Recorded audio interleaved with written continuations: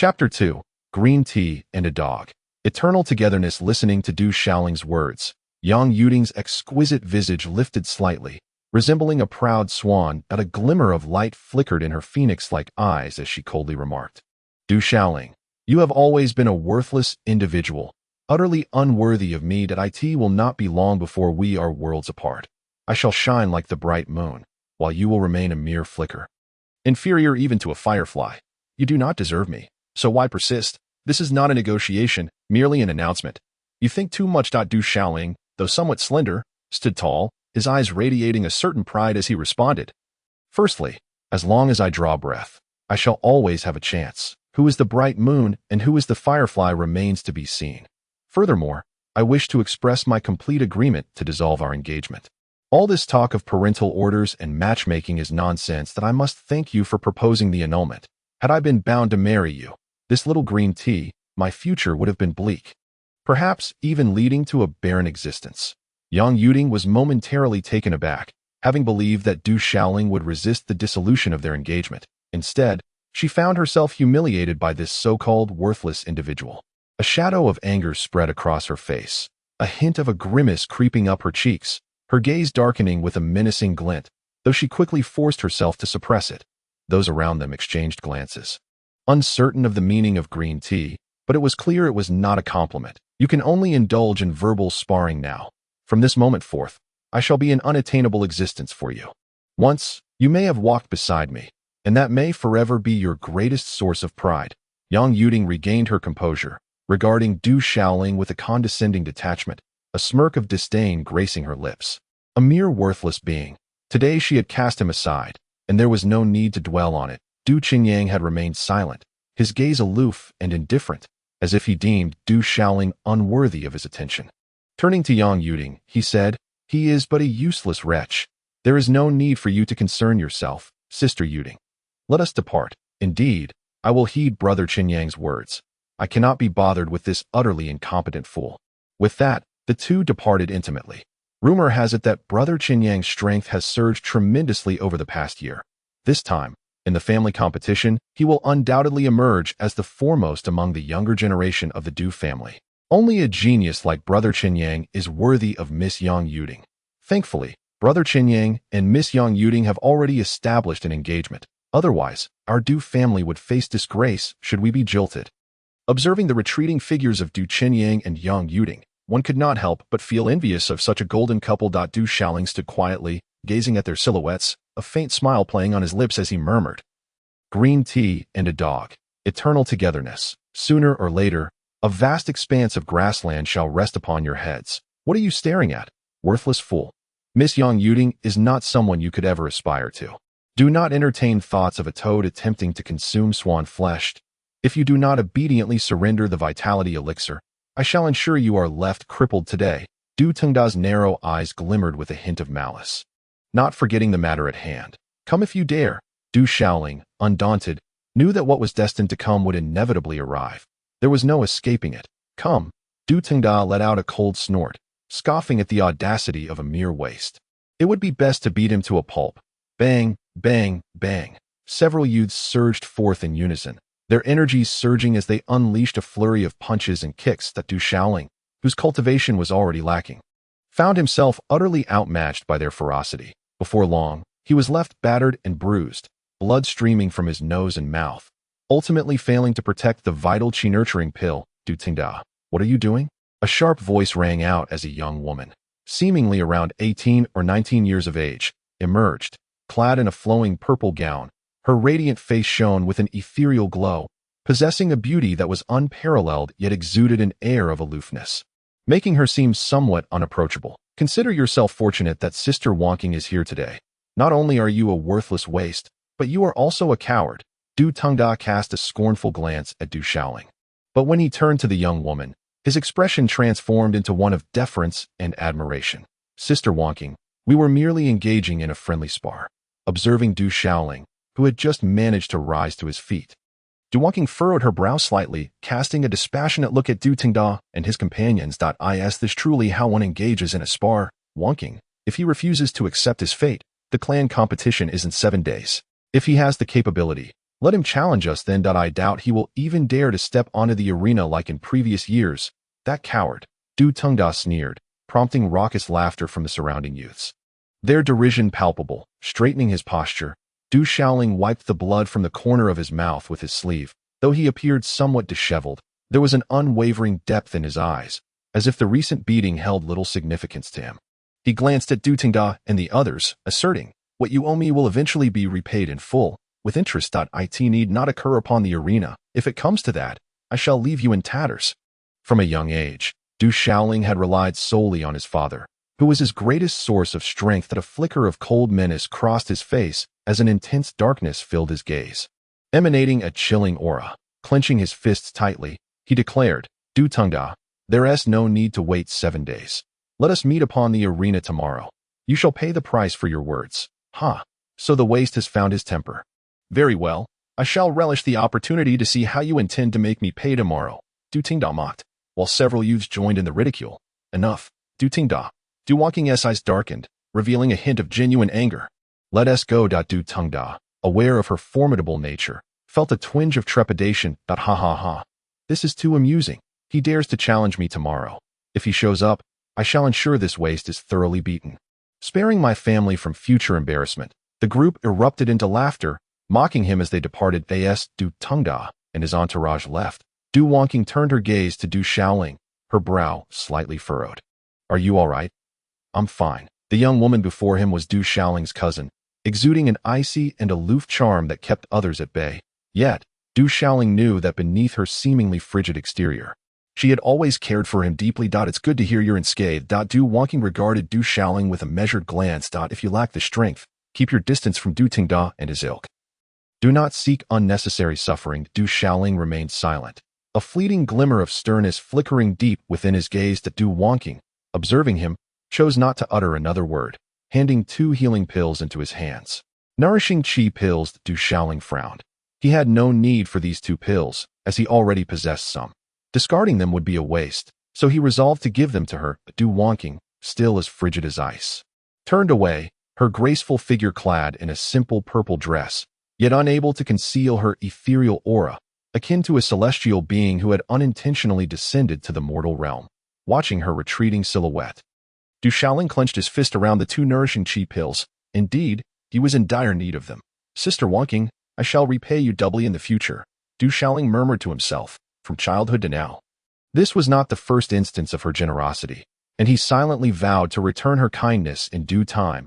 In the secluded depths of the back mountain, an uninhabited wilderness reigned. This was a place Du Shaoling frequented often. Jagged rocks and towering trees surrounded him. With the addition of the 2 nourishing chi pills, he believed they would sufficiently satiate his needs. In a hidden valley, Du Shaoling sat cross-legged, his gaze a mixture of anticipation and tension.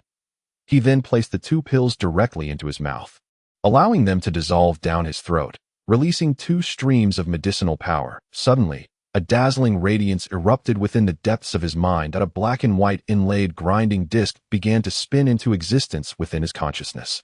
As this disc materialized, it swiftly devoured the medicinal energies from within him, drawing them into his mind, and ultimately absorbing them. Ever since Du Shaoling embarked on his martial arts journey, this enigmatic disc had resided in his mind.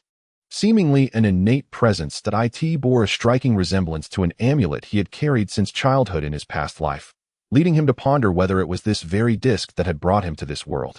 Over the years, all the true energy he cultivated and the medicinal herbs and pills he consumed had been entirely absorbed by this grinding disc. Consequently, for 16 years, everyone believed Du Shaoling to be a hopelessly untalented individual. Yet, he understood that although the disc consumed his true energy and medicinal power, it also refined a white spiritual liquid, which it subsequently returned to him. Whenever this white liquid manifested, Du Shaoling felt a significant enhancement in both his spiritual strength and physical form.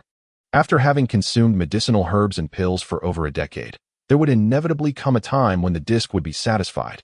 Intuition and experience informed Du Shaoling that consuming 1 more nourishing chi pill would suffice to satiate the disc. Especially now that he had 2 at his disposal. As the medicinal powers of the 2 pills were devoured, a formidable and terrifying aura began to emanate from the disc. Suddenly, it felt as if something within the disc had awakened. radiating a blinding light akin to the sun, transforming into a potent wave of energy and information that swiftly spread throughout Du Xiaoling's mind. Chapter 3. Breaking Through as a Warrior, the Hongming Swallowing Heaven Technique.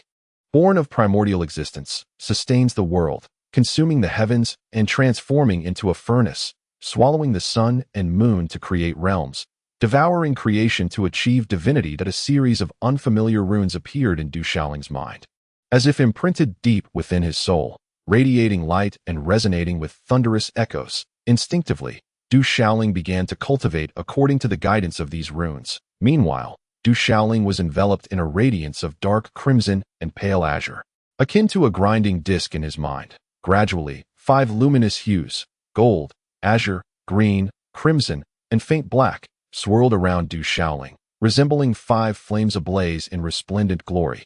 Thunderous roars echoed through the entire valley, dazzling and overwhelming, as these 5 lights cascaded like a radiant shower, infusing themselves within Du Xiaoling's very being, taking root and flourishing, exuding a powerful and terrifying aura. Should a martial arts master have been present at that moment, they would undoubtedly have been left speechless. Gold, azure, green, crimson, and faint black. These represented 5 elemental energies of heaven and earth, manifesting as 5 martial inscriptions etched upon Du Xiaoling's body.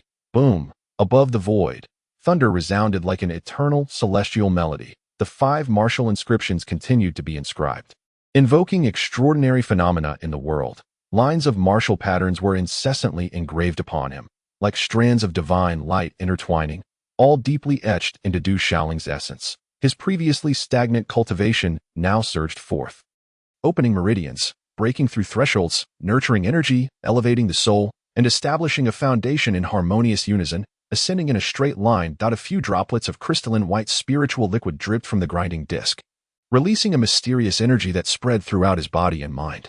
Boom! Waves of energy converged in Du Xiaoling's consciousness, directly forging a new cerebral space.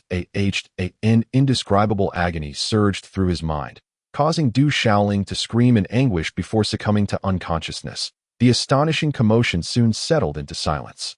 In the desolate mountains and wilderness, no soul was in sight. As night fell, moonlight illuminated the undulating courtyard, casting flickering glimmers. In a small garden behind a courtyard of the Du family, Du Tongda stood with his hands at his sides, gazing at Du Qinyang with a sense of reverence. His standing within the Du family was far from comparable to that of Du Qinyang. Du Qinyang's father was the current head of the Du family, and Du Qinyang himself possessed an extraordinary talent for martial arts, renowned as a prodigy. Despite his youth, he had already reached the true realm of a martial artist, representing the younger generation of the Du family and becoming a prominent figure in the entire desolate city. "Brother Qinyang, feel free to command me," Du Tingda pledged, thumping his chest. Though he held some status within the Du family, it paled in comparison to Du Qinyang's. He had long sought an opportunity to align himself with this influential figure. With Du Qinyang seeking him out on this night, it surely indicated important matters at hand. Du Qinyang cast a casual glance at Du Tingda. "I heard that the waste is scheduled to duel you on the battle platform tomorrow." "Indeed, but I wonder if that waste dares to show up. If he does, I shall certainly cripple him." Du Qinyang was no fool. Unyielding was now betrothed to him, yet Du Xiaoling had previously held an engagement with her as well. As men, they understood one another implicitly. Should this matter be brought up in gossip later, Du Qinyang's reputation would suffer. No man would relish hearing discussions about his wife's past engagement with another. From Du Qinyang's demeanor towards Du Xiaoling earlier that day, Du Tingda gleaned some insights. Du Qinyang turned to Du Tongda and declared, "On the battle platform tomorrow, I do not merely desire that waste to be crippled. I want him dead. Do you understand?" Du Tongda shuddered inwardly, taken aback by Du Qinyang's bluntness. He was not afraid of merely incapacitating Du Xiaoling if it were truly a matter of life and death. Du Xiaoling, being the grandson of the previous clan leader, would certainly evoke some reservations in Du Tingda. "Should this matter be resolved effectively, you will henceforth be under my patronage. Consider this carefully." Du Qinyang gazed at Du Tingda, the corners of his narrow eyes glinting with a cold light. "Rest assured, Brother Qinyang, that if he dares to step onto the battle platform tomorrow, I shall eliminate that worthless fool without hesitation." Du Tongda silently clenched his teeth. With Du Qinyang's status and innate talent, it was undoubtedly a certainty that he would ascend to the position of the Du family head in the future. should he manage to become a trusted confidant at this juncture. The benefits to come would be immeasurable. As for the possibility of killing Du Xiaoling, the rules of the battle platform dictate that any consequences resulting from such actions would be borne by the perpetrator, which is hardly a matter of concern. Excellent. Du Qinyang regarded Du Tingda with an expression that suggested he was a promising pupil in his eyes. Eliminating that worthless opponent would not even require his direct intervention. With Yang Yuding as his fiancée, should Du Xiaoling perish, it would save them from future gossip in the city. I shall rely on your guidance in the future, Brother Qinyang. Du Tingda beamed, envisioning a future filled with boundless opportunities. The following morning, a few drops of cool dew fell on his face, jolting Du Xiaoling awake as he sat up abruptly, his eyes wide open, radiating brilliance. A martial artist. Suddenly, Du Xiaoling's expression froze, only to be replaced by uncontainable joy as he realized he had truly become a genuine martial artist. In the world of martial cultivation, one begins by opening their meridians, breaking through barriers, nurturing qi, ascending the soul, and ultimately establishing a foundation. Upon successfully establishing a foundation, one can then break through to the realm of martial artists, a title that denotes a true practitioner of martial arts. Yet, many individuals find themselves forever hindered at the threshold of foundation establishment throughout their lives. A true martial artist stands exalted above ordinary people. For years, Du Xiaoling had remained at the level of meridian opening, while among his peers in the Du family, the least accomplished had already reached the stage of nurturing qi. The most gifted had even stepped into the realm of martial artists, becoming genuine practitioners. Take Du Tingda, for instance. He was 2 years older than Du Xiaoling but had already established a foundation, distinguishing himself among the youth of the Du family. Yet now, he found himself having directly stepped into the realm of martial artists. After the initial shock and disbelief, Du Xiaoling was filled with elation. He proceeded to examine his own body. Within his mind, a new space had emerged. The mysterious grinding disc had materialized within this cerebral space. Furthermore, Du Xiaoling discovered that his physical form had transformed. A thick layer of black impurities had shed from him, revealing a body that gleamed with transparency, as if infused with an immense, latent power. The injuries sustained yesterday had completely healed. Additionally, his spiritual strength seemed to have attained a remarkable distinction, as a space had unexpectedly opened within his mind. According to Du Xiaoling's knowledge, it was impossible for martial practitioners at the martial artist level to create a space within their minds. The space that was said to be opened was referred to as the spiritual palace, a feat achievable only by spiritualists. Spiritualists, a profession of even higher standing than that of martial artists. In that instant, Du Xiaoling recalled a detail. Numerous runes had surged forth from the grinding disc yesterday. The Hongmeng devouring heaven technique, vast as the heavens and the earth, possesses the divine powers of creation. Endlessly thriving, eternally indestructible, transmuting without transformation, existing without birth, and transcending death, the obscure runes materialized in Du Xiaoling's mind, leaving him in a state of profound astonishment. This was an esoteric martial art known as the Hongmeng devouring heaven technique, which appeared to be far more profound than the techniques practiced by the Du family. The Hongmeng devouring heaven technique encompasses all things, imbued with the essence of the universe, capable of significantly accelerating the absorption of cosmic energy for cultivation, far surpassing ordinary methods in speed. Most astonishingly, Du Xiaoling discovered that the Hongmeng devouring heaven technique could also cultivate the power of the soul. The space within his mind was likely the spiritual palace of a spiritual practitioner. Du Xiaoling couldn't help but ponder whether seeking a set of spiritual practitioner skills at this moment would enable him to directly become a spiritual practitioner. After all, establishing a spiritual palace signifies the potential emergence as a spiritual practitioner. If he were to master the knowledge of alchemy, perhaps he could concoct elixirs and create medicines. The status of a spiritual practitioner is incredibly esteemed, and there are hardly a few in the entire city. If he could indeed concoct elixirs, he might find a way to heal his father's leg injury. He must seize the opportunity to seek out spiritual practitioner skills, with a resolute and excited gaze. Du Xiaoling's long-held aspiration has always been to become a formidable powered in this world. The strong prey upon the weak. It is the strong who reign supreme. Only by becoming powerful can one secure a foothold in this world. Though his clothing was somewhat tattered and his hair disheveled, Du Xiaoling's heart was brimming with exhilaration. As if he had finally reaped the rewards of his hardships, it seemed there were still matters to attend to. Glancing at the sky, Du Xiaoling recalled a pressing obligation to it was time to collect a debt. contemplating his status as a warrior, while Du Tongda appeared to be merely at the foundational stage. A smile involuntarily crept across the corners of Du Xiaoling's mouth, his eyes shimmering with a fierce light. Yesterday, Du Xiaoling had been robbed of his elixirs by Du Tongda, a mere trivial episode within the Du family. Today, however, the prospect of Du Xiaoling clashing with Du Tongda on the battle stage took many by surprise. Yet, most believed Du Xiaoling lacked the requisite strength. It was feared that Du Xiaoling's challenge yesterday was merely bravado. After all, over the years, Du Xiaoling had not participated in even a single family competition. The entire city knew him as a waste, and should he step onto the stage, it was likely he would be severely beaten by Du Tongda. The battle stage operates under strict rules. Once one steps onto it, they bear the consequences of life and death. As the sun rose high, Du Tongda, surrounded by a few sycophantic friends, ambled towards the training grounds.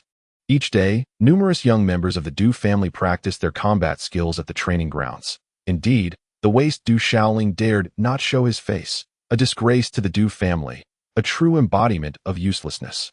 Upon ascending the battle stage, Du Tongda carried himself with an air of arrogance, hurling insults and taunts. His companions cheered, quickly attracting a crowd of onlookers. Qinyang had arrived as well. A stir arose among the crowd. Du Qinyang, strikingly handsome and exceptionally gifted, garnered a chorus of cheers, causing the eyes of many young women from the Du family to sparkle with admiration. How dull, that useless wretch, Du Xiaoling, surely cannot be of the Du family bloodline. He must be a bastard. Du Tongda expressed a hint of regret, for Du Qinyang's presence would have offered an opportunity for a grand display, had it not been for Du Xiaoling's loud bravado yesterday, which seemed to have rendered him too fearful to appear today. At that very moment, a wave of commotion surged through the crowd once more. Du Xiaoling emerged from outside the training grounds. Chapter 4. Seize the opportunity to strike while he is weak. Clad in tattered garments and with disheveled hair, Du Xiaoling approached the battle stage. Oh, how audacious to dare approach the arena. Many spectators were taken aback to see Du Xiaoling's arrival at the battle stage, gathering to witness the spectacle. Even the elders of the Du family, who were instructing the younger generation in martial techniques from a distance, lifted their gazes but offered no comments. In a world where martial arts flourished, disputes among the younger generation were commonplace. As long as they did not escalate excessively, the elders typically refrained from intervening. Moreover, Du Xiaoling's status within the Du family was akin to that of a servant, perhaps even inferior to that of a lowly subordinate. Du Qinyang was surrounded by numerous admirers, and a chilling glint flickered in the corners of his slanted eyes. The crowd murmured with excitement, some mocking and deriding, while others sneered. Ignoring the jeers, Du Xiaoling strode directly onto the battle stage. On the stage, Du Tongda regarded Du Xiaoling with genuine surprise, exclaiming, "I did not expect this waste to actually have the audacity to show up. You have certainly caught me off guard. Repeat what you just said, if you dare." Du Xiaoling met Du Tongda's gaze with unwavering intensity. Du Tongda sensed an unusual shift in Du Xiaoling today. The intensity of his stare unnerved him momentarily. "Let me be clear. Not only will I label you a bastard, but today I shall also cripple you, you worthless fool." Yet Du Tongda dismissed the threat. After all, he was merely a waste, audaciously attempting to assert dominance before him. Having already resolved to eliminate this nuisance, he envisioned a future where he would stand alongside Du Qinyang, his prospects limitless. The only purpose Du Xiaoling served was to act as his stepping stone. Chuckled, Du Tongda felt no surprise at Du Xiaoling's initiative. Although lacking in cultivation, he had always been fiercely tenacious over the years. However, sensing Du Xiaoling's aura, Du Tongda was taken aback once more. The momentum emanating from Du Xiaoling felt distinctly different from usual. Nevertheless, Du Tongda paid it little mind, unleashing his radiant foundational cultivation with unrestrained vigor. Striking with a thunderous punch that shattered the air with a resounding whoosh, Brother Tongda has successfully established his foundation. How formidable! Many young members of the Du family around him gazed on with envy and admiration. A cold smile curled upon Du Tongda's lips, his eyes betraying a murderous intent. How audacious for a waste to challenge him. If he were to slay this fool on the battle stage, there would be no repercussions. In an instant, their fists collided. As the two forces met, Du Tongda's fist was abruptly seized by Du Xiaoling's hand. With fingers slightly curled, an immense force surged forth, twisting Du Tongda's arm at an unnatural angle. Crack! The sound of breaking bones echoed, accompanied by Du Tongda's agonized wails. Du Tongda howled in torment, his countenance paling dramatically. The mocking smile that had once graced his lips transformed into an expression of disbelief and shock. His features contorted in pained eye. In the next moment, Du Shaoling flicked his fingers, toppling Du Tengda onto the one, must never afford the opponent an opportunity to rise. Thud, thud, thud, fists rained down upon Du Tengda's visage, shattering his nasal bridge and leaving his face a grotesque tapestry of flesh and blood as he gaped in agony, blood mingling with teeth spilling forth from his mouth. All of this transpired in the blink of an eye, leaving the onlookers in a state of shock, utterly incredulous. To incapacitate me, your abilities are woefully inadequate. Du Shaoling straddled Du Tengda, clutching his throat like an eagle grasping its prey, his gaze piercing and frigid. Du Tengda wailed in torment, his countenance a bloodied mess, desperately attempting to rise, but finding himself utterly ensnared. That so? A chilling glint flickered in Du Shaoling's eyes as he swiftly, and with the swiftness of lightning, wrenched Du Tengda's other unscathed arm, brutally snapping it in two. This was no mere dislocation. It was a complete fracture of bone. The cries of anguish echoed as Du Tengda's pallid face contorted in pain, his features twisted in a macabre display. It seems you harbor intentions of ending my life. The cold menace radiating from Du Shaoling's gaze was enough to instill a profound terror within Du Tengda. Qinyang Gu, save me. I am yours, please rescue me, he shrieked, his voice cracking as he begged Du Qinyang for salvation. The icy glare from Du Shaoling sent a shiver down Du Tengda's spine, awakening a primal fear within him. He realized for the first time how terrifying Du Shaoling truly was. That moment, Du Qinyang's astonishment was no less than anyone else's. He had long believed Du Shaoling to be a worthless wretch. Yet it was now evident that this Fade was a mere ruse to so ruthlessly subdue Du Tengda. How could he possibly be a mere waste? Du Shaoling, release him, Du Qinyang commanded, his countenance dark and foreboding. He wished to avoid further complications, which had allowed Du Tengda the opportunity to strike at Du Shaoling today. Little did he know that Du Tengda was so fragile that he would reveal himself at such a critical juncture. He claims to be yours. If I do not intervene, who will remain loyal to you henceforth? Thud. Du Shaoling's fist once again came crashing down upon Du Tengda's blood-soaked face, before he cast a sidelong glance at Du Qinyang and inquired, "What did you just say? I couldn't quite catch that. I commanded you to release him. Do you hear me?" Du Qinyang's expression darkened, his demeanor icy. Did Du Shaoling truly not hear him, or was it that he simply disregarded him? So, he is indeed your man. Du Shaoling maintained a calm Fade as he, in the midst of his speech, retrieved a cloth pouch from Du Tengda's grasp, feeling within to confirm its contents, various elixirs and shattered spirit stones, which he unceremoniously tucked into his own attire. Rising to his feet, he then delivered a crushing kick to Du Tengda's abdomen. Thud. Ah, the pitiable Du Tengda, his hands rendered useless, blood streaming down his face, let out a heart-wrenching scream, blood spraying forth as darkness enveloped him, and he succumbed into unconsciousness. If he is your man, then let him be returned to you. Du Shaoling delivered another kick, sending the unconscious Du Tengda hurtling off the stage towards Du Qinyang.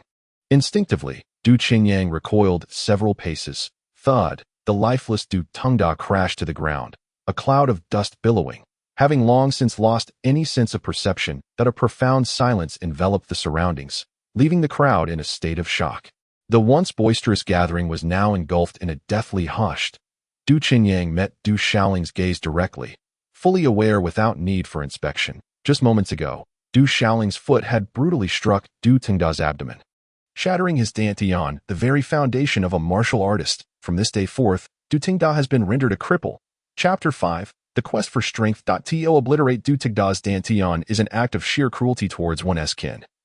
How ruthless you are, Du Shaoling. Du Qinyang's expression darkened. Whether Du Tengda was crippled or not mattered little to him. However, Du Shaoling's action was not merely an assault on Du Tengda's dantian. It was a blow to his very dignity.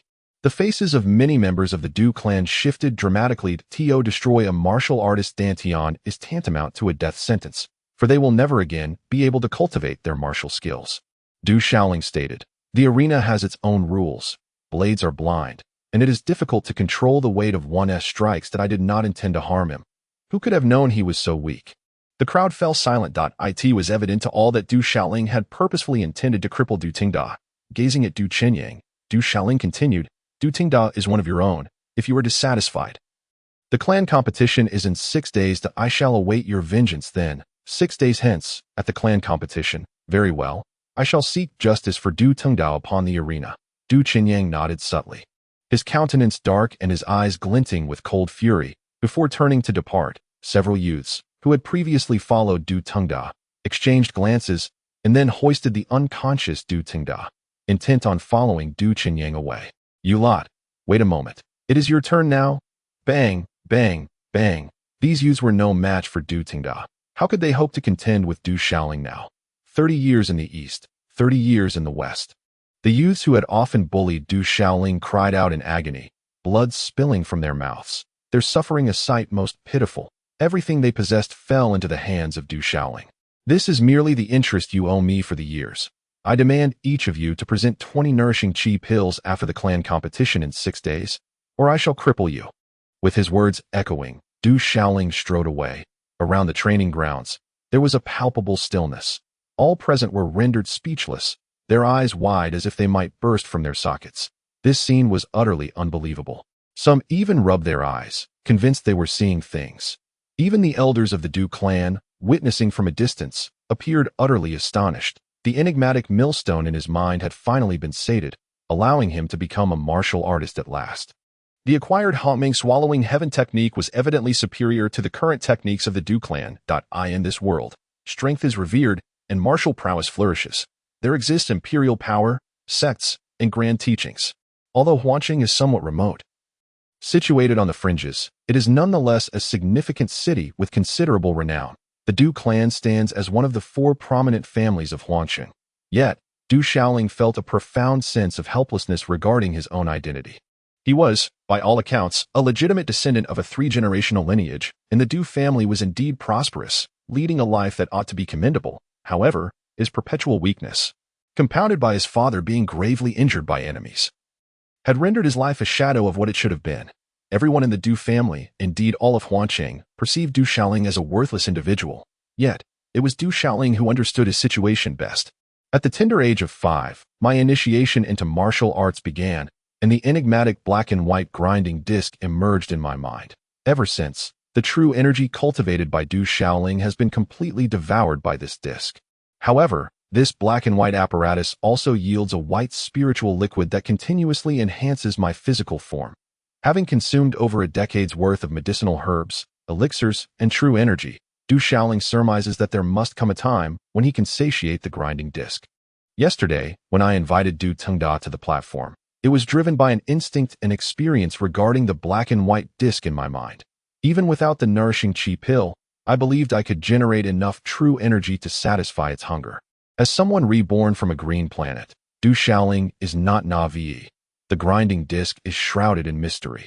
Although it relentlessly consumes my true energy and the potency of elixirs, the return of the white spiritual liquid unequivocally signifies it as a treasure. Should a second person become aware of this, it is likely I would be subjected to dissection. That I understand the principle of having a jewel invites calamity. That I in truth, Du Shaoling is well aware that the benefits derived from the white spiritual liquid over the years are more than sufficient to confront Du Tengda. Which is why I felt confident in challenging him yesterday. I have concealed many of my small advantages because I understand that, given my current standing within the Du family, it is prudent to remain discreet. Playing the role of a worthless individual may, in fact, preserve my life. Considering my and my father's situation, it is easy for others to target us. However, after my engagement was annulled yesterday and Yang Yuding entered into a marriage pact with Du Qinyang, I sensed that someone could no longer restrain themselves and might soon act against us at this juncture. It is unwise to continue being low-key. Otherwise, I would not have dared to challenge Du Tengda. Today, Du Tengda's murderous intent is palpable, with Du Qinyang personally stepping forth. This only reinforces my conviction that someone is indeed preparing to strike against me, that I must swiftly bolster my strength. Du Shaoling murmurs, his fists gradually clenching. Within the Du family, there are individuals who wish for my demise, and I must remain vigilant, setting aside the immediate dangers within the Du family. I know that formidable beings in this world are notoriously capricious. In this realm where strength reigns supreme, should a powerful individual choose to extinguish my life, there would be no one to intervene, nor would I even have a venue to plead my case. Moreover, there exist powerful beasts and treacherous wildernesses. Caution and prudence are paramount. Self-preservation must come first. This has always been Du Xiaoling's guiding principle. The world is fraught with peril, and the most pressing concern is to find ways to enhance my strength for survival. Cultivators progress from opening meridians to breaking through barriers, nurturing qi, ascending the soul, and ultimately establishing a foundation.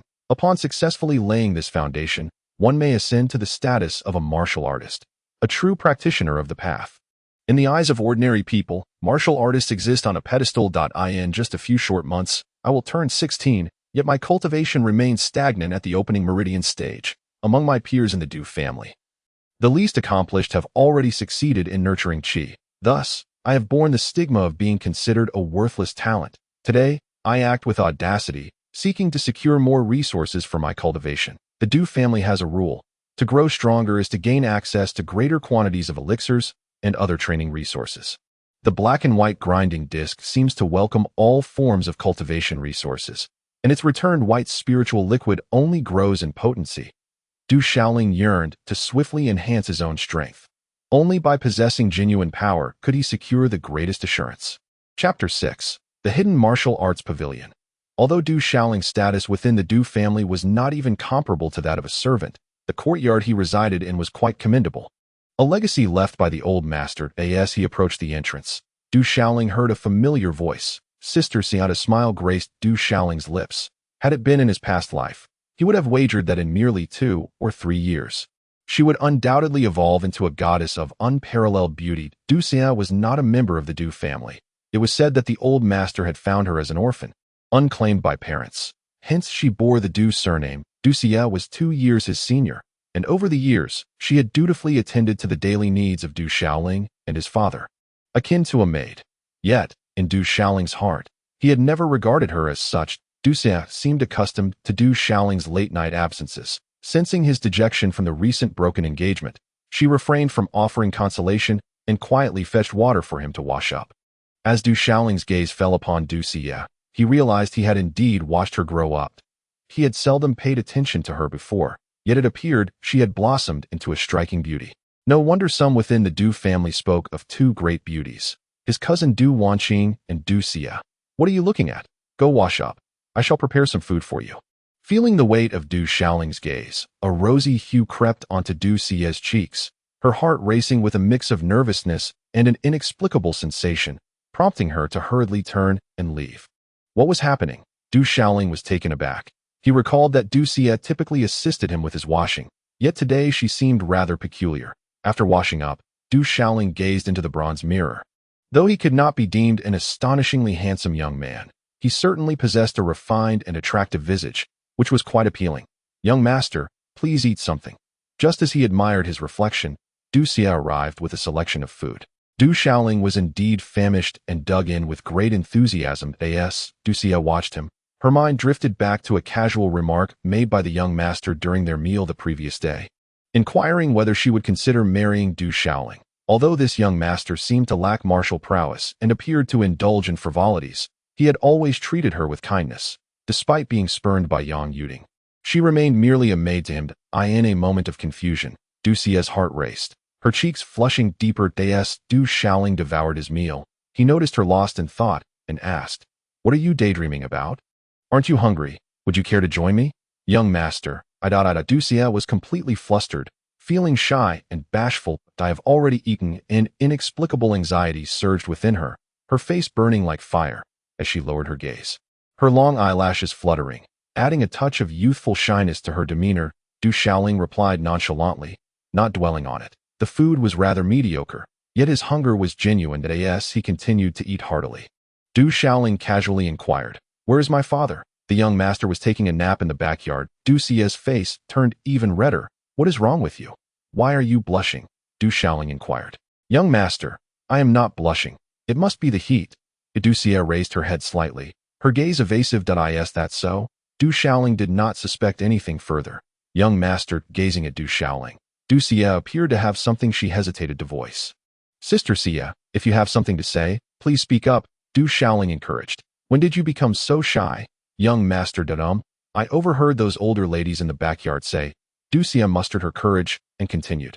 They said that the young master has visited places like brothels, claiming that you have grown up, and advised me to be cautious, lest I be taken advantage of by you today as she spoke. Du Xia discreetly observed Du Xiaoling's reaction. His expression gradually shifted. What did they mean by visiting a brothel? That was merely out of curiosity. He had gone once and later, due to an encounter with Du Tingda. The news spread throughout the Du family, and soon the entire town was abuzz with it. Noticing the tension in Du Xiaoling's expression, which seemed rather displeased, Du Xia secretly bit her lip, her voice dropping significantly. Actually, I am the young master's maid, which means I belong to you in a way that if the young master truly desires Xia, then that is acceptable, but I know nothing about such matters, and I fear I cannot compare to those women in the brothel. Besides, I am 2 years older than you, so I worry you might not find me appealing. By the end of her words, Du Xia's head had lowered to her delicate neck, her eyes cast down in bashfulness. Her snow-white skin contrasting with her rosy cheeks, presenting a demeanor of innocent allure, as if inviting one to pluck her tea that moment. Du Xiaoling wore a look of exasperation. What was this girl saying? How could she think of him in such a manner? However, he mused that if she waited just a couple more years, then coughed at Du Xiaoling. You are a person who has been nurtured in the principles of socialism.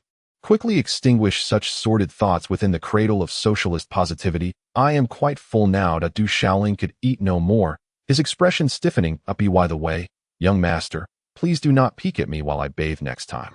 If someone finds out, they will mock you, Du Xia said as she tidied up the food box and prepared to leave, casting a parting remark. Her face flushed as she hurried away. Sister Xia, let me explain, it was truly a misunderstanding. I merely passed by. I really did. Du Xiaoling's expression darkened. It was indeed just a passing glance. After a moment of contemplation in the room, Du Xiaoling decided to head to the Zhongwu Pavilion. The Zhongwu Pavilion was a crucial place for the Du family, housing their weapons, martial arts techniques, battle skills, elixirs, and other resources for cultivation. Even the family elders had to adhere to the regulations to enter. When Du Xiaoling appeared at the Zhongwu Pavilion, he attracted considerable attention. Everyone knew that Du Xiaoling's talent was akin to that of a wastrel, and it had been many years since he last visited the Zhongwu Pavilion. What could he possibly want? Surely he wasn't thinking of cramming for the upcoming family competition. A worthless individual, what good is it to seek help at the last moment? Even if he were to be bestowed with combat techniques and profound martial arts, he likely lacks the capability to cultivate them.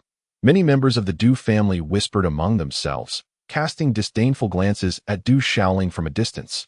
Chapter 7. The Golden Gang's Hidden Tiger Technique. What a disgrace. He has already been jilted. Were it not for Brother Qinyang's brilliance, our Du family's reputation would be utterly tarnished this time. Lower your voice. Have you not heard? Du Xiaoling has completely ruined Du Tingda's dantian. What? That cannot be true. This morning, many witnessed it firsthand, and Brother Qinyang was present as well. Du Xiaoling even boasted that he would challenge Brother Qinyang in the clan competition 6 days hence. Is that really true? As various discussions erupted. The events that transpired on the combat stage that morning spread like wildfire. The fact that Du Xiaoling had incapacitated Du Tengda and dared to challenge Du Qinyang in 6 days left many in disbelief. Their mouths agape. Unfazed by the murmurs of the crowd, Du Xiaoling strode directly into the Kangwu Pavilion. The guardian of the Kangwu Pavilion was an elderly man, seemingly in his twilight years. Uncle, I have come seeking combat techniques. Upon entering the Kangwu Pavilion, Du Xiaoling bowed to the old man, recalling that he was to address him as uncle, having been the custodian of the pavilion for many years. You may access the first and second floors.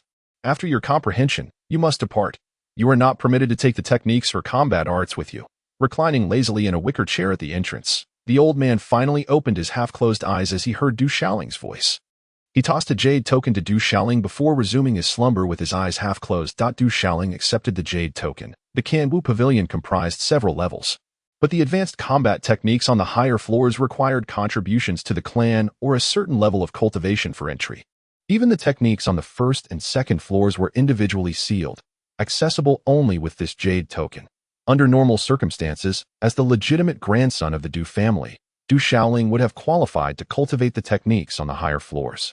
However, given his current predicament, such qualifications had long been revoked. The Kangwu Pavilion was not merely a single structure, but rather a collection of several buildings. There were pavilions dedicated to elixirs and medicinal herbs, those that housed weaponry, and others that contained martial arts and combat techniques. The pavilion for martial arts and combat techniques consisted of 4 levels. The first level contained the most basic techniques in combat arts, suitable for novices in the martial way, along with various knowledge of combat training, resembling a library. Any senior servants of the Du family who earned rewards could enter the first level to select some entry-level techniques in combat arts. The combat techniques were classified into 7 ranks: Holy, Noble, Royal, King, Duke, General, and Spirit. Each rank was further divided into 3 tiers: beginner, intermediate, and advanced. However, it is widely known that legendary techniques such as the Holy and Noble ranks are almost mythical. Even Royal and King rank techniques are exceedingly rare in the world that a single set of King rank techniques is of unimaginable value, though the Du family is a clan of cultivators and a prominent family within the Wild City. It is said that their most formidable set of techniques is merely an advanced Duke rank technique that is rumored to be the clan's treasured combat art, which is not even stored within the Kangwu Pavilion.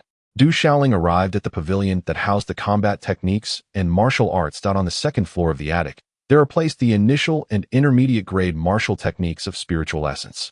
A single set of these spiritual martial arts holds considerable value that Du Shaoling ascended directly to the second level, which contained only a few dozen sets of spiritual martial techniques, giving off an air of emptiness. This was the foundation of the Du family. These techniques were housed in specially designed cabinets, each adorned with seals and descriptions of the techniques. Du Shaoling glanced over them, noting a total of 5 sets of intermediate-grade spiritual martial techniques. While the remaining techniques were of the initial grade tier, among them was the Vajra-subduing tiger finger. Ultimately, Du Shaoling chose one of the 5 intermediate-grade techniques, the Vajra-subduing tiger finger. According to the description, this technique belonged to the metal element and possessed immense power.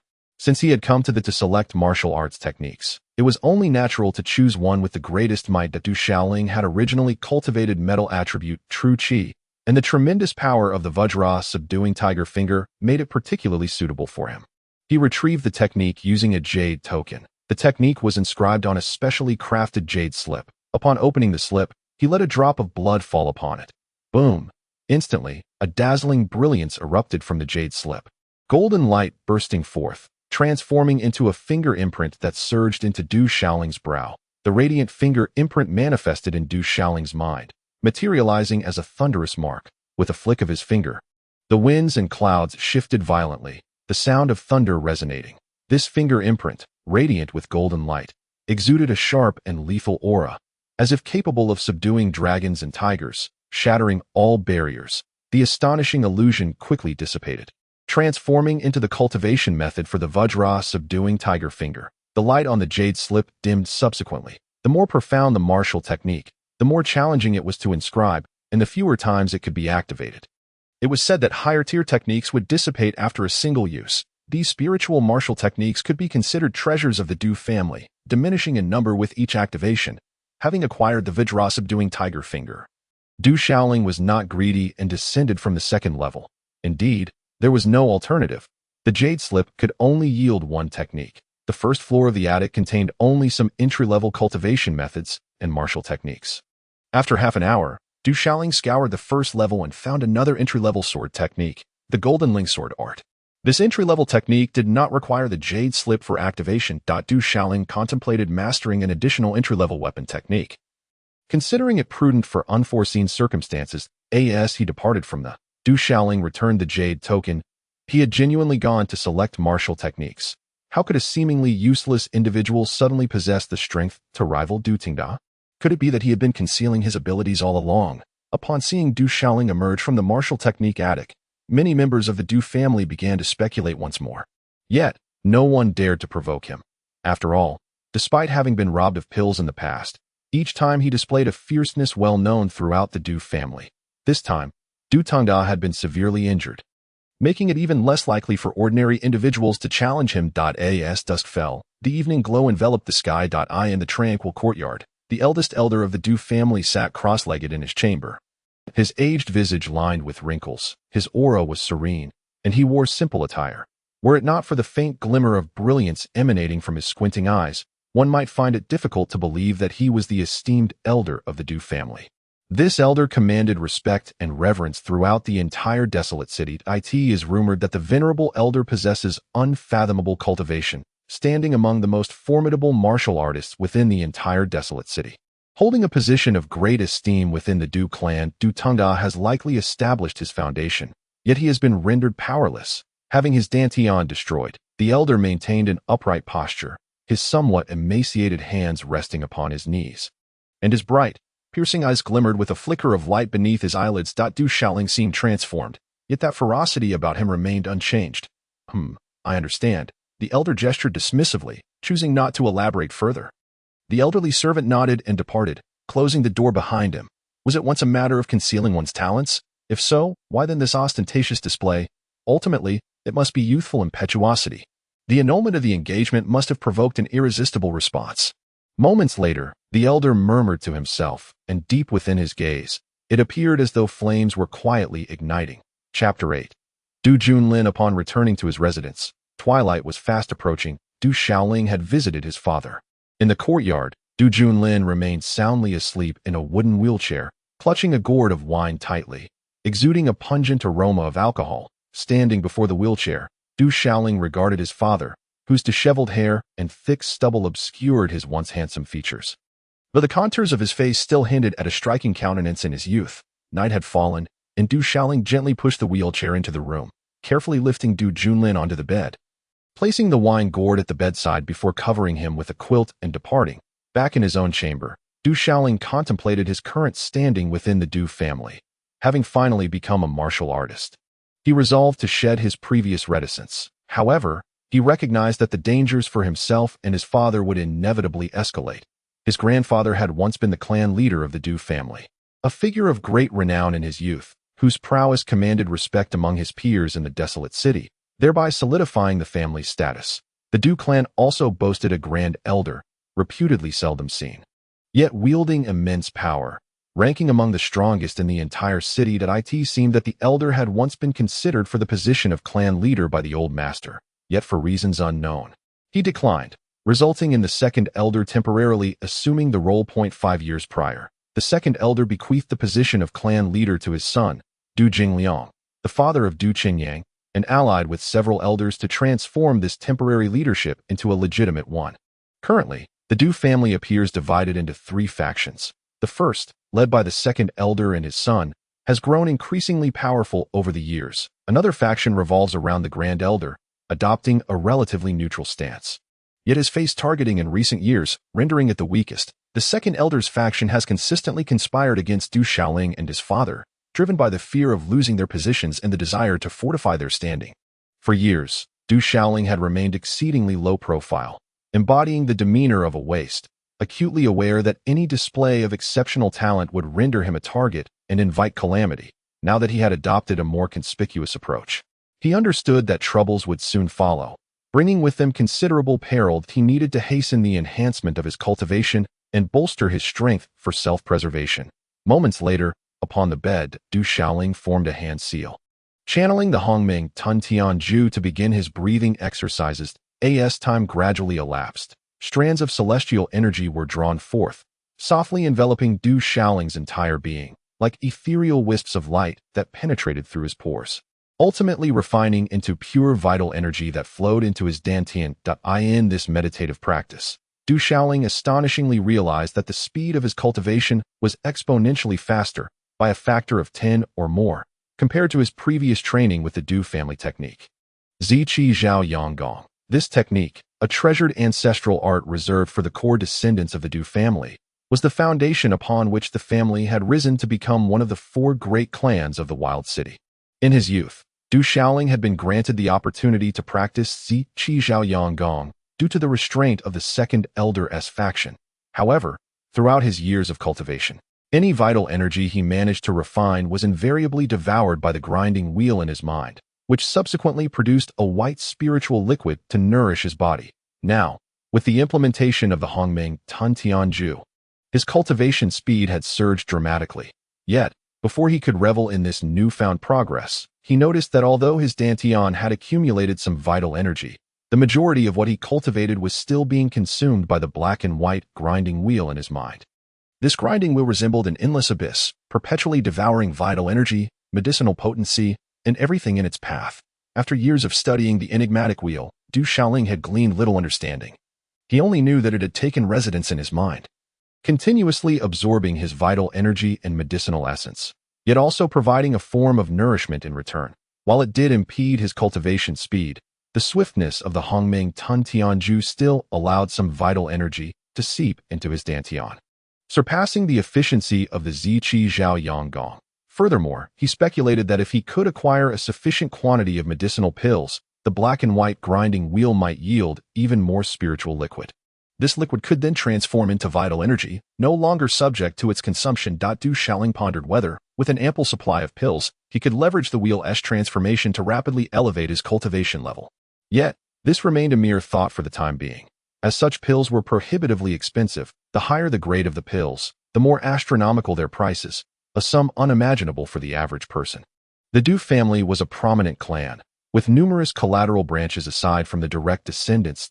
Du Xiaoling had long been considered a waste, but this time, he had directly incapacitated Du Tingda. The news spread like wildfire, igniting a flurry of discussion throughout the entire Du family. Many were closely monitoring the situation, for despite his reputation as a waste, Du Xiaoling's position still held a certain significance. As night fell, the moonlight cascaded over the undulating courtyard like a silken veil. Had he truly been concealed all along, the depths of that concealment were indeed profound. On Du Qinyang's remarkably handsome visage, the narrow corners of his eyes sparkled with brilliance.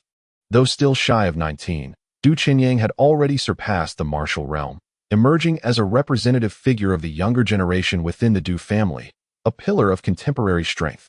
Whispers circulated throughout the wild city, suggesting that Du Qinyang had privately reassessed his martial talents and had now exhibited the potential of a prodigy. The talents of remarkable individuals are destined to rise as formidable forces, shining brilliantly.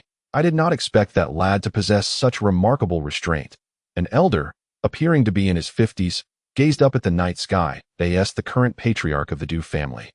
He faced dissent within his own clan. If he did not thoroughly suppress that father-son duo, his position as clan leader would never be secure. What does it matter if he remains patient? In 6 days, I shall make it abundantly clear to all that a waste is ultimately a waste, deserving only to be trampled beneath my feet. Du Qinyang's eyes glinted with coldness. The damage inflicted by Du Xiaoling was not merely to Du Tigda's dantian but also to his dignity. The upcoming clan competition in 6 days is merely the beginning for you. Has your mother's body refining ointment been completely assimilated? Du Jingliang inquired. Chapter 9. My son Qinyang possesses the talents of a remarkable individual and has indeed fully refined it. Making further progress, Du Qinyang nodded, his eyes radiating brilliance. Good son, I take pride in you. Soon, you shall soar to great heights. Du Jingliang rejoiced, fully aware of his son's current achievements. The clan competition in 6 days is just the beginning. His son, gifted with extraordinary abilities, is destined to become a powerful figure, to soar skyward, and to shine brilliantly. Du Qinyang remarked, there is no need for haste. With your current capabilities, not only within the Du family but throughout the entire wasteland city, there should be no rivals left. Du Jingliang harbored absolute confidence in his son. Indeed, that is more than sufficient. Du Qinyang also brimmed with confidence. With his innate talent and the current engagement with the Yang family, he was destined to be the heir of the Du family.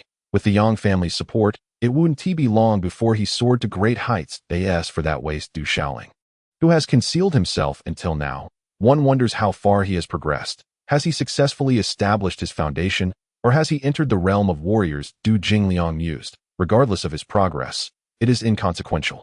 Du Qinyang possessed unwavering confidence, knowing that he would ultimately trample him beneath his feet during the clan competition. My son Qinyang, endowed with remarkable talents, is naturally unafraid. Du Jingliang's eyes narrowed slightly as he remarked. However, taking action against Du Xiaoling in advance might stir discontent among some obstinate elders in the clan. While this is not of great importance, knowing oneself and one's adversary ensures victory in every battle.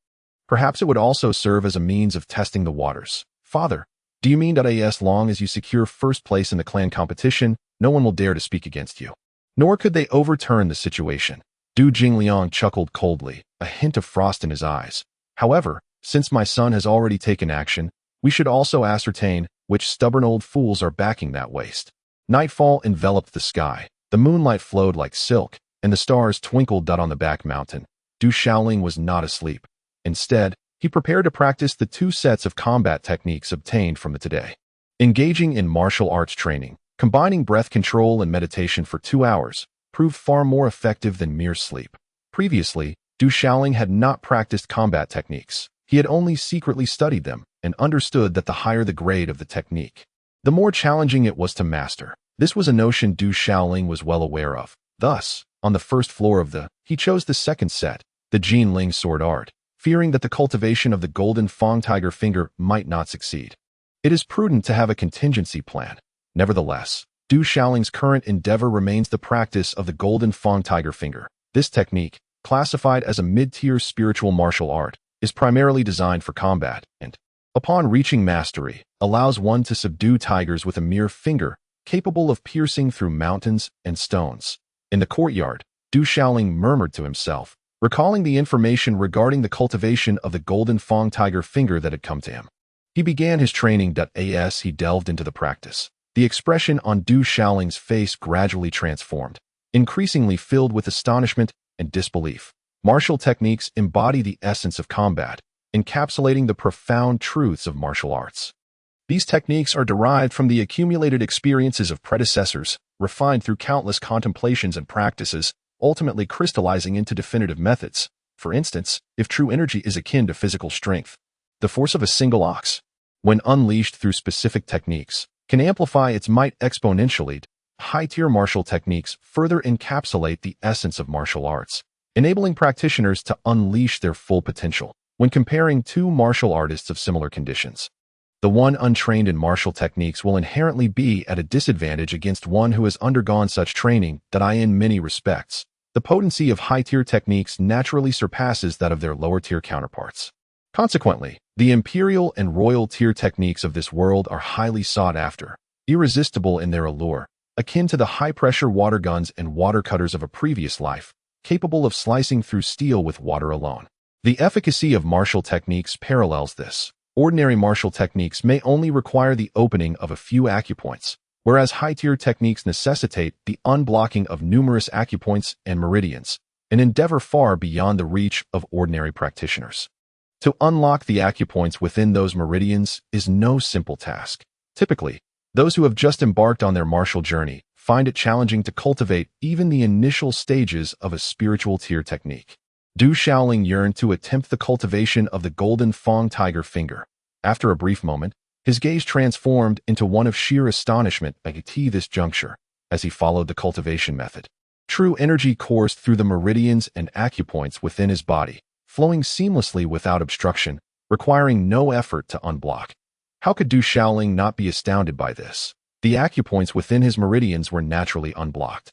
Never had he heard of such a phenomenon. Several hours later, the darkness before dawn dissipated, giving way to the light of morning. Du Shaoling's hand seals shifted, and streams of true energy surged through specific meridians and acupoints within him, culminating in his right index finger. Simultaneously, an overwhelming aura emanated from Du Shaoling, sweeping forth with tremendous force. Boom! The metallic true energy surged forth, radiating a brilliant golden light. Du Shaoling's robes billowed, his hair danced in the wind, and the surrounding space trembled as if countless energies of heaven and earth were converging upon his fingertip. The air around him shimmered, akin to boiling water, rippling with energy. The golden Fang tiger finger. With a single, heaven-reaching gesture, he thrust forth that a thunderous sound erupted from Du Shaoling's fingertip as a beam of golden light shot forth, accompanied by a visible gust of wind that surged outward. Bang! The fingertip imprint landed upon a nearby massive boulder, an indomitable mass weighing thousands of pounds, which immediately responded with a puncture, subsequently cracking and splintering into countless fragments. With a series of unsteady footsteps, Du Shaoling suddenly collapsed onto the ground, unable to rise to his feet. He gasped for breath, his face ashen, feeling as though every ounce of strength had been drained from his body. The surroundings of the back mountain were desolate and uninhabited, and had there been any onlookers, the commotion would surely have aroused considerable attention. After a brief moment, Du Shaoling regained a semblance of strength, his gaze fixed upon the colossal boulder that had just shattered, his eyes betraying an overwhelming sense of astonishment. He had truly succeeded in his cultivation. At that moment, Du Shaoling found it hard to believe that he had genuinely mastered the Golden Gang's tiger suppression technique. although the single application of the technique had nearly exhausted the true qi within him, including that in his dantian, and he felt a distinct lack of power. It seemed undeniable that he had achieved success. However, Du Shaoling sensed that, despite having mastered the Golden Gang's tiger suppression technique, his current cultivation level seemed insufficient to fully unleash the technique's true might. Unbeknownst to him, this was already a miracle, to have reached the realm of a martial artist and, not to mention, to have cultivated a mid-tier spiritual technique in just one night was nothing short of extraordinary. Merely being able to execute a mid-tier spiritual technique at such an early stage was itself a feat of remarkable proportions, of which Du Shaoling remained blissfully unaware. What truly astounded Du Shaoling was the unobstructed flow of meridians and acupoints within his body, as if they required no further opening for a martial artist. Achieving even partial unblocking of the meridians and acupoints is a commendable accomplishment. In the realm of martial arts, the physical body serves as the vessel, the foundation, regardless of the might of any technique or skill. Without a robust physique, everything becomes meaningless and fleeting. The more meridians and acupoints one opens, the greater the development of the physical body. The human form, a vessel shared by all beings, is a treasure trove, endowed by the heavens, embodying the miraculous wonders of creation. That Du Shaoling discovered that all 409 acupoints within his body were entirely unblocked in a sense. This meant that he could effortlessly master any technique he chose to cultivate. This realization was intricately linked to the grinding disc within his mind. Over the years, although the true qi and elixirs he cultivated had been devoured by the disc, the white spiritual liquid that emerged from it could profoundly cleanse and refine his body, enabling all his acupoints to be completely unblocked during his breakthrough to the martial artist level the previous night. In the span of a single night, Du Shaoling had indeed cultivated a mid-tier spiritual technique.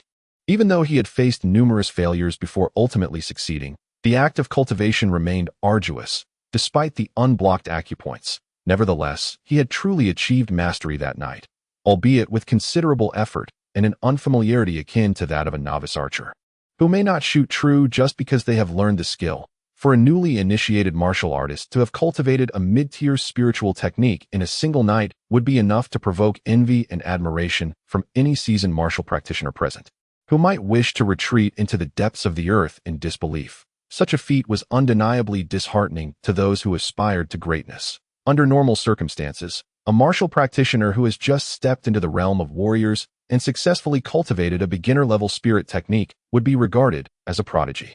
Moreover, it would likely take 2 to 3 months of dedicated effort to achieve such a feat. The warrior realm is divided into 9 levels, and even a 9th-level warrior, if able to master a mid-tier spirit technique within 3 months, would be deemed an unequivocal genius.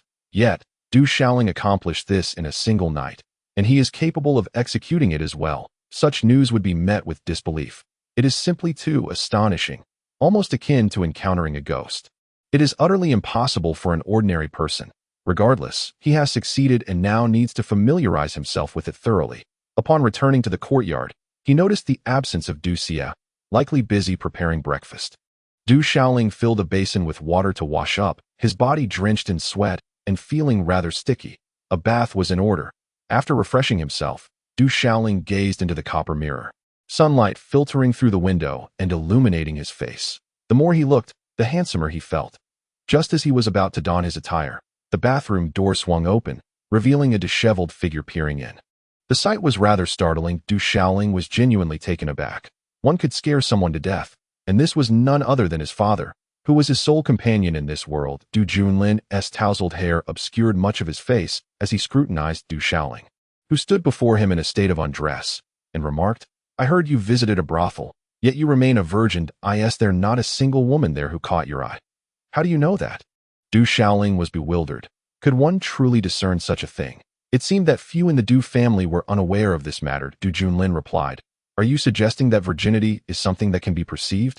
Du Shaoling's eyes twitched, and he hastily donned his robe. "It's evident that I have not yet lost my purity. Let us eat breakfast quickly." Upon finishing his statement, Du Junlin turned his wheelchair and departed.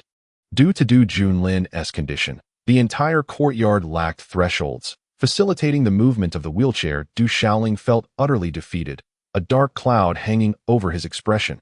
After tidying his attire, Du Shaoling regarded himself in the mirror.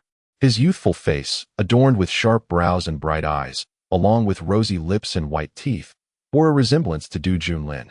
Indeed, he was quite handsome. With a satisfied smile, he allowed the corners of his mouth to curve upward. In the side hall, Du Xie had already prepared breakfast. Why aren't you eating?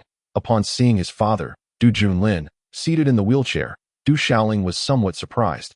In his memory, this father had seldom joined him for breakfast. I will wait for you. Du Junlin replied that Du Shaoling was genuinely hungry, perhaps due to the night spent cultivating techniques. He picked up his bowl and chopsticks, indulging heartily. Observing this, Du Junlin began to eat as well. His demeanor markedly more refined than that of Du Shaoling, as he savored each bite with deliberation. After a moment, Du Junlin remarked, "In the blink of an eye, you have grown up. I heard that Yang Yuding from the Yang family has called off your engagement. You've heard about this. Such an embarrassing matter travels far and wide. Though my legs are weak, I'm not deaf." Du Junlin's expression remained unchanged as he remarked, "In truth, there is nothing to be ashamed of. It is merely a matter of breaking off an engagement. I find Xia quite admirable. She is 2 years your senior and capable of looking after you. Young master, what are you saying? I've had my fill. You all can eat at that moment."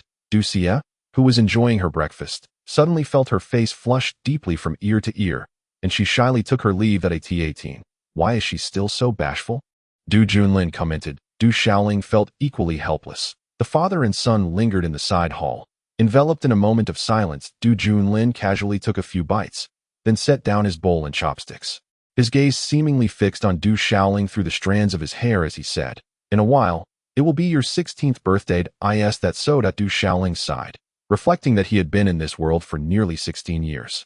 "I shall soon be liberated." Du Junlin's voice was slightly muffled as he uncorked the wine gourd from his waist, took a swig, and then offered it to Du Shaoling, saying, "Care for a sip?" Chapter 11. You shall marry the princess. Du Shaoling also set down his bowl and chopsticks, hesitating for a moment before accepting the wine gourd and tilting his head to take a small sip. How fiery! Observing Du Shaoling's reaction, a subtle smile crept across Du Junlin's lips, a rare display of warmth as he said, "These years without your mother by your side, I, as your father, have been rather inadequate. Your martial talent is rather limited, and you have often been mocked and bullied. That I am grateful that you have not succumbed to despair nor displayed cowardice. That is commendable." That Du Shaoling remained silent. Focusing on his breakfast, "It seems you have never called me father since your birth," Du Junlin remarked, taking another sip before falling silent and wheeling himself into the courtyard. Watching Du Junlin's retreating figure stirred something within Du Shaoling. After all, as a transmigrator, although they relied on each other, the act of calling him father felt profoundly difficult to fully embrace. "Young master, how is it that you have such an appetite today?" Finishing everything.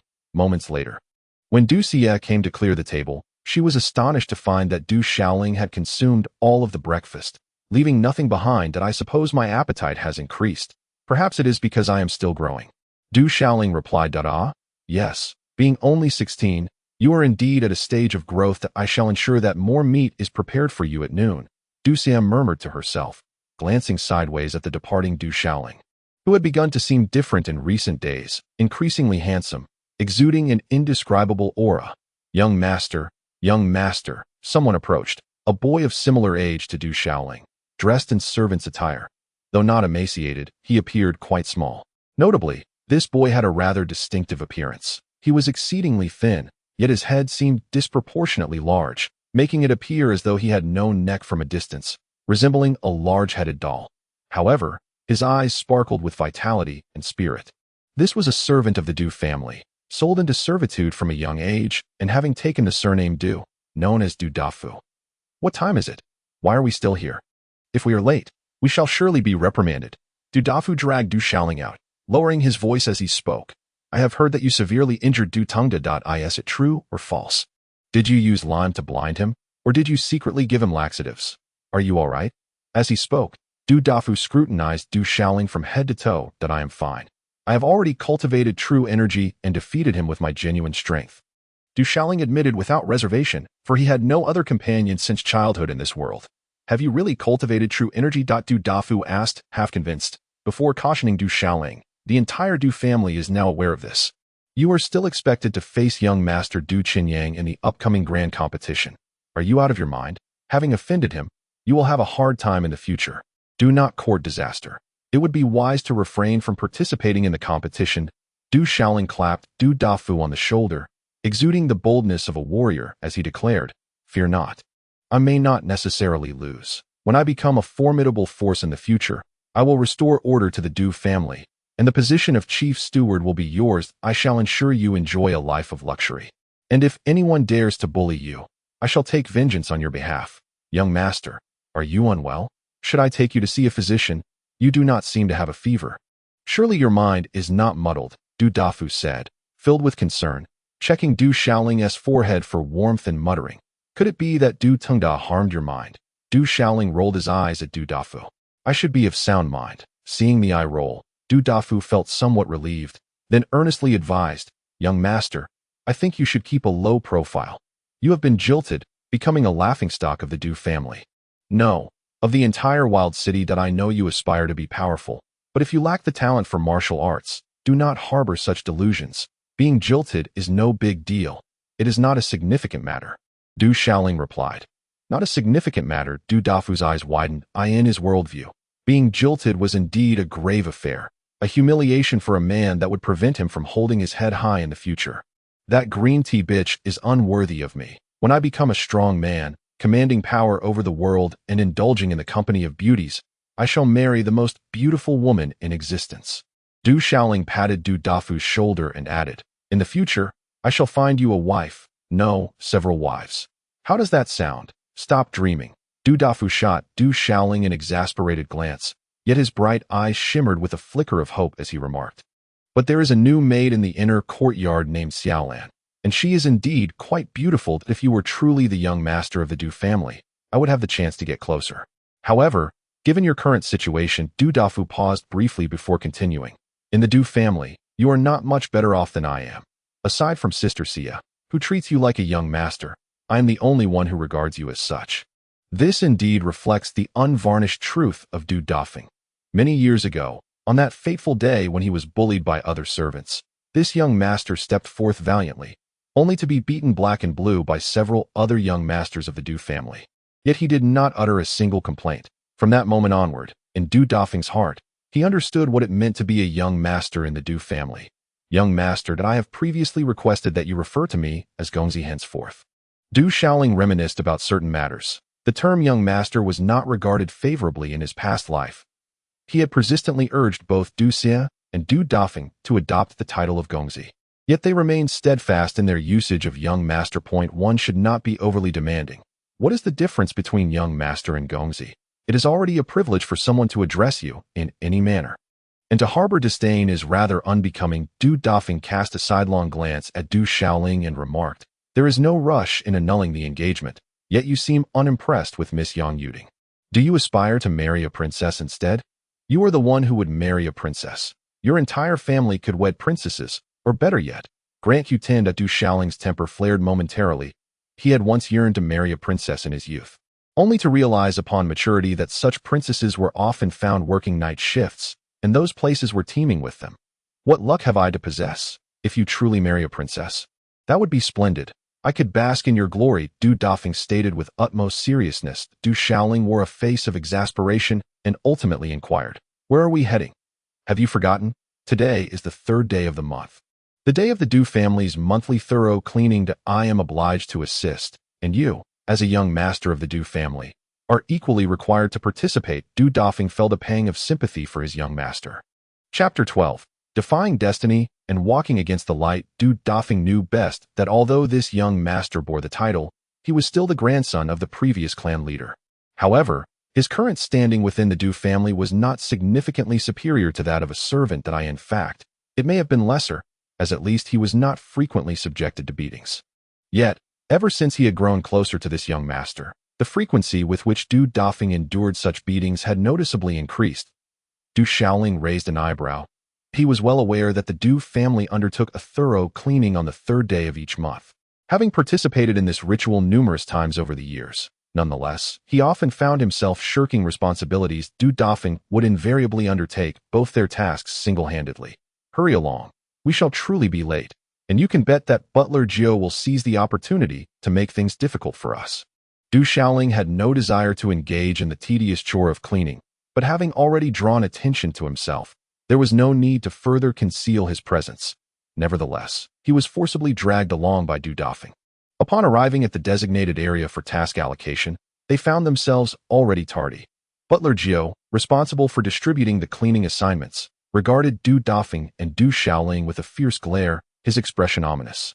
Yet, inexplicably, he refrained from unleashing his usual tirade of wrath. Although Butler Jiu's gaze was particularly hostile towards Du Xiaoling, it was tempered with a hint of trepidation.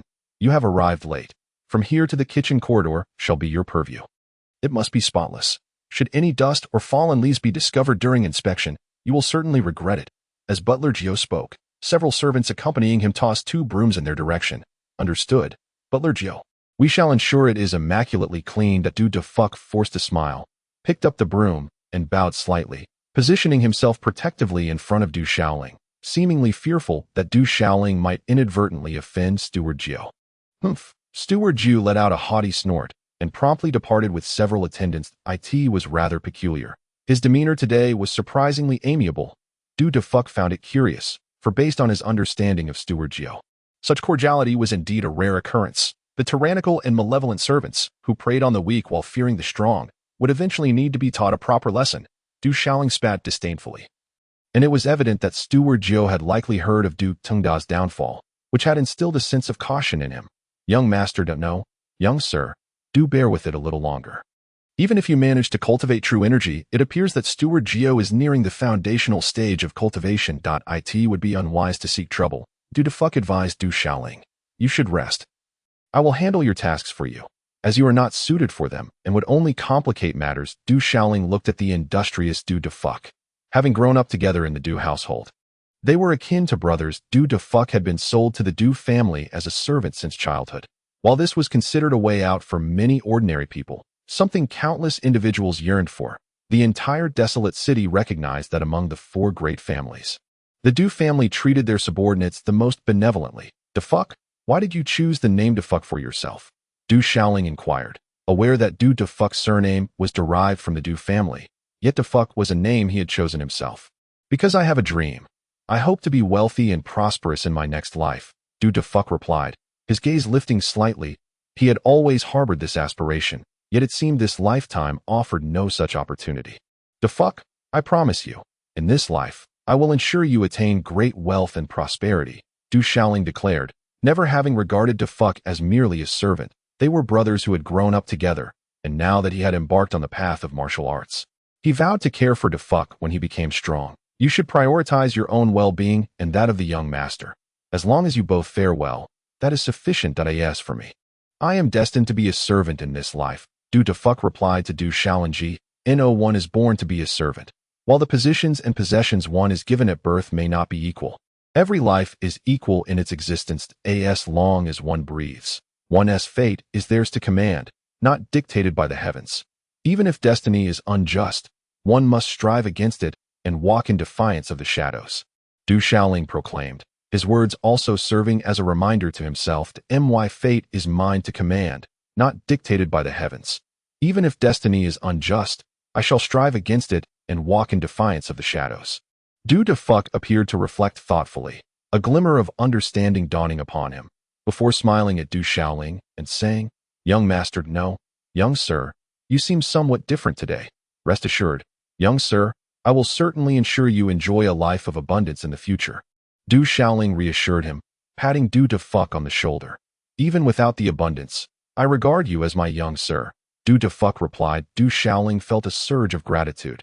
In this world, apart from his father, who had always been there for him, there were also Sister Xia and Du Dafeng, who had consistently shown concern for his well-being. In the depths of his heart, Du Xiaoling silently resolved to become a formidable individual, vowing that one day he would ensure that both Sister Xia and Du Dafeng would lead prosperous lives, free from the scourge of bullies. As the sun soared high in the sky, Du Junlin grasped a wine gourd, his gaze fixed upon the distant sun hanging in the celestial expanse, its brilliance flickering through the strands of his hair before retreating into obscurity. After a prolonged silence, Du Junlin murmured softly, I once promised you that our child would live a mundane existence, that merely living a life of peace and health would be a blessing. Yet, It seems he has no intention of adhering to such a notion. Just as I vowed never to seek you out, a promise I too find impossible to uphold. With that, he downed a mouthful of wine and succumbed once more to a hazy slumber. In the inner courtyard of the Du residence, the kitchen was abuzz with a gathering of onlookers. Drawn to the commotion at the entrance stood Ducia, her hair slightly disheveled and her dress bearing signs of being tugged. Her eyes reddened as she confronted an elderly steward, clad in the garb befitting his station, who appeared to be in his 50s. Steward San, do not take advantage of this situation. Young Master Shaoling is also a scion of the Du family. I merely came to procure some meat for him. Why should that be an issue? Though Du San had only recently crossed the threshold of his 50s, the crown of his head was already glaringly bald, while the remaining tufts of hair at the back were scant and pitiful. Yet, no one dared to mock Du San. Every servant within the Du household was acutely aware that, despite his title as the third steward, he wielded significant authority over the management of the household staff and the affairs of both the inner and outer courtyards. He was notoriously ruthless and tempestuous, instilling a fear in the servants that rendered them mute in their indignation. Du Shaoling, that worthless wretch, what right does he have to call himself a young master of the Du family? Here, my word is law that I could toss this meat to the dogs if I so wished. He is unworthy of it. With an air of superiority, Du San regarded Ducia, his tone laced with condescension. Ducia, lifting her chin defiantly, met his gaze with unwavering resolve, asserting, Steward San, do not overstep your bounds. After all, young Master Shaoling's grandfather was once the clan leader, and my elder brother is also present. You are merely a steward, and this constitutes an affront to authority. Chapter 13. Have you eaten the heart of a bear and the gall of a leopard? A worthless man accompanied by a useless son truly believes they can turn the tables on us. Du San's expression darkened, his eyes locking onto Ducia as he sneered mockingly. That feckless father and son pair are nothing before me.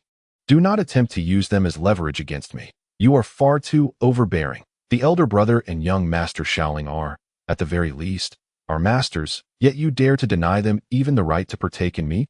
Today, I shall seek justice from the elders. Ducia, seemingly unskilled in the art of debate, felt her anger swell, her body trembling with indignation. What if I am overbearing? Let me be frank with you.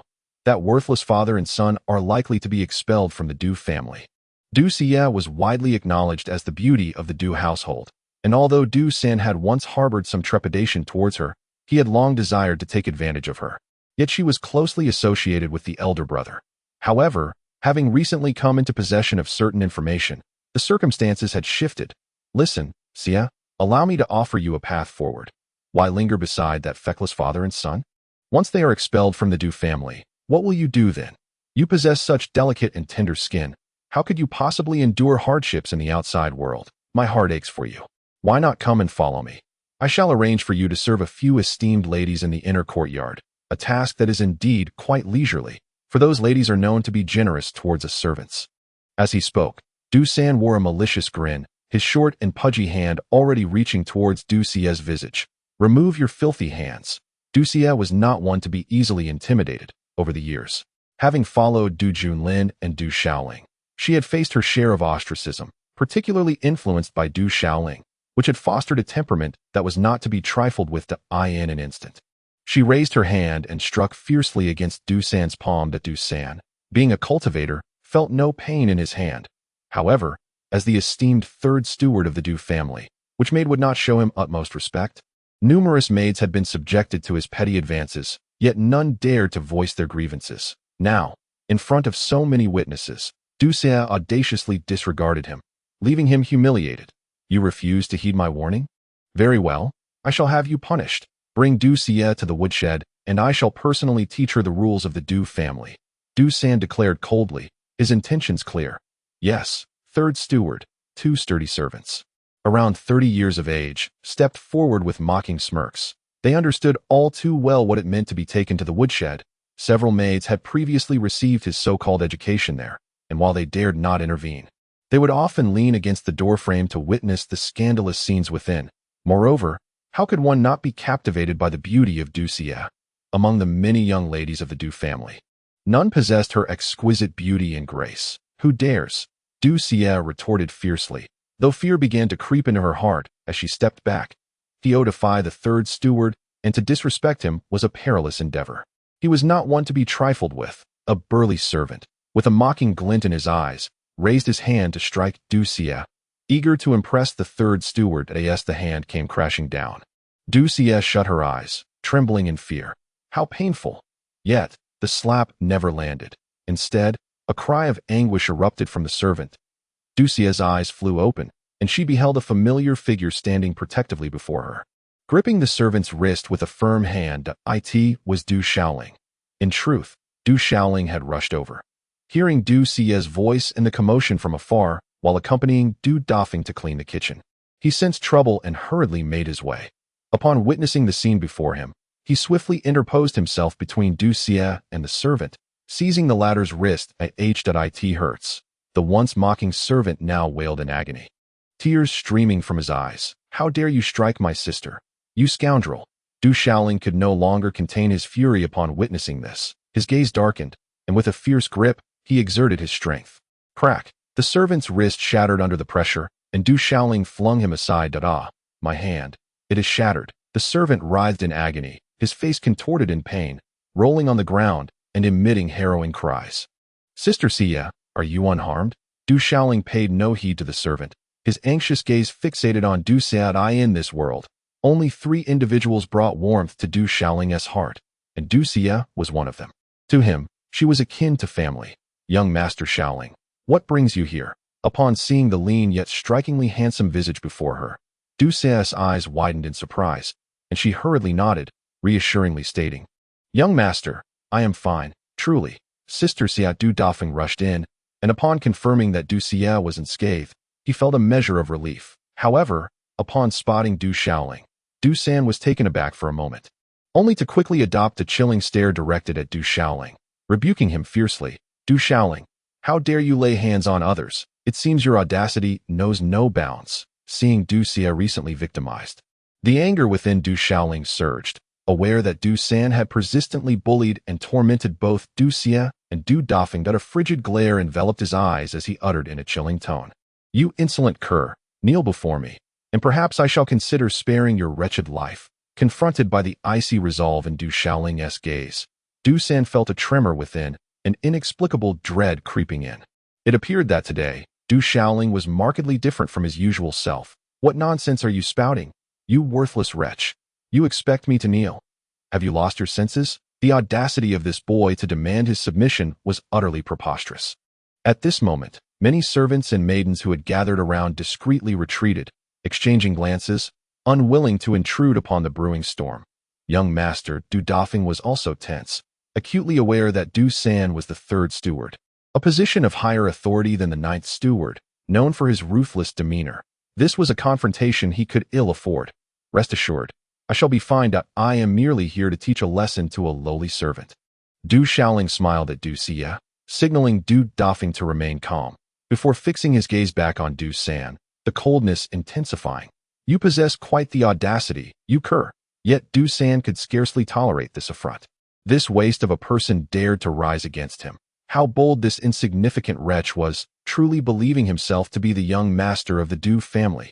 Today, even if I have to cripple you, no one shall utter a word in protest. With a thunderous roar, Du San unleashed his icy fury, extending his hand towards Du Xiaoling with intent to strike, as the 3rd steward of the Du family.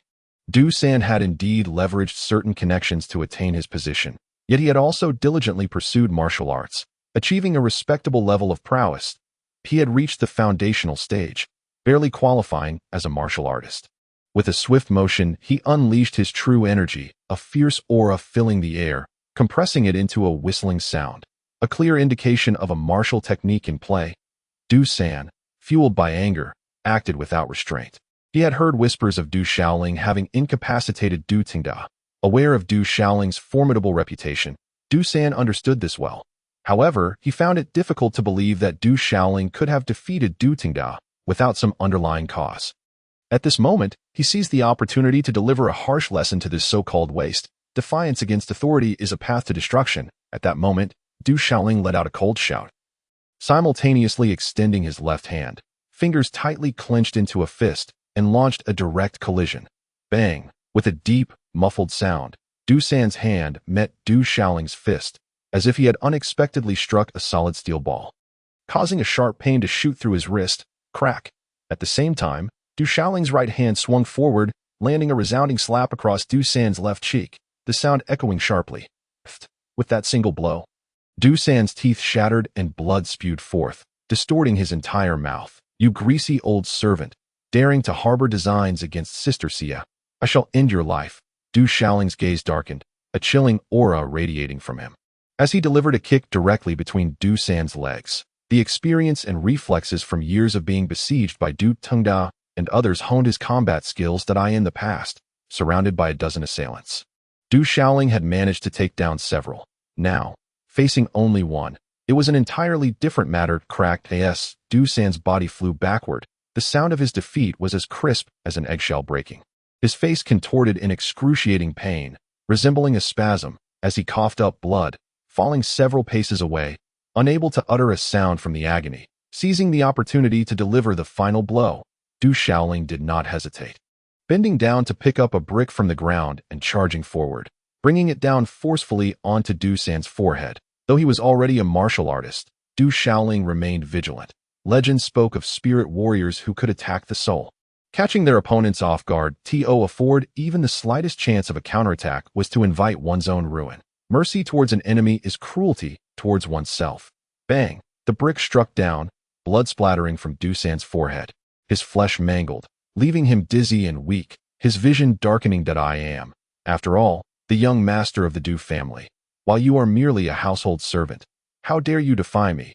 Du Xiaoling continued his assault, swinging the brick down relentlessly. Bang, bang, bang. Crack. After several blows, Du San's head was a gruesome mess, his features obliterated, blood flowing freely from his shattered teeth. Help! Help! Just moments ago, Du San had been brimming with arrogance. Yet now he was filled with horror and dread, his cries resembling the cawing of crows, growing fainter by the moment. But soon, Du San's screams ceased. Bang! Another brick fell, blood gushing forth, merciless and precise. No one could withstand such a blow to the head. And Du San was struck dead.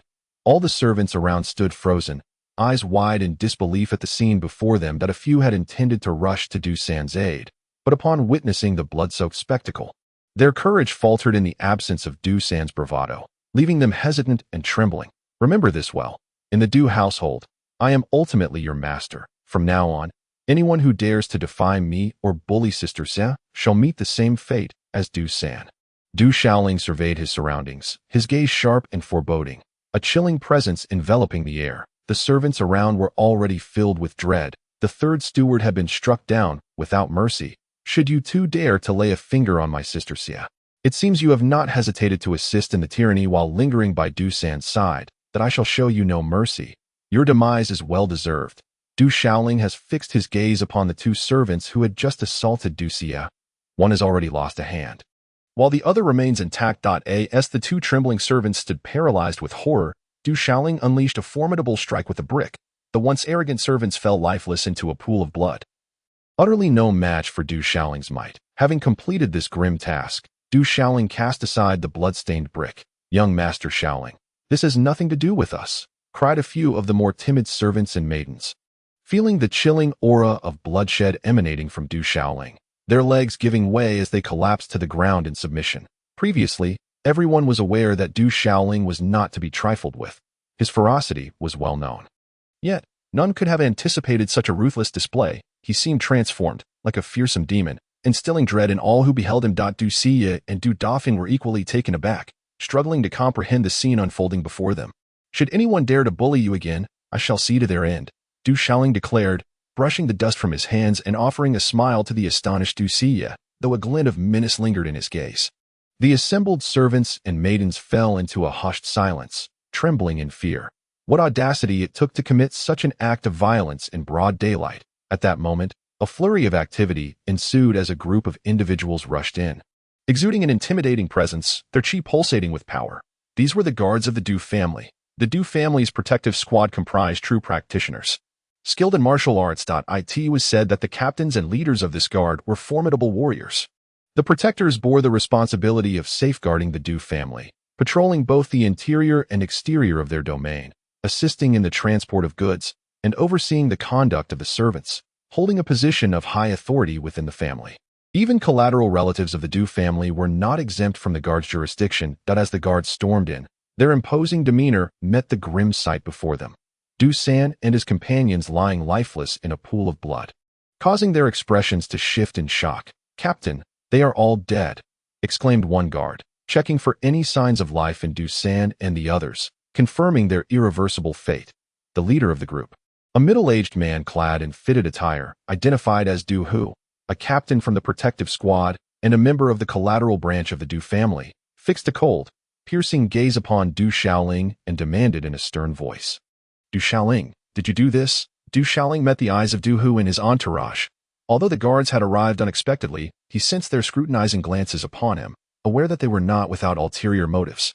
This exchange rendered the guards momentarily speechless, astonished by Du Xiaoling's audacity. Unfazed, Du Xiaoling interrupted Du Hu, his gaze icy as he spoke.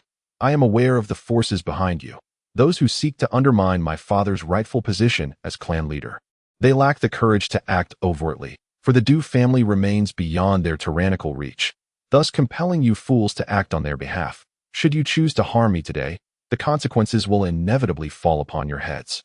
Had I laid a hand upon you, they would have merely sought to test my resolve. Even if I were to take your lives, I would still bear the title of a young master, and they would be powerless to act against me. At most, they might seize the opportunity to target both me and my father, but they would certainly not dare to kill me if I were so impulsive. Would it not have been those years that allowed you to showcase yourselves?" Du Xiaoling cast a cold glance over the group of guards and declared, "Thus, you are but a bunch of fools, believing you could achieve merit before certain individuals, when in reality you are merely cannon fodder, blissfully unaware of your own foolishness." The guards stood frozen, their expressions shifting to one of discomfort. It was only upon hearing Du Xiaoling's words that they realized the depth of the situation. They had thought this matter would bring them honor, only to discover they had become mere pawns, receiving no reward whatsoever.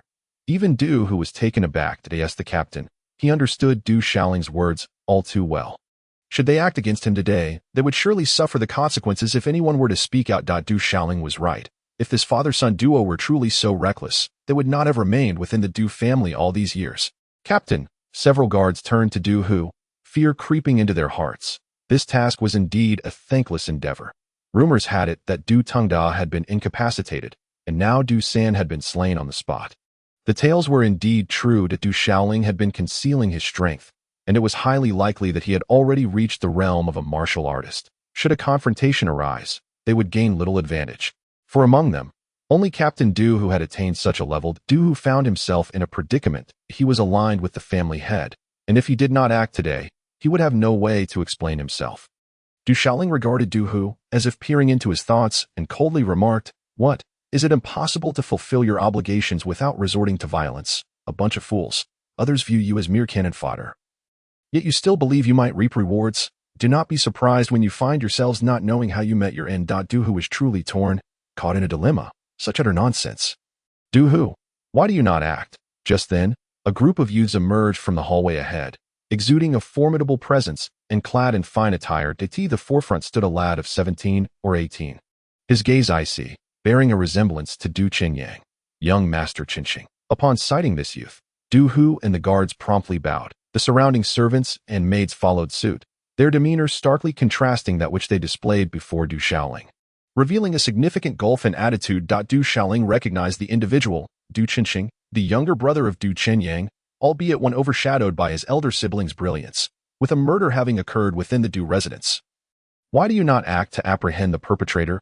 Do you wish to court death?" Du Qinqing glared at Du Hu, his posture haughty, casting a disdainful glance at Du Xiaoling, an aura of coldness enveloping him. "Young Master Qinqing, we." After Du Xiaoling's remarks, Du Hu now appeared somewhat hesitant. Why must they conceal their intentions? Were they merely to use a few guards as fodder, compelling me to slay them to test my capabilities? Or would they aim to eliminate me by accident and then use their deaths as a scapegoat? Du Xiaoling regarded Du Qinqing, a faint smile gracing his lips, and remarked, "What a cunning scheme indeed. After all, these guards have been loyal companions to you, yet you treat them as though they are not." Upon hearing these words, Du Hu and the others turned pale, their hearts heavy with discomfort. Clearly realizing they had indeed been used as cannon fodder, Du Xiaoling observed the unfolding events with a cold gaze.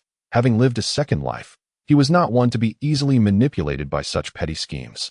Du Qinxing's expression darkened considerably. He had not anticipated that a few words from Du Xiaoling would deter Du Hu from taking action. With a fierce tone, he exclaimed, "Du Xiaoling, you worthless wretch, you don't even have the right to make me glance your way. Yet you put on such a fade that if you had remained a mere useless being, perhaps you could have enjoyed a few more days of comfort in the Du family. But your audacity and arrogance suggest otherwise." "You bastard!" Du Xiaoling abruptly interrupted Du Qinxing, his voice icy as he demanded, "Did you instigate Du San to trouble Sister Du Xia?" This was the first time Du Qinxing had been so insulted, and he was instantly filled with rage, gritting his teeth in anger, exuding a sense of confident threat as he replied coldly, "Yes, it was I who ordered Du San to act against Du Xia." "So what? You bastard! I'll kill you!" Du Xiaoling roared, his gaze turning frigid. With a forceful stomp, the ground beneath him cracked, stones scattering as he lunged at Du Qinxing like a leopard. Simultaneously, Du Xiaoling threw a punch. Enveloped in golden true energy, radiating a fierce aura, he had truly cultivated true energy. Du Qinxing was momentarily taken aback, but soon smirked. Although not as formidable as his brother Du Qinyang, he was by no means weak. Standing firmly among the elite of his peers within the Du family, he had already broken through to the realm of true martial artists, even reaching the second level of martial arts. Though he had chosen to conceal this fact, many within the Du family believed him to be merely at the first level, seeking death. Du Qinxing sneered, his eyes glinting with coldness. Unyielding, he swung his arm. His palm enveloped in a faint black earth attribute true energy, and struck forth with the opening mountain palm. A powerful technique of the Du family, his palm collided directly with Du Xiaoling's fist. "Stop!" At that moment, a sharp voice rang out, and a graceful figure rushed forward. However, it was too late to intervene. Bang! The sound of their fists colliding echoed, unleashing a shockwave that sent dust swirling. Du Xiaoling stumbled back several steps before collapsing to the ground, raising his hand to cover his face, coughing up blood. Du Qinxing also took a step back, albeit with a hint of surprise in his eyes. Du Xiaoling's fist was remarkably hard, causing pain to radiate through his palm. He had clearly sensed the strength of Du Xiaoling's earlier momentum, yet he was baffled by why he had been knocked back so far, falling to the ground. Could it be that he appeared strong but was weak within? "Young master, young sir," seeing Du Xiaoling fall and spit blood, Du Xia and Du Dafu rushed over, their expressions alarmed. "Stop!" A commanding voice pierced through the air, accompanied by an aura of icy composure. It was Du Wanqing. Miss Wanqing. Upon her arrival, the servants and maids of the Du family instantly bowed, exhibiting even greater reverence than they had shown towards Du Qinxing. Du Wanqing, the young lady of the Du family, is 19 years old this year. The entire Du household is aware that Du Wanqing is, in fact, an adopted child and does not possess the true bloodline of the Du family. However, this does not in any way diminish her status. This is primarily due to her adoptive father, Du Qianlu, a figure of immense power within the Du family. Moreover, Du Wanqing herself possesses extraordinary talent in martial arts, having been recognized by the Qingyun sect 3 years ago, where she became a direct disciple. For reasons unknown, her entry into the sect was delayed by a year, yet Qingyun sect graciously accepted her nonetheless. The Qingyun sect is revered as the holy land of martial arts in the contemporary world. To be a disciple of the Qingyun sect signifies an eminent status among people. Achieving the rank of a direct disciple is indicative of an unimaginable level of martial prowess. Disciples of the Qingyun sect, once they emerge into the world, occupy an exalted position. A direct disciple of Qingyun sect can be said to stride through life with unparalleled confidence. It is said that each direct disciple is destined to become a formidable force in the future, capable of achieving the extraordinary. Thus, although Du Wanqing is adopted, her standing within the Du family is extraordinary. Even the current head of the Du family, Du Jingyang, regards her with special consideration. Furthermore, Du Qianlu, her adoptive father, holds a position of great esteem within the family. Sister Wanqing, even Du Qinxing, upon encountering Du Wanqing, must lower his head in respect. I am fine, with Du Xia and Du Defuku assisting him with a sense of urgency. Du Xiaoling shook his head, his pallor evident, signaling that they need not worry. He then smiled at Du Wanqing and greeted her. Sister Wanqing, upon seeing the lifeless body of Du San on the ground, Du Wanqing's delicate brows furrowed slightly. Sister Wanqing, that good-for-nothing Du Shaoling committed an atrocity in broad daylight, ruthlessly taking Du San's life, and when the guards came to apprehend him, he dared to resist. Du Qinxing exclaimed immediately, Sister Wanqing, it is not as it seems. It was the third steward who sought to bully me, and it was only then that young Master Shaoling acted. Moreover, it was the third steward who struck first. And in a moment of inadvertence, young Master Shaoling inadvertently caused the steward's demise. If blame is to be assigned, it should fall upon me, for it stemmed from my predicament. If punishment is warranted, let it be directed at me. Du Xia interjected, her heart filled with trepidation. This was a matter of taking a life, and particularly that of the third steward, which weighed heavily on her conscience. She feared that Du Shaoling would face repercussions and desired to shoulder the responsibility. Sister Wanqing, I can also attest that it was the third steward who was bullying Sister Xia, and he was the one who first attacked young Master Shaoling. Du Defuka stepped forward to offer his explanation. Sister Wanqing, Du San acted insubordinately, not only showing disrespect towards me but also daring to lay hands on me. I merely intended to teach him a slight lesson. But alas, he accidentally slipped and fell to his own demise. If you doubt my words, you may inquire with those present, and coincidentally, Du Qinxing conveniently appeared at that moment. Du Shaoling articulated, deliberately omitting the incident where Du Xia was nearly bullied. Given Du Xia's status as a servant, such matters were of little consequence to the world, and no one would pay them heed. This would not be the focal point. Naturally, Du Shaoling would not openly confess to having killed Du San. Even if there were witnesses to the event, however, Du Shaoling firmly believed that the current fate of Du San and his two companions was merely the consequence of their own cowardice. Having been paralyzed by fear, even if someone dared to inquire, they would hardly speak out. Although Du was the third steward, he was, at best, merely a servant. No one in the Du family would genuinely care. Du Shaoling, you are speaking nonsense. Du San and his companions were undeniably killed by you, yet you refuse to acknowledge it. Du Qinxing was also taken aback. He had not anticipated that, in the presence of so many witnesses, Du Shaoling would still deny the truth. Did you actually see it with your own eyes? A place like the kitchen, Master Qinxing has never frequented, yet today you seem to be in quite the refined mood. Du Shaoling fixed his gaze upon Du Qinxing. Of course, Du Qinxing's expression darkened, and he swallowed the words that almost escaped his lips. He had indeed witnessed the events in secret, but he could not admit it. If this matter were to implicate him, it would not bode well. Let us discuss this matter in the main hall. The Grand Elder has sent me to inform you to make your way there. As the elders are already awaiting, Du Wanqing was already aware of the situation and said nothing further. Her gaze lingered on Du Shaoling, a fleeting glimmer of astonishment flickering in her cold, enchanting eyes, which was quickly replaced by calmness. The main hall. Du Shaoling was somewhat taken aback. Typically, one would not go to the main hall unless there was significant business at hand. In the past 16 years, Du Shaoling had been to the main hall no more than 3 times, and not everyone was granted entry. Sister Wanqing, Du Shaoling has ruthlessly killed the third steward. This cannot simply be overlooked. Du Qinxing exclaimed, suddenly anxious. This was an opportune moment to eliminate Du Shaoling, and he certainly did not wish to let it slip away, nor would he want to allow Du Shaoling to escape unscathed. The head of the family is also waiting in the main hall. If you have any objections, you may address them with your father. Young Master Du Xia and Du Dafeng looked at Du Shaoling, both extremely tense and worried. Du Shaoling nodded reassuringly to Du Xia and Du Dafeng, indicating that there was no need for concern. Although he was uncertain about the specifics, a visit to the main hall should not lead to any hidden misfortune. Moreover, the presence of the Grand Elder made it a different matter altogether. Let us proceed. Du Wanqing turned to leave, her demeanor remaining cold and aloof. As if to ward off any intruders, Du Shaoling hesitated for only a moment before following Du Wanqing. Humph. Du Qinxing snorted coldly, promptly trailing after them with a few companions. The blood pooling on the ground was a shocking sight. A group of maids and servants remained in a state of fright, astonished by Du Shaoling's ruthless side, executing his actions with such precision and mercilessness. They were genuinely taken aback. Chapter 17. The Grand Elder of the Du family. I will seek out the eldest young master.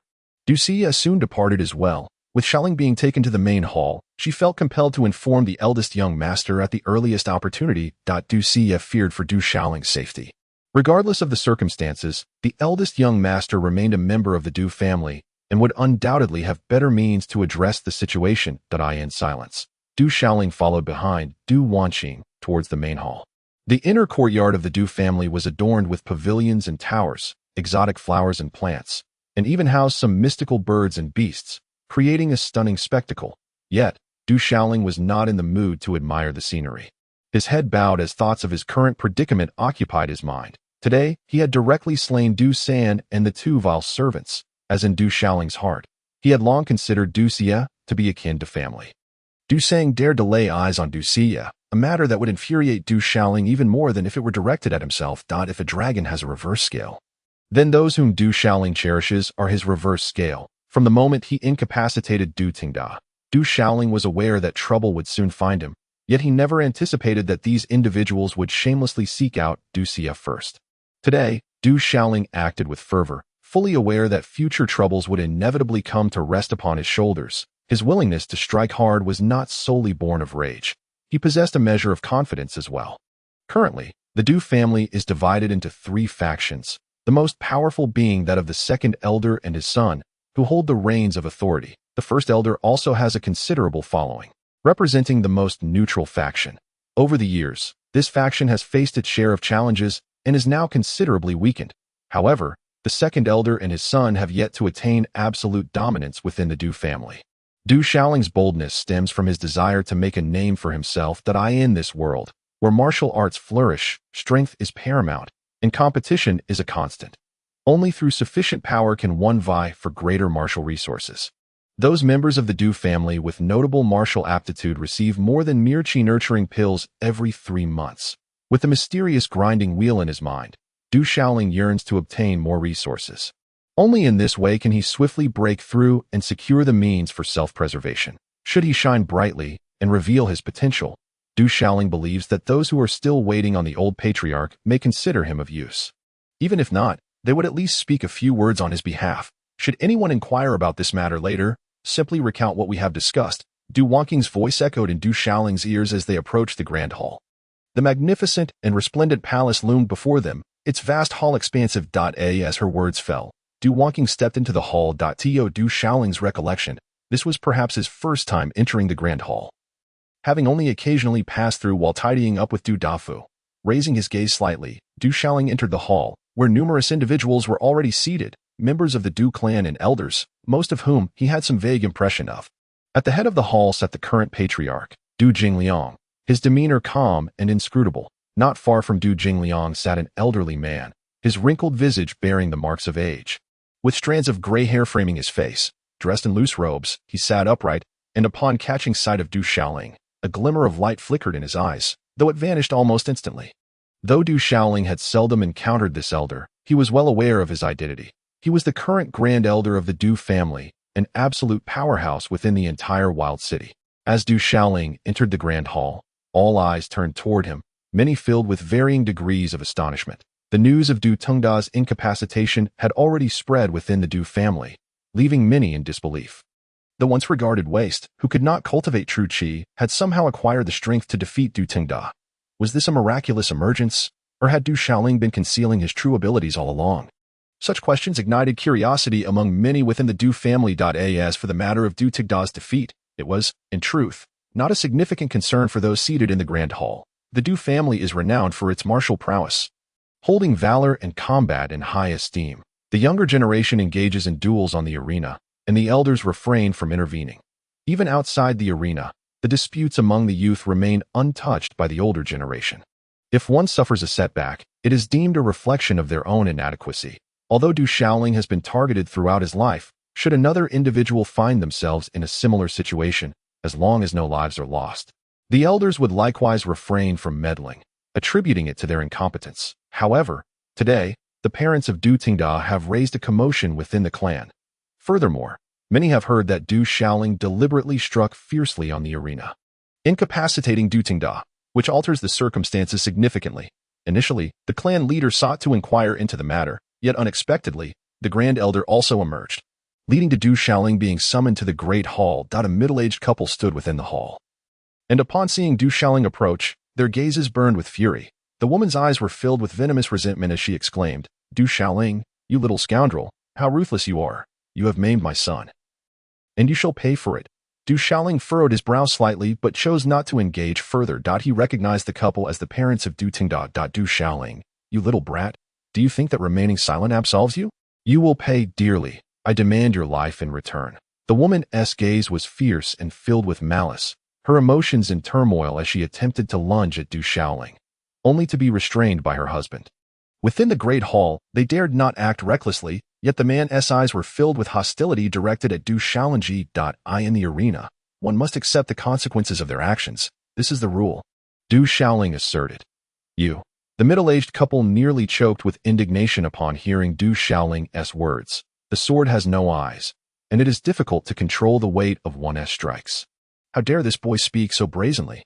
Many had witnessed the events firsthand, clearly seeing that Du Shaoling had indeed acted with malice, intentionally harming her son. Du Shaoling continued to address the couple.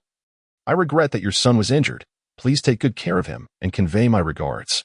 Within the hall, numerous gazes exchanged incredulity. According to the information relayed, Du Shaoling's actions appeared to be a calculated act of revenge against Du Tingda for years of bullying. Yet he stubbornly denied it, further aggravating many observers who began to reassess his character. You little rascal, I shall not let this go unpunished. The woman was now beside herself with rage, her eyes flashing with hatred as she prepared to charge at Du Shaoling once more. What kind of disorder is this in the great hall? The Grand Elder spoke, his calm voice carrying an undeniable authority. The woman dared not overstep again, but continued to weep, pleading with the Grand Elder and clan leader Du Jingliang. Grand Elder, clan leader, you must seek justice for me. Chapter 18. Body Refinement Liquid. Although the duel took place in the arena, many witnesses observed that Du Shaoling had indeed acted with intent to harm Du Tingda. As kin of the same bloodline, such ruthless behavior is rather inappropriate. The head of the assembly, clan leader Du Jingliang, spoke in a neutral tone, then turned to the Grand Elder, seemingly consulting. I wonder what the Grand Elder thinks. How should we handle this matter? In the Grand Hall, all eyes were instantly directed towards the Elder, as it was evident to all that the clan leader had made his stance clear, evidently intending to take action against Du Shaoling. Under ordinary circumstances, no one would dare to offend the leader's dignity. The youthful spirit often leads to impulsiveness, a common trait among the young, and while Du Shaoling may have been overly forceful, the matter at hand was a duel on the arena. The Du family has a long-standing tradition of martial discipline, and it is imperative to adhere to these conventions, particularly when it concerns the younger generation. Excessive interference would be inappropriate. The elder turned his gaze towards Du Jingliang, his expression neutral, and inquired, What do you think, clan leader? Within the hall, many exchanged glances. The elder's inclination towards Du Shaoling was unmistakable, and his reasoning was sound. Du Jingliang, concealing his emotions, nodded slightly before addressing the middle-aged couple, stating, You have heard. In the arena duel, Du Tingda was injured. This cannot be blamed on others. Clan leader, you must stand up for me, exclaimed the woman in shock, as the clan leader had always hinted at supporting her son, yet the situation had clearly shifted. Enough of this insolence. This is the Grand Hall, not a place for frivolous disputes. Depart. Du Jingliang's gaze flickered, his countenance darkening. Let us take our leave, the middle-aged man quickly urged, pulling his wife away, unwilling to cause further disruption in the hall, but not before casting a dark glare at Du Shaoling. Father, we cannot let this scoundrel Du Shaoling escape unpunished. Absolutely not. Just then, several young men burst into the Grand Hall, led by Du Qinxing. While the others appeared somewhat timid, Du Qinxing glared menacingly at Du Shaoling before turning to Du Jingliang, saying, Father, this rascal Du Shaoling is ruthless and cold-hearted. He directly killed 3 housekeepers and 2 servants. He must not be let off. The assembly in the hall gasped in surprise, although the 3 housekeepers were merely servants in the Du family. The news of Du Shaoling having killed them outright was indeed shocking, impudent, and disorderly. What kind of behavior is this? Du Jingliang reprimanded Du Qinxing before directing his attention towards Du Shaoling, asking, Is it true what Du Qinxing claims? Did you kill the 3 housekeepers?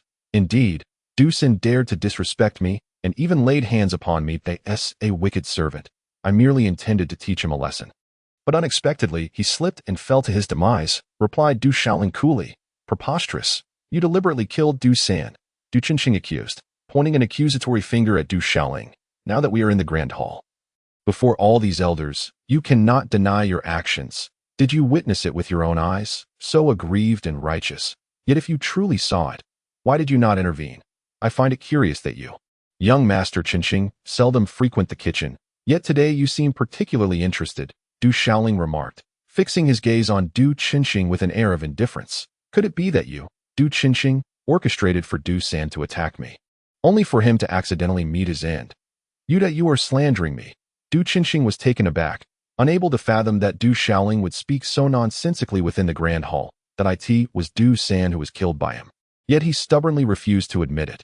Patriarch, grandfather, I have some words that I am unsure if it is appropriate to speak, Du Wanqing remarked after entering the hall and standing behind the Grand Elder. You, my dear girl, are a member of the Du family and a role model for the youth. Feel free to express yourself. The Grand Elder nodded, a smile gracing his lips, with her poised demeanor. Du Wanqing spoke, her icy elegance unyielding. Patriarch, grandfather, during my visit, I observed certain circumstances, and some servants seemed to be able to bear witness. It appears that Du San met his demise due to a fall. After all, Du Shaoling holds the status of a young master of the main lineage, and Du San's actions were indeed insubordinate. Is that so? A mere servant like Du San has the audacity to behave in such a manner. It seems that the servants of the Du family are in dire need of a thorough rectification, the Grand Elder remarked nonchalantly. Father, it is not as such. Du Wanqing is also lying. Du Shaoling intentionally killed Du San. Du Qinxing exclaimed, his anxiety palpable. Silence. These matters do not require your concern. The clan will investigate the specifics. Du Jingliang's expression darkened further. This youngest son was nowhere near the caliber of his elder brother. Du Qinyang, in terms of talent or intellect. He had already conjectured the situation. Du San was merely a servant, and the Grand Elder's stance was evidently leaning towards Du Shaoling. The issue of a servant was hardly worthy of mention. Du Shaoling, have you truly succeeded in cultivating true energy? The Grand Elder's gaze fell upon Du Shaoling, drawing the attention of everyone in the hall. Du Shaoling nodded in affirmation. Indeed, you have managed to cultivate true energy? This revelation stirred considerable intrigue among the assembly, particularly given Du Shaoling's unique status. Du Wanqing was equally astonished, a flicker of brilliance dancing in her beautiful eyes, which quickly returned to their usual coldness.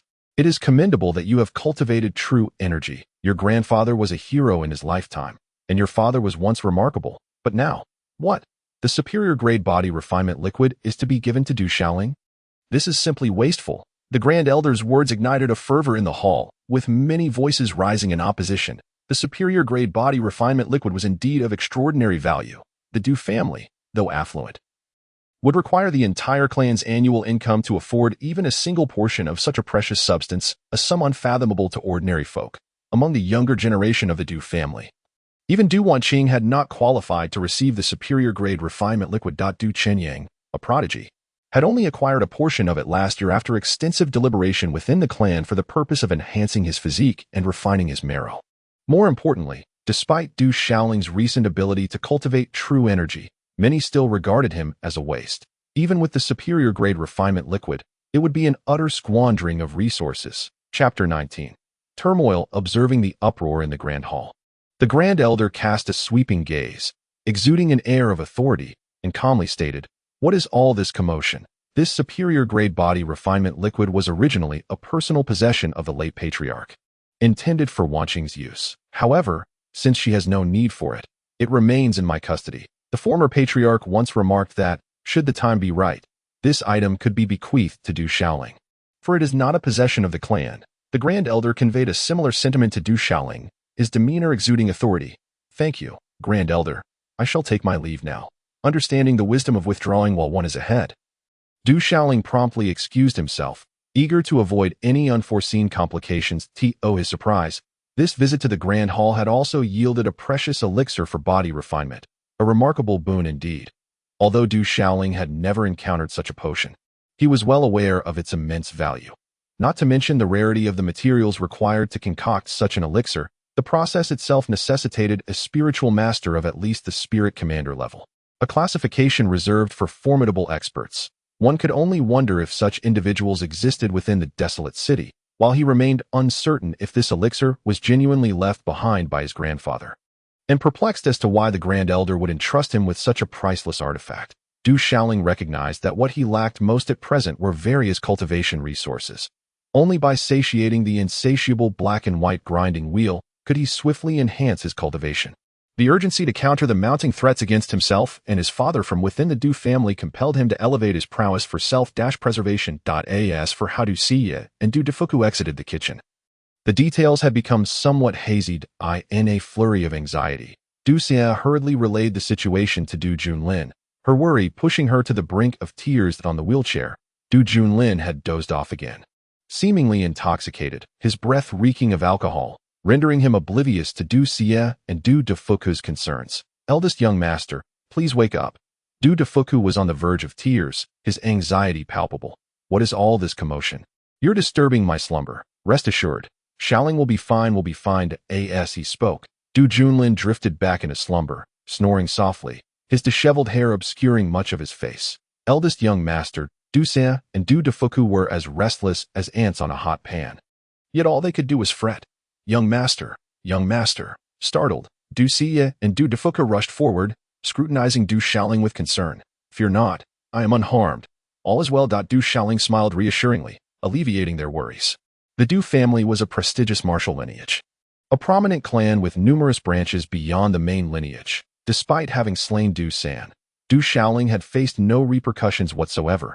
Moreover, Du Tengda had been rendered incapable, his parents raising a ruckus at the Grand Hall, even drawing the attention of the Patriarch and the Grand Elder. Yet, rather than facing punishment, Du Xiaoling was bestowed with an elixir for body refinement. As news spread, a wave of discontent rippled through the entire Du family, igniting outrage among both the young and the old. What right did he have to receive such a significant benefit, simply because that waste was the grandson of the former patriarch? Even if he were to cultivate true energy, he would still be deemed a waste. Granting him the elixir was nothing short of a travesty. How could a mere waste receive such an elixir? Many young disciples of the Du family were equally indignant, their hearts brimming with jealousy and dissatisfaction. As dusk fell, the sun set in a blaze of colors, casting shimmering light upon the undulating courtyard in the small garden at the back of the courtyard.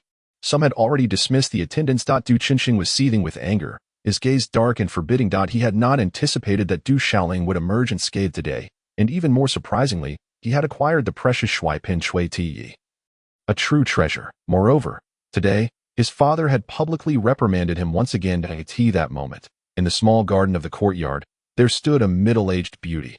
Although the woman had crossed her 40s, her exquisite upkeep rendered her alluring. With the charm of a mature woman still intact, "Mother, why does father always believe I am inferior to my elder brother? I am his biological son as well. If I had possessed the Shuaipin Chui Tiyi back then, would I not have matched my brother's martial talent?" Du Qinxing quietly inquired of his mother, Shui Yufeng, his narrow eyes glimmering with a cold light. All along, his elder brother, Du Qinyang, had been the favored son of their father, while he himself was perpetually met with disdain. Your father has his own convictions, yet you are also his son, and he cannot possibly harbor feelings of dislike towards you. This time, allowing Du San to take the lead was rather reckless.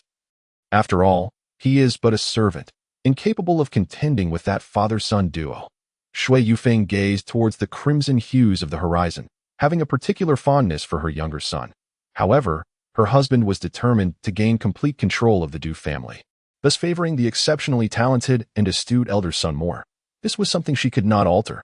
The Shuaipin Chui Tiyi. Does the Grand Elder truly intend to bestow it upon that good-for-nothing Du Xiaoling? Du Qinxing's eyes brimmed with resentment, his fists slowly clenching. Throughout his life, Du Qinyang had always surpassed him. Yet, simply because Du Qinyang was the elder brother, all the good things were lavished upon him. Even the engagement with Unyielding from the Yang family was secured for his elder brother. Was he not the biological son of their father? Initially, he thought that by allowing Du San to take the forefront, he could seize an opportunity to deal with Du Xiaoling. If he could succeed this time, capturing the chance to confront the father and son duo, alleviating some of his father's burdens, then surely his father would recognize his worth. However, Du Qinxing never expected that instead of appreciating his intentions, his father would once again chastise him in public. Shui Yufeng looked at her younger son, her eyes filled with tenderness. I understand your earnest intentions. You wish to ease your father's worries. Mother will certainly speak well of you in front of him, striving to secure more opportunities for you. Shui Yufeng gently patted Du Qinxing's shoulder, offering a motherly smile before departing. Du Qinxing remained in place for a moment, his expression still cold and forbidding. Yes, seize the opportunity. If I were to utilize the Shuaipin Chui Tiyi, advancing further, who could dare to speak against me then? Moments later, a cold smirk curled at the corners of Du Qinxing's lips. Upon returning, Du Xiaoling visited his inebriated father, a sight he had grown accustomed to over the years. Shortly thereafter, Du Xiaoling instructed Du Dafeng to procure a steel sword for him. A task not difficult for a martial arts family like the Du clan. He also asked Du Xia to find some peculiar items, such as the beans used to treat horses with diarrhea in the stable. As afternoon arrived, Du Shaoling helped the intoxicated Du Junlin into a room to sleep, while he practiced 2 sets of combat techniques in the courtyard, having already mastered the King Kong Fuhu finger. He sought a steel sword from Du Dafeng to train in the Jin Ling sword technique. The Golden Ling sword technique is merely an introductory level martial art of the metal element, accessible even to many of the higher-ranking servants of the Du family, such as Du San and numerous members of the guard, as long as they are practitioners of the metal attribute. Du Shaoling, ever prudent, considered the additional practice of an introductory weapon technique as a preparation for unforeseen circumstances. Having already mastered the foundational sword technique, he demonstrated a commendable proficiency after merely half an hour of practice. Exuding a burgeoning aura of strength, without pausing for long, he resumed his training. To stave off the monotony, he alternated between the Golden Gang Fuhu finger and the Golden Ling sword technique, not solely focused on the execution of techniques. Du Shaoling delved into the profound meanings inherent in each move and the 2 sets of martial arts. He diligently refined even the slightest variations in his techniques, knowing that his strength was the key to survival. And he dared not grow complacent, although the meridians within him flowed unobstructed, making the practice of martial arts relatively effortless. He understood that every endeavor required a solid foundation. It was only through achieving a level of mastery so profound that the techniques became second nature that he could truly wield them as his trump card.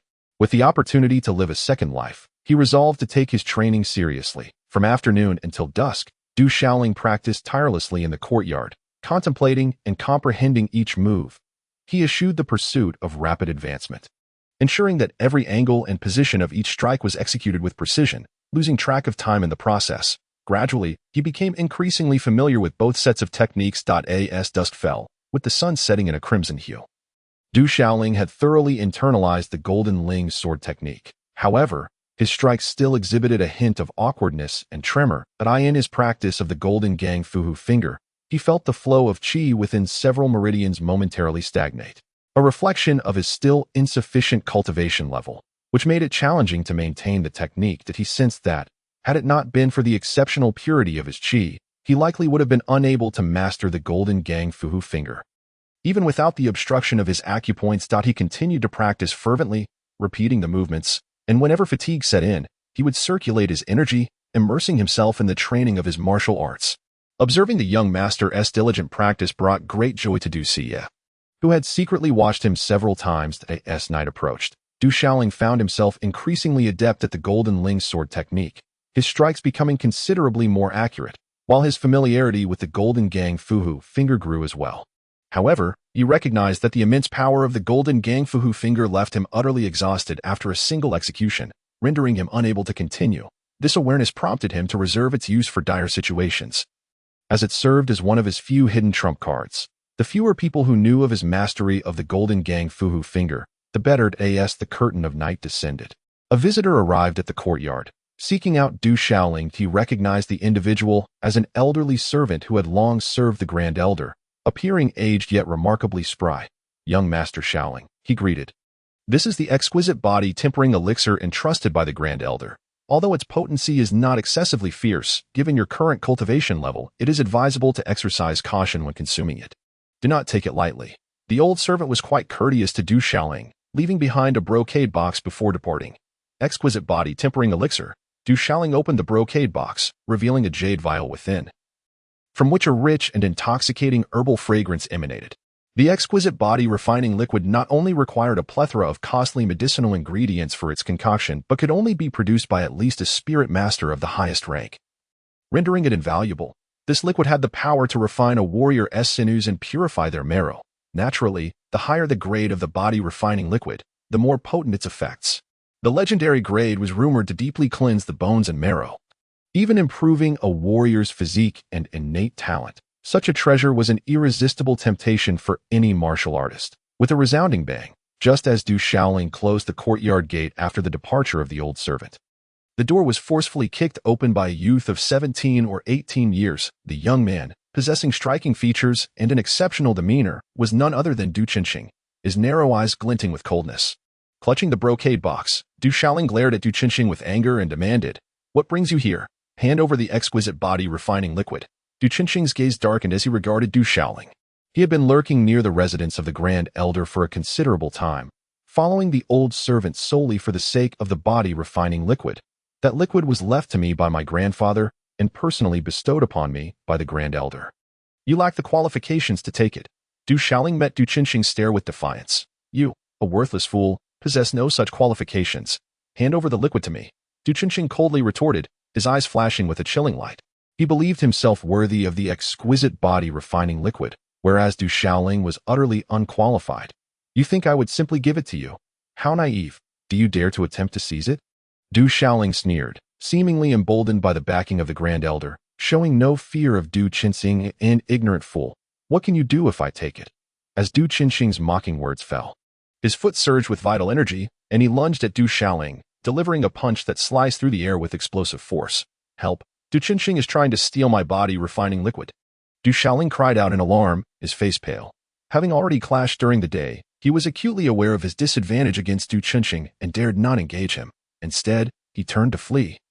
Stumbling in his panic and inadvertently dropping the brocade box to the ground, with a glimmer of delight in his heart, Du Qinxing adjusted his attack mid-strike, transforming his fist into an open hand, and swiftly snatched the brocade box for himself. That my body refining liquid. Return my exquisite body refining liquid, Du Shaoling shouted, his expression shifting dramatically. A fool is indeed a fool. Du Qinxing scoffed, his foot surging with energy as he swiftly departed. Having obtained the exquisite body refining liquid, he was determined to advance further, confident that he would become a standout among the younger generation of the Du family, even if the Grand Elder were to reprimand him. Could he truly be punished? After all, his father was the clan leader.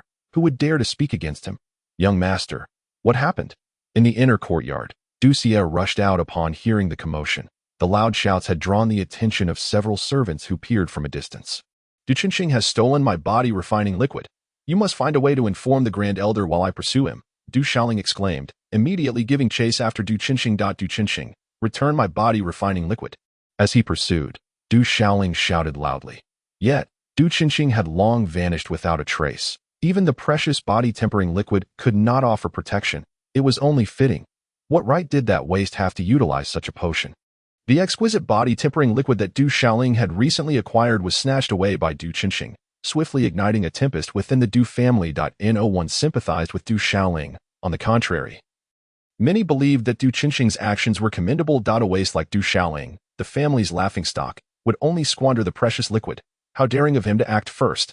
Many harbored regrets, having also intended to seize the opportunity, only to be outpaced by Du Qinxing's swift actions. Where had Du Qinxing fled? Even some of the older youths contemplated hunting him down. Were it ordinary elixirs or body-tempering liquids, Du Qinxing's status as the clan leader's son would warrant caution from many. However, this was a superior body-tempering liquid, which changed everything. It was undoubtedly worth the risk. As dusk settled, the mountain valley was enveloped in a crisp chill, with the shadows of the peaks deepening, gradually merging with the encroaching night. This remote wilderness lay beyond the Du family's grounds, a place that Du Shaoling had stumbled upon inadvertently, seldom frequented by others, and a favorite spot for his training. Cautiously concealed within the branches of a large tree, Du Shaoling surveyed his surroundings, and after a considerable time, muttered to himself, "There should be no one following me now." With that, he ventured into the valley under the dim moonlight. Upon a flat boulder, Du Shaoling retrieved a wrapped jade bottle from his abdomen, a smile curving at the corners of his mouth. Having lived a life before, he would not easily allow others to seize this precious body-tempering liquid. Such a treasure as the superior body-tempering liquid would make anyone envious and covetous. Du Shaoling had long been wary of others' intentions. When he acquired the ornate box containing the liquid, he had already discreetly swapped it out. Many, he presumed, must now have their sights set on Du Qinxing. The value of the superior body-tempering liquid was staggering, and Du Shaoling knew that without sufficient power, merely possessing it did not guarantee its safety. As long as the liquid remained in his possession, it would never be secure. The only solution was to consume it first, with a deep breath. Du Shaoling sat cross-legged. He was uncertain of the benefits he might derive from the superior body-tempering liquid and whether it would still be devoured by the ominous black and white grinding disc in his mind. Removing the cork, the liquid shimmered brilliantly, its fragrance wafting through the air, invigorating and refreshing. Pouring the contents of the jade bottle into his mouth, Du Shaoling swallowed it whole. the liquid coursed down his throat, instantly transforming into a surge of energy that spread throughout his body. Concurrently, Du Xiaoling formed hand seals and activated the Hongmeng swallowing heaven technique, preparing to refine the medicinal properties of the liquid with anticipation and hope. Perhaps the black and white grinding disc in his mind had already been satiated and would refrain from consuming the medicinal power. Suddenly, as the medicinal energy diffused within him, a dazzling light erupted deep within Du Xiaoling's consciousness, and an immense aura began to expand throughout his mind. Everything felt as it usually did. Du Xiaoling sensed that the energy derived from the superior body tempering liquid was still being forcefully devoured by an invisible power emanating from the black and white grinding disc in his mind. The potency of the superior body tempering liquid was substantial, prolonging the duration of its consumption by the grinding disc. Time seemed to stretch indefinitely as the grinding wheel in Du Xiaoling's mind whirled, releasing a few droplets of crystalline white essence, which exuded a mysterious energy that swiftly permeated both his consciousness and physical being. The potency of this white essence surpassed that of ordinary elixirs, crashing through Du Xiaoling's body like relentless hammers, causing an excruciating pain that rendered him unable to scream that he must endure. Only by becoming a formidable force could he survive in this world. Gritting his teeth against the unbearable agony, Du Xiaoling resolutely activated the Hongmeng swallowing technique. Striving to refine this overwhelming power, he could distinctly sense the energy coursing through his bones, muscles, organs, limbs, and even the meridians and acupoints, all undergoing a rigorous tempering to eye in the moonlit wilderness, devoid of human presence. Du Qinxing gazed at the jade vial within the ornate box before him, his heart soaring with elation that it was not difficult for him to imagine the great elder now seething with rage. Perhaps there were others seeking him as well. Yet, such matters were trivial. After all, he was the son of the clan leader, and once he consumed this exquisite body-refining liquid, he would undoubtedly advance further. At that point, what could the great elder do? Surely, he could not kill him. Du Xiaoling, you worthless wretch, you are unworthy of such benefits. Only I am entitled to consume this precious elixir. With a cold smirk, Du Qinxing uncorked the vial, revealing its contents, an abundance of body-refining liquid accompanied by a subtle medicinal fragrance. Once I advance further, I may very well become the foremost among my peers in the Du family. And even in the wild city, under the moonlight, Du Qinxing's eyes gleamed with ambition as he unhesitatingly swallowed the body-refining liquid. Once he progressed, his older brother, Du Qinyang, would find it difficult to maintain superiority over him. The liquid slid down his throat, cool and with an oddly unique taste. Forming a hand seal, Du Qinxing began to circulate his energy, awaiting the refinement of the elixir's potency. However, after a considerable time, it seemed that the body-refining liquid did not yield any significant effects. As if it were unresponsive in the distance, an elderly figure silently emerged, blending seamlessly into the moonlit surroundings. This figure was none other than the Du family's old servant. After observing Du Qinxing for a moment, the servant vanished without a sound. Within a brightly lit chamber of the Du family's inner courtyard, the great elder was furiously demanding a search for young Master Qinxing. A close mate approached Shui Yufeng, inquiring after the situation. I understand. You may go, Shui Yufeng replied with an unperturbed expression, waving her hand dismissively. As the maid withdrew, she paid little mind to the fact that the second young master had seized the body-refining liquid from that useless Du Xiaoling. It was hardly a matter of great concern. Once the maid departed, a smile crept onto Shui Yufeng's face. He has learned to be clever this time. Well done, my son, she murmured softly, her eyes gleaming with delight. Her son had taken Du Xiaoling's body-refining liquid, and with no news of him since, he was undoubtedly in the midst of consumption. Such a treasure as the exquisite body-refining liquid would render any complaints from the great elder moot. The die was cast, and everything would ultimately be left unresolved. Perhaps due to this matter, the entire Du family would become aware of it. Even if Du Xiaoling were able to cultivate, he would still be nothing more than a burden, bringing nothing but shame and embarrassment to the family, truly a double-edged sword. Upon contemplating this, Shui Yufeng felt an overwhelming sense of pride. Her second son had begun to exhibit the demeanor of an elder brother. Chapter 22. Breaking through to the third tier of martial arts, night enveloped the Du family in a fervent atmosphere, with lights ablaze and tensions palpable. In the tranquil courtyard, the residence of the Grand Elder stood still. The Grand Elder, seated in a meditative posture, displayed no trace of the anger one might expect. Rather, he appeared remarkably composed.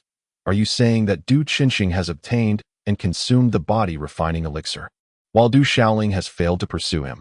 The Grand Elder straightened his back, his slightly emaciated hands resting upon his knees, his eyes gleaming with a flicker of intensity. Very well, you have worked hard. You may retire to rest now.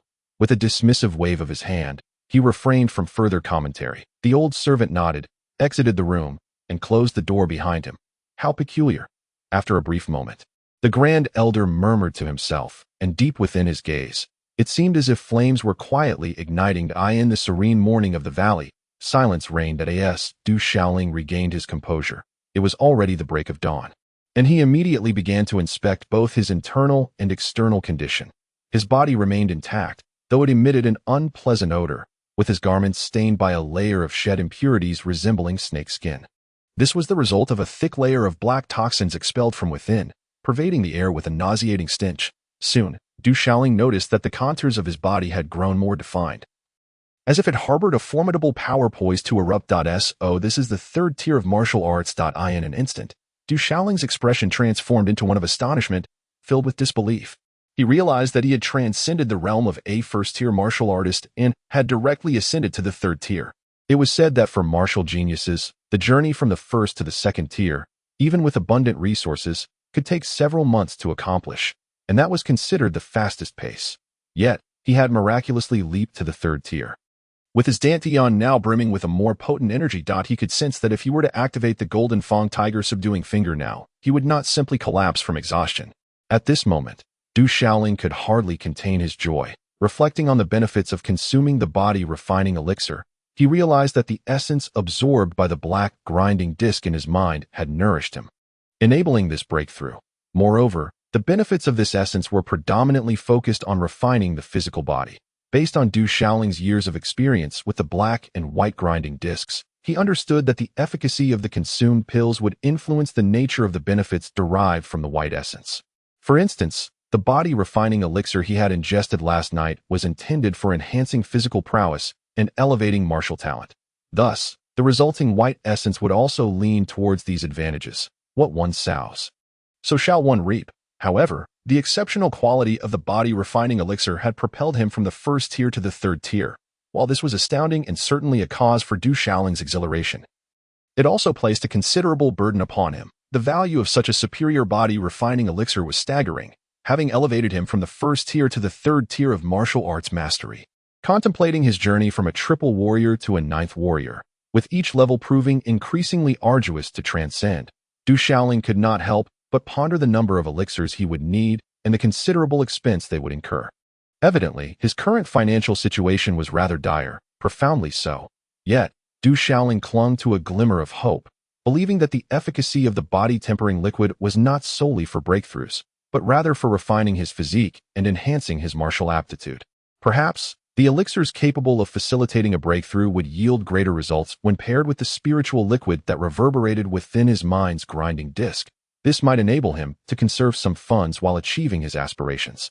A treasure, regardless of the uncertainties surrounding the origins of the grinding disc in his mind, and despite the knowledge that this black and white disc was an insatiable abyss, Du Shaoling's instincts firmly convinced him that it was indeed a treasure. After a brief pause, he reluctantly set aside his musings. He speculated that although the body-tempering liquid had been consumed by the grinding disc, his constitution seemed noticeably stronger. However, he remained uncertain about the state of his martial aptitude and whether it had improved alongside.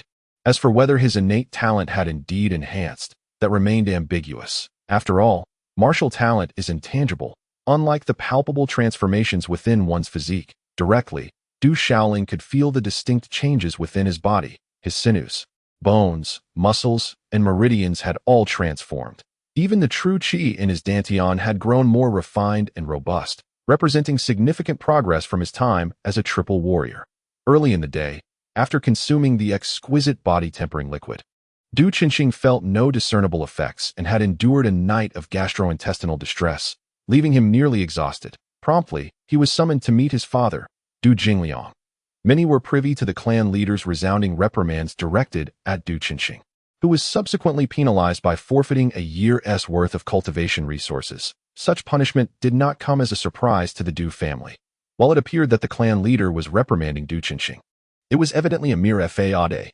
The exquisite body-tempering liquid represented the entirety of the Du family's annual income, and Du Qinqing's allocation of resources paled in comparison, like an ant beside an elephant. The clan leader's punishment was but a symbolic gesture, meant to placate the elders. Given that Du Qinqing possessed considerable martial talent and was the leader's son, it was clear that consuming the exquisite body-tempering liquid would confer substantial benefits upon him. This punishment was merely for show, as it was likely that Du Qinqing's standing within the Du family would only ascend further. One member of the Du family remarked, Du Qinqing has acted swiftly.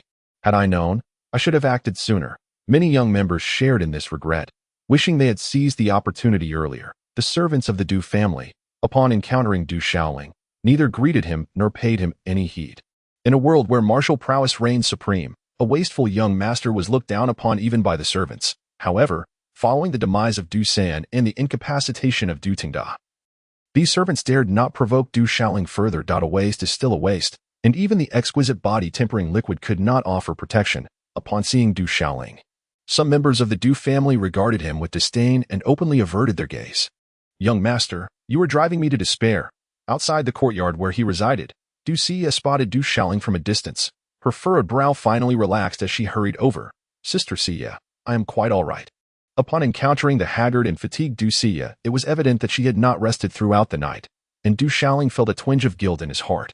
Chapter 23, The Body Refining Ointment.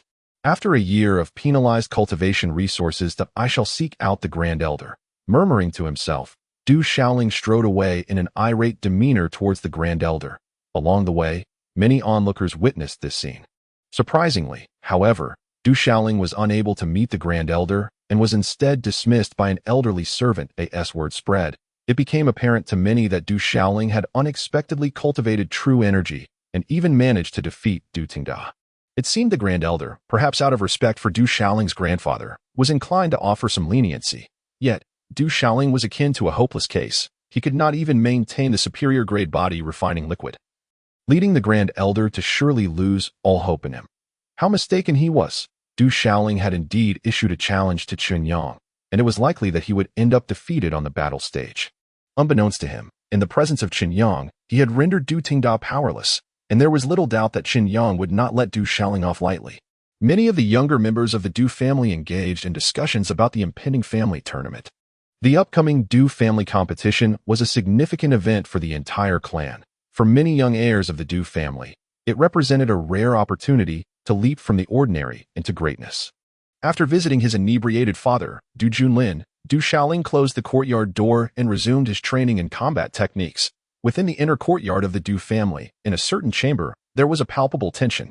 Is there truly no reaction whatsoever? In the room, Du Jingliang and Shui Yufeng stared at Du Qinqing, their gazes filled with anticipation and fervor. Having consumed the superior grade body refining liquid, how could there be no response at all? The superior grade body refining liquid was reputed to profoundly cleanse the bones and marrow, and legend had it that it could even enhance one's martial talent. Du Qinqing's elder brother, Du Qinyang, had once taken the purest version of this liquid, and its effects were indeed legendary. It could be said that the superior grade body refining liquid would not fall short of the refining ointment by much. If there were a reaction, it would be akin to being incapacitated by severe diarrhea. Du Qinqing's complexion was pale, his eyes dark, displaying signs of exhaustion and lethargy. He had not anticipated that the effects of the superior grade body refining liquid would manifest in such a manner. I meant other reactions. Du Jingyang glared at his youngest son with frustration, initially believing that acquiring the superior grade body refining liquid would signify a breakthrough for him, a commendable achievement. Who could have foreseen that after consuming the liquid, he would exhibit no response whatsoever? There was indeed a lingering essence of the body refining liquid. There could be no mistake. Du Jingliang scrutinized an empty vial in his hand, which still bore traces of the liquid's essence, undeniably confirming it was the refining liquid. Yet he was filled with perplexity as to why it had yielded no results. Father, could it be that this refining liquid has expired? After all, it has been with the Grand Elder for so many years. Du Qinqing expressed his concerns, for the refining liquid had originally belonged to Du Shaoling's grandfather, and it had been at least a decade since it was preserved. Perhaps its efficacy had long since waned. Explaining his continual distress, nonsense. How could the refining liquid possibly expire? Du Jingliang shot a disapproving glance at Du Qinqing. He had never heard of elixirs having a shelf life, yet he found himself harboring doubts in his mind. Regardless of the circumstances, Chun Xing has indeed performed admirably this time, ensuring that Du Xiaoling did not acquire the exquisite body-refining liquid that it seems that the great elder has come to realize that Du Xiaoling is ultimately nothing more than a waste. Shui Yufeng, attempting to smooth things over, flashed a smile at Du Jingliang and remarked, I have already asked my father for another batch of body-refining ointment, and he has agreed. However, it will not arrive until after the clan competition. Is that truly the case? Du Jingliang inquired, his heart swelling with joy that a batch of body-refining ointment holds far greater value than the exquisite body-refining liquid. Indeed, my wife's family is quite generous. Shui Yufeng nodded affirmatively. Humph, take a good lesson from your brother. Do not bring shame upon me during this clan competition. Du Jingliang cast a glare at Du Qinxing before storming off. Mother, I have not erred this time. Yet why does father still look down upon me? His heart belongs solely to my elder brother. Du Qinxing felt a pang of anguish. He lamented that no matter his efforts, he could never compare to Du Qinyang in their father's eyes. You have indeed done nothing wrong this time. Once your grandfather's body-refining ointment arrives, you will surely advance further, and then your father will regard you with newfound respect, Shui Yufeng assured him.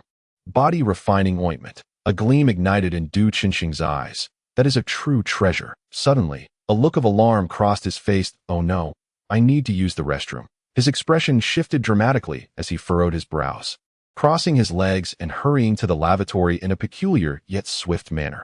After an entire night and half a day of discomfort, he was still enduring the ordeal. Such agony is incomprehensible to those who have not experienced it. Du Qinxing was suddenly filled with regret. Had he known, he would not have seized that tainted body-refining liquid, allowing Du Xiaoling to consume it. Now, in this state of debilitating diarrhea, he realized he had become akin to Du Xiaoling throughout the day. Du Xiaoling practiced his martial techniques in the courtyard. With Du San's demise, even the ninth steward dared not assign Du Xiaoling any menial tasks. Yet, Du Dafeng was devoid of such fortune. Strength is the key to survival. Thus, he focused on enhancing his cultivation while diligently refining his combat skills. Although the pathways within his body were unobstructed, rendering martial training quite effortless, every technique requires careful contemplation and mastery. The more proficient he became in his combat skills, the greater his chances of survival in the future. As the sun dipped low in the west, casting a radiant glow across the sky, Du Xiaoling continued to refine his craft. His hand seals shifted, and a surge of true energy coursed through him as he executed a series of sword techniques with formidable vigor. Each movement was nearly imperceptible to the naked eye. Were a strong practitioner to witness this moment, they would undoubtedly be astonished and appreciative. The fact that an introductory combat technique could be honed to such a degree is truly remarkable. As he concluded the final sword maneuver, Du Xiaoling was left breathless and drenched in sweat. This exertion was immense. Yet, the energy consumption of the Golden Ling sword technique was far less than that of the Golden Gang Fuhu finger. Even now, as Du Xiaoling reached the third level of martial prowess, activating the Golden Gang Fuhu finger felt arduous. Young master, it is time for dinner. You are truly impressive. Du Xie arrived, observing Du Xiaoling's recent practice in the courtyard. Although she did not fully comprehend the intricacies, she could sense the formidable prowess he displayed in his vigorous training. Chapter 24. The mysterious old butcher. After dinner, Du Junlin had sobered up and, for once, accompanied Du Xiaoling for the meal. In truth, during the past few days, Du Junlin had occasionally observed Du Xiaoling as he practiced martial arts. Du Xiaoling was aware that his father had also dabbled in martial cultivation, possessing seemingly considerable skill. He had contemplated asking his father for guidance on his combat techniques, but given that Du Junlin appeared perpetually intoxicated, even in his moments of clarity, which were often marred by a hangover, Du Xiaoling refrained from making the request. Following dinner, Du Xiaoling chose not to engage in further training or meditation. Overcome by fatigue, he promptly succumbed to a deep slumber. Although, as a martial artist and indeed a true practitioner at the third level, the benefits of an hour of meditation could far surpass several hours of sleep. Even the most formidable warriors require rest, while meditation can restore physical stamina and even maintain mental acuity. It ultimately fails to provide the profound relaxation that the soul necessitates, which is detrimental to one's cultivation. The tranquility attained during sleep is irreplaceable by mere meditation. That night, Du Xiaoling experienced a delightful dream. He envisioned himself as a superlative powerhouse, wielding dominion over the world while reveling in the company of exquisite beauties. surrounded by enchanting maidens of unparalleled grace, encompassing mature women, saintly figures, divine beings, youthful lasses. And even wait, where in the world did JKS come from? Abruptly, he awoke, realizing that such figures were non-existent in reality. Young master, it is time to rise. Upon opening his eyes, Du Shaoling found Du Xie's face nearly pressed against his own. A gentle fragrance unique to young maidens wafting towards him, reminiscent of orchids. Most pleasant indeed. Young master, why have you slept for so long? It seems you were lost in a delightful dream, smiling blissfully and unresponsive to my calls. Filled with curiosity, Du Xie noted his apparent joy in the dream. Was I? Du Shaoling sprang up, feeling invigorated after a restful slumber. Young master, what has happened to your trousers? At that moment, Du Xie gasped, noticing the dampness on Du Shaoling's pants, and exclaimed, Young master, did you wet the bed? Du Shaoling's face flushed crimson as memories of last night's dream flooded back. This was no mere bedwetting. It was a manifestation of a dream. To have Du Xie witness such an embarrassment. It's not bedwetting. Please step outside. I need to change my clothes. His cheeks aflame, Du Shaoling gently pushed Du Xie out, mortified at the thought of facing anyone afterward. Young master. Outside the door, Du Xie happened to encounter Du Junlin. What has happened to Shaoling? Having heard the commotion, Du Junlin casually inquired. Young master seems to have wet the bed last night, Du Xie replied. Wet the bed. Du Junlin paused, then turned his wheelchair to leave, muttering to himself, he's grown up. Indeed, he is. Do boys still wet the bed at this age? Du Xie was even more taken aback. Once dressed in fresh robes, Du Shaoling feigned composure, acting as if nothing were amiss. He thought to himself that such occurrences were not abnormal. It would be truly peculiar if they did not happen at all. Young master, today marks the 5th of the month. After finishing breakfast, Du Xie reminded him, presenting a small box to Du Shaoling. On the 5th day of the lunar month, I nearly forgot. Mysterious and enigmatic. It remains unclear what activities are being undertaken. Du Xie is also quite curious. In recent years, on the 5th day of each month, the young master has taken to venturing out. Strangely, whenever Du Shaoling departs on the 5th, he brings along an assortment of jars and bottles, primarily consisting of various kitchen condiments, some of which he has concocted himself. In the rear mountains, where jagged rocks jut out and towering trees reach for the sky, the distant peaks appear profound and azure, with a refreshing chill permeating the air. This coolness poses no hindrance to a martial artist. This secluded area is a favored training ground for Du Shaoling, perpetually desolate and uninhabited. Yet at this moment, an elderly man has appeared within the valley of the rear mountains. The elder, appearing to be in his 70s, possesses a remarkably lean physique, yet radiates vitality. What draws attention is his head of jet black hair, thick and lustrous, rivaling that of a typical 20-year-old in abundance. However, his hair is disheveled, resembling a bird's nest, haphazardly styled into a bun, and he is clad in a simple, unadorned gray robe. At last, someone has arrived. A youth of around 16 or 17 years stands tall and slender, his facial features striking and well-defined, his gaze deep and luminous. The young man strides forward with purpose, and upon catching sight of the elder from a distance, he calls out, Did you oversleep? How long have you been waiting? Ah, you little rascal, the elder retorts, I am quite advanced in age, and it is nearly noon without a morsel to eat. I cannot endure hunger. What if something unfortunate were to happen? Though he speaks these words, there is no sign of hunger upon his countenance. Isn't it fortunate that you've been graced with my presence? The youth is none other than Du Shaoling himself. He gazes at the elder and extends his hand, asking, Where are the goods, you little brat? Even scheming against an old man like me. Where could you find a chef of such caliber? The elder shoots Du Shaoling a displeased glance, but tosses him a small jade vial nonetheless. Upon opening the vial, a faint medicinal aroma wafts into the air, revealing a qi-nourishing pill within. No one knows that for the past several years, on the 5th day of each month, Du Shaoling has received a qi-nourishing pill from this elder. The reason is quite simple. Approximately 5 years ago, on a similar 5th day, Du Shaoling, yearning for the barbecued delicacies of his past life, rummaged through the kitchen for a few seasonings, casually took a fish, and began grilling it in the rear mountains. It was then that the elder appeared, his gaze fixated on the fish, nearly drooling. Eventually, through amicable negotiations, Du Shaoling secured a qi-nourishing pill. Although merely an entry-level elixir, it remains prohibitively expensive for an ordinary family. Otherwise, the black-and-white millstone in Du Xiaoling's mind would remain unquenched as for how he dared to directly request a qi-nourishing pill from a venerable elder. Du Xiaoling is no fool. This is an isolated mountain, and it is unlikely for a typical septuagenarian to traverse such terrain that in his mind. He envisions the elder as a relic of some prominent family in the desolate city, wandering the rear mountains of the Du family for reasons unknown. And why not take advantage of the situation? As for whether the elder seeks to uncover secrets of the Du family, Du Xiaoling is indifferent, feeling little attachment to the family. Initially, he had contemplated testing the waters by requesting 10 qi-nourishing pills. To my surprise, after an intense round of haggling, the price of a single qi-nourishing pill was successfully settled. Subsequently, the two reached an agreement. On the 5th day of each month, Du Xiaoling would prepare a barbecue feast for the old man.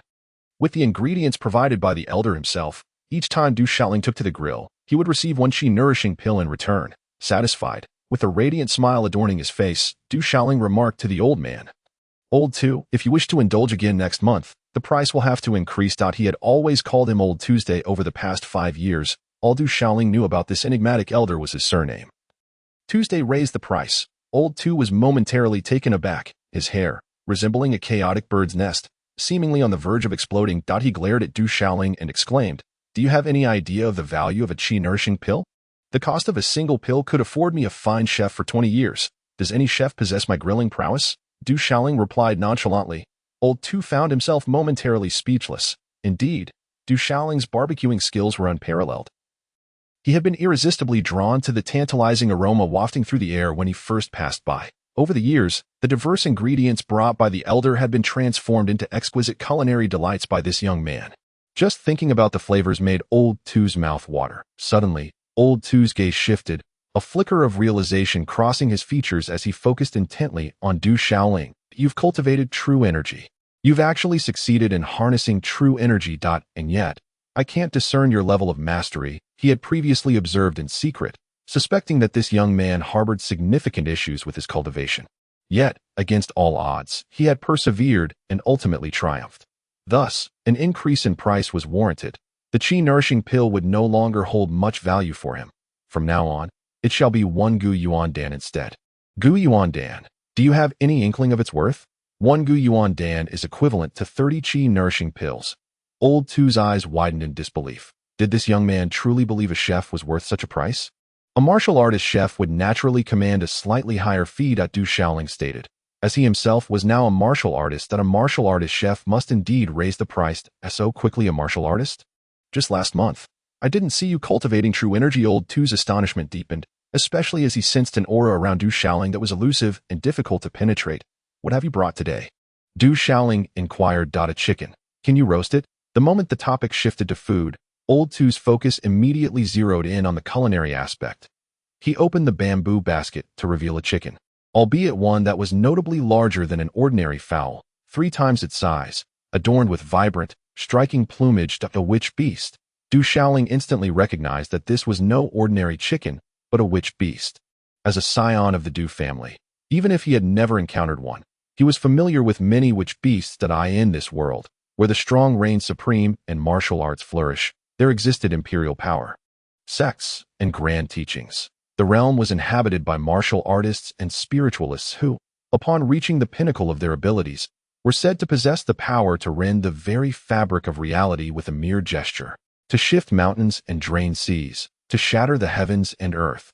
Legend spoke of these superlative beings capable of annihilating an entire city or even a nation single-handedly. When a strong person was enraged, they could leave a trail of 100,000 corpses in their wake. In this world, there exist mystical beasts, known as. These formidable creatures possess the ability to transform into human forms, their power reaching terrifying heights. Legends speak of mighty capable of swallowing thousands whole, their size rivaling that of mountains, capable of trampling landscapes into ruin. The territories of these powerful beasts are deemed forbidden grounds for humanity, where even the most skilled warriors dare not tread lightly. Yet, the before Du Xiaoling was unknown to him. This is hardly surprising. With so many in existence, who could possibly know them all? The chicken. Today, it shall not be roasted. Instead, a different culinary adventure awaits. The plan began to form in Du Xiaoling's mind. After all, this was a mystical beast, and it was said that the flesh of such creatures was exceptionally nourishing. In the Du household, very few had the privilege of tasting meat. Old Butcher, too, was filled with enthusiasm. Whenever Du Shaoling devised a new method of preparation, it invariably resulted in a delectable dish, igniting his curiosity. Thus, the elder and the youth commenced the preparation of this chicken. The feathers were remarkably tough, yet the meat was astonishingly tender. They carved a hole in the rear, extracting the innards, and filled the cavity with fragrant leaves and spices. They coated the chicken with seasoning as well, then tightly wrapped it in large, clean leaves, finally encasing it in suitable wet clay before igniting a roaring fire and placing it within the flames, covering it with glowing coals. Once their labor was complete, both Du Shaoling and Old Butcher found themselves smeared with dirt, wet clay, and ash, their faces no exception. Unfazed, Old Butcher eagerly anticipated the moment when they could finally feast on the chicken. The chicken would require a longer cooking time, about an hour. Du Shaoling informed Old Butcher before beginning to practice the golden Fong tiger finger nearby, revealing no secrets from the elder as a third-tier warrior. He had successfully cultivated an intermediate spiritual skill. Old Butcher, astonished, felt a surge of surprise deep within, though he masked it well. However, after a while, a renewed glimmer of astonishment emerged in his gaze. The fact that a third-tier warrior could practice an intermediate spiritual skill multiple times was truly astonishing. It was difficult to fathom. Even the most exceptional prodigies would likely pale in comparison. After nearly an hour of practice, Du Shaoling found himself utterly exhausted, nearly collapsing to the ground. He mustered the strength to stand. Breathing heavily, drenched in sweat, yet his heart brimmed with hope. He had become a warrior, and this was his aspiration. The strong wield the knife, while the weak become the meat. From the moment Du Shaoling came to understand the realities of this world, he grasped this truth. Without sufficient strength, one could not protect oneself or those around them. It was not only the dangers outside. Even within the Du family, countless individuals sought opportunities to undermine him and his father. Had it not been for his recent ascension to warrior status, he might have been the one rendered powerless on the battlefield just days prior. Now, having embraced his identity as a warrior, Du Shaoling's resolve to become powerful grew ever stronger. Old Butcher gazed at Du Shaoling and said, "I see you have been diligently training over the years, yearning to become a warrior. Yet, sometimes, being a chef is quite admirable as well. With your culinary skills, you could undoubtedly excel as a chef, eventually marrying and starting a family, living a stable life. Such a fate is not without its merits. To lead a life as a humble cook may indeed be a choice. Yet in this world, it is unlikely that one can truly find stability in such a role," Du Shaoling remarked. The Old Butcher gazed at Du Shaoling, seemingly taken aback, and then inquired, "Do you genuinely desire to become a formidable figure?" Chapter 26. The Apprenticeship. Absolutely. Du Shaoling nodded resolutely, his gaze unwavering. Only by enhancing his cultivation and strength could he alter his current circumstances and destiny. And what of becoming a strong man? The Old Butcher appeared intrigued. A man's life should not squander its prime.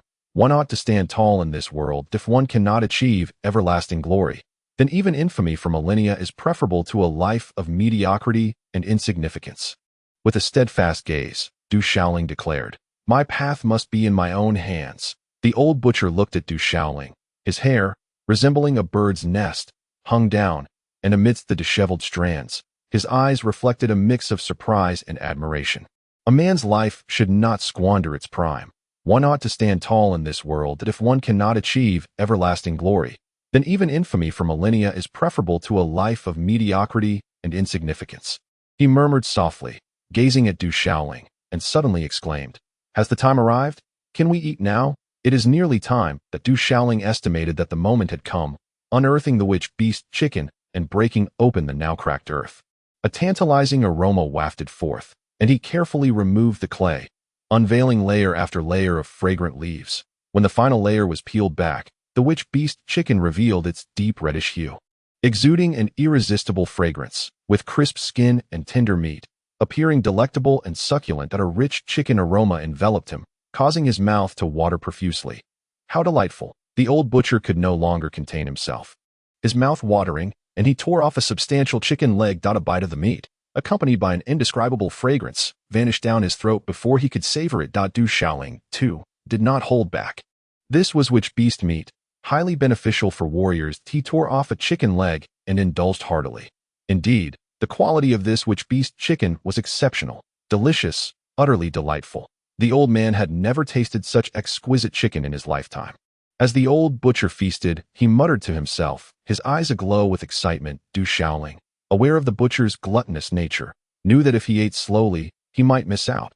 This was which beast chicken, immensely advantageous for him. The preparation of this chicken was unlike anything he had ever encountered before. The old butcher, filled with curiosity, inquired, "What is this method? You have certainly never encountered anything like it." "This is known as beggar's chicken." Du Shaoling understood that the old butcher had never experienced such a cooking style, and although this technique was derived from his past life, he refrained from shamelessly claiming it as his own, opting instead to refer to it as a secret recipe. Beggar's chicken. How intriguing. The old butcher, with grease on his lips, devoured the chicken bones until pristine clean, exclaiming with a hint of regret, "With your culinary skills, you ought not to pursue the martial path. Becoming a strong man is no easy feat. As a cook, you could bless countless souls with your craft. I shall undoubtedly become a strong man." Du Shaoling's gaze was resolute as he clapped his hands. A creature as large as this mystical beast chicken would surely leave both of them feeling quite satiated. Becoming a formidable warrior is not merely a matter of honing combat skills. Techniques are but lifeless forms, and no matter how proficiently one practices, when confronted with an adversary, the reality is vastly different. In some encounters, life and death hang in the balance of a fleeting moment.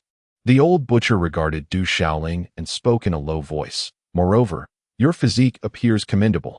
Although you have not cultivated true energy over the years, your body has reached this remarkable state, which is quite unexpected. However, even if you have now managed to cultivate true energy, given your age, you have begun your journey far too late. If you genuinely aspire to become a strong individual, this path may prove to be far more arduous than you imagined." Du Shaoling observed the old butcher, whose disheveled hair made him resemble a lonely elder. Yet, Du Shaoling was not naive. This man was certainly no ordinary person. Furthermore, through the years of their acquaintance, during which he received one nourishing energy pill each month, the old butcher had never defaulted on his promise, indicating a character of considerable integrity. Suddenly, Du Shaoling dropped to his knees before the old butcher. "What are you doing, you rascal? The new year has not yet arrived. There is no need for such early greetings." The old butcher raised an eyebrow. "If you insist on kneeling, please allow me to accept your homage." Du Shaoling bowed deeply. "Stop right there. I have no intention of taking on a disciple. In 3 days, the Du family will hold a grand competition, and I suspect there are those within the family who do not wish for my survival. When the time comes, the arena will show no mercy. If I were to be killed, that would be a trivial matter.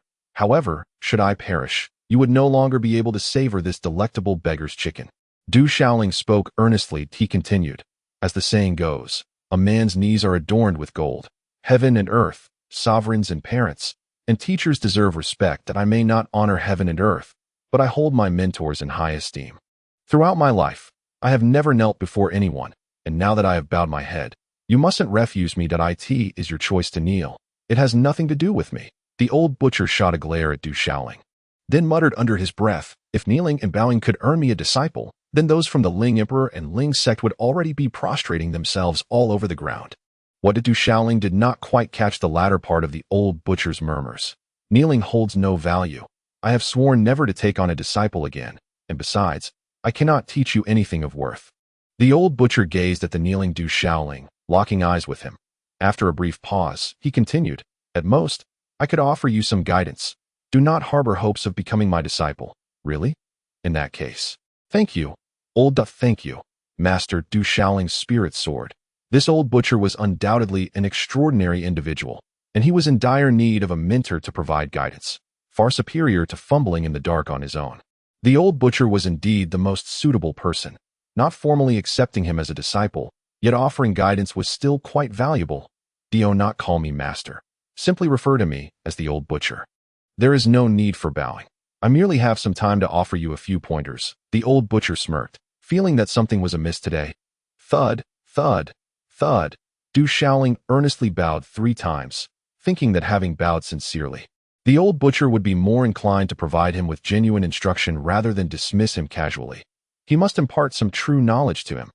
"You, my dear fellow, are naturally endowed with a rather audacious spirit, plundering like a hawk swooping down on its prey, even managing to outsmart the elder, all while exhibiting such cunning finesse. You fear that the elder may offer misguided counsel, do you not? The old butcher cast a disdainful glance. Perceiving this impetuous youth, who, despite his youthful naivety, displayed remarkable shrewdness. Indeed, there was an unmistakable glimmer of admiration within his scornful gaze. It was then that Du Shaoling rose, a sheepish smile gracing his lips. As the saying goes, the old grow wise, and it appeared that his modest intentions had not eluded the old butcher's perceptive eyes. Thus, he remarked, "If you do not wish for me to call you master, then I shall henceforth refer to you as Uncle Butcher." Chapter 27. The butcher's astonishment. Suit yourself. The butcher did not object but addressed Du Shaoling. "The chicken we just feasted upon harbors numerous benefits. Now that you are capable of cultivating true energy, you must swiftly refine and absorb it. This way, the advantages you reap will be maximized. I am quite satisfied with today's meal, and I find myself with ample time this day to assist in guarding your practice. Rest assured and focus on your cultivation." Over the years, the butcher had gleaned some understanding of Du Shaoling's circumstances. He had observed the young man's persistent struggles, seemingly unable to cultivate true energy. Yet he had persevered, and to his surprise, success had finally graced him. That Du Shaoling, feeling no need for formalities, had grown to trust the butcher through their years of interaction. He was eager to refine the benefits derived from the mystical chicken without delay. Finding a suitable spot, he sat cross-legged and began to channel the Hongming Tunshin Ju Eat. As he inhaled and exhaled, a warm current began to surge forth within him, a manifestation of the energy contained within the mystical chicken. This energy spread throughout his limbs, bones, and muscles, and under the refining process of the Hongming Tunshin Ju, it traversed through 72 cycles, transforming into true energy within him.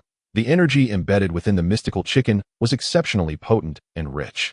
To Du Shaoling's astonishment, the black and white grinding mill had not seized any of the benefits, remaining utterly unresponsive. However, as Du Shaoling diligently refined the advantages contained within the mystical chicken, the old butcher, who had initially appeared relaxed, suddenly wore an expression of shock. A threefold warrior. He recalled that just last month, on the 5th day, Du Shaoling had been unable to cultivate true energy at all. This meant that within a month, he had ascended to the status of a threefold warrior. Such a pace was astonishingly prodigious. Furthermore, it was evident to the old butcher that the true energy within Du Shaoling was remarkably pure and dense. As time progressed, Du Shaoling's aura began to ascend. This rising energy gradually radiated outward, enveloping him in 5 distinct glows of gold, azure, green, crimson, and faint black, akin to 5 flames dancing in a brilliant display. These 5 hues transformed into intricate patterns that unfurled across Du Shaoling's physique, shimmering like a cascade of light, intertwining with his flesh and taking root within him, exuding a formidable and terrifying presence. At that moment, the butcher could hardly contain his astonies. It is likely that many old-timers would go mad upon hearing this. A certain moment, a palpable energy of heaven and earth began to converge in this surrounding void, continuously pouring into Du Shaoling's body, enveloping him in a formidable and fierce aura. His Dantian's energy suddenly expanded, as if it had exploded from within. Buzz! In the next instant, Du Shaoling felt his Dantian's energy swell significantly. Streams of heavenly energy, along with the refined true qi within him, surged into the Dantian, causing a dramatic enhancement in his cultivation level. 4th level warrior, 5th level warrior. Du Shaoling sensed that his cultivation was rapidly ascending towards the 6th level warrior tier. Stop this instant. Suppress your energy. You must not break through any further. At that moment, the voice of old Tu resonated in Du Shaoling's ears. The sound was like a divine revelation, and still immersed in the joy of his breakthrough. Du Shaoling began to restrain himself. The overwhelming energy of heaven and earth surged within him, difficult to contain, as if something were about to explode inside. Do not be hasty. Empty your mind and attune yourself to the elemental attributes of the world. Absorb as much as you can and guide the heavenly energy through your body. Old Tu's voice continued to echo in Du Shaoling's ears. After a considerable time, following Old Tu's guidance, the aura within Du Shaoling gradually calmed down. At this moment, his cultivation stabilized at the 5th level warrior level. Simultaneously, Du Shaoling felt an unparalleled sense of comfort coursing through his body, an ineffable pleasure. After a brief moment, everything settled. With a deep exhale, a breath of stagnant air escaped from his Dantian along his throat. Du Shaoling opened his eyes, which sparkled with depth and clarity, and joyfully exclaimed to Old Tu, "Uncle Tu, I have broken through to the 5th level warrior. What is there to be jubilant about? A month ago, you could not even cultivate true chi, and now you are at the 5th level warrior. Is this truly a cause for celebration? Old Two remarked. Isn't a breakthrough worth celebrating? Du Shaoling questioned, puzzled. Old Two regarded him for a moment, then stepped aside and uprooted a piece of grass that stood as tall as his finger, which immediately grew considerably taller. Do you think this grass has grown taller now? This is the folly of pulling seedlings to help them grow. Du Shaoling's gaze shifted, as if he had grasped a deeper understanding. The towering building rises from a solid foundation. Your current level is merely the base. Only by digging the foundation deeper can the building rise higher. Otherwise, it will be precarious and may even collapse in the face of a storm. Old Two's expression became serious as he continued. You have consumed too much of the meat from the Wushou chicken. You must control this in the future. Fortunately, although you have been unable to cultivate true qi for years, you have been training your physical body, which remains quite robust, so there are no significant issues. But remember, you must absolutely not break through again within 3 months. Uncle Two, I understand, Du Shaoling replied, a cold sweat breaking out over him. Initially, he thought that consecutive breakthroughs were a good thing, but now he realized it could be more harmful than beneficial. Uncle Two, now that I am a 5th level warrior, how do I compare to others in terms of innate talent? He then inquired. For an extended period, Du Shaoling found himself unable to cultivate true energy, and the Du family showed him little regard. Consequently, his knowledge on this matter remained rather limited. He was only aware that Du Tingda, who was slightly older than him, had merely reached the foundational stage. Within the Du family, Du Qingqing was considered an exceptional talent, yet it seemed he had only recently ascended to the martial artist realm. The old butcher gazed at Du Shaoling and inquired, You must be around 16 years old, correct? Yes, I will soon turn 16, Du Shaoling nodded, realizing that in just 2 months, he would have graced this world for 16 years. At 16 years of age, having only reached the 5th level of martial arts, what is there to be proud of, compared to your modest Du family? Not to mention the supreme prodigies of this world. Even those remarkable young talents had already attained the martial artist realm before the age of T.16. Some of these prodigies may have even reached the martial commander or even the martial king level. The old butcher cast a sidelong glance at the still somewhat pleased Du Shaoling. Chapter 28. The astonished old butcher. That being said, the old butcher was well aware of the truth. To be precise, Du Shaoling had only truly cultivated true energy for about a month. It had only been a brief period since he began his training. Although it is not the goal to advance rapidly at the martial artist level, it remains one measure of innate talent that to cultivate true energy and reach the 5th level of martial arts in just a month. Should this news circulate, few would likely believe it. So, I have been so weak. Du Shaoling, who had just been feeling a sense of excitement and exhilaration, was suddenly doused with cold water. At 16 years old, he had only just cultivated true energy and attained the martial artist realm. Meanwhile, the brothers Du Chenyang and Du Qingqing seemed to have broken through to the martial artist realm long ago. Moreover, this was merely one family. The world is vast and boundless, and compared to his peers across the globe, he felt even weaker. How long have I even been training?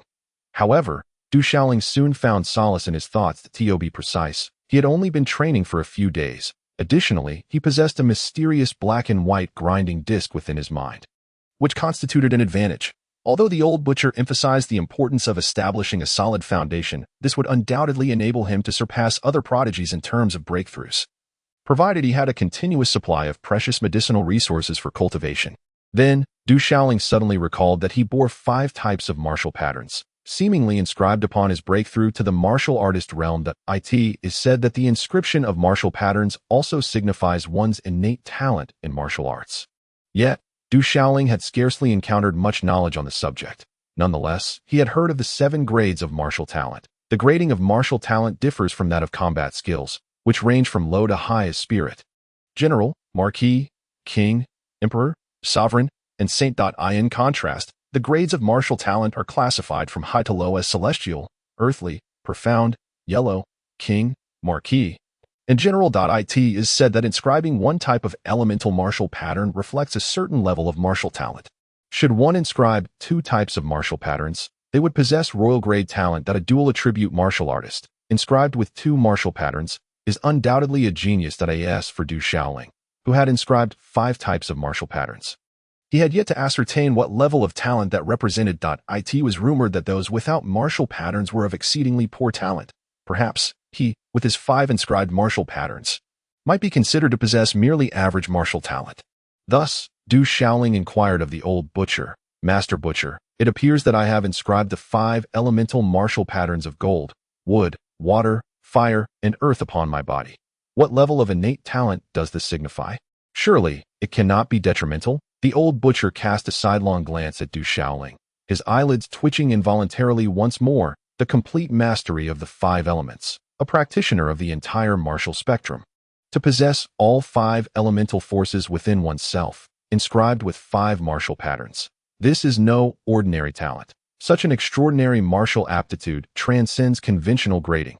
Legends speak of practitioners of the entire spectrum as favored by the heavens, standing shoulder to shoulder with those of heavenly grade talent. Yet, the existence of such practitioners has long been relegated to myth. Even I have never encountered anyone with such martial prowess. What is there to be proud of in inscribing 5 martial patterns? To inscribe even more patterns may not be advantageous. One cannot bite off more than one can chew. The path of the strong is unending, and the journey of martial arts is vast.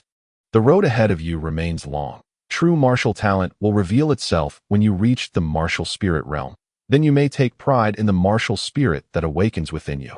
The old butcher's gaze flickered, struggling to suppress his astonishment. As he glanced at Du Shaoling with a feigned air of disdain, he then shifted his tone, saying, however, given that you have inscribed 5 martial patterns, it would be wise to keep this under wraps for the time being. Generally speaking, revealing more than 2 attributes is ample. Nevertheless, the old butcher could not quell the turmoil within him. The quantity of inscribed martial patterns, while not wholly indicative of martial talent, certainly plays a significant role. The martial spirit is an absolute measure as well. Yet, possessing 5 martial patterns, with a complete mastery of the 5 elements, denotes an exceptional aptitude. Even without awakening a martial spirit, such talent is undeniably remarkable. A genius among geniuses. Du Shaoling lowered his head, having once envisioned himself as immensely formidable with 5 inscribed martial patterns. However, from the old butcher's words, it seemed rather ordinary. Moreover, he understood the wisdom behind the adage, too much of a good thing. By the way, Master Butcher, are you familiar with spirit practitioners? Du Shaoling suddenly asked. Spirit practitioners? I know a little. Why do you ask? The old butcher's tone softened considerably, realizing he may have been too harsh on the young lad. It is that, 2 days ago, when I broke through to the martial practitioner level, I sensed a new space within my mind. Could it possibly be a spiritual palace? Du Shaoling queried. Just days prior, upon his breakthrough, a mysterious grinding disc had appeared within that mental space. Furthermore, he felt that his spiritual power had become distinctively different. As far as Du Shaoling knew, it was impossible for a martial practitioner to open a space within their mind at that level. It was rumored that such a mental space was known as a spiritual palace, a feat achievable only by spirit practitioners. Spirit practitioners represent a status even higher than that of martial practitioners. Hence, Du Shaoling sought to ascertain from the old butcher whether the space within his mind was indeed a spiritual palace. If it were a spiritual palace, it would mean he could potentially become a spirit practitioner. Let me take a look at your mental space. The old butcher, equally perplexed, raised his hand and placed it upon Du Shaoling's forehead. Immediately, Du Shaoling felt a gentle, tingling sensation akin to electricity surging into his mind. In that fleeting moment, the black and white grinding disc in his mind emitted a faint, ethereal glow, only to succumb to complete silence thereafter. However, at this juncture, the old butcher was utterly taken aback, his entire being quivering uncontrollably, his gaze filled with profound astonishment. After a considerable pause, he finally released his grip. Yet several imprints of his hand subtly fell upon Du Shaoling. Ah, Uncle Tu, is my mind the spiritual palace of a spiritual practitioner? Du Shaoling tentatively inquired, having noticed the old butcher's earlier sigh, which indicated that this was not merely a spiritual palace. And perhaps he had overthought the matter. Why ask so many questions? Aren't you supposed to be preparing for the Du family competition in 3 days? You should be more concerned about not getting beaten to death, the old butcher retorted, rolling his eyes at Du Shaoling. With only 3 days remaining, the thought of the Du family competition caused Du Shaoling to adopt a serious demeanor. Although he had already become a martial artist, he was acutely aware that facing Du Qinyang would be a formidable challenge. Starting tomorrow, I will provide you with some guidance on combat techniques over the next 3 days, the old butcher declared. That's splendid, Du Shaoling exclaimed joyously, his face alight with a smile. Yet, he soon turned to the old butcher with another question. Uncle Tu, were you just examining the space within my mind? Did you uncover anything unusual? Perhaps something particularly special? Chapter 29. Supreme Battle Body. The old butcher gazed at Du Shaoling with an expression of sheer bewilderment before finally responding. Do not worry, your mind is intact. With that, he turned abruptly and departed, stating, remember to be prompt tomorrow. I will not wait for tardiness. Understood. Uncle Tu. It appeared that the old butcher had not discerned anything unusual. The black and white grinding disc seemed to be even more enigmatic than he had previously imagined. Based on Du Shaoling's speculation, the old butcher was no ordinary individual. He likely hailed from a prominent family within the desolate city, driven by insatiable greed. After all, a man who could part with a vitality-enhancing pill each month for his cravings could not be deemed commonplace. The old butcher's promise to impart his combat skills was precisely what Du Shaoling required at this moment, and he resolved to study diligently starting tomorrow. He pondered the old butcher's capabilities. Was he a martial general? Or perhaps even a martial commander? Du Shaoling mused, recognizing that a martial general was already an undeniable powerhouse, while a martial commander represented a figure of great significance if a martial commander were to guide him in combat techniques. The benefits would be immeasurable. Even if the old butcher was merely a martial general, he would still surpass Du Shaoling, who would find it challenging to compete that a young man must possess a skill to rely upon. Being reborn grants one additional opportunities, Du Shaoling reflected, acknowledging that his culinary skills in barbecuing could indeed be considered a talent, for without it, he might never have encountered the old butcher. Suddenly, from afar, the old butcher let out a sneeze. Innate soul source, all-encompassing martial artist, he mumbled, unable to contain himself. But I have vowed not to take on apprentices, and so I shall not. The 5 years of skills I imparted to him shall be deemed as compensation. Which does not violate my oath. Yes, he murmured. The old butcher vanished without a trace, seemingly disappearing into thin air. This scene went unnoticed by anyone. Otherwise, they might have believed they had encountered a ghost. Du Shaoling had become accustomed to it. Upon entering the room and gazing at his inebriated father, he gently covered him with a blanket before quietly departing. In his previous life, he had been utterly alone, suffering in solitude. Yet in this life, the bond between father and son was a source of mutual reliance, a connection he had embraced wholeheartedly and cherished deeply. Regardless of the circumstances, they were family. To his surprise, Du Xia had prepared a small portion of beast meat for dinner, which, as she explained, was specially procured by Chun Dafu from the kitchen in the inner courtyard just for Du Shaoling. With the Du family competition approaching in 3 days, she hoped it would help bolster his strength. Being the legitimate eldest son of the Du family, his position was undeniably awkward. Relying on Chun Dafu to obtain a mere morsel of beast meat elicited a bittersweet smile from Du Shaoling. Yet, simultaneously, warmth filled his heart as he silently vowed that once he became a formidable force, he would ensure that neither Du Xia nor Chun Dafu would ever endure hardship again. That night, Du Shaoling retired early. Yet after only a short while, he awoke to practice breathing exercises for 2 hours. Before the third watch of the night had even arrived, he rose and made his way to the kitchen.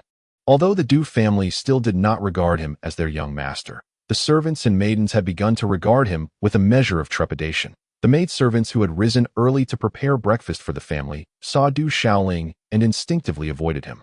Yet they dared not provoke him further. In the kitchen, Du Shaoling paid no mind to the servants. Instead, he focused on kneading dough and cutting meat, recalling the methods from his memory to craft a batch of buns. The results appeared promising, and after steaming them for a short while, an enticing aroma filled the air, drawing the astonished gazes of several servants as he exited with the food. By the time dawn broke, Du Shaoling had arrived at the back mountain. To his astonishment, he found that Butcher Tu was already there. The aroma wafting through the air was irresistible. The old butcher had caught wind of the delightful scent and fixated his gaze on the food box Du Shaoling carried. This is breakfast prepared for you, Butcher Tu. It's best enjoyed warm, so please have a taste, Du Shaoling said with a beaming smile. He sought the butcher's guidance on his combat techniques.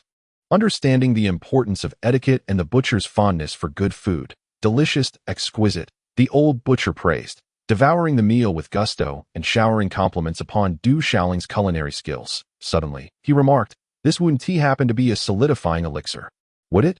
Chuckling, Butcher Tu replied, you jest. This is a token of gratitude. In the future, whatever you desire, I shall ensure it is prepared with utmost care. Du Shaoling offered an awkward smile in response that you're quite shrewd.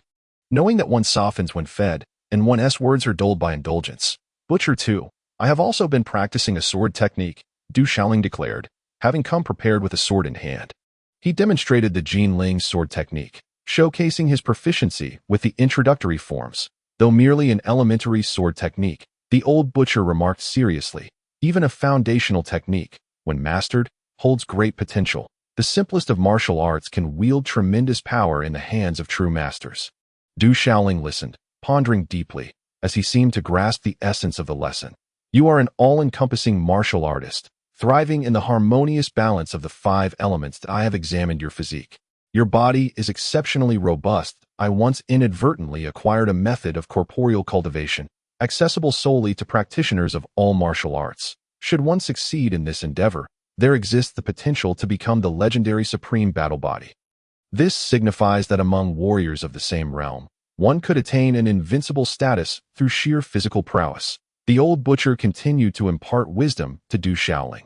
Even if you have not yet reached the pinnacle of the supreme battle body, as a practitioner of all martial arts inscribing 5 types of martial runes, with the interplay of the 5 elements forging your body, your physical form and strength would surpass that of ordinary warriors of the same level. As for the specifics, the old man was not entirely certain. I have merely gleaned a fragment of knowledge. Whether you can genuinely cultivate into the supreme battle body will depend solely on your own comprehension. Thus it is prudent for you to consider whether you wish to embark on this path of cultivation. Invincible at the same level, Du Shaoling's eyes sparkled with fervor, and an overwhelming aura surged from the depths of his being. The supreme battle body, a name that radiates strength. How could one possibly refuse to cultivate it? Du Shaoling hastily nodded, exclaiming, "Cultivate. Of course I shall. Do not agree too hastily." The old butcher seemed to perceive the pride swelling within Du Shaoling's heart, and continued, "Once you cultivate the supreme battle body, it will present a drawback to your training, resulting in a notably slower cultivation pace compared to normal. While others may ascend from the martial realm to the spirit realm in 3 years, you might require a decade." Chapter 30. Is this the successful cultivation? What at Du Shaoling, who had just felt an immense surge of spirit, felt his aspirations plummet. If the cultivation speed is so sluggish, and his opponents surpass him in cultivation, what value remains in being invincible among peers? Yet, there exists a means to compensate. Observing Du Shaoling's despondency, the old butcher appeared to relish the moment. Cultivating the supreme battle body necessitates an abundance of true energy to continuously refine the physical form, thereby impeding your cultivation speed. However, one may seek heavenly materials, earthly treasures, and medicinal elixirs to consume, refining them to replenish the expended true energy, thus preserving one's breakthrough velocity. Ordinary warriors would find it nearly impossible to consume vast amounts of heavenly materials and earthly treasures for rapid advancement, as it would leave behind insurmountable aftereffects, with their bodies unable to sustain the strain. Yet the supreme battle body is capable of forging your physique, allowing you to far surpass others of the same realm. And this merely compensates for the true energy required for physical refinement, without affecting the stability of one's realm. After a brief pause, witnessing the rekindled hope on Du Shaoling's face, a faint smile crept upon the old butcher's lips as he remarked, "Half seriously, of course, this endeavor is exorbitantly costly, far more than you might anticipate, unimaginably so. The cost of nurturing pills and foundation pills pales in comparison as the supreme battle body ascends. The expenses for continued breakthroughs will only escalate. The ability to replenish true energy through the consumption of heavenly materials and earthly treasures, all while avoiding aftereffects, left Du Shaoling feeling that the supreme battle body was indeed extraordinary. Yet upon hearing the final words, he was rendered speechless. Such exorbitant costs. The nurturing pills and foundation pills were but a mere trifle. The supreme battle body, I shall cultivate it. Ultimately, Du Shaoling resolutely chose to pursue this path of cultivation. The supreme battle body sounded undeniably exceptional. As for the expenditure, the black and white grinding disc in his mind indeed required a considerable amount of elixirs to facilitate his breakthrough, which also amounted to a substantial financial burden. The saying goes, too much debt brings no worry. Very well, this is your own choice. Thus spoke the old butcher. It seems that from now on, the only option is to devise ways to earn more money. Du Shaoling murmured to himself. Nevertheless, regardless of the circumstances, his current situation had improved significantly. The old butcher presented an ancient jade slip to Du Shaoling. It was palm-sized and bore only some archaic patterns. Devoid of any characters, that Du Shaoling pondered aloud. Is this the cultivation method for the supreme battle body? This jade slip can be activated with a drop of blood, and the cultivation method resides within. Replied the old butcher, is it truly that simple? Du Shaoling found himself at a loss for words, as it resembled the novels he had read in his past life. Yet, Du Shaoling maintained his composure. Sitting cross-legged, biting his fingertip, and allowing a single drop of blood to fall upon the jade slip, the blood seeped into the jade slip as if absorbed by a sponge.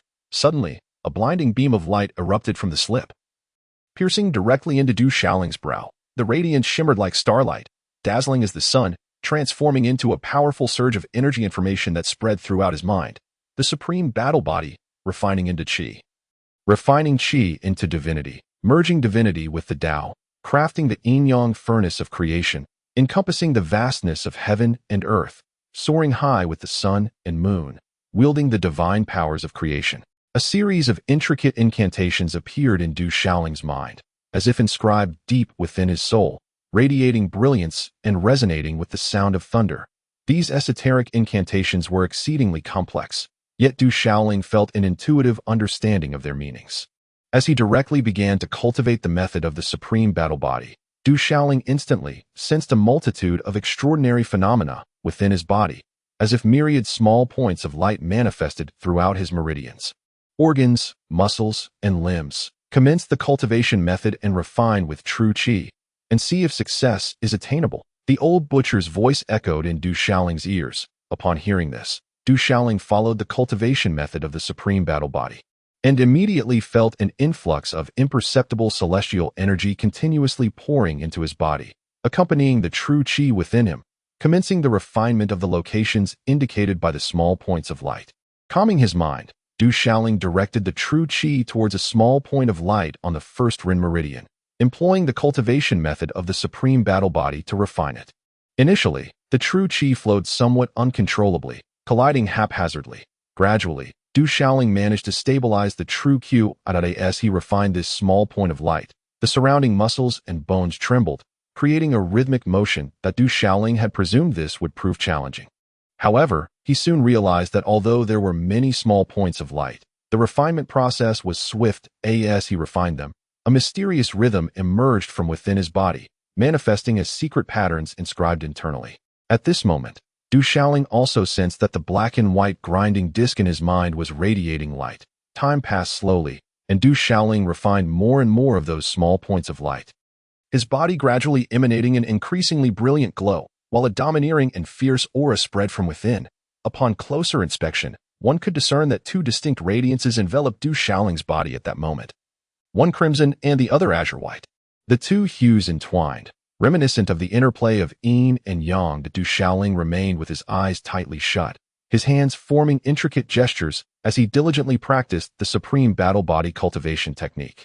His youthful visage bore an expression of unwavering resolve and tenacity. In a fleeting moment, not far away, the old butcher's eyes flickered with a fierce light. Disbelief etched upon his face. After 6 hours, when the final luminescent point within him was refined and inscribed as secret runes upon his being, Du Shaoling felt a violent tremor coursing through his body, followed by a radiant glow enveloping him from within and without. Boom! In that instant, the bones of Du Shaoling's entire form erupted with a resounding crack, his flesh vibrating with an indescribable aura of sanctity and dominance, accompanied by an unparalleled sense of elation. The 5 elemental true energies within him surged forth, their golden, azure, verdant, crimson, and pale black hues swirling around him like flames, dazzlingly brilliant and unfurling widely. Boom! The entire rear mountain blazed with brilliance as a torrent of cosmic energy converged, akin to a rain of light cascading down to merge with Du Shaoling's very flesh. Simultaneously, an ancient, domineering essence emanated from within him, accompanied by the echoing chants and roars of divine beings, as if the primordial universe itself was being condensed. At this moment, the old butcher, witnessing this spectacle, was rendered speechless, his gaze ablaze with astonishment as his wrinkled visage trembled with excitement at a certain point. Unbeknownst to him, the entire desolate city was shrouded in twilight. The night sky suddenly descended, revealing twinkling stars that pierced through the darkness, resembling countless silver pearls intricately embedded in the deep black expanse. A vast expanse of starlight hung in the sky, like a faintly glowing band of celestial light crossing the heavens, seemingly on the verge of descending from the night. Such an extraordinary phenomenon stirred the desolate city, prompting many to gaze upwards in wonderment. Boom! At that moment, a fierce and commanding aura erupted from within Du Xiaoling, intricate runes interlacing upon its surface, dazzling and resplendent, as if divine beings were chanting in unison. The supreme battle body that had been successfully achieved. The old butcher's fists clenched tightly, his aged face betraying an involuntary tremor of awe. If this were to spread among all martial practitioners, it would undoubtedly incite unimaginable upheaval. Moreover, the old butcher was acutely aware that Du Xiaoling possessed an innate soul source, a coveted treasure that many yearned for but could not attain. Now, this young man had managed to cultivate the supreme battle body within a single day. This left the old butcher momentarily dumbfounded, disbelief flooding his mind. Were it not for witnessing it firsthand, he would have never believed such a phenomenon possible. Was this young man a prodigy? Boom!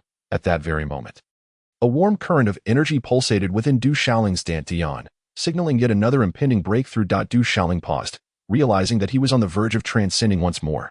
However, he felt no thrill of excitement.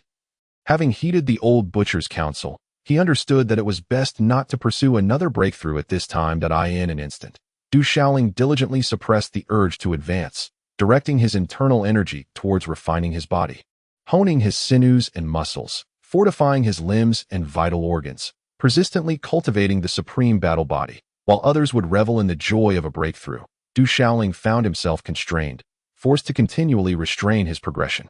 The old butcher, observing from the side, subtly altered his expression, revealing a glimmer of admiration that in the tumultuous years of adolescence, when youthful vigor is at its peak, the temptation to break through was met with an unexpected resilience.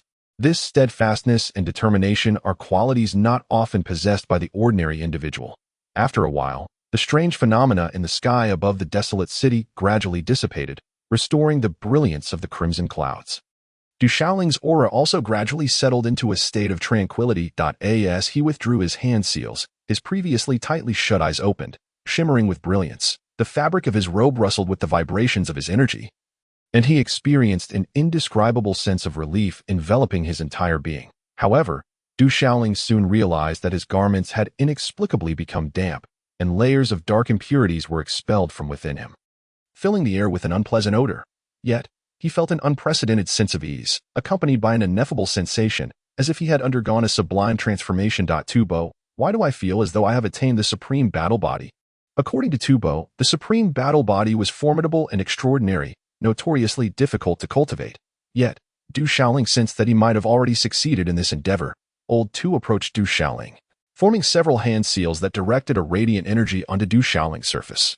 The corners of his eyes twitched, and his voice bore a hint of gritted teeth as he remarked, "Indeed, you have succeeded in your cultivation, so soon." Du Xiaoling questioned, his own disbelief evident. Unbeknownst to him, Old Tu was grappling with his own existential doubts. What is there to be joyous about? Yes, you have succeeded, but it is merely the entry level of the supreme battle body. The supreme battle body comprises 4 stages: the initial small success, the intermediate success, the major success, and the complete mastery, each with its own cultivation methods. What you have achieved is merely the initial small success of the supreme battle body. Old Tu cast a sidelong glance at Du Xiaoling. Only at the entry level. No wonder it was so easy. Du Xiaoling finally comprehended, understanding from Old Tu's words that the supreme battle body was indeed extraordinary. He immediately inquired, "Tubo, what about the cultivation methods for the second, third, and fourth stages? I do not possess them either. The entry-level cultivation method of the supreme battle body was a mere coincidence for me. I have no other methods," Old Tu replied, shaking his head. "If you wish to acquire the cultivation methods for the other 3 stages, it will depend on whether you have the opportunity to obtain them in the future. Furthermore, although you have succeeded in your cultivation, it is merely the entry level. There remains significant room for advancement at the small success stage of the supreme battle body, allowing for continual refinement. This, the supreme battle body, is but a partial technique." Du Xiaoling felt a twitch at the corner of his eye. Cultivation methods for the second, third, or fourth stages. Was Old Tu jesting? After a day of cultivation, he discovered that what he had achieved was merely a partial technique. What partial technique? Even if you have only mastered the first layer, your physical body is already far beyond that of an ordinary warrior of the same realm, easily surpassing that of a standard mystical beast. What more could you possibly want? Feeling as though he had practiced nothing at all that day, Du Shaoling stood in stunned silence, genuinely sensing that the day had passed without significant progress. Old Tu, at a loss for words, could hardly believe that this fellow had managed to cultivate the supreme battle body in just one day. Suddenly, Du Shaoling appeared to have a realization, his gaze earnestly fixed on the old butcher, exuding sincerity and anticipation as he inquired, "Do you have any treasures to bestow upon me, perhaps elixirs or spiritual herbs? My cultivation of the supreme battle body requires a considerable amount of such resources. Rest assured, once I earn some wealth in the future, I shall repay you doubly." The old butcher, with a clear and resolute demeanor, responded, "Do not harbor hopes for spiritual herbs. I possess nothing of the sort." "Then, do you have any royal-grade battle techniques or fine sorts?" Du Shaoling persisted. "Techniques of the king or marquis grade, or even a respectable sword, would be quite valuable," with a shift in his focus. Du Shaoling contemplated that while lacking spiritual herbs, acquiring some battle techniques and decent weaponry would still be advantageous. Having practiced the golden ling sword technique, he lacked a proper sword. Any respectable weapon and a slightly superior technique would hold considerable worth. The higher the grade of the technique and weaponry, the greater their power and value. Humph. Do you think royal-grade techniques and king-grade techniques are as common as cabbages? If you desire such things, find a way to procure them yourself. I am merely offering you a few pointers, not acting as your master. Spare me your fanciful dreams, the old butcher retorted with an exaggerated eye roll. Clearly unimpressed by Du Shaoling's audacity. Is there truly nothing? Du Shaoling expressed a hint of disappointment. Though it was merely a casual inquiry, the old butcher was a good man, having generously provided him with a method to cultivate the supreme battle body, albeit an incomplete one, which felt extraordinary. Hence, Du Shaoling thought to test his luck once more. If all else failed, even techniques of lesser quality would suffice, as he was adept at swiftly mastering combat techniques.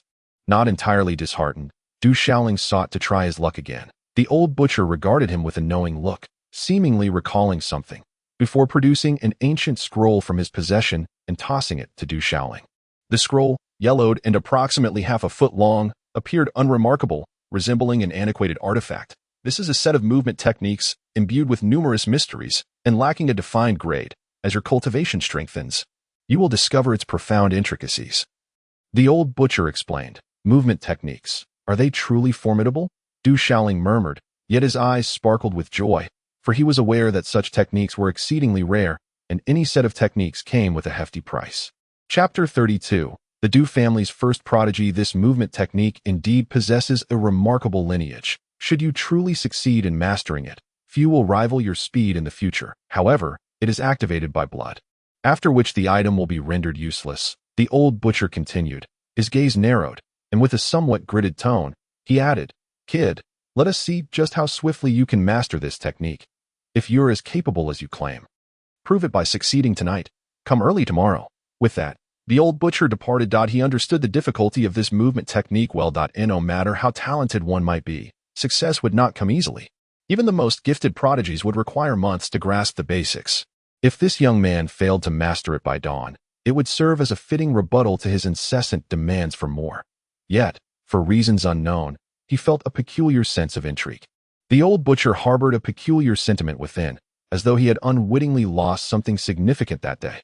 "Take care on your way, Tuba." Du Shaoling warmly bid farewell, carefully stowing away the martial arts techniques he held in hand before departing the back mountain. By the time he returned to the Du residence, night had already fallen in the Du household. No one paid heed to Du Shaoling's comings and goings, rendering him a veritable specter. During dinner, Du Dafu brought forth some beast meat from the kitchen, and Du Shaoling indulged heartily, as since becoming a martial artist, his rigorous training had rendered him particularly ravenous. As he unfurled the ancient scroll of martial arts techniques bestowed by the old butcher, he discovered that it was composed of an ancient hide parchment, entirely blank. This martial technique should be remarkable, Du Shaoling mused, believing that the offering from the old butcher could not possibly be subpar. Following instructions, he pricked his finger to let his blood awaken the martial arts technique. Suddenly, a brilliant radiance erupted from the scroll, illuminating the chamber with a cascade of light and shadows, as though countless figures were soaring forth. Ethereal as spirits, graceful as startled swans, enigmatic and unfathomable, accompanied by thunderous bursts of energy. The wind thunder's soaring step. A torrent of immense information surged into Du Xiaoling's mind, transforming into the method of cultivating the martial arts technique. In no time, he found himself in the courtyard, taking advantage of the moonlight to commence his training in the wind thunder soaring step as per the acquired method. Meanwhile, unrest brewed within the Du household. This evening, the entire desolate city was graced with extraordinary phenomena, the source of which emanated from the Du family. Legends spoke of exceptional individuals being the catalysts for such wonders. The four great martial clans of the desolate city, the Du, Wu, Sha, and Bai families. Many gazes from the Wu, Sha, and Bai clans had already turned towards the Du family. Soon enough, news began to circulate within the Du household. Their foremost prodigy, Du Qinyang, had, for reasons unbeknownst, inscribed a second elemental martial tattoo, thus becoming a dual attribute martial artist. Simultaneously, Du Qinyang had directly ascended to the 9th level of martial artist realm. In truth, Du Qinyang had yet to reach 19, being just over 18 years of age. An 18-year-old at the 9th level of martial artist realm was undeniably a genius. Most significantly, dual attribute martial artists were exceedingly rare. The once renowned prodigy of the desolate city, Du Junlin, had broken through to the 9th level at the age of 15. Yet he was merely a single attribute warrior. As this news spread, the entire Du family erupted with fervor. "Our family's genius," they exclaimed. "The phenomenon must surely have been triggered by our foremost prodigy, Du Qinyang, an undeniable talent. In the upcoming family competition, brother Qinyang was bound to triumph." The discussions within the Du family were rife with excitement and exhilaration as they celebrated the emergence of a true talent. At this very moment, within a tranquil chamber of the inner courtyard, Du Qinyang, who had just recently broken through and inscribed his second martial tattoo, was elated, his countenance beaming with joy. Just as he had inscribed the second tattoo and achieved his breakthrough, the phenomenon had manifested, affirming his exceptional gifts. Truly a natural talent. How could he possibly contain his elation? "My son undoubtedly possesses extraordinary gifts, perhaps even a prodigy." At that moment, Du Jingliang in the quiet chamber was even more delighted than his son, eagerly inquiring, "How goes the refinement of that treasure? Having only refined a small portion, it is still early days. We are at a critical juncture. If I were to fully refine it, I believe I would reap even greater benefits." Du Qinyang's expression brightened with joy. "Excellent. Your objective is not merely this clan competition, yet Du Xiaoling must not be allowed to remain after this event." Du Jingliang's gaze turned icy. That Du Xiaoling has already become a martial artist. This situation cannot be allowed to develop any further. He is but a mere clown, not worthy of concern on the battle stage. I shall, before everyone's eyes, trample him beneath my feet. A glint of coldness flashed in Du Qinyang's eyes. On that day, he refrained from acting, knowing he wanted Du Xiaoling to repay him doubly during the clan competition. As the moonlight dimmed, in a certain room of the inner courtyard, Du Qinxing sat cross-legged, his eyes brimming with chilling intent. His elder brother, Du Qinyang, had actually inscribed the second martial inscription and advanced to the 9th level of martial artist, causing a phenomenon that shook the entire wasteland city. This was not entirely good news for him. Xinger, have something to eat to replenish yourself. This is the second tier which beast's flesh that your mother painstakingly procured and brewed, which can enhance your physique and replenish your vital energy. Shui Yufeng entered the room, aware that her eldest son's breakthrough might not sit well with her younger son. All along, she had favored her youngest son a bit more. "Mother, when will the body-tempering ointment that grandfather promised me arrive?" Du Qinxing inquired, for only the ointment could enable him to advance further. "Do not worry. I have already received word. Your cousin is coming personally, and it is likely that the ointment will arrive before the clan competition." Shui Yufeng gazed at her youngest son, her eyes filled with affection. "That is wonderful," Du Qinxing exclaimed with delight. "Additionally, I have another piece of good news. The Wanbao merchant group is coming to the Du family to discuss a business deal, and they are expected to arrive by tomorrow evening at the latest. Moreover, the clan will invite the Wanbao merchant group to witness the clan competition," Shui Yufeng added. "What kind of good news is that?" Du Qinxing seemed uninterested in the information. Shui Yufeng replied, "Silly child, the Wanbao merchant group is no ordinary entity. They have significant influence. You still remember that Dongfang Linga you met when you were young?" "I remember," Du Qinxing replied, recalling. Indeed, the Wanbao merchant group was formidable, said to surpass even the Du family. Furthermore, Dongfeng Linger reportedly held a high status within the group, and he had only encountered her once in his childhood. It was said that Dongfeng Linger possessed astonishing martial talent and unparalleled beauty, and she would accompany the group to the Du family this time. You are not too far apart in age. Your mother will arrange for you to act as a host. Then, during the Du family competition, make sure to perform well. If you can seize this opportunity to win Dongfeng Lingo's heart. Then, Shui Yufeng smiled. Mother, I understand that I will certainly perform well. Du Qinxing's face also lit up with joy.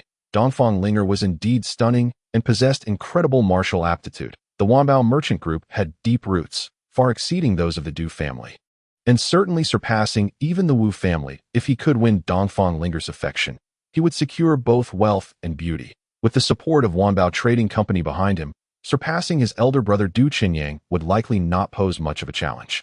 Upon this realization, a more radiant smile spread across Du Chaoxing's face. The darkness before dawn had just receded, and as the first rays of morning light pierced through the mist, the air was invigorating and refreshing. Du Shaoling had arrived at the back mountain early, carrying a food box containing breakfast prepared for Old Tuesday. The braised pork had been simmered the previous evening. Crafting such a dish in this world is certainly no trivial endeavor, and Du Shaoling had put considerable thought into it. The aroma was truly delightful. Before Old Tu even arrived, the sound of his voice could be heard as the tantalizing scent of meat wafted through the air. Uncle Tu, please eat first. The martial technique you taught me yesterday was somewhat challenging, but I believe I have made some progress. Would you mind assessing my practice? Du Shaoling, brimming with enthusiasm, immediately demonstrated the martial technique he had spent the entire night mastering. Adhering to the steps of the wind and thunder soaring step, Du Shaoling's feet released a surge of true qi, causing the air to tremble and the surrounding gravel to scatter. At that moment, although Du Shaoling's movements appeared somewhat clumsy, they possessed a quality reminiscent of a fledgling eagle taking its first flight. Yet, there was an ethereal grace to his form, akin to a wisp of dust swirling in the wind. Imbued with an undeniable force, Old Tu, engrossed in his meal, suddenly stopped, his mouth agape in astonishment. As if he had been turned to stone, he was well aware of the challenges associated with the martial technique he had imparted. Martial techniques, like other combat skills, are expressions of fighting artistry. Some ordinary techniques can be mastered by merely opening a few acupoints, while higher-tier techniques require the opening of numerous acupoints and meridians. Thus, even if an ordinary warrior were to acquire a high-tier technique, mastery would often elude them. Setting aside the sheer inability to channel the technique, opening the acupoints within those meridians is no simple task. Although the wind and thunder soaring step lacks a specific grade, its exceptional origins mean that as one's cultivation deepens, the number of meridians and acupoints that can be opened increases, thereby enhancing both power and speed. However, even to enter the threshold of the wind and thunder soaring step, one must open several meridians and acupoints. Old Tu estimated that those with extraordinary talent in this world would require at least 3 to 5 months to grasp the basics. Yet, in just one night, Du Shaoling had achieved mastery. Though still somewhat awkward, Du Shaoling had indeed succeeded. By day, he had cultivated the supreme battle body, and by night, the wind and thunder soaring step. Old Tu understood the implications of this. Was there still room for others to thrive? Chapter 33, Entering the Again. After swallowing a piece of meat that had lodged in his throat, Old Tu could no longer maintain his composure and inquired, "Have you opened all the acupoints required for mastering this martial technique?" "My meridians and acupoints are unobstructed. There was no need for me to open them," Du Shaoling replied. In truth, he himself was astonished by this phenomenon. He had never heard of such a thing before. Upon reflection, perhaps it was due to his status as a universal warrior that his meridians and acupoints were inherently open. Old Tu appeared incredulous. Moving closer to Du Shaoling for a meticulous examination, eventually he was compelled to confront certain realities. Du Shaoling indeed possesses an unparalleled mastery of all meridians and acupoints. This signifies that his cultivation of any martial technique far surpasses that of others. The unobstructed flow of his meridians and acupoints is a coveted dream for all martial artists, offering benefits that extend well beyond the mere practice of combat skills. With the completion of the 5 elements, he stands as an all-encompassing martial artist. Ultimately, Lao Tu speculated that this might be the reason behind his status as a universal martial artist. Legends proclaim that such individuals are favored by the heavens. Perhaps this is one of the many advantages they enjoy. Today, I shall guide you in practicing the wind and thunder soaring step. However, Lao Tu did not elaborate much, maintaining a stern demeanor as he remarked, once you master the wind and thunder soaring step. Even if you encounter an adversary you cannot defeat, you will have a greater chance of escaping. It is a means of preserving your life. Upon hearing this, Du Shaoling resolved to diligently practice the wind and thunder soaring step. Thus, throughout the day, he immersed himself in this training, taking moments to recuperate when fatigued. Whenever he encountered difficulties, Lao Tu would provide clarification. On the back mountains, Du Shaoling executed the profound steps beneath his feet. Embodying the essence of dragons and tigers and subtly emanating the might of wind and thunder, shrouded in mystery, Lao Tu lounged lazily against a massive boulder, a cluster of stones scattered before him. As he continuously hurled them towards Du Shaoling, who managed to narrowly evade each one. Initially, Du Shaoling had suffered considerable bruises, but now his condition had improved significantly, though he was not entirely immune to being struck.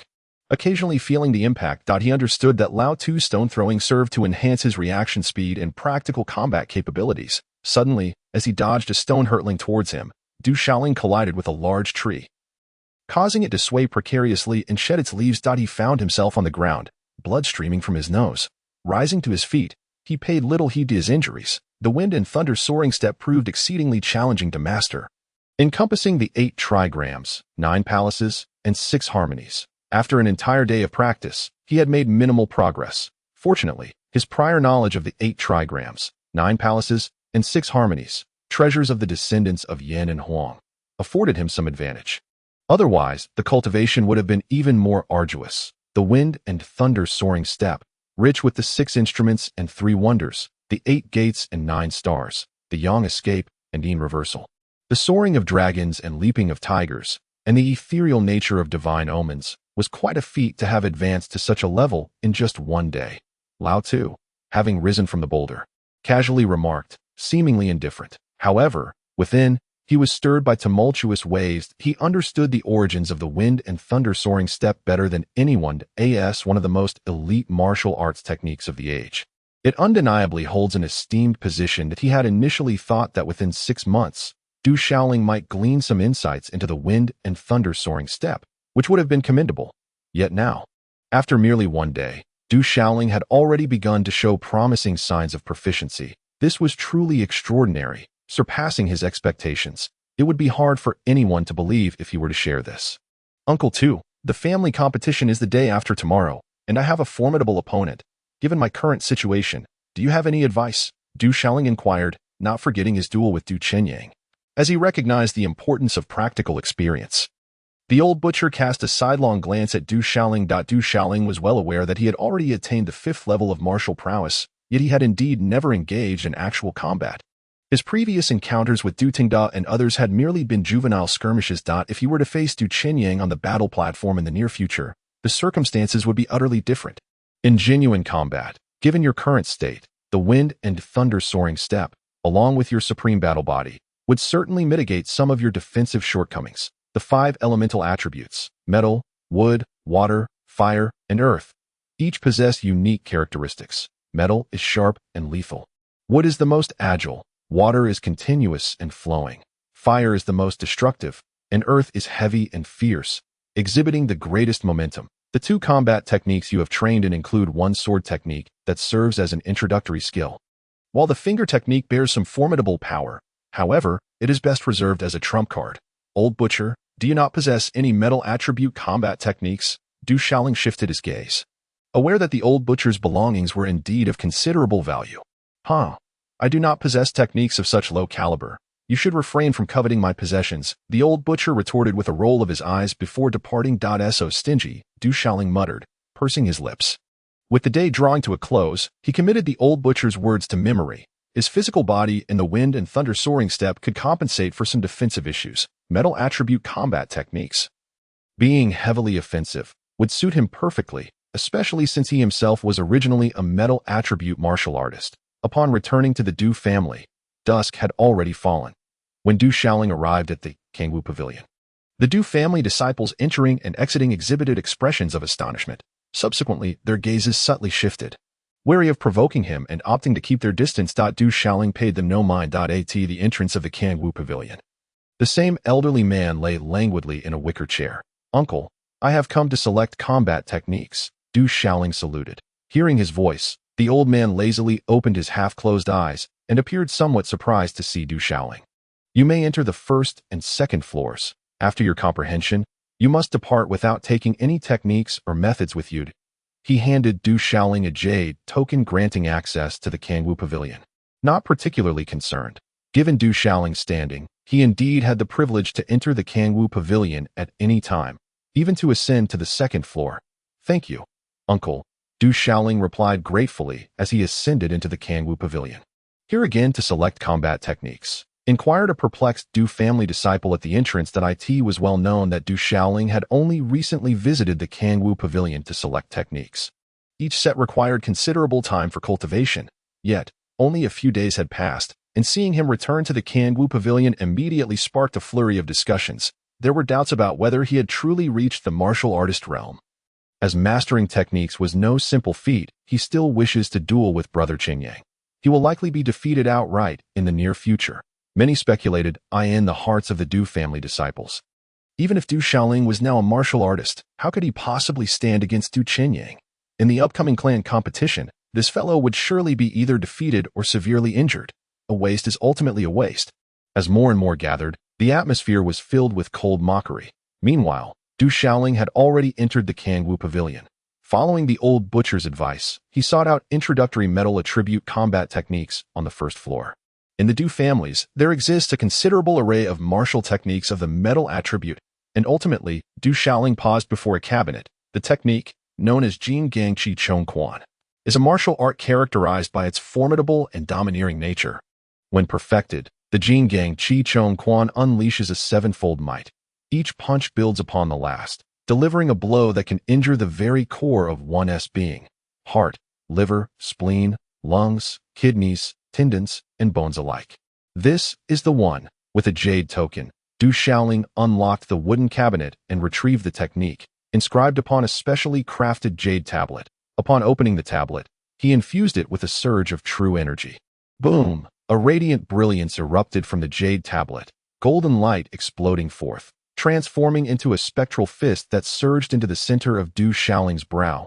In the next moment, the spectral fist manifested as a golden silhouette within Du Shaoling's mind. The sevenfold punch surged forth, each way following the last. The punches overlapped, and the atmosphere shifted dramatically, accompanied by the thunderous roar of wind and lightning.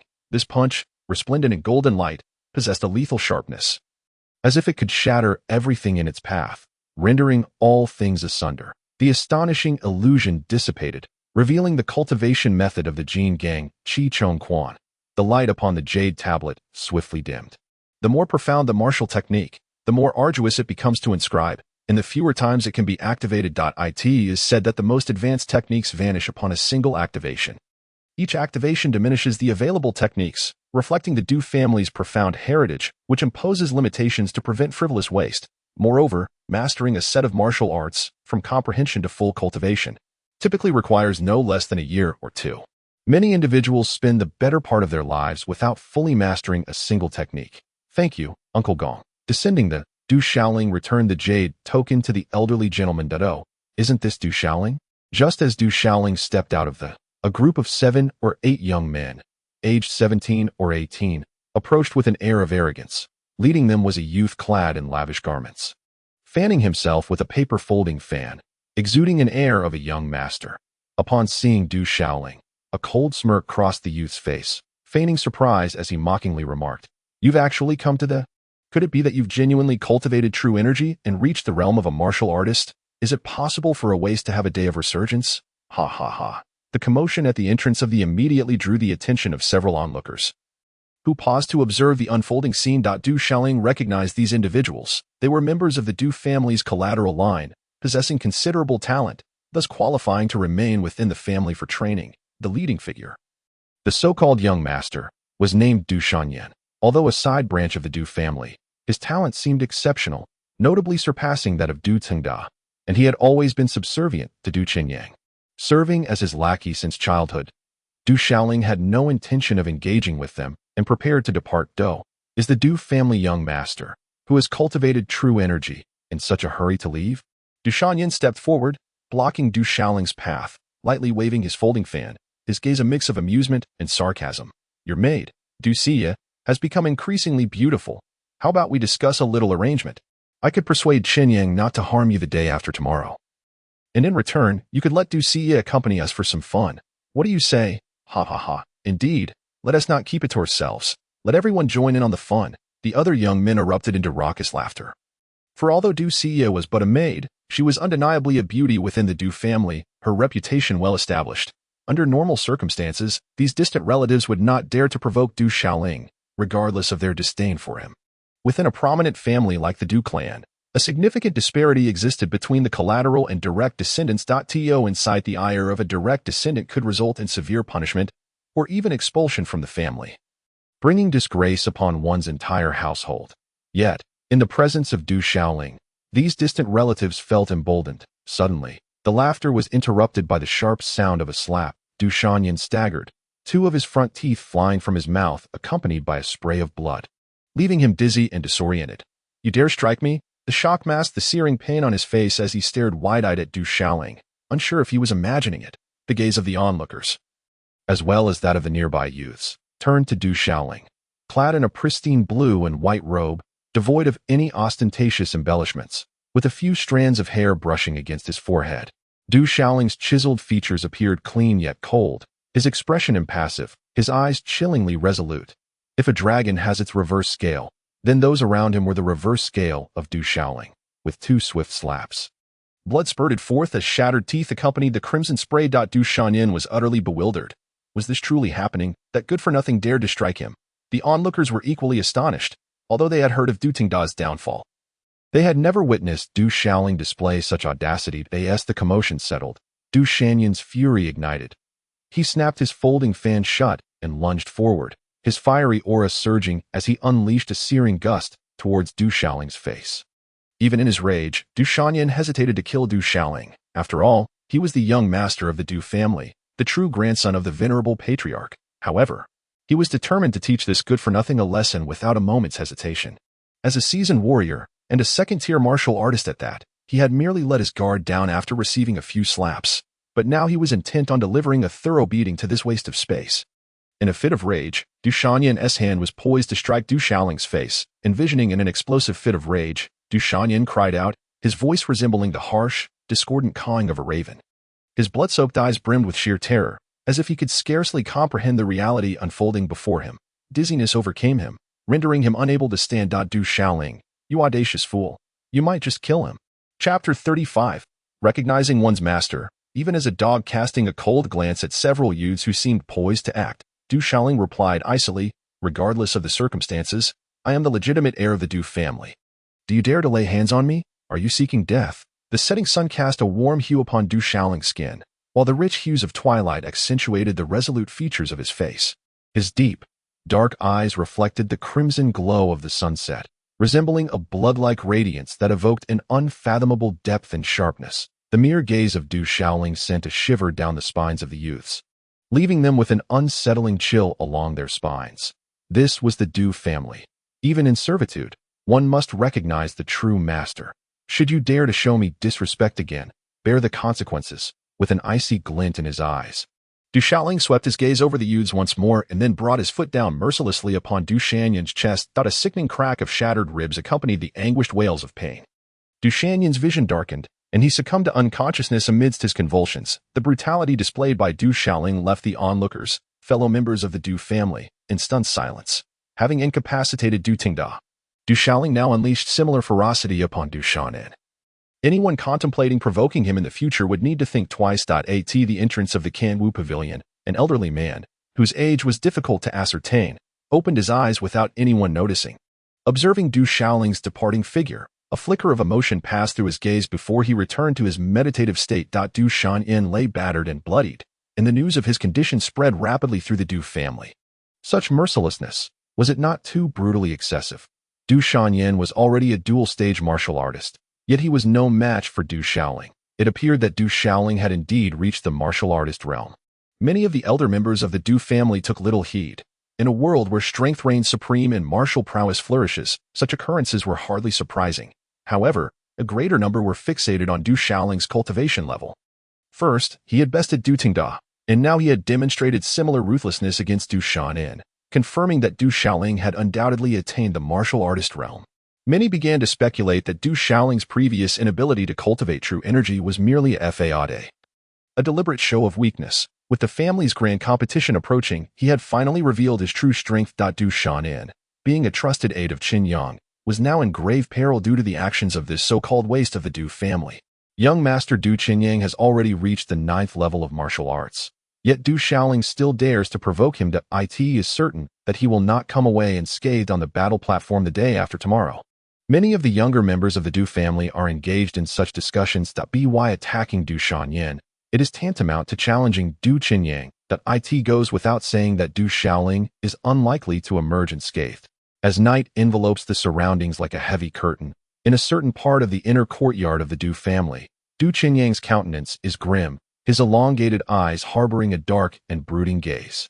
Du Xiaonin has awakened, half kneeling and half reclining, with rudimentary bandages applied to his wounds. Yet, his features are still a grotesque mash of bruises and blood, a sight most distressing. A few other young men stand nearby. Trembling with fear, Brother Qinyang, you must stand up for me. That wastrel is far too arrogant, claiming that we must recognize who the true master is, as the saying goes, even when beating a dog. One must consider its owner. He is clearly disregarding you. Du Xiaoyin laments, his eyes still reflecting a lingering trepidation. Du Xiaoling's brutality has left him shaken, his hair standing on end from fear. Du Qinyang's expression darkens. Steeped in discontent. It is common knowledge that Du Xiaoyin is under his protection. In a certain sense, Du Xiaoyin represents his reputation. If this matter is left unaddressed, it is likely that few in the Du family will continue to align themselves with him. Is it possible that Du Xiaoling single-handedly brought you to such a state? Du Qinyang muses, perplexed. After all, Du Xiaoyin is also a second-level martial artist. Under normal circumstances, even if Du Xiaoling is likewise a second-level martial artist, it should be a challenge for him to inflict such damage. It was that lad alone who did this. Du Xiaoyin is certain, and he seems to sense the incredulity in the air. How could he, a second-level martial artist, have been so thoroughly beaten by that wastrel, that scoundrel struck with such malice, catching him unaware with a slap to the face before he could even react, leaving him bewildered? Yet soon, Du Xiaoyin feels a swell of indignation that Du Xiaoling is too treacherous and shameless. He hadn't even had time to respond before being knocked dazed. Indeed, Du Xiaoling's cunning is remarkable. As they recall the scene of Du Xianyin's defeat, the other young men stand petrified, their eyes reflecting an enduring fear. That wastrel still dares to prance about. Du Qinyang's eyes glint with a cold smile as he declares, "Rest assured, that wastrel will not be able to prance about for much longer. The grand competition the day after tomorrow. I shall ensure he pays double the price." "Thank you, Brother Qinyang," Du Xiaoyin replies, his gaze darkened by resentment, a cold smile creeping across his lips. That scoundrel will indeed not last for long. The crescent moon hangs like a vessel in the sky, casting a silvery frost across the earth. Unbeknownst to her, Du Xie is unaware of the incident involving Du Xiaoyin. Under the moonlight, Du Xiaoling enters the courtyard and begins to practice the Golden Barrier sevenfold fist according to the techniques etched in his mind. To cultivate martial skills, one must first unblock specific acupoints within the body. Each set of combat techniques requires different acupoints to be activated. The more powerful the technique, the more acupoints it necessitates. The Golden Barrier sevenfold fist requires the activation of several acupoints along the hand's Xiaoyang and Xiaoyin meridians. The 3 yang of the hand emanates from the head, while the 3 yin of the hand flows from the chest to the hand. The true energy surge forth from the Tianfu acupoint, the Taiyuan acupoint, the Shenmin acupoint, and the Tailing acupoint, each emerging in succession before ultimately converging into a fist, thereby manifesting the formidable might of the Golden Gang sevenfold fist. Du Xiaoling diligently practiced his cultivation method, with true energy flowing from his dantian, traversing through the 12 meridians to circulate throughout his body, creating a perpetual loop akin to an endless ring, mobilizing vital energy and blood through the meridians to nourish the organs and surface the skin, all while the true energy coursed through him. As the true energy circulated, the acupoints necessary for mastering the Golden Gang's sevenfold fist became unobstructed. Du Xiaoling, with a powerful shake of his arm, directed his true energy in accordance with the techniques of the Golden Gang's sevenfold fist, clenching his fist tightly, and instantly, the true energy surged upon his knuckles, invoking the metallic martial patterns and emanating a sharp aura. In the early morning, deep within the desolate mountains behind the Du residence, Du Xiaoling's steps were swift, leaving behind fleeting afterimages, moving with such velocity that it nearly produced a sonic boom. His movements elusive and unpredictable. Boom. At that very moment, Du Shaoling unleashed a set of martial techniques. The true energy flowed cyclically through his acupoints, conjuring the metallic martial patterns, while his arms were enveloped in golden scales. Each movement radiated power, causing the air to resonate with low, thunderous sounds. This was the Golden Gang's sevenfold fist. Furthermore, Du Shaoling was also executing the wind and thunder soaring step, the Golden Gang's sevenfold fist. With its sevenfold might, at a certain moment, a resolute shout echoed within Du Shaoling's heart as he activated the final move of the Golden Gang's sevenfold fist with a jolt of his right arm. True energy summoned the martial patterns that enveloped his right fist, striking forth like a dragon emerging from its lair. As he unleashed the punch, for overlapping fist shadows became visible, their combined force amplifying the impact.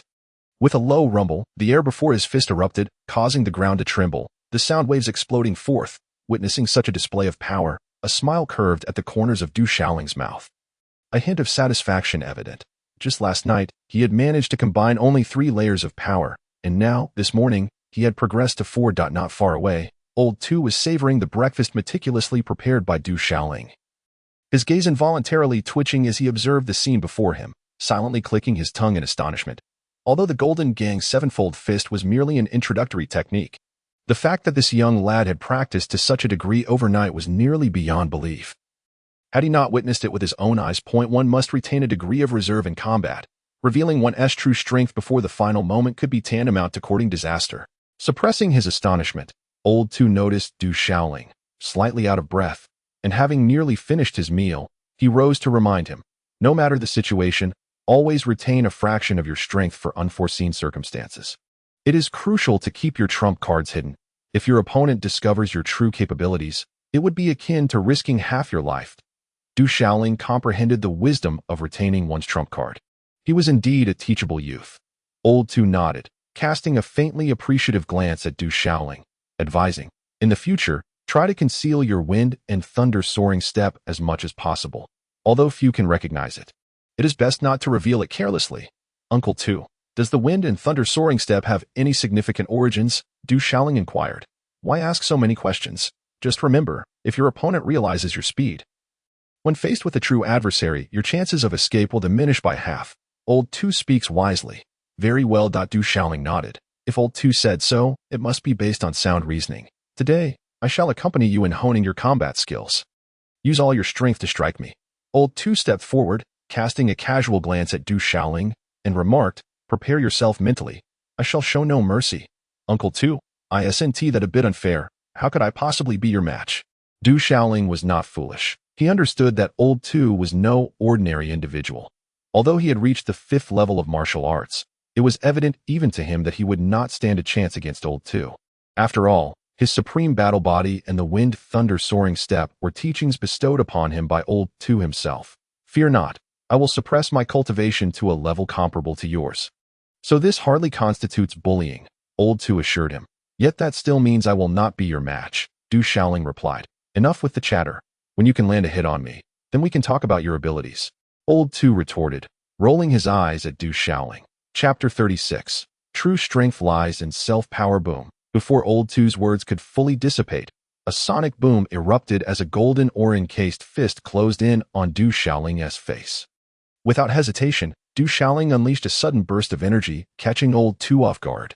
This was a skill he had honed through years of sparring with the Du family and Du Tingda.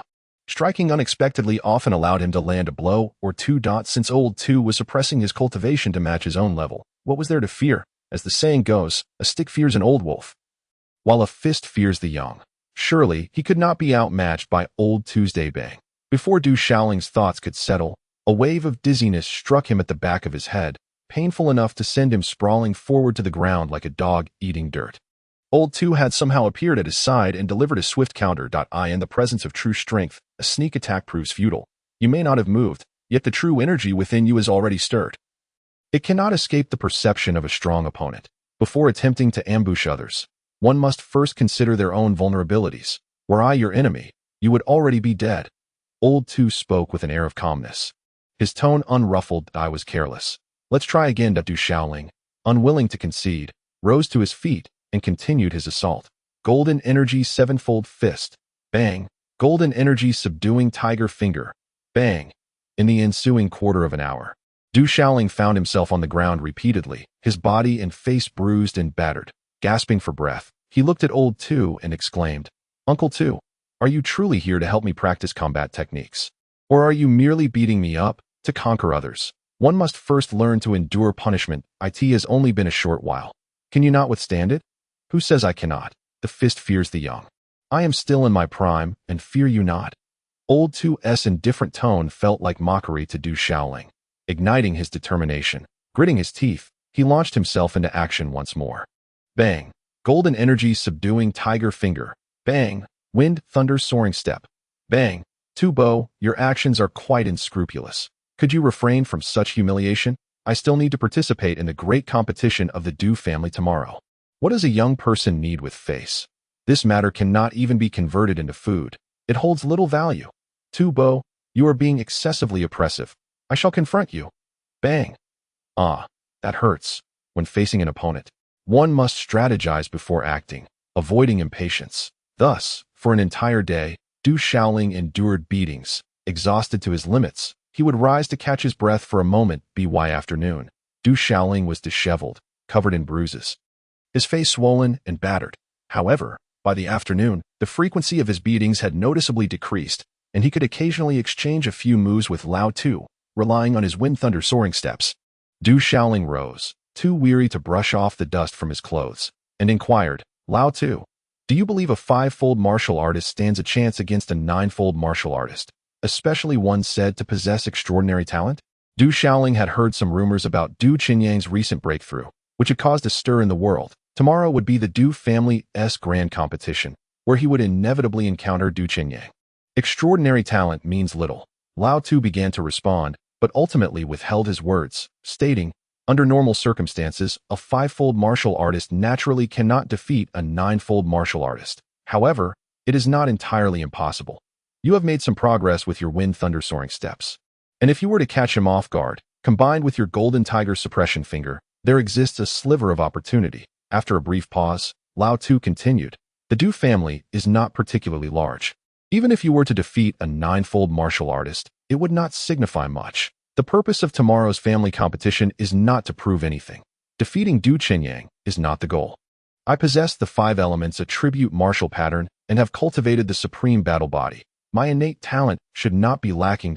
If I cannot even defeat Du Qinyang, how can I aspire to become a true powerhouse?" Du Shaoling asserted, "You are already a martial artist now, and you will have a place in the Du family in the future. The path of the strong is not so easily trodden." Lao Tu remarked softly. Du Shaoling spoke with conviction, each word resonating powerfully. "Relying on oneself is fundamental. Only through personal strength can one achieve true might. I am determined to become a powerhouse." Now that he was a martial artist and had cultivated the supreme battle body, Du Shaoling believed his innate talent must be commendable. With diligent practice, he would inevitably become strong. The essence of true strength lay in one's own power, a truth Du Shaoling had always understood.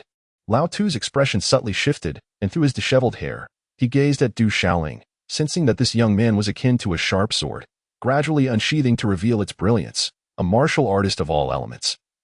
With the supreme battle body, the primordial devouring technique, and an innate soul source, this young man, when he steps into the world, would surely create quite a stir. Should I happen to lose tomorrow, it would undoubtedly reflect poorly on your teachings. Lao Tuesday following this, those words echoed in Lao Tu's ears. In an instant, the old butcher's face darkened, as if a horde of malevolent beasts surged through his mind.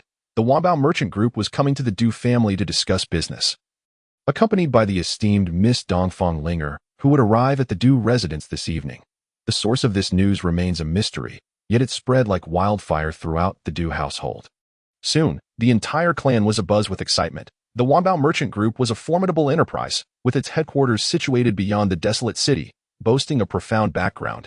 Its heritage far surpassed that of the Du family. It was said that within the Wanbao merchant group, powerful individuals were as numerous as the clouds. Quickly, the members of the Du family received directives from their patriarch, Du Jingliang, to prepare a grand ceremony to welcome the Wanbao merchant group.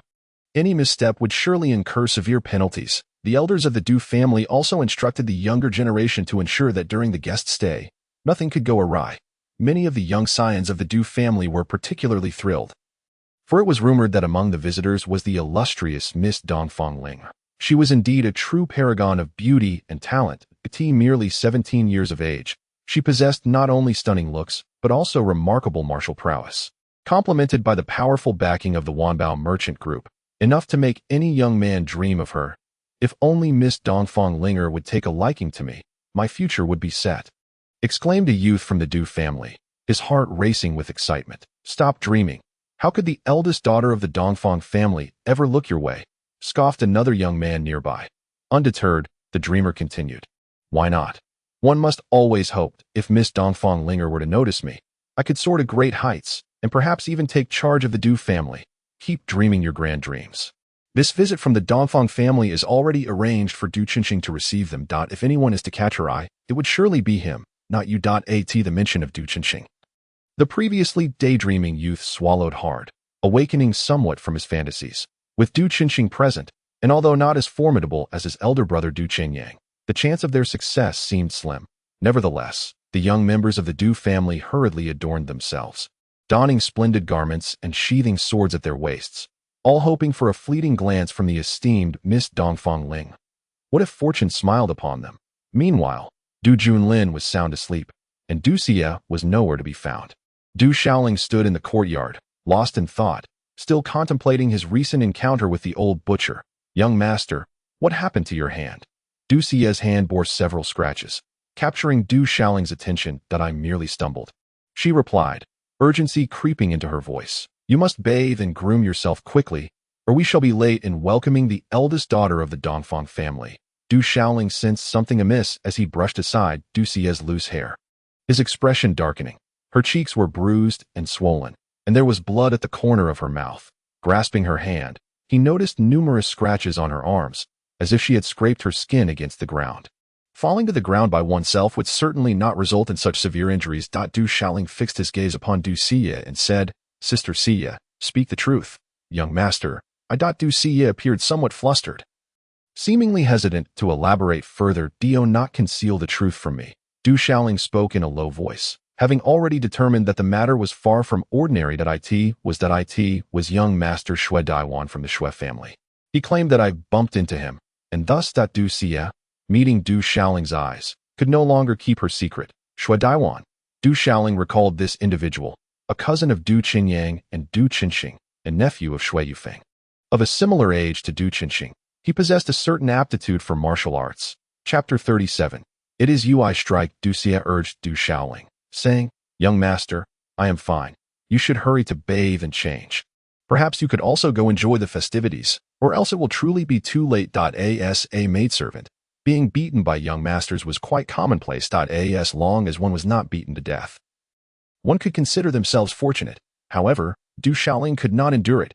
He grasped Du Xie's hand and exited the courtyard, having spent the longest time together with Du Xie since arriving in this world, where she had taken care of his every need. Du Shaoling had never truly perceived her as merely a maidservant, but rather regarded her as an elder sister or a family member. How could a mere accidental collision inflict such harm? With Du Xie's strength, how heavy could she possibly strike? To have injured her so gravely indicated that the assailant's force was anything but ordinary. As the sun dipped low, casting a crimson glow across the sky, the spacious square outside the Du family's gates was filled with the younger generation of the clan. Young men and women alike were adorned in splendid attire. Many elders and clan leaders of the Du family were also present, among them Shui Yufeng, in the crowd.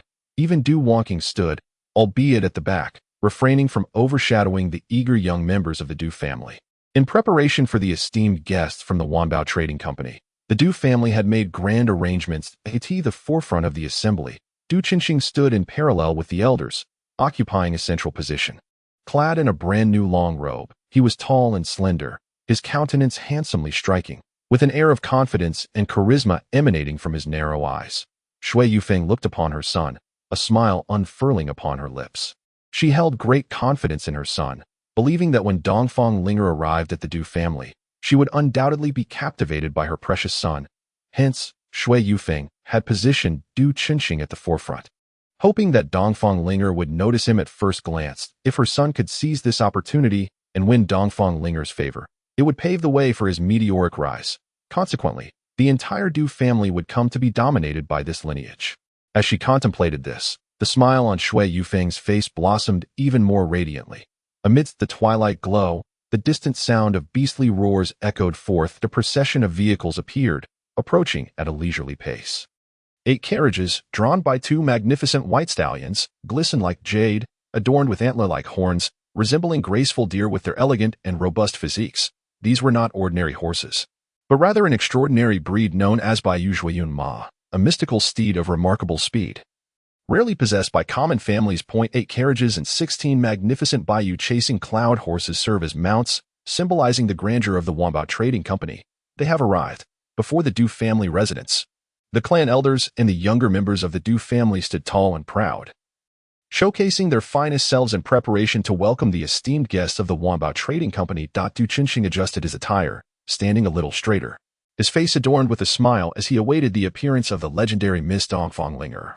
Renowned for her ethereal beauty and remarkable martial prowess, before the Du family, the 8 carriages came to a synchronized halt. The carriage curtains were drawn back, and figures emerged from each of the vehicles. Leading the procession was an elderly gentleman, followed by a group from the Wanbao Trading Company that clearly exuded strength. Among them were several young men and women, each possessing an extraordinary presence. Radiant and captivating, from the foremost carriage stepped forth a young girl accompanied by a woman of unremarkable appearance. The girl, appearing to be around 16 or 17, shone like the morning light, her skin fair as snow, her spirit as clear as autumn waters, breathtakingly beautiful and resembling a picturesque scene, with bright eyes and pearly teeth. Notably, her eyes sparkled like starlight, rendering them difficult to behold directly. Such a maiden instantly overshadowed the meticulously adorned young women of the Du family, leaving them feeling a sense of inadequacy. Is that truly Miss Dongfang Linger? How exquisite! The elder of the Wanbao Trading Company, Dongfang Wei Feng. The elders and clan leaders of the Du family were somewhat taken aback, not expecting the illustrious elder of the Wanbao Trading Company, Dongfang Wei Feng, to accompany them to the Du residence. Although the Du family seldom interacted with the Wanbao Trading Company, these elders recognized this esteemed elder. The presence of Elder Dongfang Wei Feng at the Du family home was a significant honor. The arrival of the elder and Miss Linger was indeed a privilege for the Du family. Esteemed elders, you flatter me, Dongfang Linger said, gently inclining her head as she gracefully curtsied to the elders of the Du family, her every gesture enchanting, her smile captivating. You are too kind. Elder Dongfang Wei Feng and the elders of the Du family exchanged pleasantries. Meanwhile, Miss Dongfang Linger turned her gaze toward the young members of the Du family gathered before her. Miss Dongfang Linger is looking this way. The young men of the Du family felt their breaths hitch and hearts race at her gaze, their eyes shimmering with admiration. In that moment, Du Qinxing's narrowed eyes burned with fervor. The Wanbao Trading Company's Miss Dongfang Linger truly lived up to her reputation. Her beauty was unparalleled, her grace transcending even that of Yang Yuding. Such a woman was destined to be his at that moment. Du Qinxing silently vowed to win over Dongfang Ling. Esteemed guests, after your long journey, you must be weary. Please, allow yourselves to rest at the Du residence. Following a round of cordial exchanges, an elder of the Du family gestured for their guests to enter. The journey from the Dongfang family to the wild city was not short, and the weariness of travel was inevitable. My apologies for the inconvenience, Dongfang Wei Feng said courteously, instructing the younger members behind him to unload numerous gifts from the carriage meant for the Du family. That is quite unnecessary, the elders of the Du family replied, though their eyes gleamed with excitement, clearly impressed by the generosity of the Wanbao Trading Company, a testament to its esteemed reputation as a renowned trading house. Even if this business deal does not come to fruition, the virtue of propriety remains. There is no logic in arriving empty-handed. A modest gift serves as a mark of respect. Dongfang Weifeng's face revealed a perfectly timed smile. After exchanging a few pleasantries, the group proceeded towards the Du residence. Nearby, Du Qinxing seized the opportunity, discreetly straightening his attire, standing tall and exuding a confident and charming smile as he approached Dongfang Ling with a respectful clasp of his fists. He greeted, I am Du Qinxing, honored to meet Miss Ling. This scene stirred envy among several young men of the Du family. Although Du Qinxing was not his brother Du Qinyang, he was nonetheless one of the most prominent figures of their generation. Being the son of the clan leader, if anyone from the Du family had the qualifications to win Dongfang Linger's favor, it would undoubtedly be Du Qinxing. Upon seeing him, Dongfang Linger cast a fleeting glance, nodded slightly, and offered an appropriately warm smile. At that moment, Du Qinxing felt his heart melt. The smile of the esteemed Miss Dongfang was a clear signal of opportunity, marking the successful first step.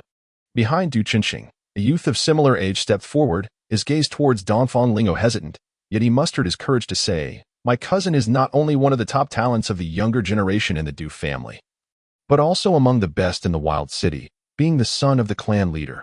This youth was Xue Daiwan, Du Qinxing's cousin, who, despite belonging to the Xue family through his mother, frequently visited the Du household. On this occasion, Xue Daiwan had come to deliver a body-enhancing ointment to Du Qinxing. "Daiwan, do not speak foolishly in front of Miss Linger," Du Qinxing chided his cousin.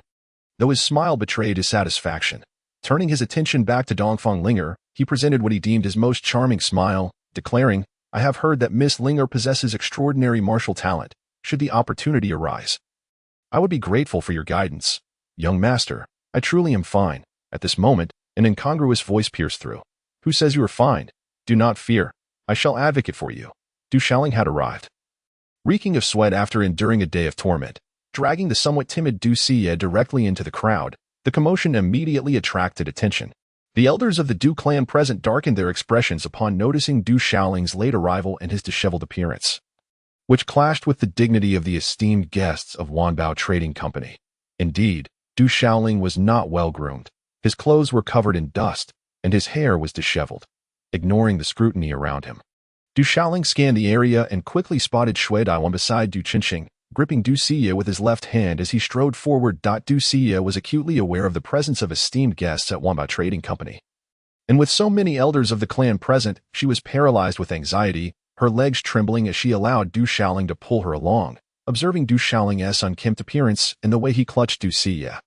Du Qinxing and Xue Yufeng exchanged knowing smirks. One elder of the Du family could no longer contain himself, and, seeing Du Shaoling approach, immediately reprimanded, "Du Shaoling, what are you doing?"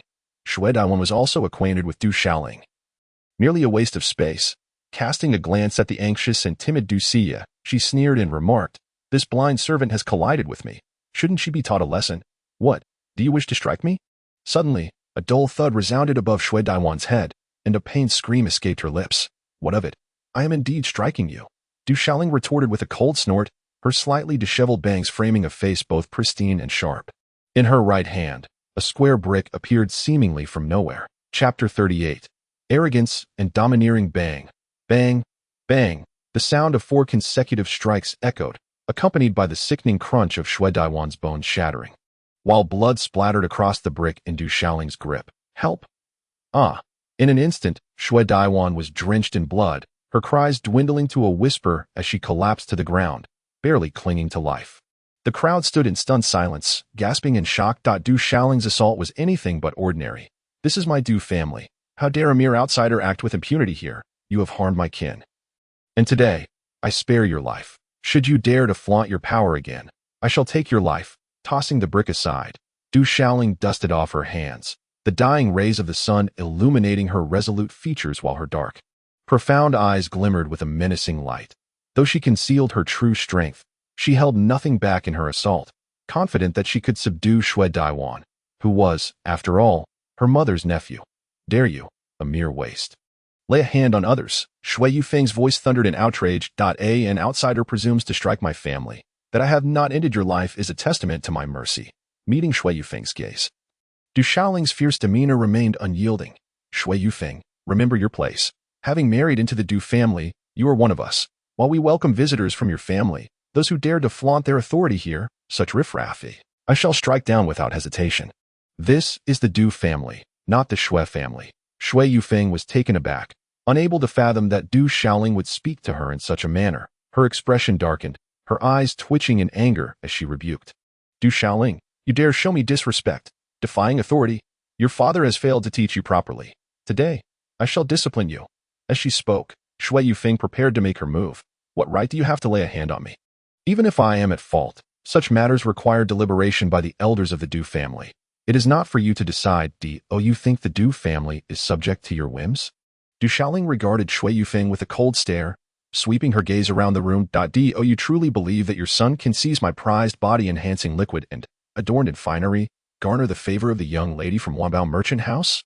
Do you think to elevate your son on this occasion, allowing your lineage to seize control of the Du family. As long as my grandfather remains without definitive news of his demise, I, Du Shaoling, shall continue to be the true eldest son and grandson of the Du family, the young master of the Du clan. Your claim to the position of patriarch is inherently unjustifiable. As long as I vie for the Du family's legacy, ample opportunities will present themselves, and it is hardly your place to dictate terms. With a pause, Du Shaoling cast a sweeping glance over the gathered members of the Du family and declared, "Do not forget that you all bear the surname Du. Those who are not of the Du lineage harbor treacherous intentions and must be vigilant. Should the Du family undergo a transformation, do you truly believe that you will emerge unscathed?" Such words stirred emotions among the members of the Du family. Undoubtedly, Dongfang Linger possessed a beauty that could captivate any heart. Du Shaoling acknowledged her allure, yet it merely registered as a fleeting brightness in his eyes. Compared to Du Xie and Sister Wanqing, she was but a mere glimmer, albeit more strikingly adorned. Welcome, esteemed guests of Wanbao Trading Company, to the Du residence. After your arduous journey, the Du family has surely prepared a place for you to rest. Without further ado, Du Shaoling offered a respectful nod to Elder Dongfang Weifeng and Dongfang Linger, maintaining an air of composure, before taking Du Xie by the hand to depart. Suddenly, Du Qinxing's expression darkened profoundly as he stepped forward to obstruct Du Shaoling's path. A few days prior, Du Shaoling had humiliated him by slaying 3 stewards before his eyes, leaving him utterly disgraced. Today, in front of him, Du Shaoling brazenly struck his cousin, Xue Daiwan, further diminishing his dignity in the presence of Dongfang Linger. Fixing Du Shaoling with a piercing gaze, Du Qinxing hissed, "You believe you can simply walk away after striking someone? I have dealt with those deserving of such treatment within the Du family. Where I wish to go is none of your concern," Du Shaoling retorted, a sardonic smile playing at the corners of his mouth. "I suggest you refrain from any hasty actions at this moment. Otherwise, you may tarnish the favorable impression you hold in Miss Dongfang Linger's eyes." Du Qinxing's eyes narrowed with fury at the implication. Indeed, Du Shaoling's words served as a sobering reminder. Any violence now would certainly compromise his carefully cultivated persona. "Du Shaoling, you are tyrannical and arrogant that I hope you do not play the coward at tomorrow's grand competition of the Du family," Du Qinxing replied coldly, having resolved that it would be far better to confront Du Shaoling during the competition itself. Should Du Shaoling dare to participate, he would seize the opportunity to publicly humiliate this worthless rival, an outcome far more gratifying than any confrontation now. Furthermore, he could invite Dongfang Linger to witness the spectacle. Achieving 2 objectives at once. That Du Shaoling was well aware of Du Qinxing's intentions. After all, he had lived for over 20 years in his previous life. Du Qinxing's remarks were clearly aimed at impressing Dongfang Linger, seeking to showcase his prowess before her. "What of my arrogance and dominance? Such traits are not contingent upon the setting, especially in the Du family, for I am the young master of the Du clan." Unfazed, Du Shaoling exuded an innate aura of authority, seemingly magnified by the influence of the Hongming swallowing heaven technique. His gaze sharpened, and although he had taken precautions against the effects of the body refinement liquid, the implications of this encounter held a different significance for him. "Tomorrow, on the battlefield, I shall grant you an opportunity. Even though you may have cultivated true energy by now, you will soon come to realize the vast chasm that separates us, a divide that you shall never be able to bridge." Du Qinxing uttered a cold, disdainful laugh. "When he tramples this waste beneath his feet and leaves him crippled at the grand Du family competition tomorrow, who among the Du family will dare to deny that he is their future and hope?" Du Shaoling cast a frosty glance at Du Qinxing, a chill passing through him, and without further ado, he took hold of Du Xie and strode away. Although Du Xie's body trembled with anxiety, being pulled along by her young master filled her heart with an indescribable warmth. The slender figure before her appeared extraordinarily towering, akin to a great mountain, bestowing upon her an ineffable sense of security. Chapter 39. The 4 sacred lands of martial arts. The atmosphere was rife with complexity, and many gazes were transfixed in astonishment. Dongfang Weifeng and the representatives of the Wanbao merchant group were similarly stirred. Throughout the event, Dongfang Linger's gaze remained fixated on Du Shaoling, Sister Wanqing. However, as they departed, Du Shaoling approached Du Wanqing amidst the crowd, bowed his head in greeting, and only then did he truly take his leave. "Young people can be quite unruly. I apologize for the amusement caused," remarked an elder of the Du family, alleviating the awkwardness. Dongfang Weifeng regained his composure, offering a slight smile as he remarked, "The young talents of the Du family possess a fervent spirit for battle. and their demeanor is quite exceptional. Sister Wan quinged at that moment. Dongfang Ling'er spoke sweetly, her eyes lighting up as she approached Du Wonking with a charming smile, one that could captivate the world, and hastily made her way to her side. I heard you were coming, so I came to fetch you. Du Wonking also smiled gently. The two stood together, both possessing breathtaking beauty, yet each exuding their unique charm. That it is because of you that I came, replied Dongfang Ling'er warmly, linking her arm with Du Wonking's. Let us stay together for the next few days. Show me around the wild city. Of course, Du Wonking responded with a smile. At that moment, the surrounding Du family members were taken aback, astonished to discover the closeness between Dongfang Ling'er and Du Wonking. Sister, could it be that Dongfang Ling'er is also a disciple of the Qingyan sect?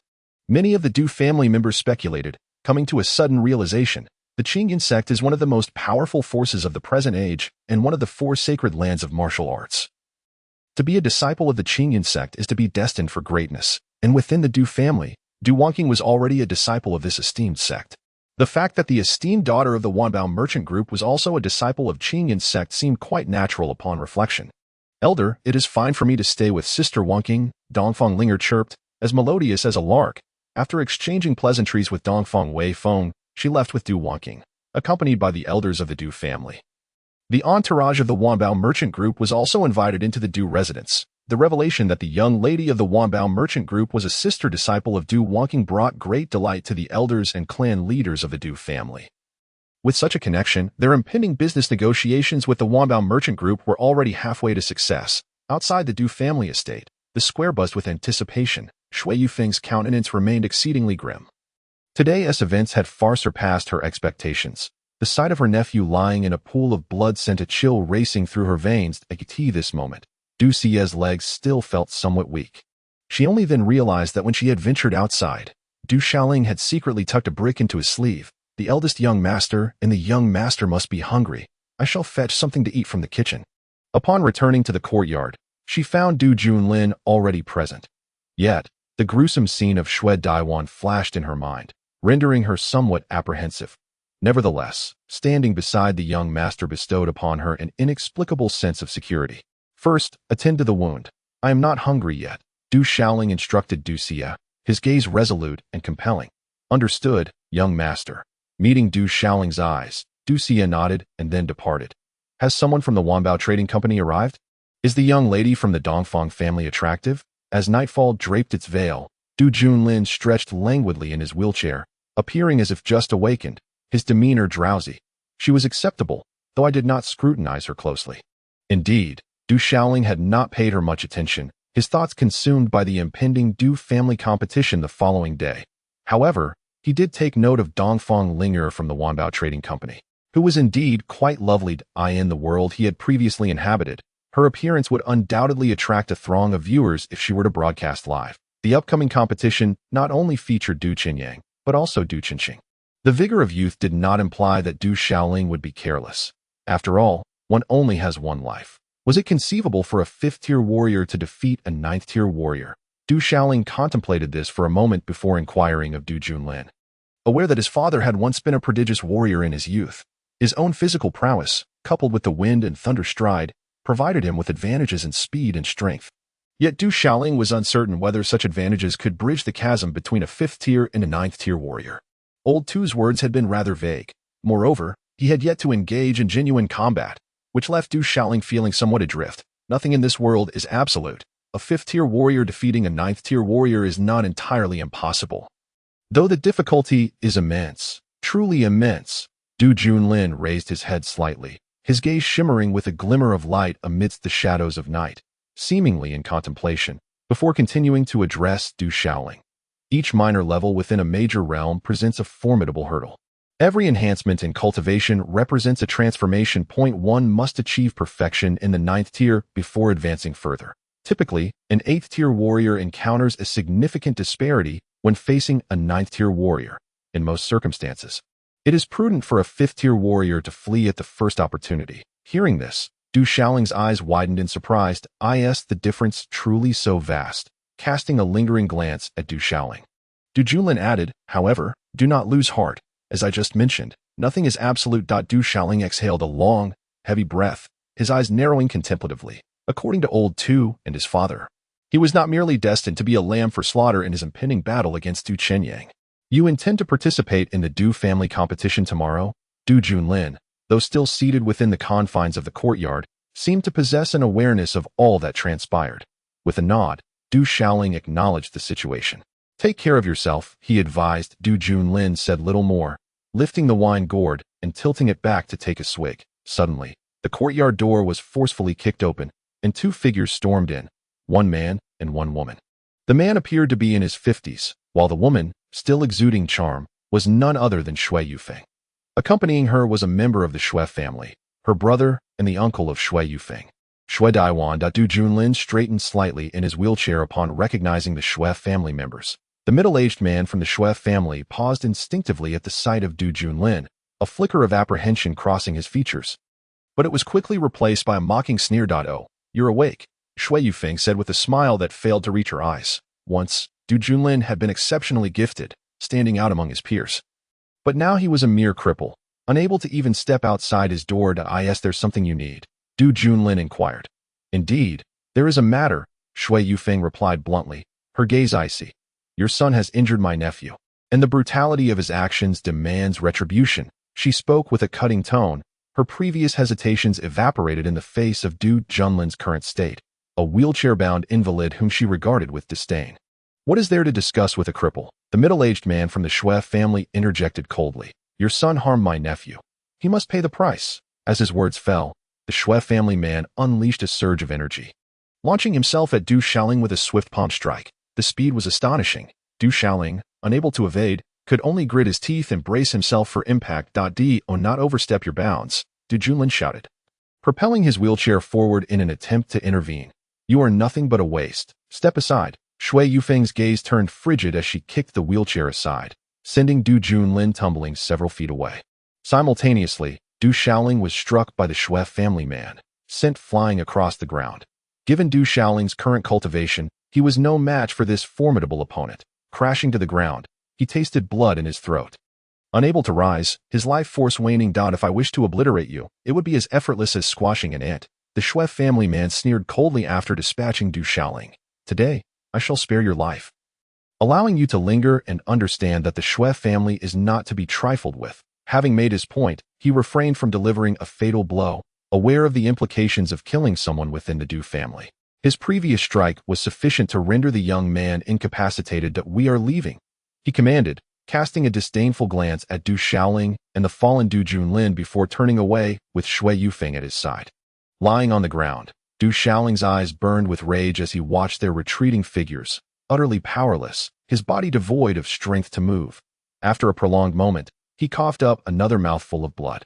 With a sudden spurt of blood from his mouth, Du Shaoling found himself immobilized, his gaze fixed with a fierce crimson intensity upon the gate beyond the courtyard. His fingers gradually curled into a fist, leaving marks on the ground as his nails dug in, the palms of his hands marred by shallow traces of blood. The strong are the butchers, while the weak are but meat for the slaughter. In this moment, Du Shaoling's resolve to become a formidable force solidified within him. He could not allow himself to be subjected to the whims of others. Is it a fault of mine as a father to be so powerless? Wiping the blood from Du Shaoling's lips, Du Junlin inquired. Du Shaoling turned his gaze to Du Junlin, his expression softening slightly, and he shook his head earnestly, feeling a warmth envelop him. At least in this life, there exists a father by my side. I am unscathed. The members of the Shui family must have grown complacent. They seek to cripple me, yet my physical form is far more resilient than they anticipate. Du Shaoling spoke, fully aware of the circumstances that had just transpired. The middle-aged man from the Shui family intended to incapacitate him outright, yet he had underestimated Du Shaoling's physical prowess and strength. You two displayed a semblance of weakness earlier, which was quite perilous, Du Junlin remarked, his demeanor remaining composed. Du Shaoling chose not to respond, tacitly acknowledging the truth of the statement. The actions of the middle-aged man from the Shui family had not gone unnoticed. He was acutely aware that he was no match for his opponent. Should the adversary desire to eliminate him within the Du family, they would lack the audacity to do so. Otherwise, Du Jingliang would have acted long ago, thus opting to take a calculated risk. After all, if he was not the adversary's match, feigning weakness and appearing vulnerable might provide some respite. The opponent indeed wished to cripple him, so it would be prudent to play the part convincingly. Otherwise, it seemed he might truly be rendered incapacitated today. You might find it impossible to participate in tomorrow's clan competition. Du Junlin cautioned that I must take part, should they wish to harm me, as long as I breathe. They shall pay the price. Du Shaoling clenched his fists once more, his eyes ablaze with determination. This vendetta shall certainly be avenged. After a prolonged silence, Du Junlin regarded Du Shaoling and declared, I shall seek out several elders and clan leaders, ensuring that you can participate in the clan competition tomorrow without worry. Young master, I am well. You need not concern yourself. Just step outside while I meditate for a while. A smile graced Du Shaoling's face, signaling to Du Xia that her worries were unwarranted. He then rose to a seated position, legs crossed, and began to cultivate his healing. Regardless of the circumstances, he must participate in the Du family competition on the morrow.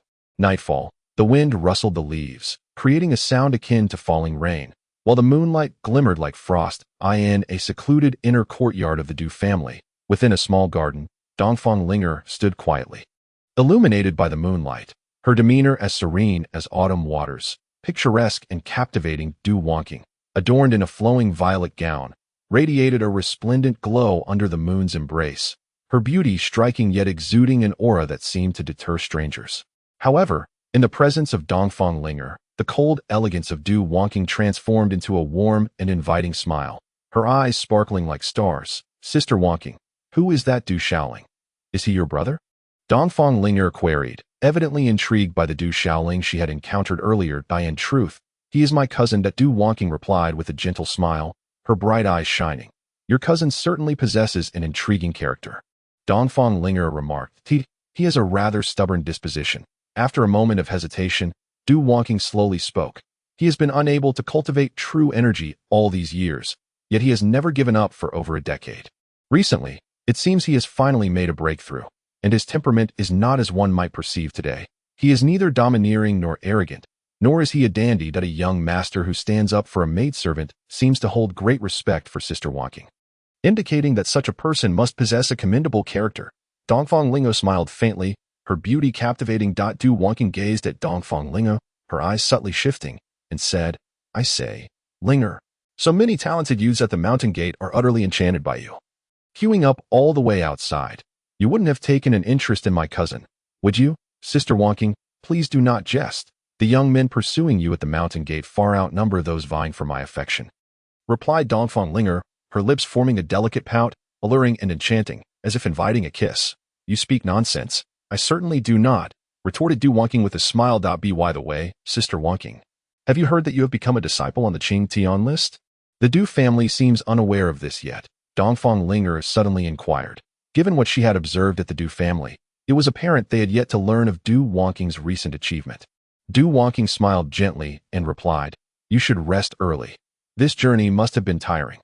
Not too exhausting, but I am indeed curious about your Du family's grand competition tomorrow. 20 years ago, someone from the Du family was a prominent figure in the sect, and now Sister Wangqing has also become a disciple on the Qing Tian list. Perhaps we shall witness some extraordinary talents emerge from the Du family tomorrow, remarked Dongfang Linger, her gaze lifting, an enigmatic expression gracing her features, enhancing her beauty. However, it is indeed time to rest.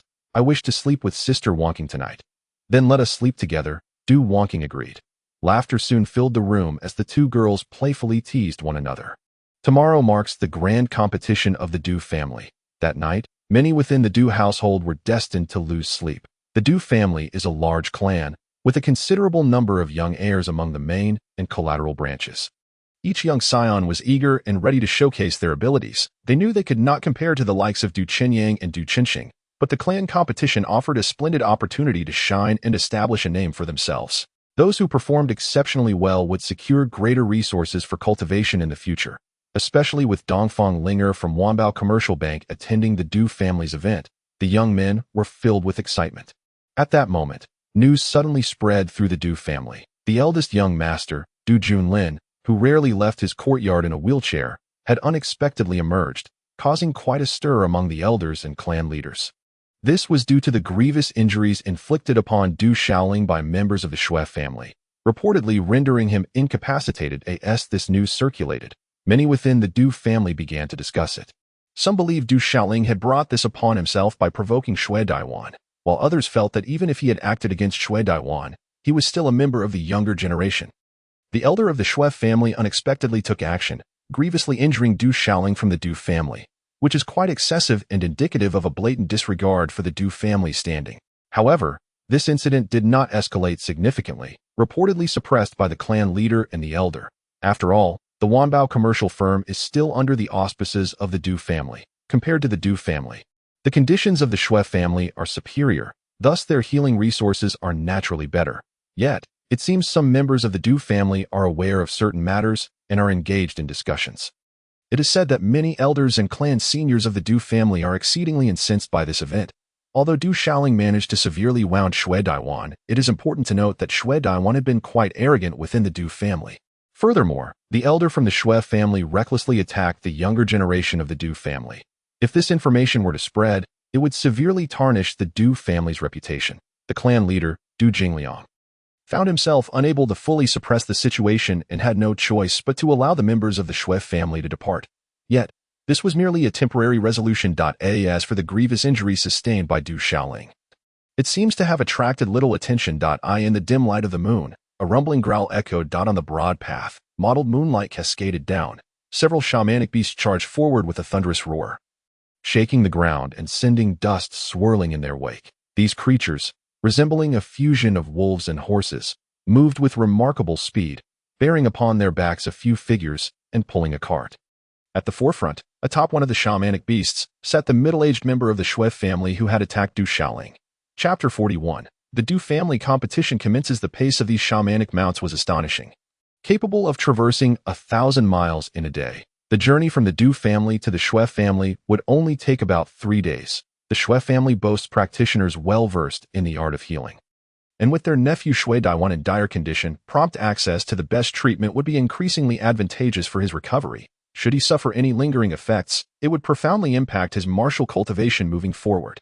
Suddenly, with a sharp whoosh, a concealed weapon was unleashed, striking like lightning, accompanied by a piercing sound as it hurtled toward the leading middle-aged man of the Shui family. Be careful, the middle-aged member of the Shui family, with considerable cultivation, detected the hidden threat and shouted a warning to those behind him. He spurred the shamanic beast beneath him and grasped a simple blade in his hand, channeling his true energy into it.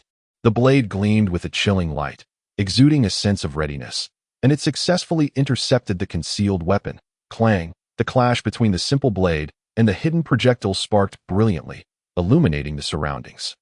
It soon became evident that the concealed weapon was merely a stone. As the stone struck the blade, it disintegrated into dust. However, the middle-aged man from the Shui family quickly changed countenance.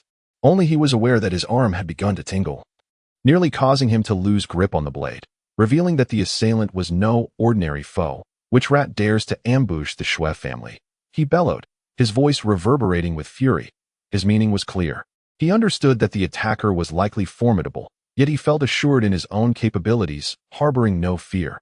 Moreover, the Shui family held a prestigious reputation in the surrounding area, deterring most from provoking them. Under the moonlit night, a solitary figure emerged ahead, clad in a black robe and hood. The newcomer appeared ghostly amidst the moonlight, exuding an unsettling aura. This rat I shall handle. You all proceed without me. The middle-aged man from the Shui family declared once more, having swiftly assessed the situation and acted decisively. The presence before them was singular, and the fact that the individual dared to reveal themselves, knowing they were facing the Shui family, indicated they had no intention of retreating. It is evident that they have come for the Shui family. The Shui family is a prominent clan, and over the years, they have frequently encountered enemies seeking revenge. At this moment, his cultivation is the strongest among the Shui family's ranks, yet the adversary is also well prepared. The most prudent course of action is to allow those around him to retreat first. In doing so, he can remain focused, and, should he find himself unable to prevail, he can escape unencumbered. I am eager to discover your true identity. As he spoke, his foot struck the ground, and true energy surged forth. The middle-aged man from the Shui family leaped off his shamanic beast mount, akin to a hawk swooping down upon its prey, wielding his crude blade as if to cleave Mount Hua in two. With the infusion of true energy, a tangible blade light emerged, chilling and formidable. The others from the Shui family quickly withdrew to the side, while the shamanic beast roared. The figure in black did not hinder their departure. Instead, in the face of the powerful strike, he stepped forward, his true energy swirling around him, executing a seemingly slow yet profoundly swift sidestep to evade the blow. The blade light fell just half a foot from the shadowy figure, carving a fissure in the ground, raising a cloud of dust, and emanating an astonishing aura. The Shui family man landed with purpose, his blade pivoting seamlessly, a testament to his mastery of swordsmanship, as he executed a swift thrust. His crude blade slicing through the air, the figure in black deftly avoided the attack, enveloped in true energy, retreating several paces to nullify the strike entirely. The Shui family man's expression darkened.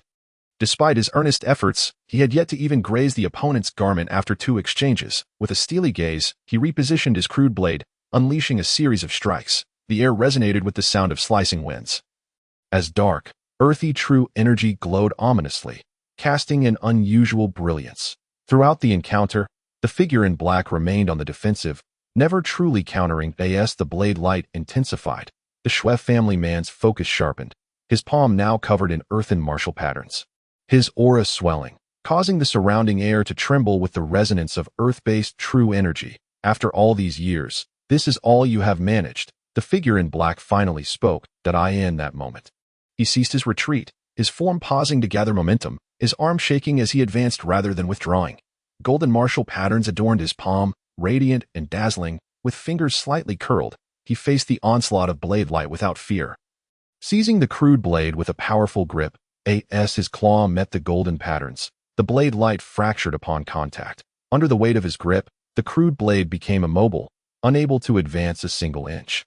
Before it shattered into fragments, with a crack, as the crude blade splintered, the figure in black's claw clamped onto the throat of the Shui family man, lifting him effortlessly off the ground. At that moment, the middle-aged man's eyes widened in terror, his gaze morphing into one of horror, as if he had witnessed the most ghastly sight imaginable. At this proximity, the Shui family man discerned the face obscured by the black cloak. Akin to catching a glimpse of a ghost, he yearned to utter something, yet his lips bled and his feet dangled in the air, rendering him voiceless. I have owed him much, failing to fulfill my responsibilities. You should not have harmed him, therefore, you shall perish first. The figure cloaked in black spoke, his voice resonating with an eerie depth. The middle-aged man from the Shui family was already filled with dread. But it was too late. Such a voice in his ears was the harbinger of death. With a sickening crack, his neck snapped without protest, yet the terror in his eyes lingered, disposing of the corpse carelessly. The figure in black did not pause and departed without hesitation. After a considerable time, members of the Shui family, noticing that the middle-aged man had not pursued, began to retrace their steps in search of news, only to discover the lifeless body on the ground, already being torn apart by several beasts, reduced to a grotesque state.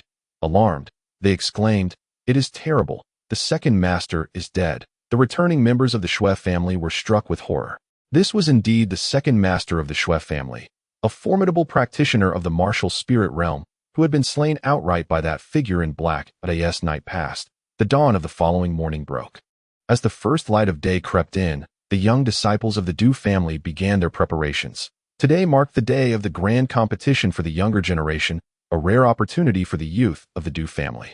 Every young member aspired to showcase their talents today. In a room, Du Shaoling exhaled a breath of turbid air from his abdomen, his eyes opening to reveal a glimmer of light that flickered in the depths of his bright gaze. Though yesterday's injuries were considerable, they were eclipsed by the surging vitality within him. Through a night of cultivation, Du Shaoling discovered something extraordinarily peculiar and delightful. Although the true energy cultivated through the Hongmeng, swallowing heaven technique, was still susceptible to being devoured by the mysterious black and white millstone in his mind. The healing process through this technique was remarkably swift. In the span of a single night, he had recovered significantly, now free from serious affliction. Naturally, Du Shaoling speculated that this could be attributed to his inherently good constitution, further enhanced by the black and white millstone's nurturing, alongside his cultivation of the supreme battle body, which bolstered his physical prowess. Thus, he was able to heal so rapidly. "Young master," the voice of Du Xie resounded, announcing that breakfast was ready. As Du Shaoling stepped out of his room, he encountered his father, Du Junlin, who was accompanied by Du Defeng. My lord, are you unscathed? Is it serious? Du Dafeng had already heard of the events that transpired last night and was filled with concern. "It is nothing grave," Du Shaoling replied with a slight smile. After finishing his breakfast, Du Shaoling intended to partake in the Du family competition at Du Xie's insistence. He donned a brand new blue and white robe, adorned in fine attire, Du Shaoling appeared notably more handsome, his resolute facial features framed by a pair of deep, luminous black eyes. The Shui family has departed, Du Junlin remarked from his wheelchair, uttering but a simple statement. Then falling silent once more, Du Shaoling nodded in acknowledgement, raising his gaze slightly. Today was indeed the day of true evaluation. Early in the morning, the Du family plaza was already bustling with activity. Alive with the chatter of many, the grand competition among the younger generation was not only a matter of interest for the young disciples, but also a grand event for the entire Du family. In this competition, both the main lineage and collateral descendants of the Du family were permitted to participate. For the collateral descendants, this was an exceptional opportunity. As long as they shone brightly in the competition, they would secure greater access to training resources in the future. As the sun ascended higher, the crowd in the plaza swelled, the cacophony of voices merging into an astonishing roar. The young generation of the Du family, composed of spirited young men and women eligible for the grand competition, gathered early in the square. Each youth was brimming with determination, eager to showcase their talents in the event. The elders have arrived. As a group of esteemed elders and clan leaders from the Du family approached, the atmosphere in the square reached a fevered pitch. Such a momentous occasion warranted the personal attendance of the grand elder and clan leader, Du Jingliang. At this moment, alongside clan leader Du Junlin and the grand elder, was also a delegation from the Wanbao Trading Company, prominently featuring Dongfang Weifeng. Many formidable individuals from the Wanbao Trading Company and several young descendants followed closely behind. Coinciding with the Du family's grand competition, this splendid event allowed the Du family to invite distinguished guests from the Wanbao Trading Company, highlighting their camaraderie and providing an opportunity for the young generation of the Du family to shine. Although the Du family may not rival the Wanbao Trading Company, they are nonetheless one of the 4 prominent families of the Wild City, and their youth have consistently demonstrated exceptional prowess. This fact instilled a measure of confidence among the elders and clan leaders of the Du family, particularly this time. With the presence of the remarkable Du Qinyang, the Du family felt an added sense of assurance. Perfectly positioned to make a grand display. Chapter 42. The arrival of Du Shaoling. The Yang family has also arrived. Many among the younger generation of the Du family were astonished to see that the Yang family, another of the 4 great martial families of the Wild City, had sent representatives. Indeed, several elders and a few young members of the Yang family were present at that moment. Amidst the crowd, a striking young man and a similarly aged woman stood out.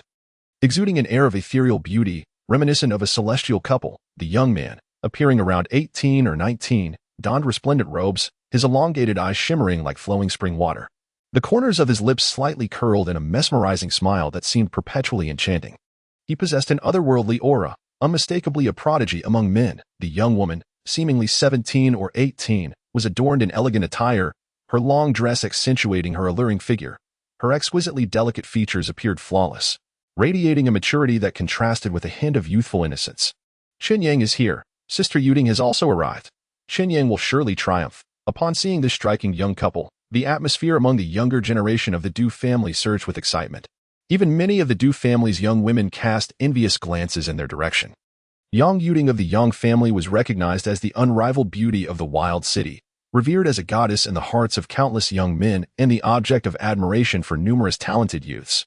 Just days prior, the Yang family had come to the Du family to annul the engagement between Yang Yuding and Du Shaoling, instead arranging a new betrothal to Du Qinyang. Thus, it was no surprise to the Du family that the Yang family had sent representatives today. With the Du and Yang families now joined in a familial alliance, it was entirely natural for Yang Yuding to come and cheer for her fiancé, Du Qinyang, as he dazzled the entire Du family. In the crowd, feeling the intensity of many fervent gazes, Yang Yuding gently linked her arm with Du Qinyang's, lifting her chin gracefully, resembling a proud swan. The delegation from the Wanbao Trading Company and the Yang family was invited by Du Junlin and the Grand Elder to ascend the prepared high platform.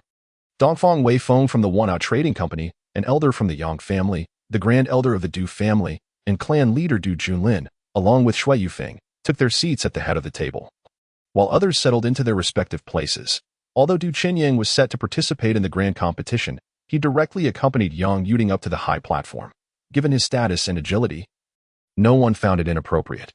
Yang Yuding remained by his side, drawing the attention of many young men from the Du family. Du Qinxing was also present, though he lacked the brilliance of his elder brother. Du Qinyang today marked the Du family competition, and he had prepared himself early in the morning. Initially, it was to be a day for him to showcase his talents and decisively overshadow Du Xiaoling. However, Du Qinqing was taken aback when he discovered that his mother and second uncle had directly incapacitated Du Xiaoling. This was certainly unexpected. Noticing the multitude of gazes fixated on his elder brother Du Qinyang, many eyes also lingered ardently on Yang Yuding. Du Qinqing couldn't help but recall Dongfang Linge.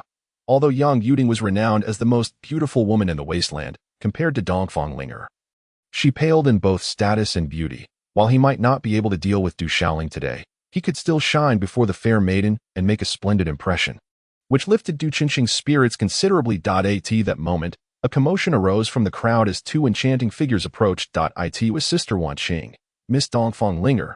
The crowd buzzed with excitement, especially among the numerous young men and women, creating a fervent atmosphere. Today, Dongfang Linge donned a fitted long gown that accentuated her exquisite curves, her skin as smooth as jade, radiating an air of noble elegance that in contrast to Yang Yuding's enchanting allure. Dongfang Linge exuded a different kind of beauty, one that seemed markedly more refined. Upon seeing Dongfang Linge, the young men and youths of the Du family were stirred with emotion, their eyes fixating intently on her. Du Wanqing's grace and beauty were certainly not inferior to Dongfang Linge's. However, in the hearts of the young men of the Du family, Du Wanqing was an enigmatic presence, instilling a sense of reverence that deterred them from approaching her too closely. Yang Yuding cast a sidelong glance. She had long been aware of Dongfang Linge's arrival at the Du family and had heard many rumors about her. Now, witnessing her in person, it was evident that the tales were indeed true. The square resonated with a cacophony of voices. With the arrival of Dongfang Linge and Du Wanqing, they took their seats at the high table, where places had already been reserved for them. Du Qinqing's gaze remained fixed upon Dongfang Linge throughout. Such a woman was beyond Yang Yuding's comparison. As long as he could win Dongfang Linge's heart, what could his elder brother Du Qinyang possibly contend with? He would surely be eclipsed.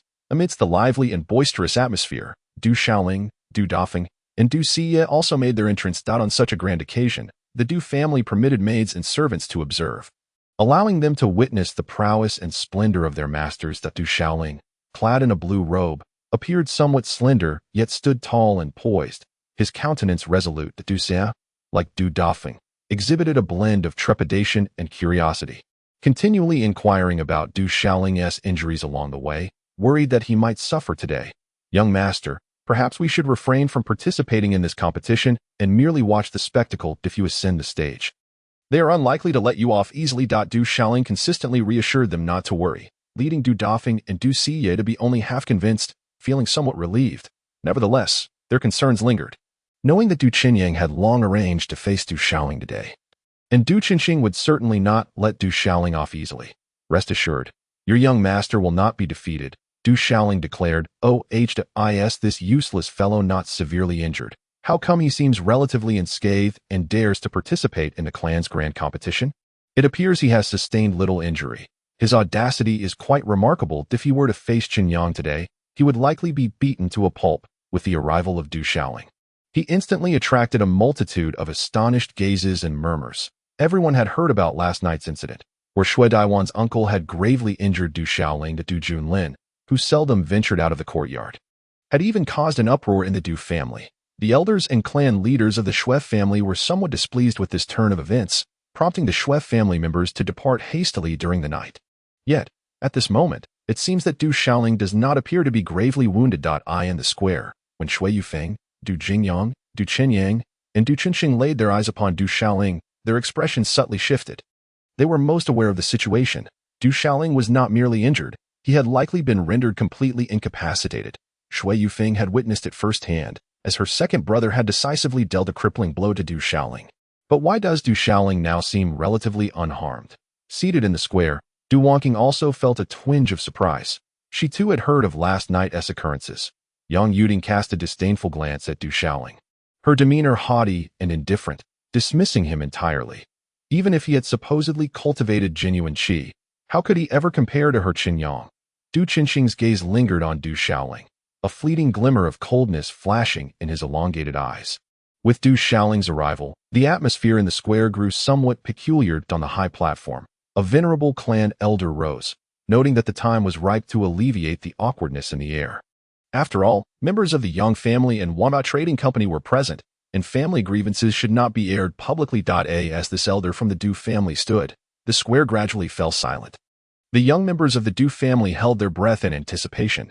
Today marked the triannual grand competition of the younger generation of the Du family, graced by esteemed guests from Wanbao Trading Company, including Elder Dongfeng Wei Feng, Miss Dongfeng Lingo, Elder Yang II, and Miss Yang Yuding. Therefore, the younger generation must exert their utmost effort to showcase the splendor of the Du family. The elder's voice, though not loud, resonated within the ears of everyone present. His opening remarks encompassed a great deal, essentially welcoming the guests from Wanbao Trading Company and the Yang family, urging the younger generation of the Du family to perform admirably.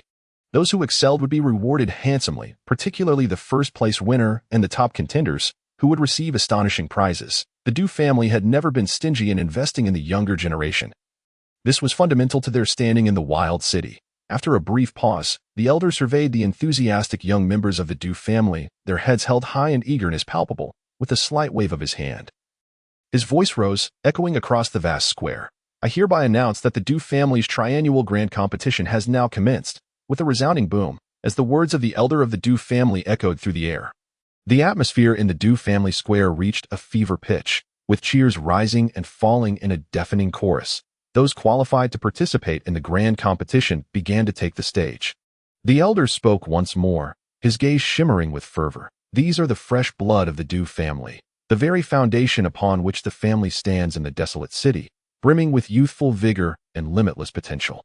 As the elder's voice faded, the crowd stirred. One by one, young figures, carrying the hopes of their respective elders, advanced toward the center of the square.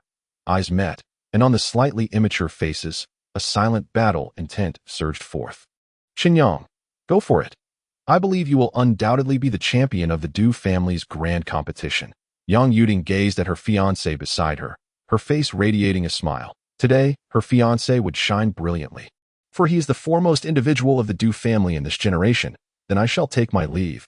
Du Qinyang nodded, displaying a hint of pride without losing his grace, before stepping to the side of the high platform, where his energy surged, propelling him into the air.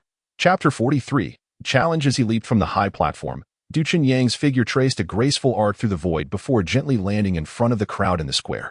His robes fluttered, a wave of energy rippling outward, his posture elegant and steady, executed flawlessly. Well done, Qinyang.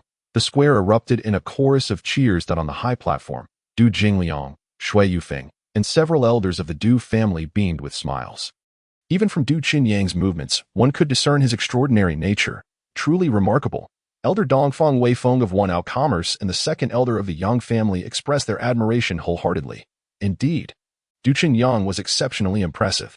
Yang Yuding also wore a smile, cheering for her fiancé. He was the true dragon she had chosen, a paragon deserving of her. Well done, Qin Xing. The performance of Du Qinxing also elicited waves of applause from those around. Young master, Du Qinyang and Du Qinxing are formidable, Du Dafu whispered, observing their movements with growing concern for his young master. Du Qinyang and Du Qinxing are incredibly strong. Young master, if it proves too challenging, perhaps you should avoid confronting them alone. Du Xia shared the same concern. In her eyes, the prowess displayed by Du Qinyang and Du Qinxing was already formidable enough. They revel in showcasing their skills. Why not take up performing? It is merely a display of superficial finesse. Du Xiaoling remained unfazed from the recent exhibition of skills by Du Qinyang and Du Qinxing. He felt they fell short of his own gale thunder stride. At this moment in the square, Du Qinxing landed among the front ranks of the crowd, slightly raising his gaze to once again seek out Dongfeng Linger. The poised display he had just executed was one he had diligently practiced numerous times the previous night, culminating in the elegant movements observed earlier. At this moment, Du Qinxing believed he had undoubtedly left a profound impression on the fair maiden. Dongfeng Linger maintained her usual demeanor, though her gaze occasionally drifted toward Du Xiaoling, who was now also stepping forward to join the young descendants of the Du family qualified for the grand competition. There are no fewer than 200 individuals present, and this number pertains solely to the eligible youth of the clan. He gazed upon the vibrant and spirited young members in the square. The elder presiding over the grand competition could not help but feel a stir within, raising his hand and declaring, "The Du family's triannual grand contest is now officially underway." A resounding cheer erupted in the square, the atmosphere soaring to exhilarating heights. Waves of fervent combat spirit suddenly surged forth. Streams of genuine energy ascended, with various attributes of true energy radiating brilliance and enveloping the square. Sensing this vigorous and impassioned ambience, the elders of the Du family felt their hearts swell with emotion. Esteemed elders and clan leaders, before we commence with the clan competition, I kindly request permission to address a personal matter, which also serves as an introduction to our clan's contest. At that moment, Du Chenyang, who had been at the forefront of the crowd, stepped forward. Swiftly, countless gazes fell upon him, and the earlier excitement transformed into a somewhat peculiar atmosphere, with many eyes intentionally or unintentionally shifting towards Du Shaoling at the back of the crowd. The majority of the Du family members were already aware of Du Chenyang's intentions. He had previously arranged with Du Shaoling for a duel during today's competition. And now, Du Chenyang was prepared to make his move. Chenyang, what personal matter do you wish to address? If it does not contravene the rules of the clan competition, I would be inclined to acquiesce. The elder presiding over the contest appeared to be cognizant of Du Chenyang's intentions, yet feigned ignorance as his voice resonated throughout the square, clear enough for all to hear. This does not violate the competition's regulations, he remarked, his gaze subtly drifting towards Du Shaoling at the back of the crowd. Brother, why employ a sledgehammer to crack a nut? Du Shaoling need not trouble you. I am more than willing to take on the task for my brother. At this juncture, Du Qinxing's true energy surged as he swiftly positioned himself beside Du Chenyang, bowing respectfully. Without waiting for Du Chenyang's nod, he leaped onto the adjacent combat platform. Instantly, all eyes converged upon Du Chenyang. Among the younger generation of the Du family, Du Chenyang was undoubtedly the foremost, while his younger brother Du Qinxing, though only a year his junior, had consistently ranked among the top 5, if not the top 3. Within the entire clan, Du Qinxing's gaze shifted towards the platform, where it locked onto Du Shaoling, extending his hand to point and proclaim, Du Shaoling, how brazen and arrogant you were yesterday. If you possess any skill, come forth for a duel now. With Du Qinxing's gesture, the eyes of the entire Du family square pierced through the crowd, ultimately resting upon Du Shaoling, many expressions shifting to one of intrigue. Upon the high platform, the elders and several formidable members of the Du family exchanged glances. Few were surprised by Du Qinxing's challenge to Du Shaoling. Shui Yufeng wore a cold smirk, contemplating how Du Shaoling had managed to rise today. Yet she believed he was merely a shadow of his former self, unlikely to dare accept the challenge. Nevertheless, her youngest son Du Qinxing seized the opportunity, regardless of whether Du Shaoling accepted the duel, ensuring he would make an impression in front of Dongfang Linge. Even if Du Shaoling had the audacity to ascend the platform, in Shui Yufeng's eyes, he remained a worthless failure, with the outcome already predetermined. Dongfang Weifeng, Dongfang Linge, and even members of the Yang family now displayed expressions of keen interest at Du Shaoling. This worthless individual has concealed his abilities for so many years, only to cultivate true energy without restraint, repeatedly offending Brother Qinyang and Brother Qinxing. That it appears he is courting disaster. Without Brother Qinyang needing to intervene, Brother Qinxing will ensure this fellow faces dire consequences. Those present from the Du family began to exhibit expressions of intrigue. Everyone was aware that Du Shaoling had previously been seen as a good-for-nothing, yet he seemingly harbored hidden talents. However, after repeatedly provoking Du Qinyang and Du Qinxing, he is now destined to pay the price. Young master, young lord, please do not ascend the arena. Du Xie and Du Defuku grew increasingly anxious, their brows furrowing in concern, silently praying that the young master would refrain from engaging in combat. Du Qinyang cast a glance towards his brother Du Qinxing on the arena, his brow slightly furrowing, though he revealed nothing further. Qinxing, bring down that waist. Du Shaoling. Well done, Qinxing. A group of young men and women mingling with Du Qinxing cheered recklessly. Disdainful gazes and mocking expressions were unabashedly directed towards Du Shaoling, as though they feared he might shy away from the challenge. At this moment, all eyes were fixated on Du Shaoling. Many were aware of the enmity between him and Du Qinxing and Du Qinyang, and the events of the previous night had stirred quite the uproar, with rumors circulating that Du Shaoling had sustained severe injuries, potentially rendering him incapacitated. The fact that Du Shaoling had the audacity to participate in the competition today baffled many. Presently, everyone was speculating whether Du Shaoling would accept the challenge, and if he still possessed the strength to do so. Du Qinxing pointed directly at Du Shaoling, his gaze icy and his demeanor defiant. Du Shaoling, Brother Qinxing offers you the chance to fight with one hand. Do you dare to ascend the arena? The crowd continued to jeer, their ridicule unabated. Du Shaoling maintained a remarkably calm demeanor, Surveying the throng of onlookers, it seemed he had indeed become the soft target, and everyone's eyes. Good-natured people are often taken advantage of. Gentle horses are often ridden. In this world, strength reigns supreme. It is the unyielding fist that holds the ultimate authority. Under the scrutiny of the crowd, Du Shaoling slightly raised his gaze and declared, "If a battle is what you seek, then I shall oblige." A hushed silence enveloped the square as Du Shaoling's words echoed, catching everyone off guard. It was indeed unexpected that he would accept the challenge against Du Qinxing. This was undoubtedly a reckless move on Du Shaoling's part. Amidst the multitude of gazes, Du Shaoling stepped forth from the crowd and ascended the arena. Do you understand the rules of the arena, Du Shaoling? Queried an elder from the clan with an air of solemnity. Once you step onto the arena, any injuries sustained are your own responsibility. Du Shaoling nodded, fully aware of the arena's stipulations, and understood that this elder was aligned with the second elder, not one to be trifled with. The inquiry about his knowledge of the rules was merely a means to safeguard against any potential mishaps that might occur later. In a world where martial prowess thrives and the strong dominate, stepping onto the arena signifies a disregard for life and death. Once on the arena, injuries are your own responsibility, and within the clan, dueling must not be lethal, since you both wish to engage in battle.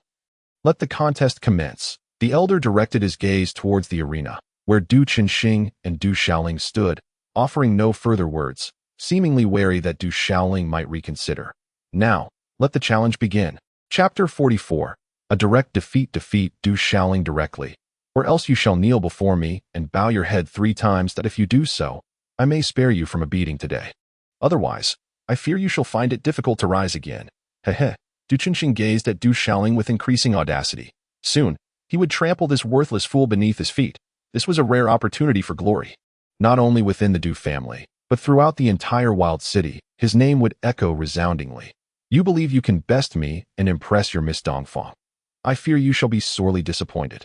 As Du Qinxing fixed his gaze upon him, Du Shaoling's countenance remained largely unchanged, his resolute features betraying a profound and luminous depth in his eyes. With Du Shaoling's words having fallen, the mocking expression on Du Qinxing's face instantly froze, his demeanor darkening ominously. You worthless wretch, do you seek death? With that, a glint of cold light flickered in Du Qinxing's eyes, and a surge of golden elemental energy erupted from his body. He slightly crouched, then charged violently toward Du Shaoling. Simultaneously, his fingers coiled into a fist, summoning martial runes that enveloped his fist in a dazzling golden glow. In an instant, 3 indistinct shadowy fists surged forth from Du Qinxing's own, detonating toward Du Shaoling. The Golden Force Sevenfold Fist. 3 strikes in one. At this moment, Du Qinxing unleashed the Du family's martial technique, the Golden Force Sevenfold Fist, having cultivated it to the level of triple strikes. His aura, now fully unleashed, marked him as a peak second-tier warrior. Du Shaoling was in grave peril. Du Qinxing had actually reached the second-tier warrior level. How formidable! As Du Qinxing made his move, numerous gazes in the arena flickered. Even some elders and formidable figures of the Du family were subtly taken aback. Du Qinxing was showing no mercy, clearly intent on delivering a fierce beating to Du Shaoling. He aimed to defeat Du Shaoling in the most decisive manner possible. Speculations arose that even if Du Shaoling had reached the warrior realm, facing Du Qinxing now, he would be lucky to escape with his life. Under the pressure of 3 strikes, Du Qinxing internally chuckled coldly.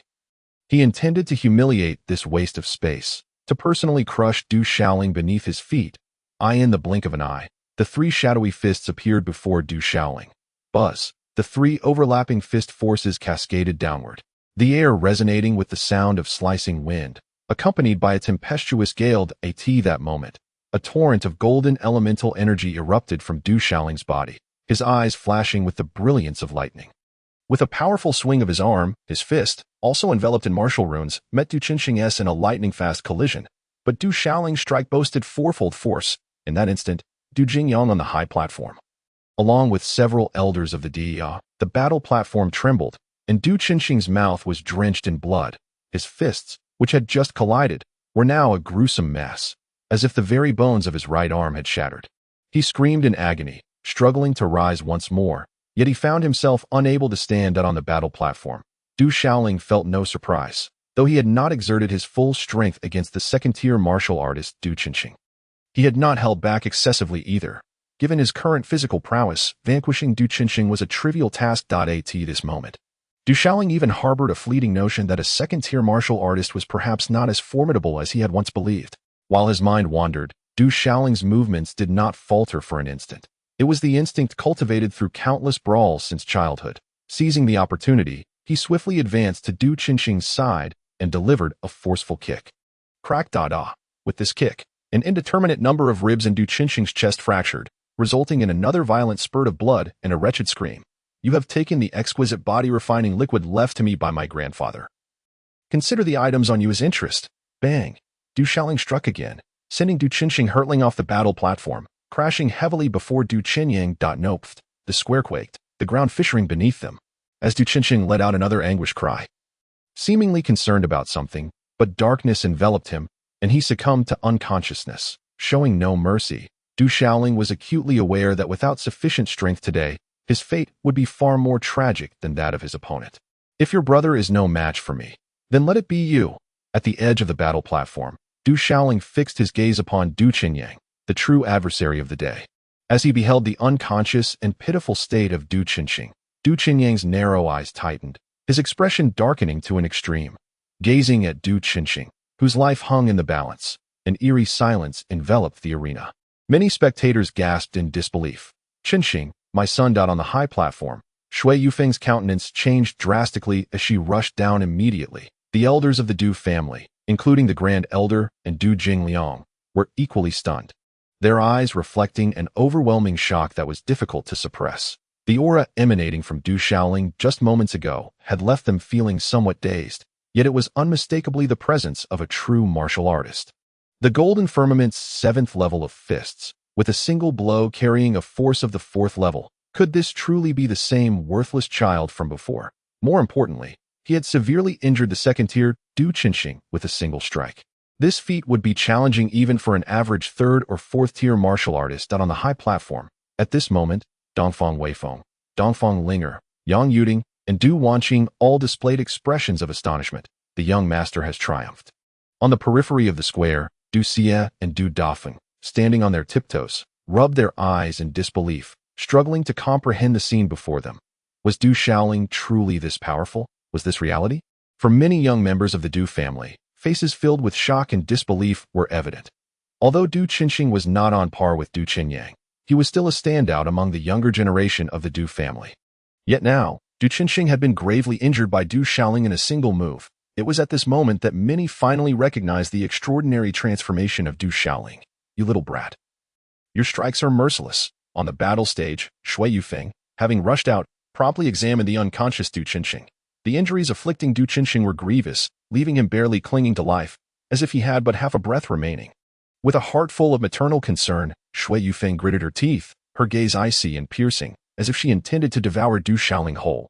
Chapter 45, Exposing Cultivation. Meeting Shui Yufeng's gaze directly, Du Shaoling remarked, the rules of the battle stage dictate that once one steps upon it, the consequences of injury or death are borne by oneself. Yesterday, you and the Shui family, taking advantage of your numbers, struck me down, inflicting severe harm. Do you now intend to attack me further, treating the Du family as if we were mere pawns of the Shui family? Du Shaoling's words resonated, stirring a flicker of unease among some members of the Du family. Little scoundrel. A chilling disdain seeped through Shui Yufeng's clenched teeth. Mother, tend to my brother's wounds first. I shall handle this, Du Qinyang interjected, nodding toward her. Other formidable members of the Du family had already approached. Examining Du Qinxing's injuries, with a swift motion, Du Qinyang propelled himself onto the battle stage, his demeanor serene yet commanding. Beneath his moderately arched brows, his narrow eyes betrayed a hint of cold malice. You truly have caught me off guard. As Du Qinyang lifted his gaze, it was the first time he regarded Du Shaoling with unflinching intensity. The unexpectedness of the situation was palpable to him as well. There is nothing surprising about it. By the way, how has your relationship with that little green tea, Yang Yuding, been recently? After all, she is a woman I had no intention of claiming. I hear you have been frequenting the Du residence of late. Perhaps you are blissfully unaware that your head has become a vast grassland. Du Shaoling regarded Du Qinyang with exaggerated concern. His words rippled through the Du family plaza, eliciting a myriad of complex expressions. It was clear to all that green tea was far from a complimentary term, and the allusion to a vast grassland was equally suggestive. On the elevated platform above, the Yang family's elders and their kin exchanged knowing glances. Their expressions equally intricate. Du Shaoling, you shameless scoundrel. On the high platform, Yang Yuding ground her teeth, a trace of malevolence creeping across her visage, her expression darkening ominously. Meanwhile, many within the Wanbao Trading Company displayed faint smiles. Intrigued by the unfolding drama, notably, Dongfang Linger's eyes sparkled with interest, seemingly oblivious to those around her, as she inquired of Du Wonking, Sister Wonking, what do green tea and vast grassland mean? I am not entirely certain. Du Wonking replied, shaking her head, her countenance exuding an aura of icy detachment, though her eyes reflected a complex understanding of the insinuations. She was no fool. She could decipher the general implications of green tea and vast grassland. In a hushed tone, she confided to Dongfang Lingo, I suspect they are not favorable terms. Your cousin is quite amusing, Dongfang Lingo remarked, her interest piqued, her gaze fixed upon the battle stage. At that moment on the stage, Du Qinyang's expression darkened profoundly. Having been publicly humiliated, he could scarcely endure it. You seek death. With a grim intensity, he channeled his true energy, his figure darting forth, mere strides away from Du Shaoling, with martial patterns enveloping his palm. The vibrations of his golden true energy resonated as he struck towards Du Shaoling's shoulder. Golden cloud palm. This strike had already invoked a martial technique, and an urgent sound of air displacement reverberated in the space before the palm print. Du Shaoling, undeterred and with eyes aglow, met Du Qinyang's palm head-on, advancing rather than retreating. He shook his arm and unleashed a punch in response. Bang! The collision of fists and palms erupted like a sonic boom in the air. Staggering, Du Shaoling was forced to retreat several steps, his gaze sharpening slightly. This was also a deliberate test on his part. Indeed, Du Qinyang, a martial artist at the 9th level, proved to be formidable. As Tu Bo had remarked. Even a single level of cultivation could present a significant disparity. At this moment, Du Qinyang's body merely swayed slightly. Du Shaoling was no match. Many witnesses discerned this clearly. With just one strike, Du Shaoling was directly repelled. Brother Qinyang, eliminate that scoundrel. Yang Yuding clenched her teeth, her cheeks frozen in a cold pallor. In truth, only Du Qinyang was aware that, despite his body merely swaying, his palm had felt a slight numbness, and his complexion had darkened in astonishment. He understood that Du Shaoling had undergone substantial growth, which was why he had employed combat techniques right from the onset, yet he had still underestimated his opponent. A glint of coldness flashed in Du Qinyang's eyes. The initial strike had not yielded the desired effect, and he pressed forward once more. Violent mountain fist.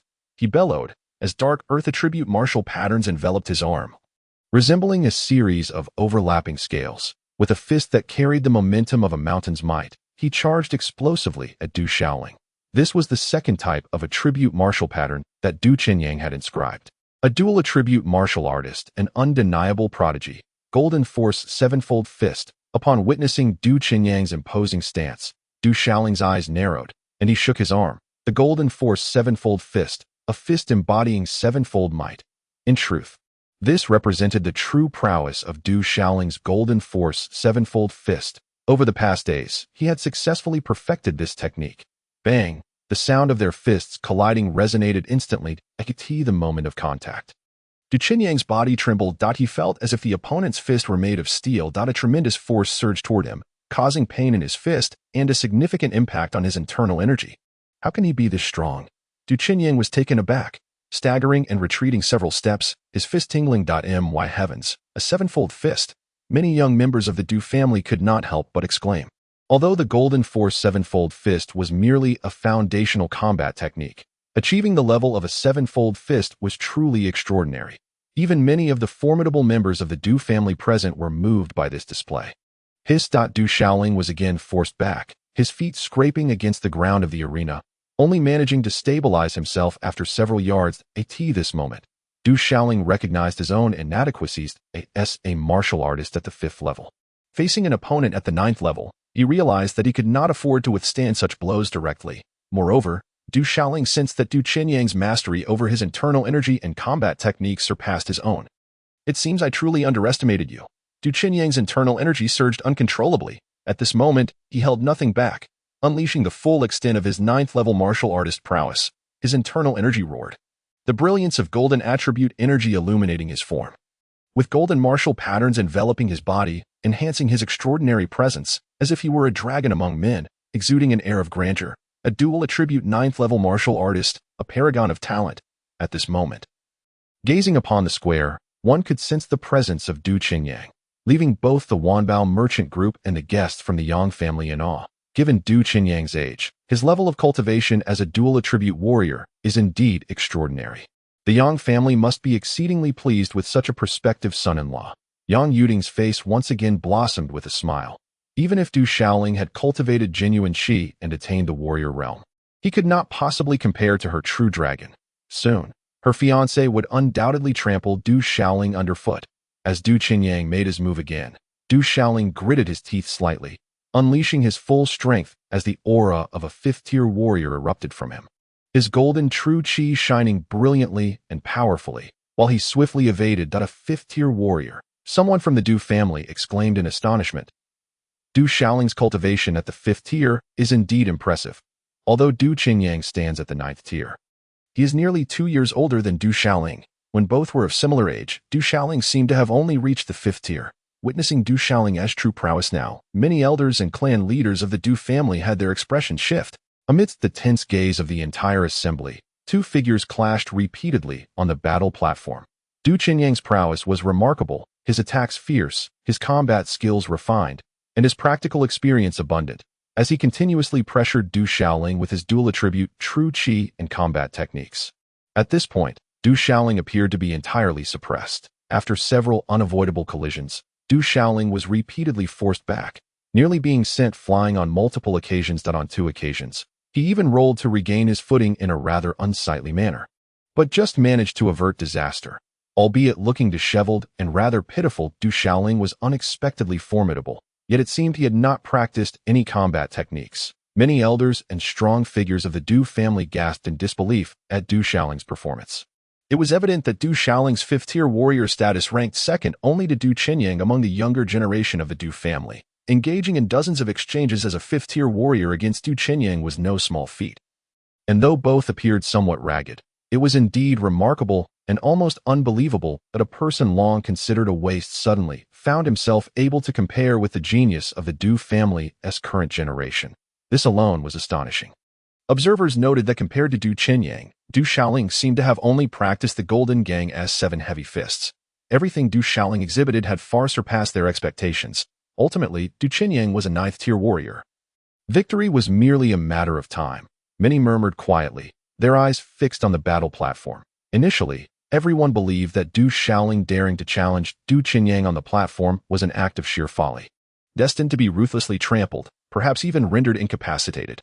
Yet now, Du Shaoling's performance had already left the entire Du family in shock. However, in their hearts, they still believed Du Qinyang to be far superior.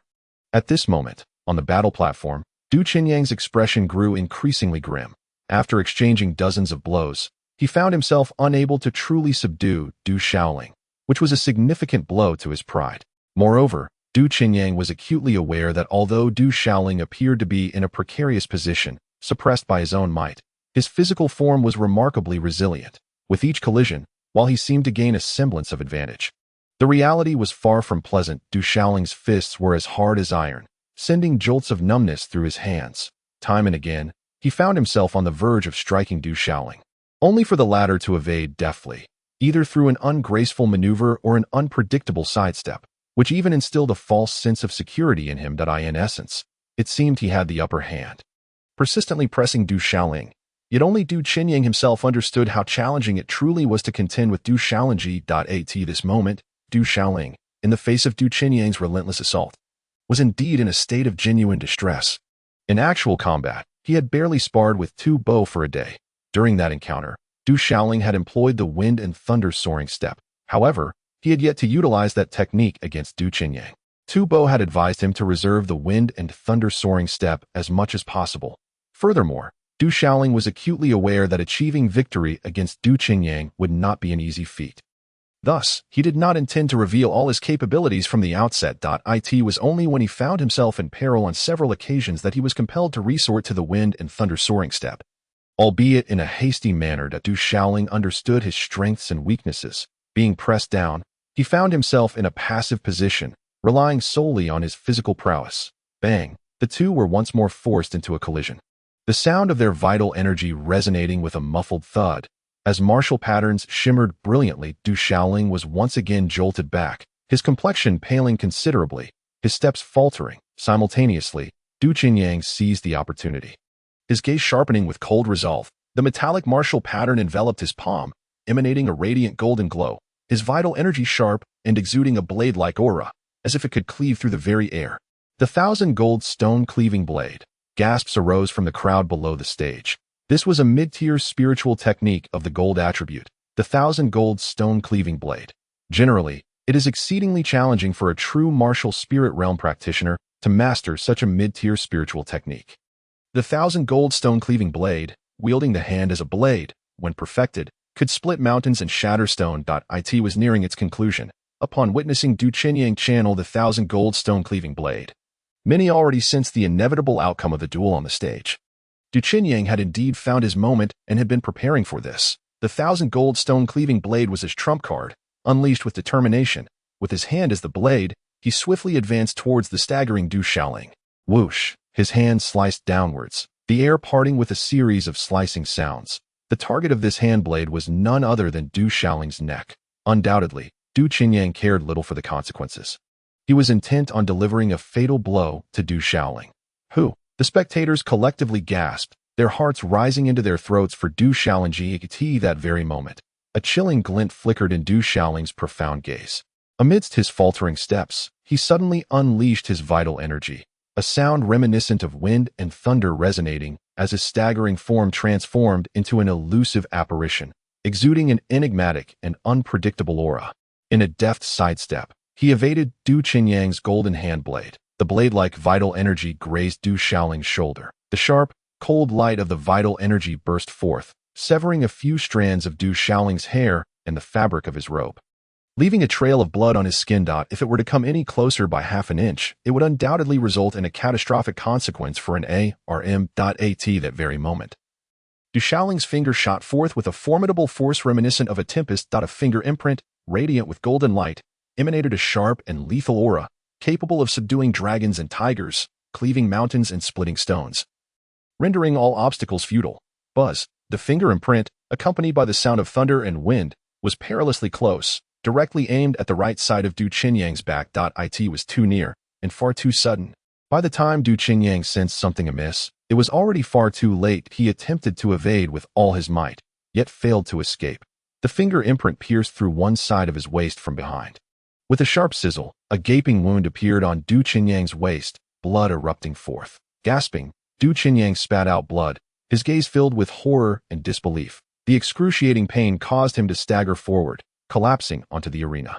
This scene left all spectators dumbfounded. Some even rubbed their eyes, finding it hard to believe what had just transpired. Chapter 47. The killing intent of the ancestor just moments ago. It was clear that Du Qinyang was poised to conclude the battle. Yet in the blink of an eye, he lay prostrate upon the arena. No, on the elevated platform at the front of the square, Shui Yufeng and Yang Yuding's expressions changed dramatically, as this was certainly not what they had wished to witness. Du Jingyang and several elder members of the Du clan also displayed a shift in their demeanor. On the arena, Du Shaoling's face had turned ashen. The simultaneous activation of the Wind Thunder Swift Step and the Golden Tiger Subduing Finger was tremendously taxing. However, Du Shaoling understood that Du Qinyang was not to be underestimated and questioned whether a single Golden Tiger Subduing Finger would suffice to vanquish him. He resolved to seize this opportunity to strike decisively, lest he become the one to suffer misfortune. Turning and stepping forward, Du Shaoling aimed a heavy kick at the staggering Du Qinyang, who lay sprawled on the arena. Such ruthless and unrestrained behavior among kin during a sparring match was utterly shocking. A booming voice resonated, and a figure descended onto the arena. A handprint adorned with brilliant golden martial patterns aimed directly at Du Shaoling. The surging true energy erupted, shaking the arena. This was the elder who had presided over the Du family's grand competition.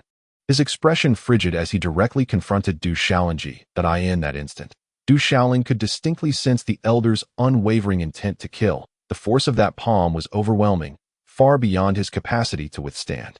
The elder intended to take advantage of the situation to eliminate him. At that moment, Du Shaoling also perceived a subtle movement within the mysterious black and white, grinding disk in his mind, as if it had begun to shimmer with light. Yet, at that very moment, another figure appeared even more swiftly, like a ghost materializing before Du Shaoling. raising a hand to counter with a palm imprint. Bang! The clash of true energies produced a dazzling brilliance. Resonating with a deep, thunderous sound, Du Xiaoling's adversary was forced back, his feet skimming the surface of the arena until he halted at its edge, subsequently spewing forth a mouthful of crimson blood. His complexion turning pale in an instant. Upon recognizing the assailant, the elder's expression shifted dramatically, revealing a look of trepidation. Under the watchful eyes of the crowd, the one who had intervened on behalf of Du Xiaoling was an elderly man, appearing to be in the twilight of his years. Uncle. Upon seeing this venerable elder, the members of the Du family present all changed color. Du Xiaoling recognized him as the venerable uncle who had long stood guard over the Kangwu Pavilion. A role he had reportedly held for many years. In the face of the youthful duel taking place on the platform, it was prudent for the elder to refrain from interference, especially with esteemed guests present. Maintaining the dignity of the Du family was paramount. The elderly gentleman cast a fleeting glance at the clan elder who had just engaged with Du Xiaoling, before raising his gaze towards the elevated platform where Du Jingliang and the Grand Elder were situated. He inquired, "What are your thoughts, clan leader and Grand Elder, on the recent confrontation between Du Xiaoling and Du Qinyang? Were there any violations or improprieties? The conduct of Du Xiaoling was beyond reproach." "I declare him the victor of this contest," proclaimed the Grand Elder, his eyes gleaming with fervor. "No, I have not yet been defeated. Not yet." On the platform, Du Qinyang struggled to rise, blood oozing from his waist. His complexion as pale as ash, hair disheveled. The once exalted aura about him was now replaced by a disheveled state, his handsome visage twisted into a grimace, his eyes bloodshot with fury. Today was meant to be his day of glory. A day to gain renown in the Yaoyin city. It should not have culminated in such a disheartening outcome. Unwilling to concede, Du Qinyang believed he still had the strength to fight and hidden cards to play. With a booming sound, it seemed a fresh energy surged within him. Qinyang, in a duel, there are bound to be victories and defeats. A moment's outcome cannot dictate the entirety. Du Jingliang swiftly approached his son on the platform, his expression darkening as he placed a reassuring hand on Qinyang's shoulder, saying, "You were careless this time. Defeat is but a part of the journey." Du Qinyang seethed, his face contorted with rage, eyes glistening with fury. How could he accept his loss, especially to the seemingly ineffectual Du Xiaoling? This match was supposed to showcase his prowess. Du Xiaoling is the victor. Du Jingliang pressed down firmly on his son's shoulder, his gaze fixated on Du Xiaoling, suppressing the chill in his eyes. "The clan leader has declared your triumph. Thus, congratulations are in order." The elderly guardian of the Kangwu Pavilion turned to Du Xiaoling, offering a slight smile, showing little deference to Du Jingliang, merely nodding before descending the platform with a slightly unsteady gait. Yet, it was well understood by all that this uncle was a master of formidable skill. "First, go tend to your injuries," Du Jingliang instructed, casting a glance at Du Xiaoling before supporting the pale and agitated Du Qinyang as they exited the platform. Du Qinyang's wounds were severe. He required immediate attention. Gazing at Du Xiaoling on the platform, the audience was left in a state of tumult, many gasping in disbelief. None had anticipated such an outcome. The Golden Fang Tiger Finger. Du Xiaoling had actually mastered the Golden Fang Tiger Finger. The younger members of the Du family recognized that it was this technique that had ultimately crippled Du Qinyang. This was indeed a mid-tier spiritual technique of the Du family. Du Qinyang's mastery of the mid-tier spiritual technique, the 1,000 gold shattering blade, was already commendable, yet Du Xiaoling, a 5th-level martial artist, had also achieved mastery of a mid-tier spiritual technique. This was even more astonishing than Du Qinyang's feat from the outset. It appeared that Du Xiaoling had been intentionally feigning weakness. "Du Xiaoling is remarkably strong," murmured some of the stronger and elder members of the Du family, their admiration palpable. A number of the younger generation of the Du family felt an unsettling tremor in their hearts. Du Xiaoling had incapacitated Du Tongda and severely wounded Du Shanyan. They had yet to experience such a direct impact on the battlefield today. Du Xiaoling first delivered a devastating blow to Du Qinxing, followed by another crippling strike against Du Qinyang. Witnessing this with their own eyes sent chills down their spines. It turned out that the once ineffectual Du Xiaoling had merely been concealing his true prowess. Who would have imagined that he could be so formidable? Those among the Du family who had previously bullied him now trembled internally, beginning to feel a sense of dread. The fates of Du Tingda, Du Shanyan, and Shui Daiwan only heightened their anxiety. The young master had triumphed. The young master had vanquished the brothers Du Qinyang and Du Qinxing. At the back of the crowd, Du Xie and Du Defuku were still in disbelief. On the high platform, Yang Yuding's expression had frozen into a grimace. She found it impossible to accept this outcome. How could this once despised wastrel, the very one who had just been rejected, suddenly possess such strength? Enough to even defeat Du Qingyang. The second elder of the Yang family and others wore equally somber expressions, their countenances reflecting a complex mix of emotions. Sister Wanqing, your cousin possesses quite the intrigue, Dongfang Linger remarked, her face adorned with a smile, her eyes shimmering with brilliance. Du Wanqing also bore a look of astonishment. Today's results had entirely surpassed her expectations. For so many years, why had this cousin remained so deeply concealed? Even the annulment of the engagement seemed inconsequential. At the age of 16, a youth is typically filled with vigor and passion. Yet, this cousin exhibited a resilience and fortitude far beyond the ordinary. On the battlefield, Du Shaoling, with disheveled hair and a pallid complexion, gazed at the departing figure of his uncle from the Kangwu pavilion, unprepared for the unexpected assistance he had received. His gaze also lingered on the clan elder. Committing to memory the visage of this old man who sought his demise, the Du family competition was set to continue. However, after a series of fierce confrontations, he was gravely injured and required rest during the next 2 rounds. Surely, that would not pose an issue. To Du Shaoling spoke, disregarding whether anyone would respond, and leaped down from the battlefield. He was acutely aware of his own condition. Indeed, he bore injuries and had expended considerable energy.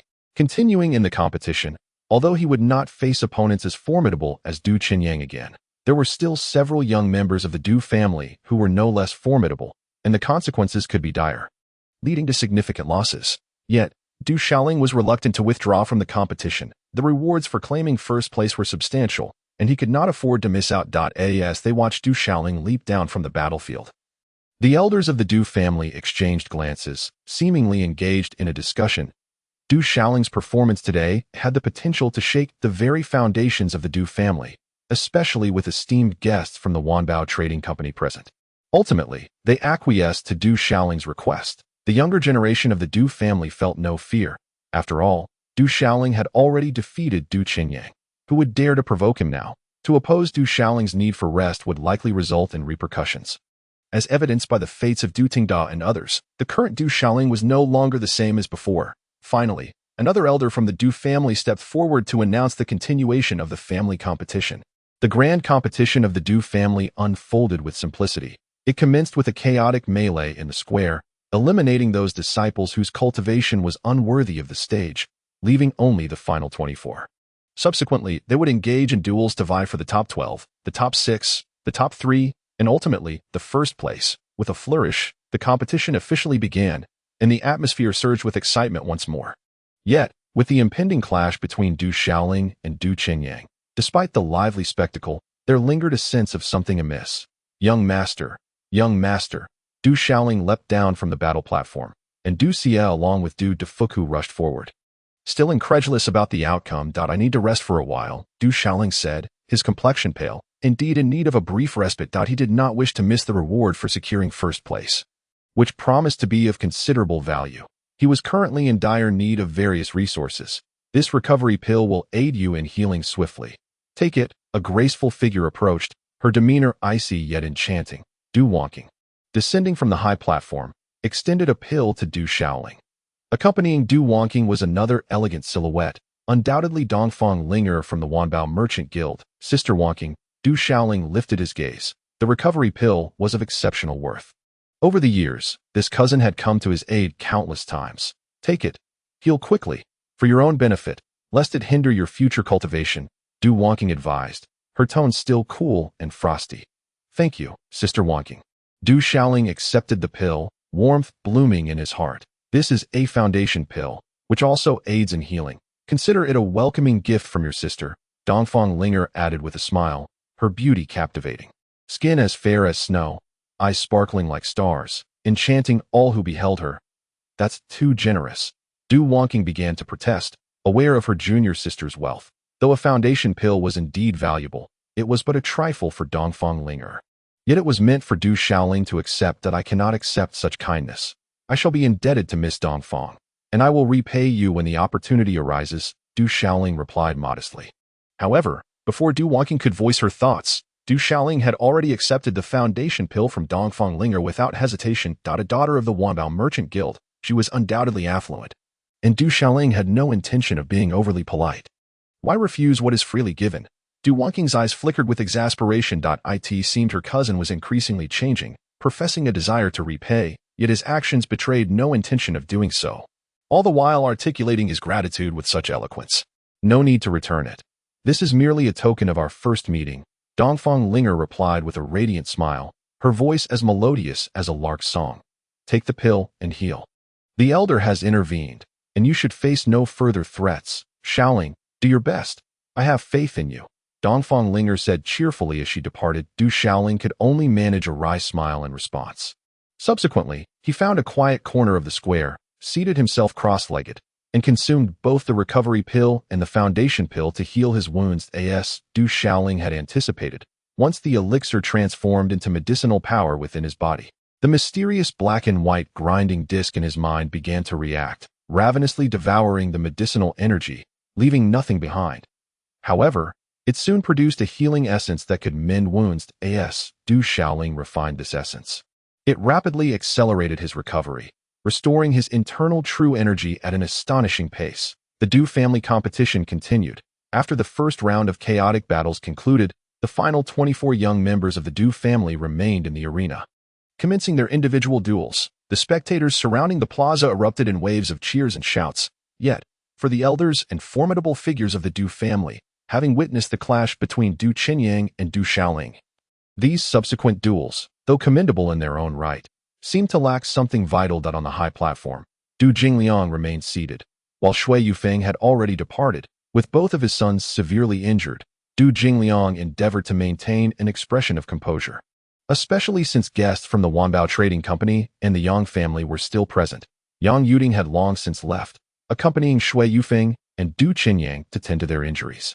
After 2 rounds of the competition, barely an hour had passed. Du Xiaoling ceased his healing, his complexion regaining a hint of color. At that moment, 6 battle platforms stood in the plaza, occupied by 12 young men and women from the Du family, including Du Xiaoling. The total numbered 13. The elder presiding over the competition instructed Du Xiaoling to select a battle platform for his duel, ultimately requiring only one victor to remain on that stage.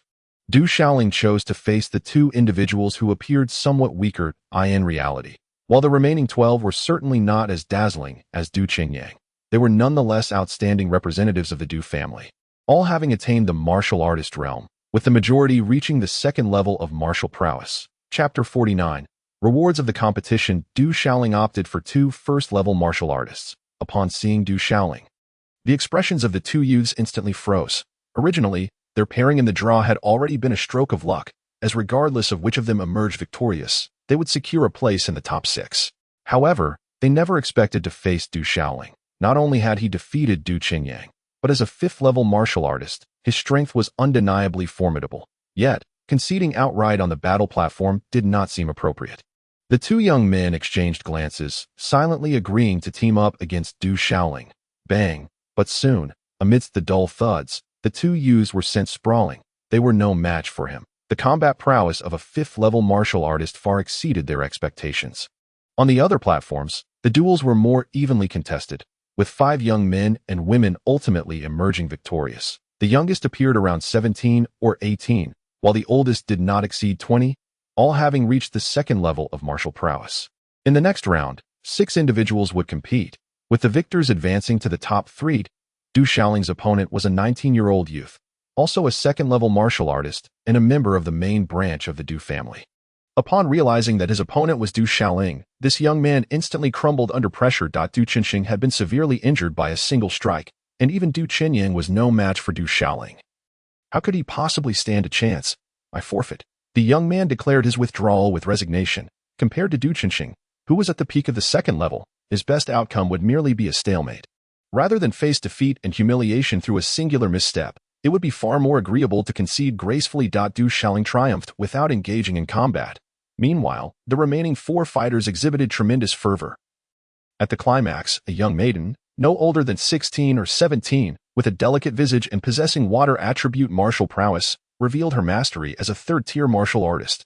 Seizing the opportunity, she vanquished her opponent, eliciting resounding cheers from the crowd. This young woman, younger than Du Qinyang, demonstrated such remarkable skill at her age that even the elders of the Du family displayed expressions of astonishment, recognizing her as yet another prodigious talent. Du Xiaoling took note of her as well. He was somewhat acquainted with her, her name being Du Yun, albeit their interactions had been minimal that on the remaining battle stage. The clash between two fighters reached a critical juncture. A youth, aged 17 or 18, also at the pinnacle of the second tier, narrowly overcame his adversary to secure a place among the top three. This youth, named Du, was likewise a scion of the Du clan, and his victory drew forth another wave of applause. According to the rules, the last victor among the top three would automatically claim third place, disqualifying him from contention for the top two positions, thereby leaving only the confrontation between Du Xiaoling and Du Yun. Both Du Yun and Du Xiaoling were of similar age. At this moment, her eyes reflected a sense of resignation. If even Du Qingyang, a ninth-tier martial artist, could not withstand Du Xiaoling's prowess, her defeat would be all but inevitable. Given that Du Xiaoling himself was a fifth-tier martial artist, she feared that engaging him would yield no favorable outcome. Yet, youthful exuberance instilled in her a modicum of confidence with her own third-tier mastery, and with so many spectators present, she could not simply concede. The final battle between Du Xiaoling and Du Yun garnered significant attention. As they ascended the stage and the match was announced to commence, Du Xiaoling unleashed a surge of energy from his foot, striking decisively. Without the slightest hint of restraint, he manifested a hand seal. Channeling and compressing his energy within specific meridians, his fist enveloped in metallic patterns, aimed squarely at Du Yun's chest. That Du Yun's expression shifted in alarm. She had not anticipated such a lack of courtesy from Du Xiaoling. Furthermore, the target of his strike was her burgeoning chest. Her countenance paled as she found herself with no avenue for evasion. Extending her delicate hand, she summoned a palm of water attribute energy. Manifesting a misty vapor that enveloped her palm, the air around them instantly becoming humid as a fierce wind roared. With a resounding crash, their fists collided, and a tremor reverberated through the air. Centered around the two, energy surged forth, creating a shockwave that billowed their garments. At that moment, prior to his strike, Du Xiaoling unleashed 7 overlapping fist shadows, amplifying the force of his blow to a staggering 7-fold. Du Yun was sent sprawling several feet back, crashing onto the stage, blood trickling from the corner of her mouth, her hair disheveled. With wide, glaring eyes, she fixed an accusing gaze upon Du Xiaoling and declared, "Rogue, shameless, I refuse to continue." Rising to her feet, she shot him a fierce glare before departing the stage. "How am I a rogue?" Du Xiaoling pondered, utterly bewildered. He had clearly held back, not employing his full strength. Was it his fault that he struck first? This was a battleground, where the early bird catches the worm. There was no precedence for chivalry in combat. Regardless, he had emerged victorious, and for that, Du Xiaoling felt a swell of joy regarding the outcome on the stage. In truth, the onlookers surrounding the square had long since come to their own conclusions. Du Qingyang had already been vanquished by Du Xiaoling. Although Du Yun was formidable, she was undoubtedly no match for him. However, when an elder of the clan announced that Du Xiaoling had secured first place in the Du family competition, it elicited astonishment and rendered the crowd momentarily speechless. No one had anticipated such an outcome on that day. The once ineffectual Du Xiaoling had astonishingly emerged as the victor of the Du family contest. "What reward does the first place entail, and when shall it be bestowed upon me?" Du Xiaoling inquired, gazing intently at the esteemed elders on the platform. This was indeed the matter of utmost concern. The reward for achieving first place in the Du family competition was a vial of the essence of the fourth-tier mystical beast, the golden feathered wordle, which was certainly not to be missed. The elder on the platform spoke, though a slight twitch betrayed his composure. Among the seated elders and the clan leader, Du Jingyang, many wore expressions of grim discontent. Every participant who performed exceptionally in the Du family contest was to receive a reward, with the first-place winner receiving an even grander prize. Originally, Du Qingyang had been the favored candidate for first place. Thus the reward was prepared accordingly, a vial of the essence from the fourth-tier mystical beast, the golden feathered wordle. This arrangement was undoubtedly orchestrated by Du Jingyang for his son. Du Qingyang, a 9th-level martial artist, was on the verge of entering the martial spirit realm. By resonating his innate attributes with the channels of his body and drawing upon the essence of the mystical beast, he could ultimately condense his martial spirit, a state commonly referred to as the martial spirit realm. The higher the quality of the mystical beast's essence, the more formidable the resulting martial spirit would be. Legend has it that there exist superlative warriors and prodigious talents capable of condensing martial spirits using the essence of top-tier mystical beasts. The power of a martial spirit, once awakened, could move mountains and shatter the earth. The essence of the fourth-tier mystical beast, the golden feathered wordle, was a flying mystical beast, and the value of a single vial was such that, even for the Du family with its considerable resources, acquiring one would necessitate considerable sacrifice. This reward had originally been designated for Du Chenyang, a fact that had already circulated. Yet now, the essence of the golden feathered wordle had fallen into the hands of Du Shaoling. Much to the chagrin of Du Jingliang and others, they had unwittingly crafted a splendid garment for another. Chapter 50. The impact on legacy. Ultimately, Du Shaoling received a jade vial containing the essence of the fourth-tier golden feathered wordle. Departing under the baleful gaze of Du Jingliang, who was gritting his teeth in silent fury, "Young master is truly remarkable. Young master, you have indeed triumphed." Du Xie and Du Dafeng could scarcely believe it. Yet they felt a profound sense of relief. The competition, spanning several rounds, had taken place over the course of a mere half-day. "Eldest young master, he has won." Du Xie and Du Dafeng rejoiced, for in their hearts, Du Shaoling had now become the true young master, and it seemed unlikely that anyone would dare to bully him again. Du Shaoling, however, remained remarkably composed, having already embraced his current identity and assimilated into the family. "As long as all is well," Du Junlin remarked with a subtle smile. His demeanor equally tranquil. Du Dafeng stayed behind to share lunch, which turned out to be one of the happiest family meals they had ever enjoyed. Throughout the Du family, both the main lineage and the collateral branches, discussions continued regarding the astonishing outcome of the day's competition, where Du Shaoling had defeated Du Chenyang to claim first place. A feat that surpassed all expectations and left many in awe. He had concealed his prowess too well. Indeed, the grandson of the esteemed patriarch, Du Junlin, was once a prodigy himself. It cannot be that Du Shaoling is truly a good-for-nothing. As Du Shaoling ascended to prominence in the grand competition, numerous voices began to emerge within the Du family. Such is the nature of this world, where martial prowess reigns supreme and the strong command respect. If one is weak, it matters not where they are. The reality remains unchanged. Even in the desolate city, Du Shaoling's victory over Du Chenyang stirred considerable waves. This time, the grand competition of the Du family captured the attention of the Yang Sha, and by families as well. With the entire desolate city observing closely as evening descended, the setting sun bled crimson. In Du Chenyang's chamber, he lay feebly on the bed, his breath faint, while an elderly member of the Du family, well-versed in the healing arts, meticulously examined his injuries. This moment, Yang Yuding and the second elder of the Yang family were also present in the room. For Yang Yuding, today felt like a fall from paradise to the ground.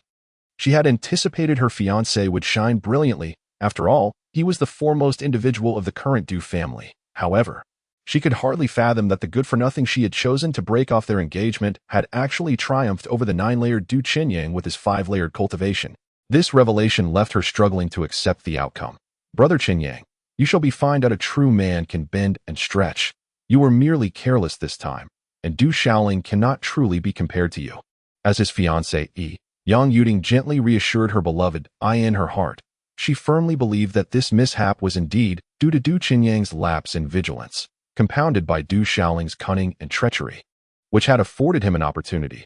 Otherwise, how could a 5-layered warrior defeat one of 9 layers?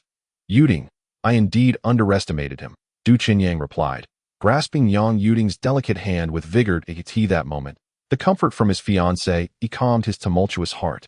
Deepening his appreciation for her, he acknowledged that he had indeed been careless in his confrontation with Du Shaoling. After a considerable pause, the elderly member of the Du family raised his head and took a deep breath. "What is the verdict?" In the room, Du Jingyang and Shui Yufeng wore anxious expressions. The elder of the Du family spoke again. Upon hearing this, Du Jingyang, Shui Yufeng, and the others all exhaled in relief. As long as there were no grave consequences, that was all that mattered. "Brother Chenyang, it is a relief that you are well." Yang Yuding smiled, reassured that her fiancé would surely rise again to trample Du Shaoling beneath his feet. However, the elder who had been examining Du Chenyang's injuries paused momentarily before continuing. "The injuries are not life-threatening, yet they are not without consequence. That a finger has pierced through your waist, puncturing one of your kidneys.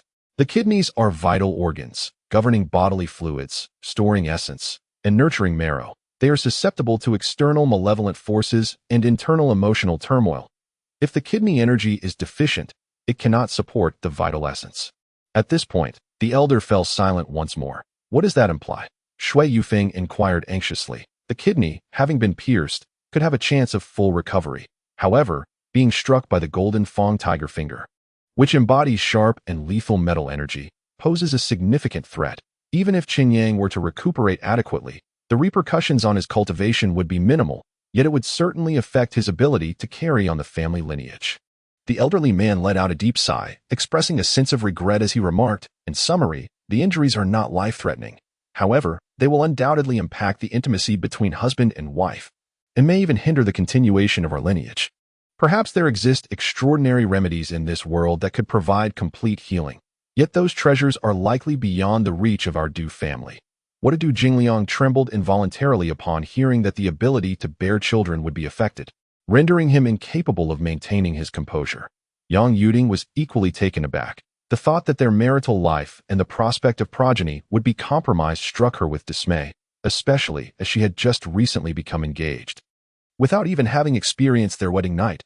Upon hearing this, Du Qinyang was momentarily stunned, his gaze vacant. He could even sense his fiancée palm trembling. As the crowd dispersed, only Du Qinyang and his father, Du Jingliang, remained in the room. Du Shaoling, I shall not rest until you are vanquished. Your demise is inevitable.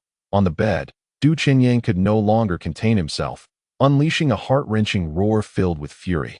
His eyes ablaze with wrath. Qinyang, there is still hope that if you can thoroughly refine the treasure within you, then a mere Du Shaoling shall pose no threat. That Du Wonking is at the Qingyan sect. With your innate talent, you would surely qualify for entry into that esteemed institution, where you will undoubtedly find the extraordinary treasures capable of healing your injuries. Du Jingyang attempted to console his son.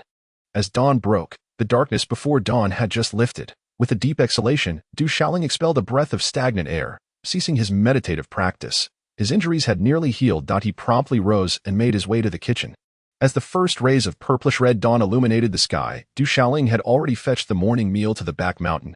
Old Tu had not yet arrived, so Du Shaoling continued to hone his combat skills, practicing techniques such as the Golden Light Tiger Fist, the Wind and Thunder Soaring Step, and the Golden Light Sevenfold Fist until he was drenched in sweat, yet invigorated.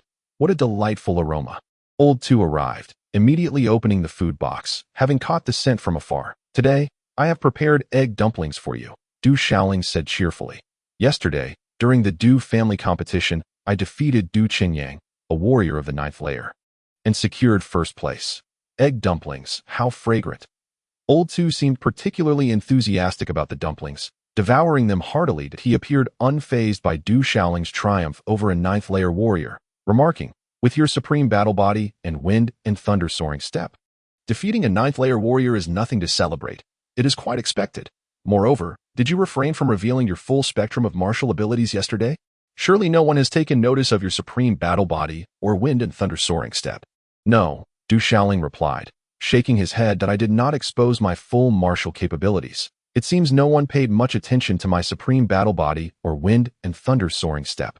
Curiously, he inquired, but why must we remain completely concealed? I have previously mentioned the origins of the wind and thunder soaring step. The supreme battle body is extraordinary, coupled with your mastery of all martial arts. If someone were to discern your true nature, do you not think they might wish to dissect you to uncover the secrets within? Old Tu shot Du Shaoling a sidelong glance. Understanding dawned upon Du Shaoling. He was not foolish. The supreme battle body and the thunderstorm soaring steps are indeed remarkable. This time, Du Qinyang, a 5th-tier martial artist, has managed to defeat a 9th-tier martial artist, which has likely astonished some observers. Possessing something precious can lead to peril. If anyone were to discover that he harbors secrets, the consequences would be dire. Much like the enigmatic grinding wheel in his mind, Du Shaoling has always understood the principle of possessing a treasure is a crime. Recognizing the myriad differences that set him apart, but daring not to share this knowledge with others, it is not entirely impossible to reveal his abilities, for there are few who can identify the supreme battle body and the thunderstorm soaring steps. Old Tu spoke again. I will be cautious. Du Shaoling comprehended his meaning and promptly produced an item, presenting it before Old Tuesday Uncle Tu. Could you help me discern what this is? It was a palm-sized jade box. Upon opening it, a fragrant aroma of medicine wafted forth, revealing a viscous ointment inside. The ointment shimmered with a translucent brilliance, radiating a faint golden glow. This is body refining ointment, a mere trinket, yet it holds some value for martial artists at the martial realm and martial spirit realm. Likely worth around 3,000 one-star spirit stones. Old 2, while savoring his egg dumplings, merely glanced at it and immediately recognized it as body refining ointment point 3,000 one-star spirit stones. This figure was astonishing to Du Shaoling. He estimated that the entire Du family, one of the 4 great families of the desolate city, might not even accumulate this amount in 6 months of pure income. A single one-star spirit stone is already enough to cover the expenses of an ordinary family for a significant portion of their lives. This body refining ointment was precisely what Du Shaoling had discovered from Du Qinxing during the competition yesterday. He had not anticipated stumbling upon such a valuable item. You have already initiated your supreme battle body. This body refining ointment is of little use to you, and utilizing it would be tantamount to waste, Old 2 remarked. Wasting it. Du Shaoling was taken aback. Do you look down on my supreme battle body? You, young man, cannot possibly comprehend its merits. Old 2 shot a sidelong glance at Du Shaoling. In comparison to the supreme battle body, this body refining ointment is insignificant. The supreme battle body is indeed formidable. Du Shaoling forced a smile, fully aware of its power, having felt its might during his encounters with the Du brothers, Du Qinxing and Du Qinyang, the previous day. However, while it might be wasteful for him to use the ointment, it was worth 3,000 one-star spirit stones, a veritable windfall. By the way, Uncle 2, how about using the blood of a 4th-tier golden-winged witch bird to awaken a martial spirit? Du Shaoling recalled the precious blood he had obtained from the Du family. Now that he was a 5th-tier martial artist, it was time to prepare for a breakthrough into the martial spirit realm. The martial spirit realm entails the resonance of one's inherent attributes and the meridians. Utilizing the blood of a witch beast as a catalyst to ultimately condense one's martial spirit. The higher the tier of the witch beast's blood, the more powerful the resulting martial spirit. The golden-winged witch bird, being a flying witch beast of the 4th tier, would indeed serve well for this purpose. The golden-winged witch bird, you are still far from the martial spirit realm. There is no need to rush your breakthrough. The golden-winged witch bird as a martial spirit is merely of little value. If you truly wish to become a formidable warrior, while the martial spirit may not represent everything, it is essential to possess some level of promise. Do not treat everything as a treasure. The old butcher spoke little, yet it was evident that he held a low opinion of the golden feather which carving that sewed at Du Shaoling, feeling a sense of helplessness, ceased his inquiries and remarked, Master 2, what shall we refine today? However, I anticipate that I will need to venture to the Death Canyon in a few days, and I might be delayed for a while. If you possess any profound combat techniques or perhaps a superior weapon, I would be grateful if you could lend it to me for the time being, as I have heard that the dangers within the Death Canyon are far from ordinary. Du Shaoling recalled that the elder from the alchemy chamber had mentioned that after the clan competition, eligible members of the Du family would be required to undergo training in the Death Canyon. And it seemed he would not be able to escape this fate either. Should he indeed proceed to the Death Canyon, Du Shaoling could easily imagine that the Du Jingyang faction would not let him off lightly. Furthermore, the Death Canyon was rumored to be fraught with peril and treachery. No, there is nothing, absolutely nothing. You think this old man is wealthy. Moreover, you are not my disciple. I merely offer you a bit of guidance.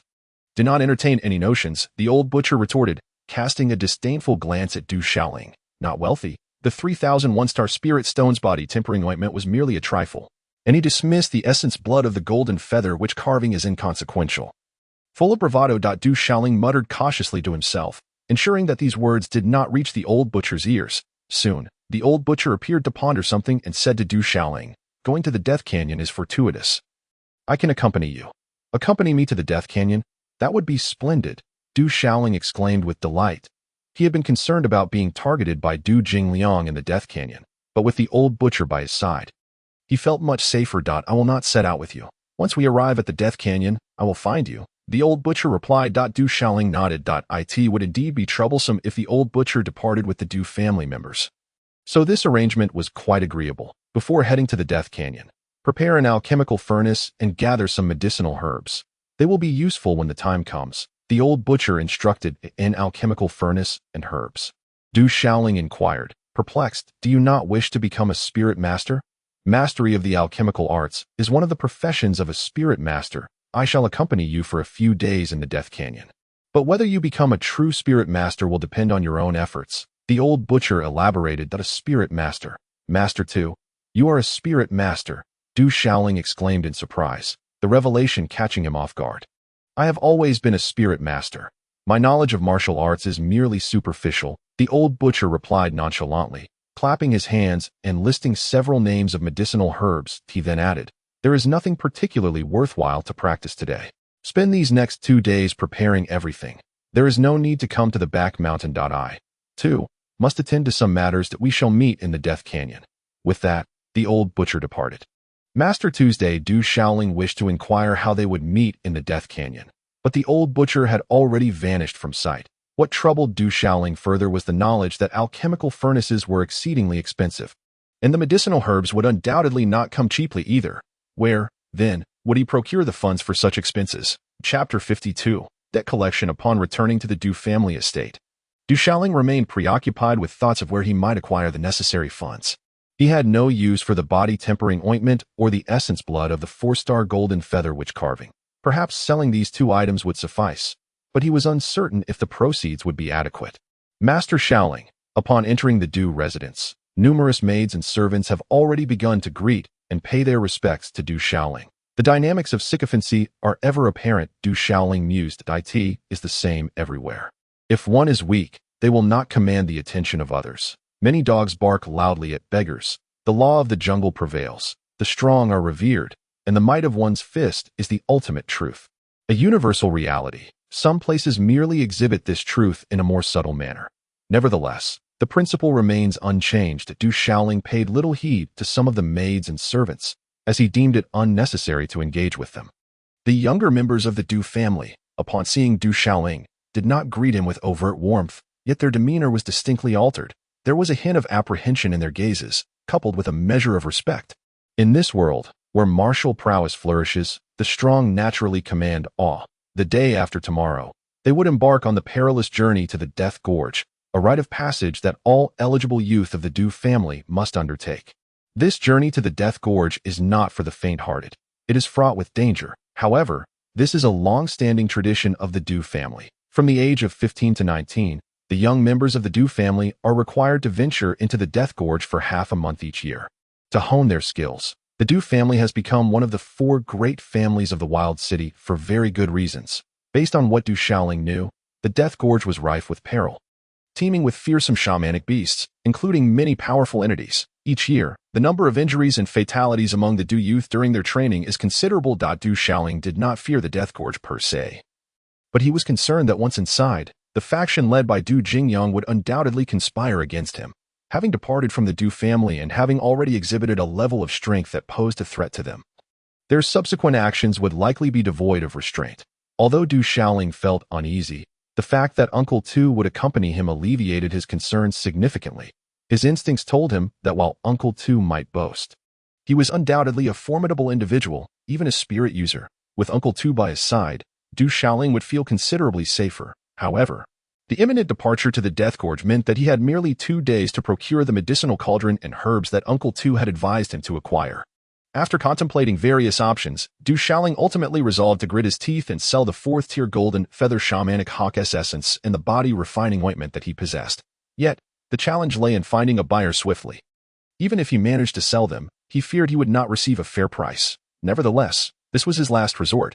Prior to resorting to this, he could explore the possibility of borrowing some funds. Borrowing, his father, Du Junlin, would surely not have any. He could barely afford to buy wine. Du Se and Du Defuku were even less likely to assist. Any meager earnings they had would pale in comparison to the cost of the cauldron and herbs. Du Shaoling pondered the idea of approaching Du Wanqing, but quickly shook his head. Over the years, he had received too much assistance from his cousin. He felt he could not impose further. However, if he were to borrow, it might still be possible. Suddenly, Du Shaoling thought of a place to seek a loan, and the more he contemplated it, the more feasible it seemed if all else failed. He would have no choice but to find a place to sell the body refining ointment and the essence of the 4th-tier golden feather shamanic hawk. He resolved to seek a loan first thing tomorrow morning. Hoping to gather some interest beforehand, that a smile curved at the corners of Du Shaoling's mouth as memories resurfaced. Thus, Du Shaoling set forth.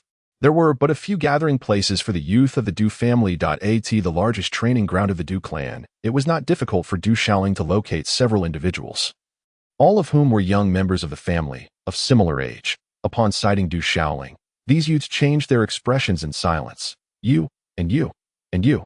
Did you not snatch my chi-nourishing pills back then? Du Shaoling pointed at three young men, aged around 17 or 18 that I did not. It was Du Tengda who took them. I merely stood by. One of them exclaimed, his eyes widening with alarm, having witnessed Du Shaoling's formidable strength the day before when he defeated Du Qingyang. None dared provoke him any further. Standing by is tantamount to theft. Now, with both principle and interest, each of you shall owe me 5 chi-nourishing pills that if you lack sufficient, other items may suffice. Otherwise, I shall show no mercy, Du Shaoling declared. Du Shaoling, do not overstep your bounds. Do you intend to forcefully seize from my mother as well? The three youths protested, attempting to sound brave, though their legs betrayed them, trembling in fear. Nonsense.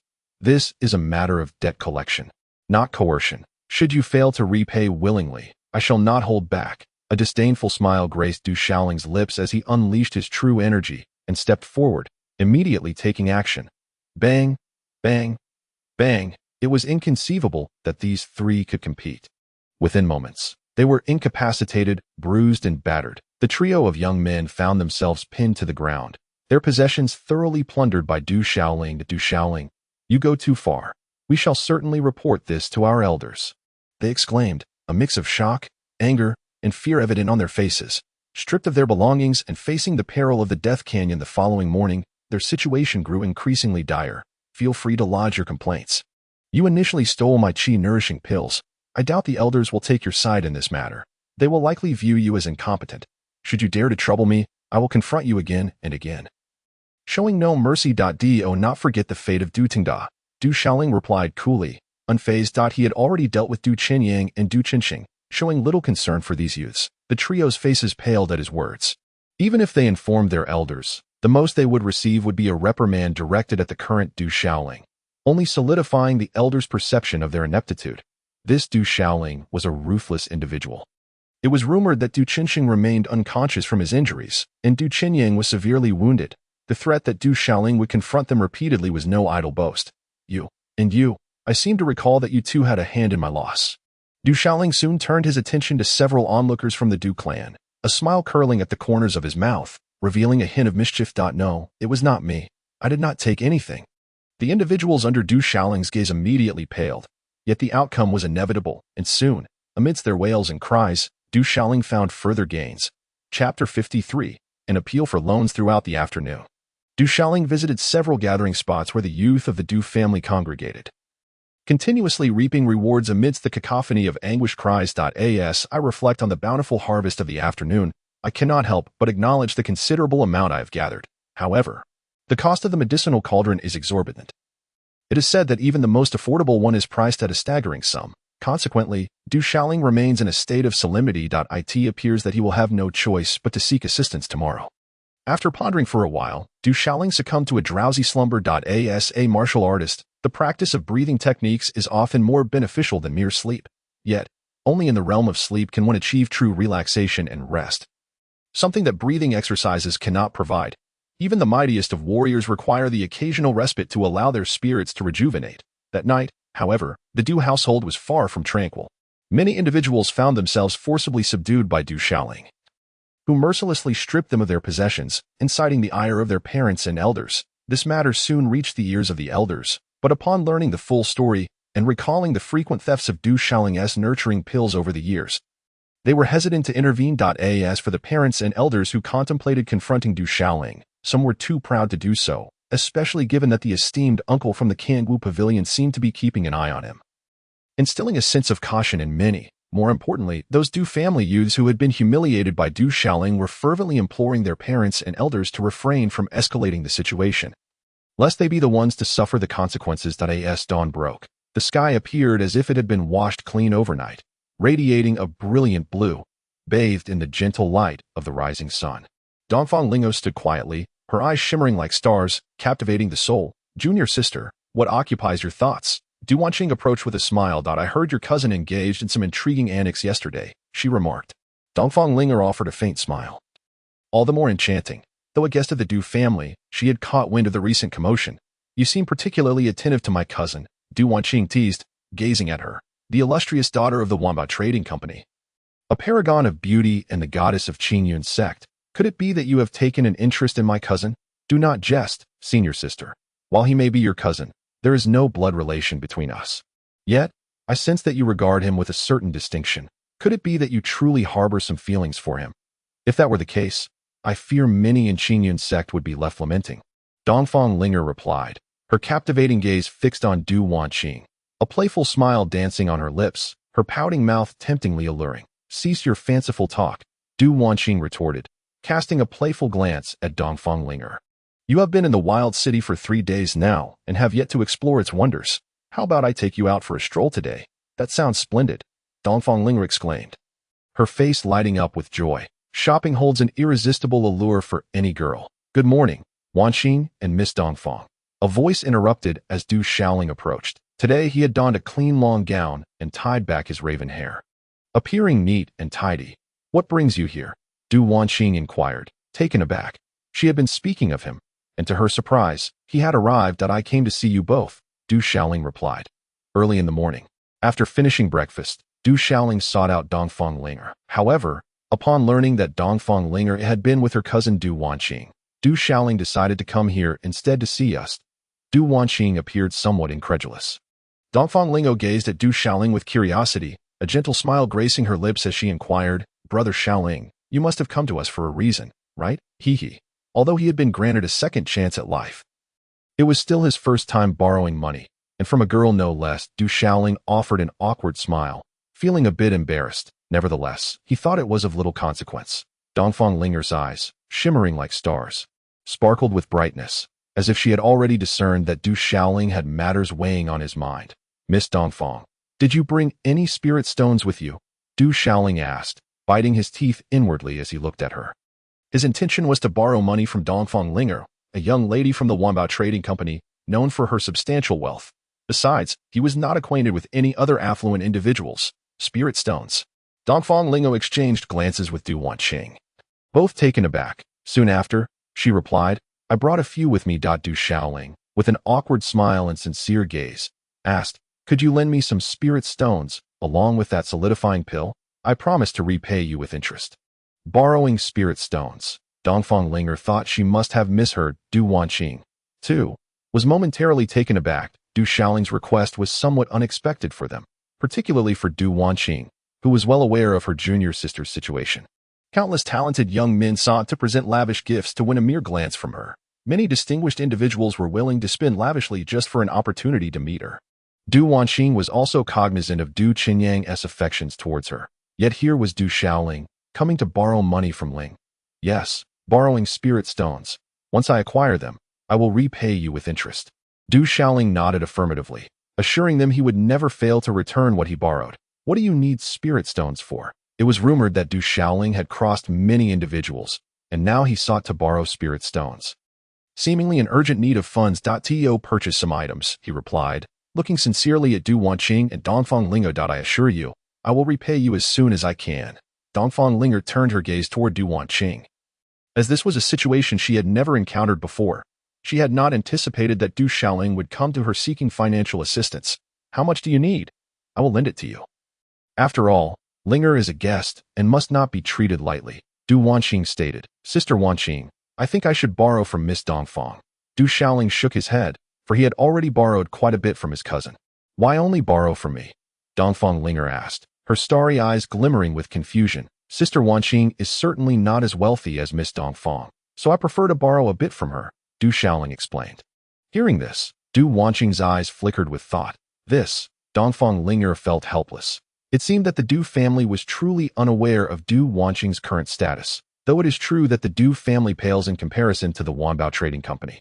Du Wanqing's current status and agility within the Qingyun sect are anything but ordinary. The resources and rewards available to her within the sect are truly astonishing.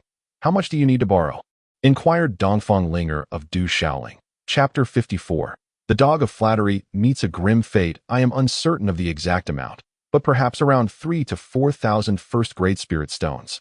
Du Shaoling speculated. Although he was not entirely aware of the price of the cheapest alchemical cauldron, he had heard whispers that it would likely cost at least 2,000 to 3,000 first-grade spirit stones. Additionally, the herbs that Old Tu had instructed him to procure were not inexpensive either. All things considered, It would amount to around 3 to 4,000 first-grade spirit stones, which he presumed to be the most economical estimate. 4,000 first-grade spirit stones. That Du Wangqing stared incredulously at Du Xiaoling. 4,000 first-grade spirit stones. It seemed that the entirety of the Du family's net income over half a year would scarcely equate to that sum. This fellow truly had the audacity to demand such a figure. 4,000 first-grade spirit stones. One could argue that it is neither an insignificant nor an exorbitant amount. Can you enlighten me as to what you intend to do with such a sum? Dongfang Lingo hesitated momentarily. Her curiosity piqued. I require it to purchase certain special items, Du Xiaoling replied. Reluctant to disclose that his status as a spirit practitioner was still uncertain. It was said that the conditions for becoming a spirit practitioner were exceedingly stringent. Even if he were to attain such status, Du Xiaoling preferred to keep it under wraps. Noticing Du Xiaoling's reticence, Dongfang Linger refrained from pressing further, stating, I can lend you 4,000 first-grade spirit stones. But I have a condition. What condition? Du Xiaoling sensed a glimmer of hope. My sister Wangqing and I are about to go shopping. You should accompany us, suggested Dongfang Ling. If you need to borrow money, my sister and I can keep an eye on you as well. Du Wangqing wished to voice her concern, for 4,000 first-grade spirit stones was indeed an astronomical sum for an ordinary individual. Yet she was silenced by a glance from Dongfang Linger. Accompanying you both on a shopping trip. Du Xiaoling frowned. How else would we ascertain whether your need for funds is genuine or frivolous? I have heard that young men often frequent such establishments as brothels. What if you, at such a tender age, were to stray down that path? Dongfang Lingo's lips pursed slightly, adding an air of allure to her beauty. Du Xiaoling felt a wave of resignation wash over him. He had indeed never visited such places. Still, a flicker of curiosity lingered. Regardless, think it over. If you wish to borrow money, then join us. Dongfang Lingo appeared confident in her hold over Du Xiaoling. After a moment's hesitation, he raised his brows slightly. Very well, I shall accompany you, but I must forewarn you that complications may arise. What dangers could possibly be involved? Dongfang Lingo inquired. Astonished, Du Xiaoling's gaze shifted to Du Wangqing and Dongfang Linger. With such a stunning beauty as my sister Wangqing, and the illustrious daughter of the Wanbao Trading Company by my side, as the saying goes, beauty brings disaster. Merely walking alongside you two could invite trouble, and one never knows when someone might seek to create issues for me. With a soft chuckle, Dongfang Lingo could not contain her laughter at Du Xiaoling's words. It was the first time someone had described them in such a manner. She was uncertain whether it was a compliment or a slight. Even Du Wangqing could not help but smile. Rest assured, should we encounter any trouble, neither I nor Wangqing's sister require your assistance, Dongfang Linger remarked with a grin. Very well, Du Xiaoling replied, extending his hand towards Dongfang Linger with a cheeky grin. Then please hand over the spirit stones. Absolutely not. What if you run away? I shall give them to you when you need to purchase something. Dongfang Linger pouted slightly, her bright eyes sparkling with mischief. All right then. Du Xiaoling conceded with a nod. Borrowing money often necessitated a degree of humility. If push came to shove, he would have no choice but to reveal his intention of acquiring a medicinal cauldron and herbs. Although the wild city was located in a remote area, it was remarkably vibrant and bustling. The streets were thronged with people, alive with the sounds of lively chatter. Adventurers and mercenary groups exuded a palpable aura of danger. While shrewdly dressed merchants conducted their business, the diverse array of martial artists mingled amidst the constant flow of vehicles and pedestrians. The shops displayed an abundance of goods, with boisterous vendors calling out their wares, all weaving together a tapestry of vibrant activity. Connected to the Tianwu mountain range and situated on the fringes of civilization, Wild City was known for its fierce populace amidst the bustling streets. Dongfang Lingo occasionally paused, her curiosity seemingly piqued by everything around her. Undoubtedly, the presence of such enchanting women as Dongfang Linger and Du Wangqing would draw attention, particularly in such a remote locale where such exquisite beauty was rare.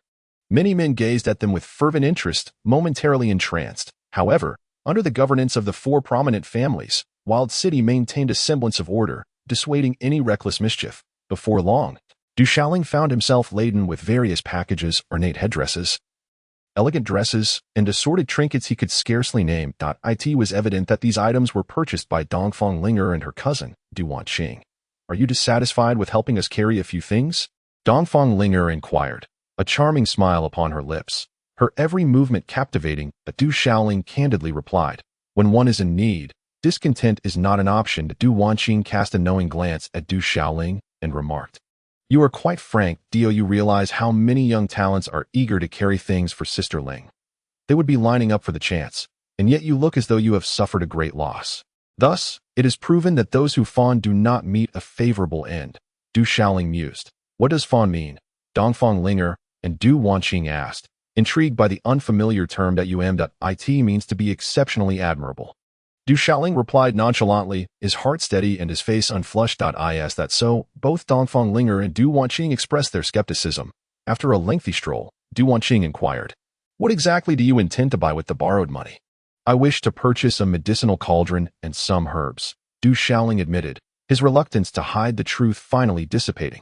The two women looked at him in surprise, curiosity evident in their expressions. You cannot possibly be a spiritual practitioner, can you? Not quite, but I wish to give it a try, hence my desire for a cauldron and herbs, Du Xiaoling explained. Let us give it a try. Du Wanqing fixed her gaze upon Du Xiaoling and said, do you comprehend that aspiring to become a spiritual practitioner is no trivial endeavor? The apothecary is one of the spiritual professions. Yet to attain this title, one must have a mentor. Sister Wanqing, I am aware, but I wish to ponder this matter independently for a while. When the opportunity to become a spiritual practitioner truly arises, I shall seek out an apothecary to apprentice under, Du Xiaoling replied. Du Wanqing regarded him, her beautiful eyes shimmering with a reflective light. She did not speak further, lost in her own thoughts, before finally stating, if you merely wish to purchase some medicinal herbs and a cauldron, I can procure those for you. You may repay me with spirit stones at a later date, Sister Wanqing. It is true that it was I who first asked to borrow from you. Dongfang Linger chimed in with a smile. Moreover, I can certainly secure a more favorable price for the cauldron and herbs. Indeed, that is quite so. Du Wanqing responded with a wry smile. Chapter 55. Seizing the limelight before long. Du Xiaoling accompanied Dongfang Linger and Du Wanqing to the Wanbao Trading Company. Wanbao Trading Company is the largest establishment in the desolate city for the sale and acquisition of cultivation resources. It is said that Wanbao has branches in numerous locations and possesses profound heritage. Although the Du, Yang, Bai, and Sha families also operate shops for trading cultivation resources in the desolate city, they evidently cannot compare to Wanbao. Suddenly, Du Xiaoling had an epiphany. He recalled that Dongfang Linga was indeed the young lady of Wanbao Trading Company. It made perfect sense that she would obtain goods at a considerably lower cost in her own establishment. Inside the trading company, upon noticing the poise of Dongfang Linger and Du Wanqing, the attendants greeted them with great enthusiasm. Whereas Manager Huang, Dongfang Linger inquired. The attendant, adept at reading the room, promptly went to summon the manager. As Elder Dongfang Weifan arrived at the Du residence, the manager of the trading company had also met him and recognized Dongfang Linger. Would the young lady prefer to retreat to the quiet room upstairs? The manager, appearing to be in his 50s, clearly possessed remarkable qualities to have attained such a position in a place like the desolate city, and his status was undoubtedly significant.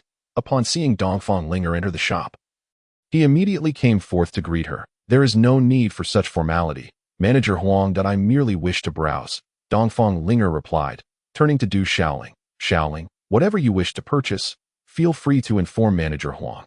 Du Xiaoling, not wishing to be overly polite, expressed his desire for an inexpensive cauldron, producing a list of medicinal herbs that had been advised by the old butcher. Please hold on for a moment. Manager Huang nodded, not inquiring further, his face adorned with a smile as he personally attended to the arrangements. Du Xiaoling curiously surveyed the entirety of the Wanbao Trading Company. Since the spirit stones were in Dongfang Linger's possession, he was content to relax. The counter of the trading company displayed a myriad of elixirs, herbs, weapons, and various cultivation resources, even offering martial techniques and skills for sale. However, the prices were astonishingly steep, often reaching thousands or even tens of thousands of spirit stones. This left Du Xiaoling, a young master of the Du family, feeling quite alarmed at the cost. Even the more affordable items were still not inexpensive. It became evident to Du Xiaoling that the path of a martial artist was indeed an extraordinarily costly one. There were no bargains to be found among the various elixirs, techniques, and weapons. Dongfang Linger and Du Wanqing were also observing the scene with keen interest. Miss Dongfang, what a coincidence. At that moment, someone approached with warm greetings. Following the gaze, a young man, appearing to be around 19 or 20, was surrounded by several peers of similar age. The youth was strikingly handsome, wearing a smile that radiated charm and exuded an air of distinction. You are. Dongfang Lingo lifted her gaze to scrutinize the young man, seemingly unable to recall where she had encountered him before. I am Shahu, a member of the Shajia clan from the desolate city. and also a disciple of the Kawa sect. About a year and a half ago, I had the fortune to visit the Valley of 10,000 Beasts for training alongside the sect's elder, where I was fortunate enough to catch a glimpse of Miss Dongfang. Xiaohu smiled, presenting himself as a paragon of humility, yet carrying an undeniable confidence. The Qingyun sect is one of the sacred grounds of martial arts, and the Kawa sect is equally esteemed. Ah, so you are a fellow disciple of the Kawa sect. That a charming smile graced Dongfang Linger's exquisite features, captivating enough to topple nations. The Shajia youths accompanying him gazed at her smile, their hearts swaying in admiration. Xiaohu felt a stir within. The first time he beheld Dongfang Linger at the Valley of 10,000 Beasts, he was utterly captivated. However, they had merely exchanged glances without the opportunity for conversation. Later, he had made inquiries and learned of her identity as the daughter of the Wanbao Trading Company, which also had a branch in the desolate city, undeniably a twist of fate. The four prominent families of the desolate city appeared to be in harmonious alliance, jointly safeguarding this frontier territory. Yet, beneath the surface, there was no shortage of subtle rivalries. If conflicts arose within a single clan, how much more so would it be for outsiders? In reality, as one of the four prominent families, the Shajia had been keeping a close watch since the upper echelons of the Wanbao Trading Company had visited the Du family, with the Du and Yang families already allied through marriage. The Shajia and Baijia were increasingly wary. Should the Wanbao Trading Company forge a partnership with the Du family, it would undoubtedly lead to advancement, a prospect both the Shajia and Baijia would prefer to avoid. Who would have thought Miss Dongfang would come to the desolate city? Truly, what a fateful encounter. Xiaohu was filled with delight. This was undoubtedly destiny. Silly Hu. A voice, slightly discordant yet audible enough for those nearby, drew attention. Following the sound, a series of gazes fell upon Du Shaoling. What did you say? Xiaohu seemed to catch a hint of something, his brow furrowing slightly. Xiaohu, a splendid name indeed, Du Shaoling remarked with immediate praise. And you are? In truth, Xiaohu had already recognized Du Shaoling, that he was acquainted with Du Wangqing, but as he assessed Du Shaoling, he recalled the names of the Du family's contemporaries, such as Du Qinyang and Du Qinxing, as well as another named Du Yu, all of whom he knew. This individual, however, did not seem to belong to the Du family, and with his numerous packages in tow, he appeared to be the gallant protector of Du Wangqing and Dongfang Ling, prompting Xiaohu to grow cautious. Miss, the items you requested are ready, announced two attendants, carrying a medicine cauldron draped in yellow cloth, which stood nearly half a person tall and weighed over 100 pounds. Alongside a large package that Du Shaoling knew was filled with medicinal herbs. What is the total cost in spirit stones, at the minimum discount? Dongfang Linger inquired of Manager Huang. According to Mrs. Discounted Price, the fractions have been rounded down, resulting in exactly 2,000 one-star spirit stones, remarked shopkeeper Huang. That it turns out Miss Dongfang is shopping, and as a resident of the desolate city, allow me to extend my hospitality and take care of the bill. Upon seeing this, Xiaohu mistakenly believed it was Dongfang Linger making the purchase and promptly stepped forward. Although 2,000 one-star spirit stones is certainly not a trivial sum, such an opportunity is rare indeed. This seems rather inappropriate, Du Shaoling interjected. There is nothing inappropriate about it. I will certainly cover this expense, replied Xiaohu, feeling that he was acting as a gallant protector of flowers. How could he allow this young lad to steal his thunder? Such an opportunity was indeed rare, and he absolutely could not let this brash youth overshadow him, especially on his own turf in the desolate city. Chapter 56. Xiaohu's heart bleeds. I truly feel this is not quite suitable. It is not a small amount, Du Shaoling reminded Xiaohu with a sense of propriety.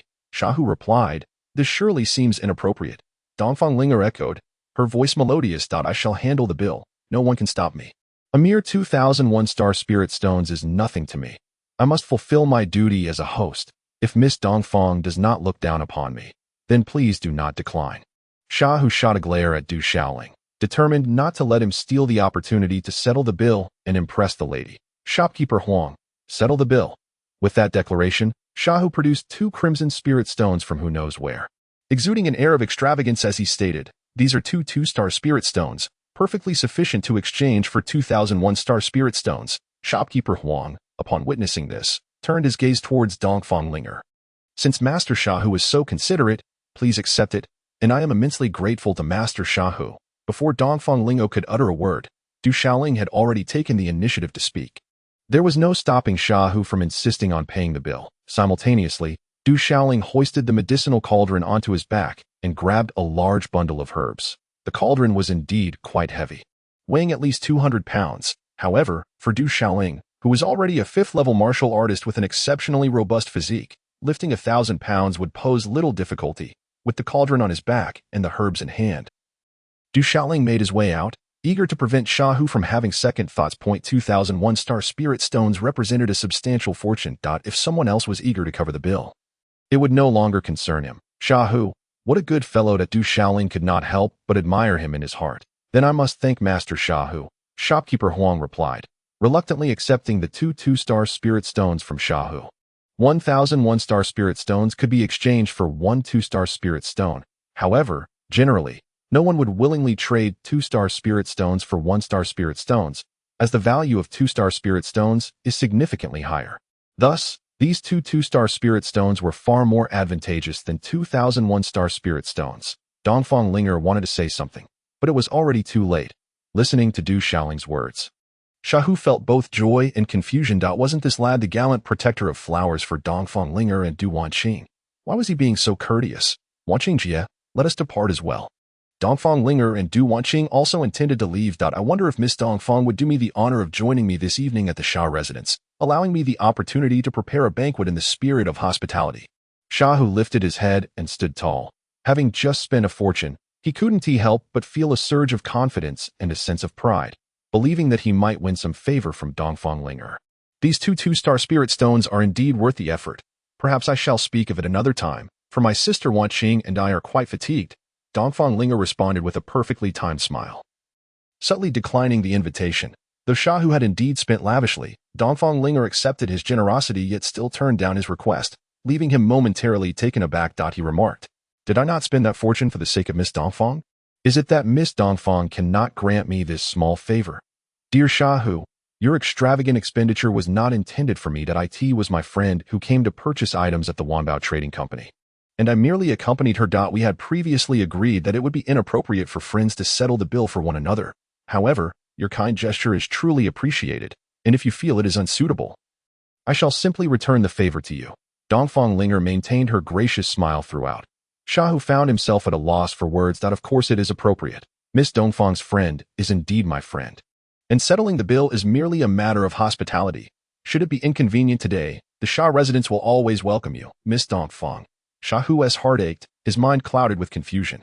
It dawned on him that it was not Dongfang Linger who was making the purchase, but that young man. No wonder he had been so polite. 2,000 1-star spirit stones. For him, that was nearly all of his wealth, and yet he was compelled to feign indifference. Could he truly have the audacity to ask Dongfang Linger to return the stones? Were this to become known, how could he ever face anyone again? In the presence of such beauty, he simply could not bring himself to act in such a manner. Then I extend my gratitude to you, dear Shahu, for your generosity today. Dongfang Linger smiled gracefully, her steps light as she began to depart.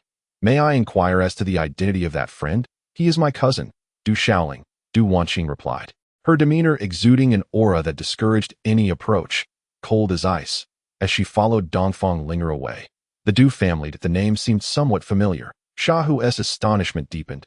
It turned out to be a member of the Du family, none other than Du Shaoling. Brother Hu, he is the so-called waste of the Du family, the son of Du Junlin. One of the young men clustered around Shahu exclaimed. However, I heard that during the recent Du family competition, Du Shaoling, a 5th-tier martial artist, defeated Du Chengyang, who was at the 9th tier. Du Shaoling. Shahu recalled hearing the name before, and his dismay intensified as he felt his heart twist in pain. Watching the figure of Dongfang Linger grow distant, he clenched his teeth, his gaze chilling. What belonged to Shahu would not be so easily obtained. Shaoling, when will you return the 2,000 1-star spirit stones to me? Dongfang Linger inquired on the way back to the Du residence. Those 2,000 1-star spirit stones have nothing to do with Miss Dongfang. It was that foolish Hu. No, that Shahu, who insisted on his generosity. And it was not Miss Dongfang's spirit stones that were spent, Du Shaoling asserted firmly. Brother Shaoling, do not feign ignorance when you are fully aware of the truth. Dongfang Linger remarked that it was inappropriate. Yet Shahu insisted on paying the bill. Du Shaoling smiled at Dongfang Linger and said, moreover, I am merely shielding Miss Dongfang from any potential conflict. If Miss Dongfang truly requires someone to settle the bill, it certainly would not fall upon him. Wouldn't you agree? In that moment, Dongfang Linger was rendered speechless. Indeed, she had no recollection of who was that I have long asserted that sycophants meet with unfortunate ends. Perhaps this is the price one pays for such behavior. Du Xiaoling murmured softly, in high spirits. It was evident that Hu sought to showcase himself before Dongfang Linga while attempting to undermine Du Xiaoling, an endeavor that could not be thwarted. 2001 star spirit stones, thus, he could only graciously accept. What does sycophant mean? Dongfang Lingo inquired with curiosity, having never encountered such a term. It signifies someone who is exceptionally competent. Du Xiaoling replied earnestly. A person capable of offering 2001 star spirit stones must certainly be a disciple of Ku sect. Undeniably impressive. Chapter 57. Departing for the Death Canyon, a fivefold martial artist defeating a ninefold martial artist. My younger brother is indeed remarkable, yet he too falls under the category of sycophant, Dongfang Linger remarked skeptically. Hearing this, Du Xiaoling's expression darkened. At the entrance of the Du residence, a spatial storage bag was presented. Although its capacity was limited, it sufficed for carrying ordinary items, albeit it could not hold any living beings. One merely needed to drop blood to acknowledge ownership and communicate through one's spiritual essence.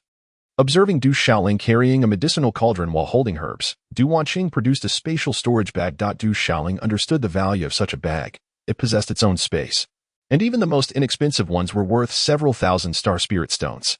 Within the entire Du family, those who owned spatial storage bags could be counted on one's fingers. Even Du Qinyang and Du Qinxing lacked such possessions. Wanqing Jia, knowing the worth of the spatial storage bag, Du Xiaoling felt increasingly hesitant to accept it, having already incurred too many debts to his cousin. I obtained this from Qingyang Gate, and I have no use for it.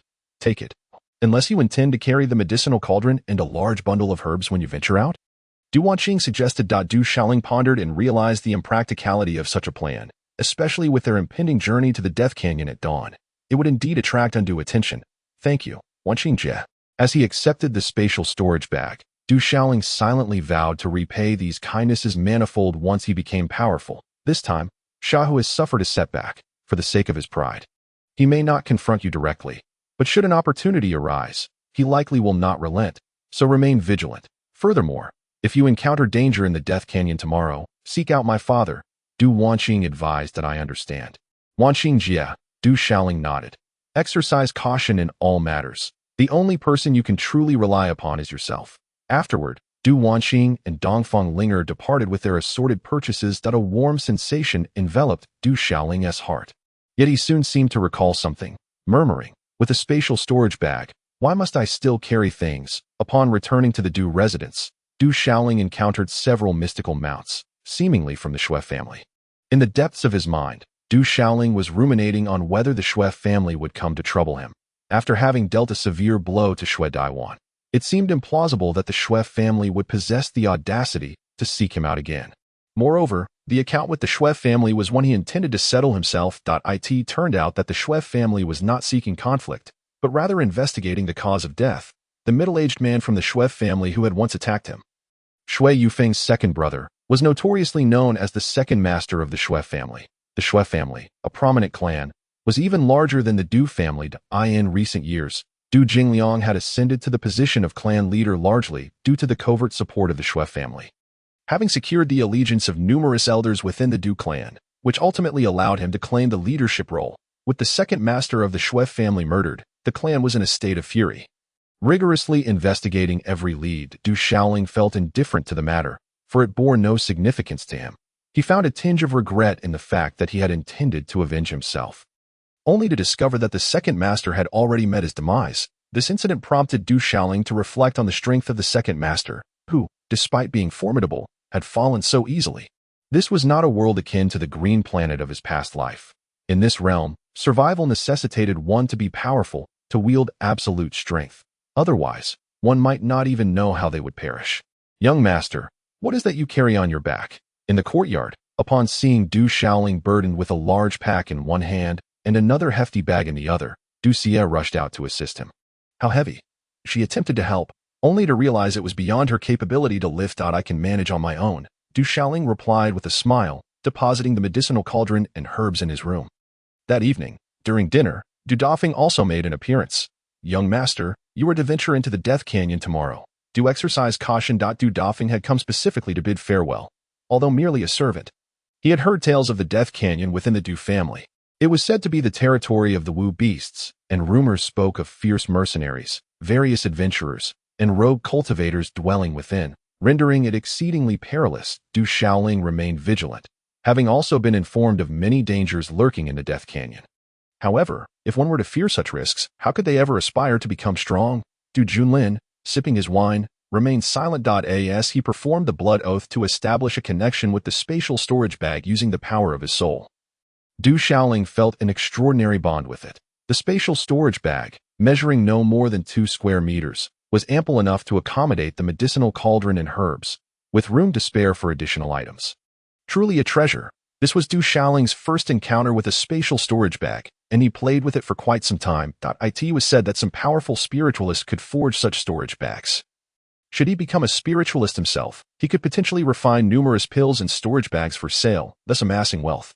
Contemplating such prospects, a smile crept upon Du Shaoling's lips, and in a state of excitement, he began his breathing exercises, preparing for his expedition to the Death Canyon the following day. On the morrow, as the first rays of dawn pierced the darkness before daybreak, the Du family stirred.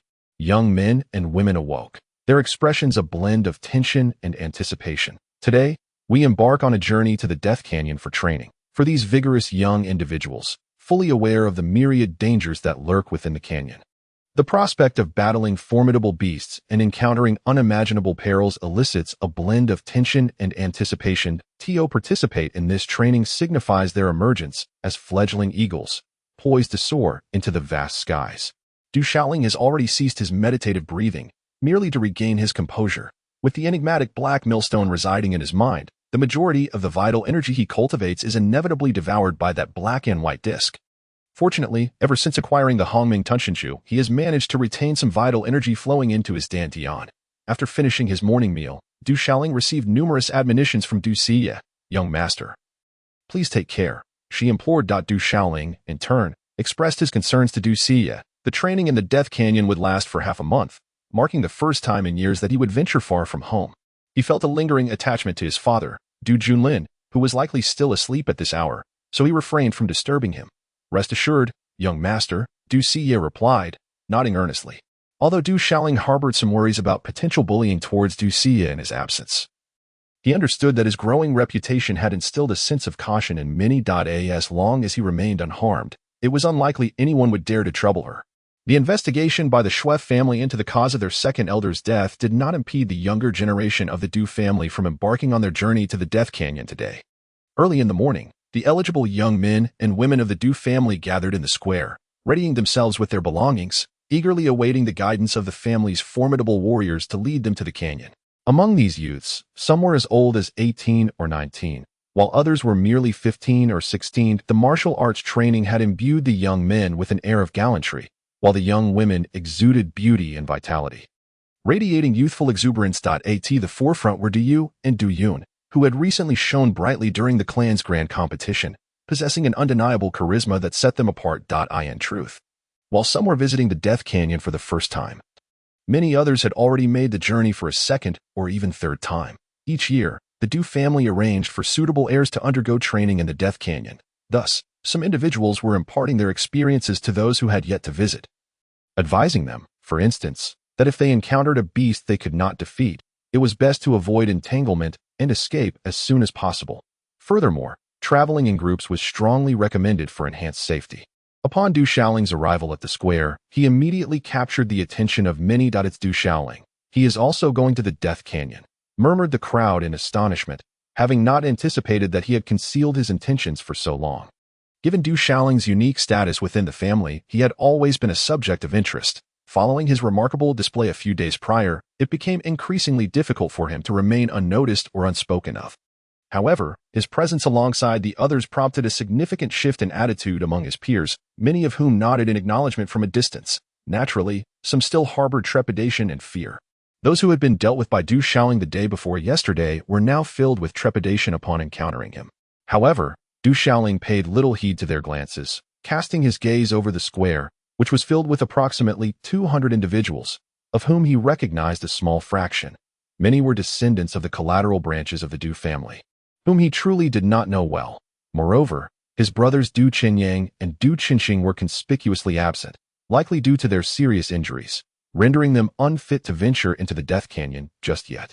Shortly after Du Shaoling's arrival at the square, a group of 15 formidable warriors from the Du family emerged. Among them were 2 elders and 13 middle-aged individuals, all exuding waves of true energy. Signifying their strength within the family, Du Shaoling was acquainted with the 2 leading elders. One was named Du Lingfeng, and the other Du Jia. The presence of these 2 elders leading the expedition to the Death Canyon underscored the Du family's emphasis on their younger members. Although this endeavor entailed certain dangers, efforts would be made to ensure a degree of safety. Listen well, all members of the Du family, Elder Du Jia declared, his voice resonating like thunder throughout the square. Your journey to the Death Canyon for the annual half-month training represents the Du family. You must not tarnish our family's reputation or lose face before the Yang, Bai, and Sha families. Do not engage in actions that would bring disgrace to the Du lineage. Otherwise, the clan rules will impose severe penalties. Furthermore, once inside the Death Canyon, you must exercise caution. Elder Du Jia, appearing to be in his 60s, raised his eyelids slightly as his commanding voice echoed across the square. It was then that Du Shaoling realized that members of the Yang, Sha, and Bai families would also be present in the Death Canyon. He was somewhat familiar with the Death Canyon, a vast chasm located beyond the desolate city. Though referred to as a canyon, it spanned thousands of miles in width and extended even deeper. Connecting to the Tianwu mountain range. It was said that the Tianwu mountain range was entirely the domain of the witch beasts, teeming with countless formidable creatures. Even the most powerful warriors from revered martial arts sects such as Qinjianmen and Kuiweizong dared not tread lightly into the Tianwu mountain range. Situated at one end of the Tianwu mountain range and at the back of the desolate city, the Death Canyon housed numerous witch beasts that frequently crossed into the desolate city, prompting the 4 great families to maintain a watchful presence within the canyon to prevent these powerful beasts from breaching their defenses. However, due to the sheer number of witch beasts, it was impossible to block them all. With a width of several thousand miles, the 4 families could not completely seal off the canyon. As a result, the Death Canyon still harbored a considerable number of witch beasts, predominantly of lower tiers, seldom exceeding higher ranks. Should any high-tier witch beasts appear, they would be swiftly dealt with by the formidable guardians assigned to the Death Canyon. The canyon also boasted a wealth of medicinal herbs, with rumors of the existence of spiritual medicines. Additionally, certain unique parts of the witch beasts held considerable value. Even the mere act of extracting their flesh and blood from the Death Canyon yielded significant worth. Consequently, many adventurers, wandering cultivators, and mercenary groups frequented the Death Canyon. Let us embark on our journey in the war chariots. Elder Du Lingfeng's voice rang out, as numerous war chariots were already assembled in the square. A towering beast, akin to a mythical creature, pulls a chariot, possessing a size reminiscent of an elephant, yet exhibiting a lithe and agile form. Its body is sheathed in a fleshy armor that glimmers with a soft luminescence. Its head resembles that of a tiger, adorned with a pair of majestic horns, and its eyes, akin to bronze bells, sparkle with a flicker of light. This creature is known as the tiger-headed horned horse. Characterized by a gentle disposition, remarkable endurance, and impressive speed, which has led to its domestication as a steed. However, the price of a single tiger-headed horned horse is an unattainable dream for the average person throughout their entire life. One such horse is capable of drawing a war chariot, which can comfortably accommodate a dozen individuals. 10 people per group. Mount the chariot, a powerful figure from the Du family commanded, orchestrating the ascent of these spirited young warriors onto the chariots. With a resounding roar, dozens of tiger-headed horned horses neighed thunderously, pulling numerous war chariots in a grand procession as they departed from the Du family estate, exiting the desolate city and stirring countless gazes along the way, sparking a flurry of discussions. Once again, it was the time of year when the 4 great families ventured into the Death Canyon for tempering. The youth from the 4 families were formidable, already warriors at such a tender age, while the younger generation among these families possessed great strength. This expedition to the Death Canyon would likely result in considerable casualties in the desolate city. Many whispered amongst themselves. The young members of the Du family and the other prominent families were indeed extraordinary, yet not everyone could survive the perils within the Death Canyon. Chapter 59. Sha Zhanhao in the desolate city. The Sha family, with their young descendants in full splendor, prepared to embark on their journey to the Death Canyon. Sha Zhanhao, recently crowned champion in the family tournament at the age of 19, stood at the pinnacle of the 9th level of martial prowess. Having previously ventured into the Death Canyon thrice, He possessed an imposing presence, with striking eyebrows and bright eyes, silently standing there, drawing the attention of many young ladies whose gazes shimmered with longing. Hoping for just a fleeting glance from him, Zhang Hao, a youthful figure in his 20s, with a handsome visage somewhat resembling Sha Zhanhao, approached. Brother Hu. Upon seeing this young man, Sha Zhanhao's face immediately lit up with a smile as he moved forward to greet him. It was none other than Sha Hu, who patted Sha Zhanhao on the shoulder and lowered his voice, saying, "This time you venture into the Death Canyon. I have a task for you. Whatever you command." Brother Hu, with great reverence for his cousin, a disciple of the Kwei sect, Sha Zhanhao thumped his chest affirmatively. If you happen to encounter Du Shaoling within the Death Canyon, find a way to acquire everything he possesses and give him a thorough beating on my behalf. Mention of Du Shaoling made Sha Hu's heart bleed. Although he was a disciple of the Kwei sect, the expenses within the sect were exorbitant. 2 spirit stones were nearly his entire fortune. It was rumored that Du Shaoling had claimed first place in the Du family's tournament this time, yet he was merely a 5th-level warrior. Leave it to me. He has offended Brother Hu, and I shall certainly teach him a lesson. Sha Zhanhao had also heard about the recent tournament within the Du family.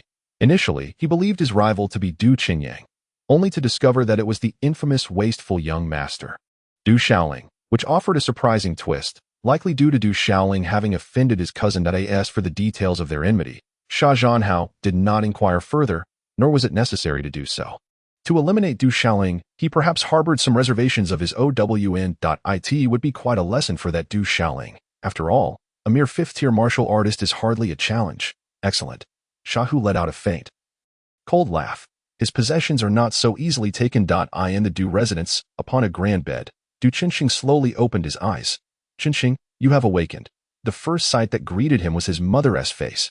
Du Qinxing's gaze shifted, only to be met with a pervasive ache throughout his body, rendering even the slightest movement a Herculean task. Your elder brother is also injured, as is your second uncle, who has encountered misfortune. It is a relief that you have regained consciousness. Mother, Du Shaoling, Du Shaoling. Du Qinxing mumbled, his speech muddled, the name of Du Shaoling filling his mouth, that Du Shaoling must not be spared. Rest assured. Shui Yufeng's eyes glinted with cold resolve, as both her sons lay gravely wounded, teetering on the brink of death. This debt would not go unaccounted for. The body-tempering ointment he stole. He took away the body-tempering ointment. The last memory that blurred into darkness for Du Qinxing was of his precious body-tempering ointment, which had yet to be utilized, having been seized by Du Shaoling, an item of staggering value. What? Shui Yufeng's expression shifted dramatically. While she had not paid much heed to her son's injuries, presuming the ointment had been secured by him, she now realized that Du Shaoling had already set forth for the Death Canyon. Roar! The ground trembled as the thunderous cries of the tiger-horned horses echoed, their hooves kicking up dust in a whirlwind. These war chariots were far from ordinary. They were spacious and meticulously crafted. Rumored to be of considerable worth, capable of traversing mountains with ease, the Du family youths who had previously ventured to the Death Canyon were experienced, already engaged in meditative breathing to restore their energy. The journey from the wild city to the Death Canyon could be covered in merely a day at the speed of the tiger-horned horses, with the expectation of reaching their destination by dusk. First-time visitors to the Death Canyon were filled with excitement and anticipation, appearing as a gaggle of naive fledglings, their exhilaration palpable along the way, within the war chariot occupied by Du Shaoling. There were 12 individuals, many of whom he recognized. Among them were Du Yu and Du Yun, alongside several others who appeared somewhat older. More importantly, a middle-aged man from the Du family was also present.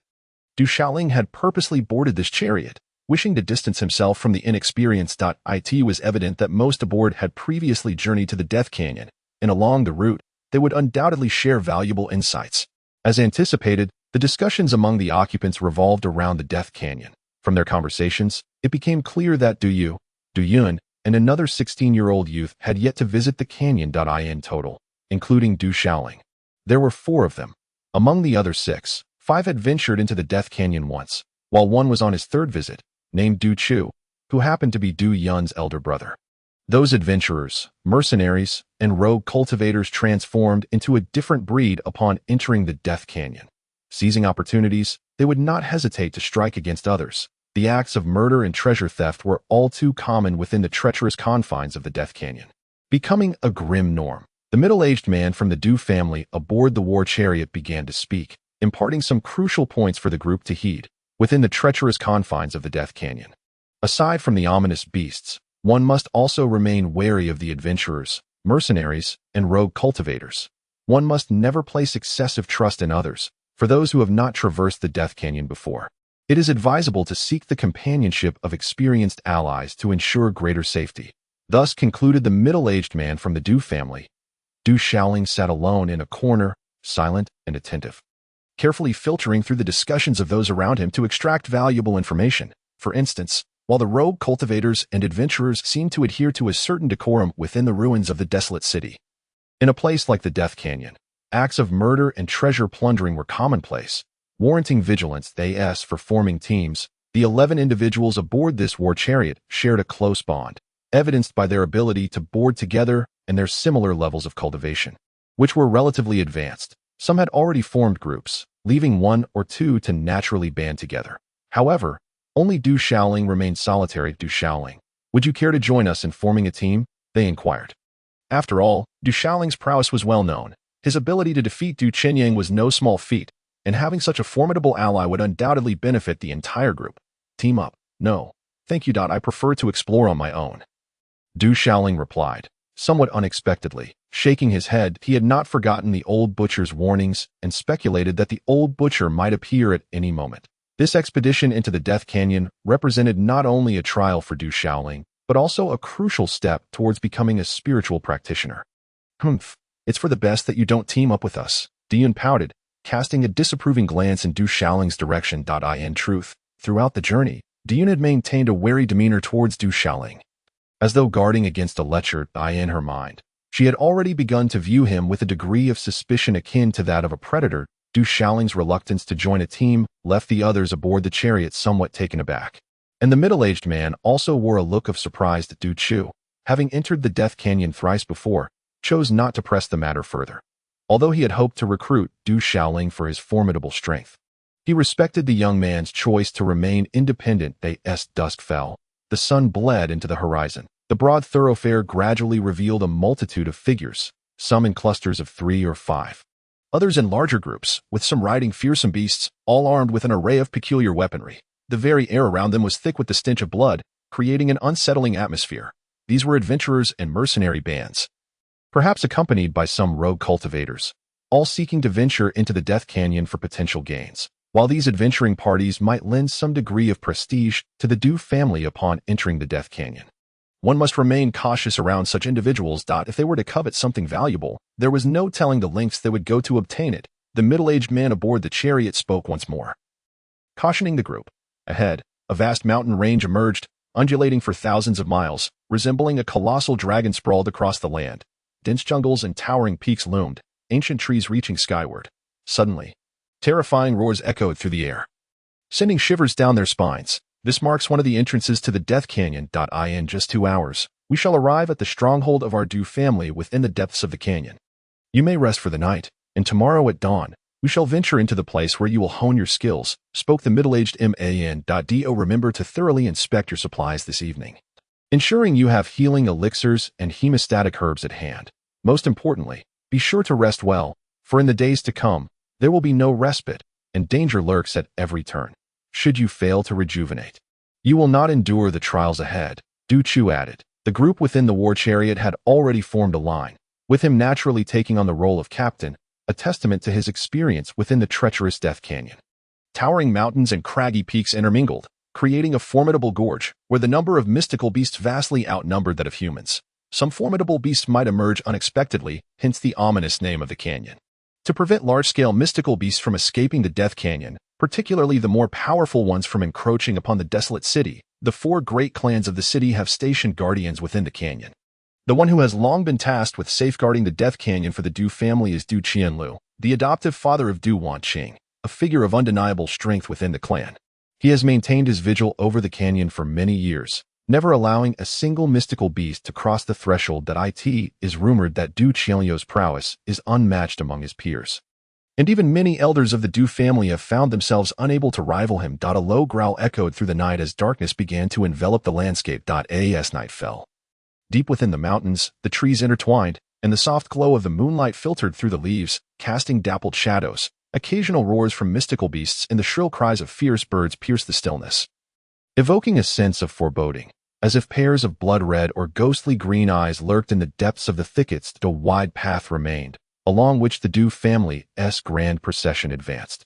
Adventurers, mercenary teams, and solitary cultivators who had ventured into the Death Canyon seemed to vanish without a trace. The surroundings felt eerily desolate, yet the air was thick with a blood-soaked scent that was absent in the desolate city.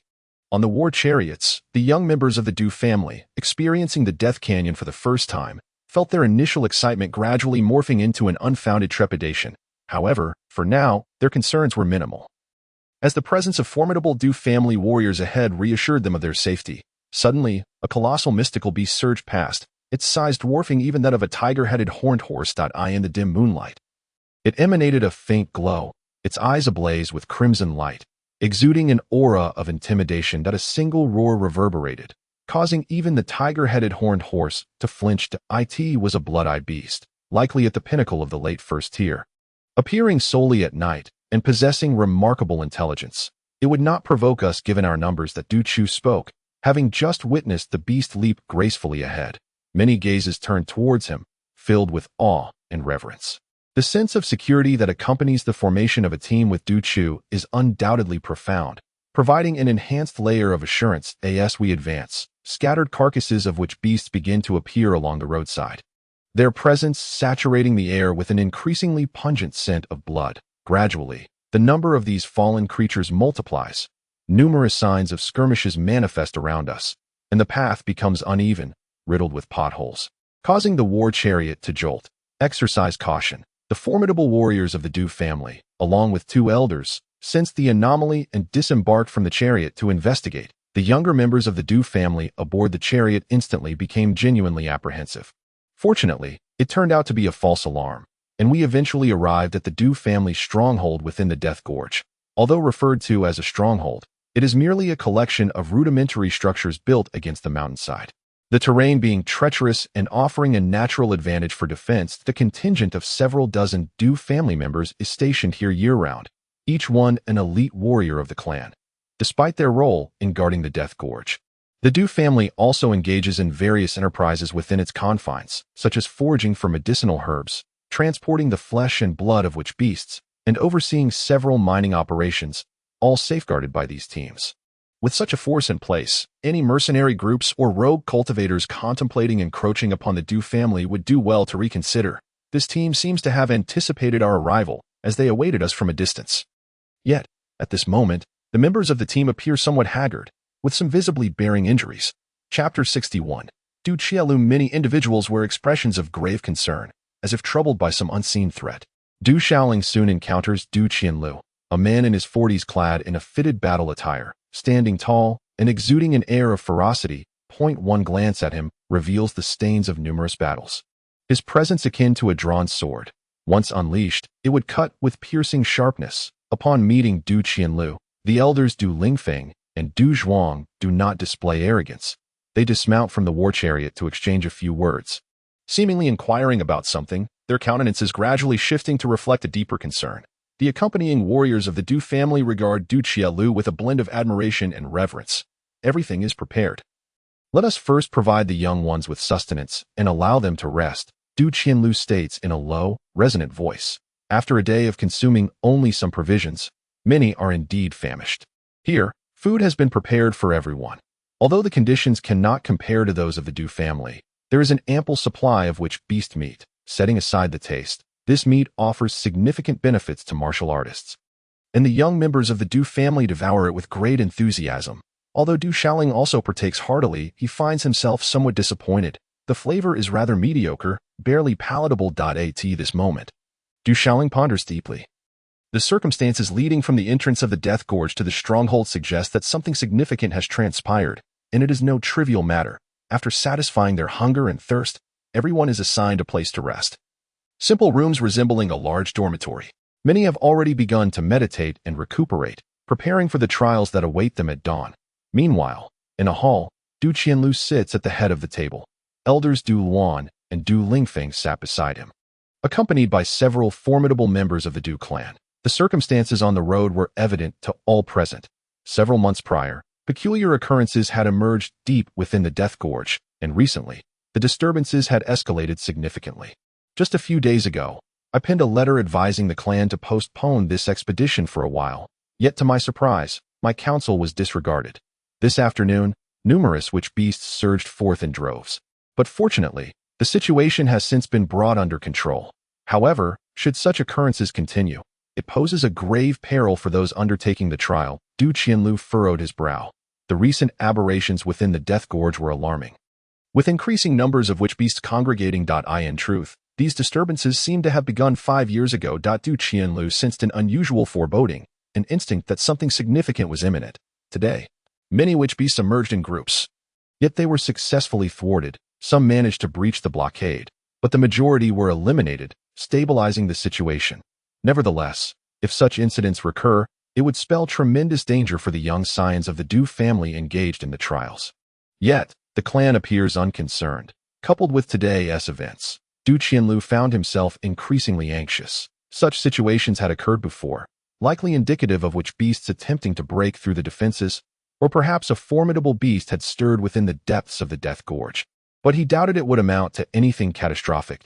Du Lingfeng spoke up, emphasizing that for generations, the Du family had guarded the Death Gorge, thus possessing unparalleled experience. The breach of defenses by witch beasts was not unprecedented and had occurred on numerous occasions. Even if unforeseen developments arose, it would merely serve as a unique trial for the young ones. Entering the Death Gorge inevitably entails casualties. That is a harsh reality, Du Lingfeng continued, expressing hope that any unusual circumstances would remain manageable, as their presence would prevent large-scale uncontrollability. This was the clan's decision, and Du Qianlu realized that further protests would be futile. He merely hoped that the next fortnight would pass without major incident. Indeed, every trial within the clan had resulted in losses, an inevitability that could not be avoided. Only those who emerge from these trials can aspire to become the elite of the Du family. The night was thick with darkness. Du Shaoling refrained from meditation and stepped out of his chamber. He could sense a palpable tension and unease among those stationed in defense, stirring a disquiet within him. Everyone was engaged in meditation to prepare for the morrow, oblivious to Du Shaoling's presence. The leaders of the Du clan had retired to rest. The mountaintop was enveloped in profound stillness. Du Shaoling stood atop the peak, where the air was tinged with a faint metallic scent of blood, illuminated by the pale moonlight, reminiscent of congealed blood seeping from decaying corpses, dark and frigid, spreading in serpentine trails. He did not concern himself with the possibility of a major incident occurring here. Having entered the Death Gorge, Du Shaoling pondered anxiously about the reliability of Tu Bo. Although Tu Bo was reputed to be a formidable figure, he was advanced in years. What if unforeseen complications arose within the Death Gorge? Moreover, Du Shaoling harbored aspirations of becoming a spiritual practitioner. Who knows? Suddenly, Du Shaoling pressed his back against a massive boulder, his gaze vigilant, sensing an unsettling presence. Vigilance was indeed commendable. In a perilous place like Death Valley, one must never let their guard down. Someone approached, clad in a form-fitting garment, their spine erect, eyes gleaming with a feral intensity under the moonlight, surveying Du Shaoling with keen interest, a smile flickering in their gaze. It was none other than Du Qianlu, his esteemed uncle. Uncle Qianlu, Du Shaoling greeted respectfully. You still recognize me? Du Qianlu chuckled. Of course I do, he replied, a grin spreading across his face. Du Shaoling smiled wryly, acknowledging that it had indeed been several years since they last met. Although he had only crossed paths with this illustrious figure of the Du family a handful of times, he could not forget such a prominent existence, especially as he was the adoptive father of Du Wanqing. By virtue of their familial hierarchy, Du Shaoling was obliged to address him as uncle. He scrutinized Du Shaoling. Du Qianlu smiled again and remarked, I've heard about your exploits. You've managed to conceal your prowess quite well. A 5th-level martial artist defeating a 9th-level martial artist like Du Qianyang is truly impressive. You possess the same flair as your father, like son. Then, as if recalling something, Du Qianlu turned to Du Shaoling and inquired, How is your father faring? Still the same. Du Shaoling replied, Chapter 62. The Stirring of Beasts. Du Shaoling nodded, sensing that a significant event had indeed unfolded today. If he truly encountered grave trouble, preserving one's life would be paramount. Suddenly, the ground tremored as if an earthquake had struck. Roar. From the depths of Death Valley, a cacophony of beastly roars erupted. Du Qianliu's expression turned grave. After speaking to Du Shaoling, he unleashed his true energy and swiftly descended from the mountaintop. Within the chambers, the young scions of the Du family, who had come for their training expedition, were roused from their stupor. As they exchanged bewildered glances, some accompanying strong warriors from the Du family arrived to deliver urgent news. A horde of mystical beasts was approaching, but there was no cause for alarm. They merely needed to remain indoors, howl, gurgle. Outside the window, the sounds of beastly roars resonated, accompanied by the faint echoes of a skirmish, the cacophony deafening and instilling a sense of unease. Many pressed against the windows, straining to glimpse the unfolding chaos. Though visibility was limited due to the distance, there is no need for concern. Our Du family possesses numerous formidable warriors, and with 2 elders present, we can surely repel those mystical beasts. Some Du family members reassured each other. With Du Qianlu and so many elite members of the Du clan, coupled with the presence of 2 elders, they were confident in their ability to withstand the onslaught of the beasts. We are here for training. Why not lend a hand? It would be exhilarating to fell a few mystical beasts. A few audacious young men suggested, their youthful vigor unable to quell their restless spirits. Eager for adventure, those mystical beasts are undoubtedly formidable. They will not be easily vanquished, remarked some of the more seasoned Du family members who had previously ventured into Death Valley, their demeanor considerably more composed. Roar. The roars of the mystical beasts grew increasingly closer, the sounds of violent clashes resonating nearer and nearer, the din of combat unmistakable. Everyone, listen closely. Gather your belongings and prepare to board the battle chariots for immediate evacuation, cried one of the accompanying warriors, his expression tense. Everyone has finally realized that this wave of beastly attacks is far from ordinary. Undoubtedly, a multitude of formidable creatures has arrived. Uncle, what on earth has transpired? Someone inquired that a great number of beasts are charging in, and there may be even more behind them. Their momentum fierce and unrelenting. The 2 elders have already sustained injuries. You must evacuate swiftly, or it may soon be too late, spoke a powerful member of the Du family. The atmosphere turned utterly tense as the frontline warriors of the Du family struggled to hold their ground, with both elders wounded, an unmistakably grave situation. No one dared to delay any longer and promptly boarded the war chariots. On the chariot where Du Shaoling was situated, a middle-aged man from the Du family did not board, presumably having joined the fight against the beasts. Only a few other Du family warriors accompanied the younger disciples, hastily retreating towards the outskirts of the Valley of Death. Roar. The tiger-headed horned steeds were already in a state of frantic disarray, their frantic neighing echoing as they galloped uncontrollably.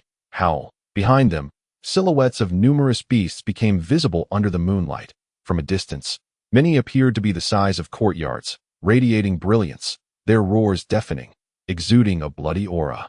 With gleaming fangs, as they engaged the warriors of the Du family in fierce combat, whoosh! A tempest surged through the void, as flying beasts unfurled their wings, spanning several yards, their sharp eyes glowing ominously in the night, stirring up powerful gales that swept up dust and debris. Some Du family warriors drew their crossbows to shoot at them, but these aerial beasts were exceptionally agile and swift, making them difficult targets.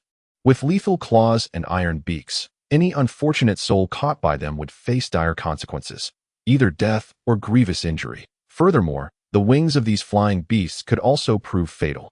All the young disciples of the Du family aboard the war chariots felt a shiver of dread. Witnessing the chaos firsthand, they truly realized that the situation was far more dire than they had imagined. Du Shaoling remained silent, taken aback by the gravity of the situation, still harboring thoughts of becoming a spirit master. Yet increasingly worried about Lao Tuesday. Although Lao Tu was presumed to be a powerful entity, with the elders of the Du family already injured, the gathering of these beasts was no trifling matter. If Lao Tu encountered them, it would undoubtedly spell trouble. Suddenly, a piercing shriek resonated through the heavens, splitting the clouds and stone, as a tempest roared forth, kicking up vast clouds of dust. A monstrous avian beast, its wings spanning a staggering 7 to 8 yards, descended upon the war chariot, its body cloaked in black feathers, causing a gale that flattened dense underbrush. Roar. Though the tiger-headed horned steeds were also beasts, they had been domesticated as mounts. Sensing the fierce aura emanating from the creature, they trembled in fear, whinnying in panic, plunging the scene into chaos. Bang, bang, bang. Several war chariots collided violently, and under the force of the impact, they were overturned. Quick-thinking individuals leapt from their chariots, while others suffered injuries. The chariot occupied by Du Shaoling, positioned towards the rear, was directly affected, leading to a scene of utter disarray. The young members of the Du family aboard this chariot, who were among the more skilled practitioners, promptly leapt to the ground. Bang, bang. However, many chariots had already crashed into one another, lying overturned on the ground, sustaining considerable damage. Du Shaoling landed and immediately assumed a defensive stance. In the darkened skies, ominous black beasts of omen spiraled low, their wings unfurling like clouds obscuring the moon, casting vast shadows that instilled a sense of dread. With a piercing cry, the malevolent creature swooped down once more. Its wings stirring a tempest, talons like hooks poised to strike, and its fierce eyes striking terror into the hearts of onlookers. Beware! A middle-aged man from the Du family burst forth, a blade gripped tightly in his hand. His vital energy surging as he leaped several meters high, launching a radiant arc of light from his sword directly towards the dark omen. Sensing the lethal brilliance of the blade, the beast halted its descent abruptly, its wings clashing like metal against metal as it retaliated against the strike. Clang! Sparks erupted, the blade clashing against the creature's obsidian feathers, producing a cacophony reminiscent of clashing weapons. The black beast was momentarily forced back, feathers cascading from its wings. The Du family member, however, was also thrown off balance, stumbling as he landed precariously, nearly toppling over. A chilling roar echoed behind, as several ominous beasts charged forth, some as large as a courtyard, others resembling tigers or leopards, moving with astonishing speed and unleashing furious cries. Above, more of the malevolent creatures approached. The ranks of these beasts were swelling. Retreat! Retreat swiftly! The expression on the Du family man's face shifted dramatically, urging the members of his clan to withdraw hastily. We must escape the Valley of Death. A few other formidable members of the Du family had already leaped from their war chariots, positioning themselves to shield the retreating clan members. The younger warriors of the Du family found themselves unable to board the chariots and had to flee rapidly, some neglecting to retrieve fallen belongings. For survival was paramount. Chapter 63. A Night of Blood and Terror. Du Shaoling hesitated not a moment, prioritizing his own escape point one by one. The others followed suit, channeling their vital energy into their legs and fleeing. A ferocious roar erupted as the beast charged, clashing with several of the Du family's strongest defenders. The sounds of impact reverberated behind them, mingled with the relentless roars, heightening the sense of panic among the fleeing clan members beneath the moonlit sky. With a guttural cry, several ominous avians swept low, stirring up a whirlwind of dust and debris akin to a sandstorm, knocking many of the Du family members to the ground. Strangely, these creatures did not seem to engage the fleeing clan, but rather soared towards the desolate city. Another roar resounded from behind as more beasts surged forward, their presence formidable. Without a moment's hesitation, Du Shaoling darted towards a nearby mountain, plunging into the forested depths. After a moment of internal conflict, he shouted, "Run to the mountains. Your chances of survival are greater there." The anxious Du family members, overwhelmed by fear, scarcely had time to contemplate their options. At the sound of his voice, they instinctively followed him into the woods. The forest was fraught with danger, particularly at night, where lurking beasts could ambush them from the underbrush and dense thickets. Du Chu, with a commanding voice, warned them, drawing upon his extensive experience in the Valley of Death. Entering the dense woods at night is unwise. It is better to face potential ambushes than to be overtaken and crushed by these beasts. The rocks, shrubs, and trees on the mountain will slow their pursuit. Listen or disregard. The choice is yours. Du Shaoling, having made his point, chose not to elaborate further, as his own survival took precedence. In light of the familial ties to the Du clan, all that could be done has indeed been accomplished. Du Shaoling harbored no particular fondness for the Du family, though this sentiment stemmed from his own discernment, which was by no means guaranteed to be entirely accurate. His words resonated with many of the anxious descendants of the Du clan, prompting them to hastily retreat into the forest. "Brother, let us ascend the mountain as well," urged Du Chu, sensing the gravity of the situation, and he too ventured into the hills. Witnessing Du Chu's decision, more members of the Du family followed suit. Within the dense thicket, the underbrush was lush and the ancient vines twisted in intricate patterns. Some tendrils were so robust they resembled mighty trees, while the trees themselves towered majestically, their crowns reaching the heavens, with some trunks soaring to a staggering height of 100 feet. Truly astonishing. Traversing through such an expanse, even the colossal beasts of the wilderness would be hindered. Their pace diminished. The group raced onward, not daring to pause even for a moment. The night sky was shrouded in darkness, with the light of stars and moon obscured by towering trees, resulting in many tripping over roots and vines, sustaining bruises and scrapes. Yet they pressed on, scrambling to their feet to continue their flight. Behind them, the fearsome roars of beasts echoed from an unknown origin, compelling the group to focus solely on their escape as they scaled what must have been a dozen formidable peaks.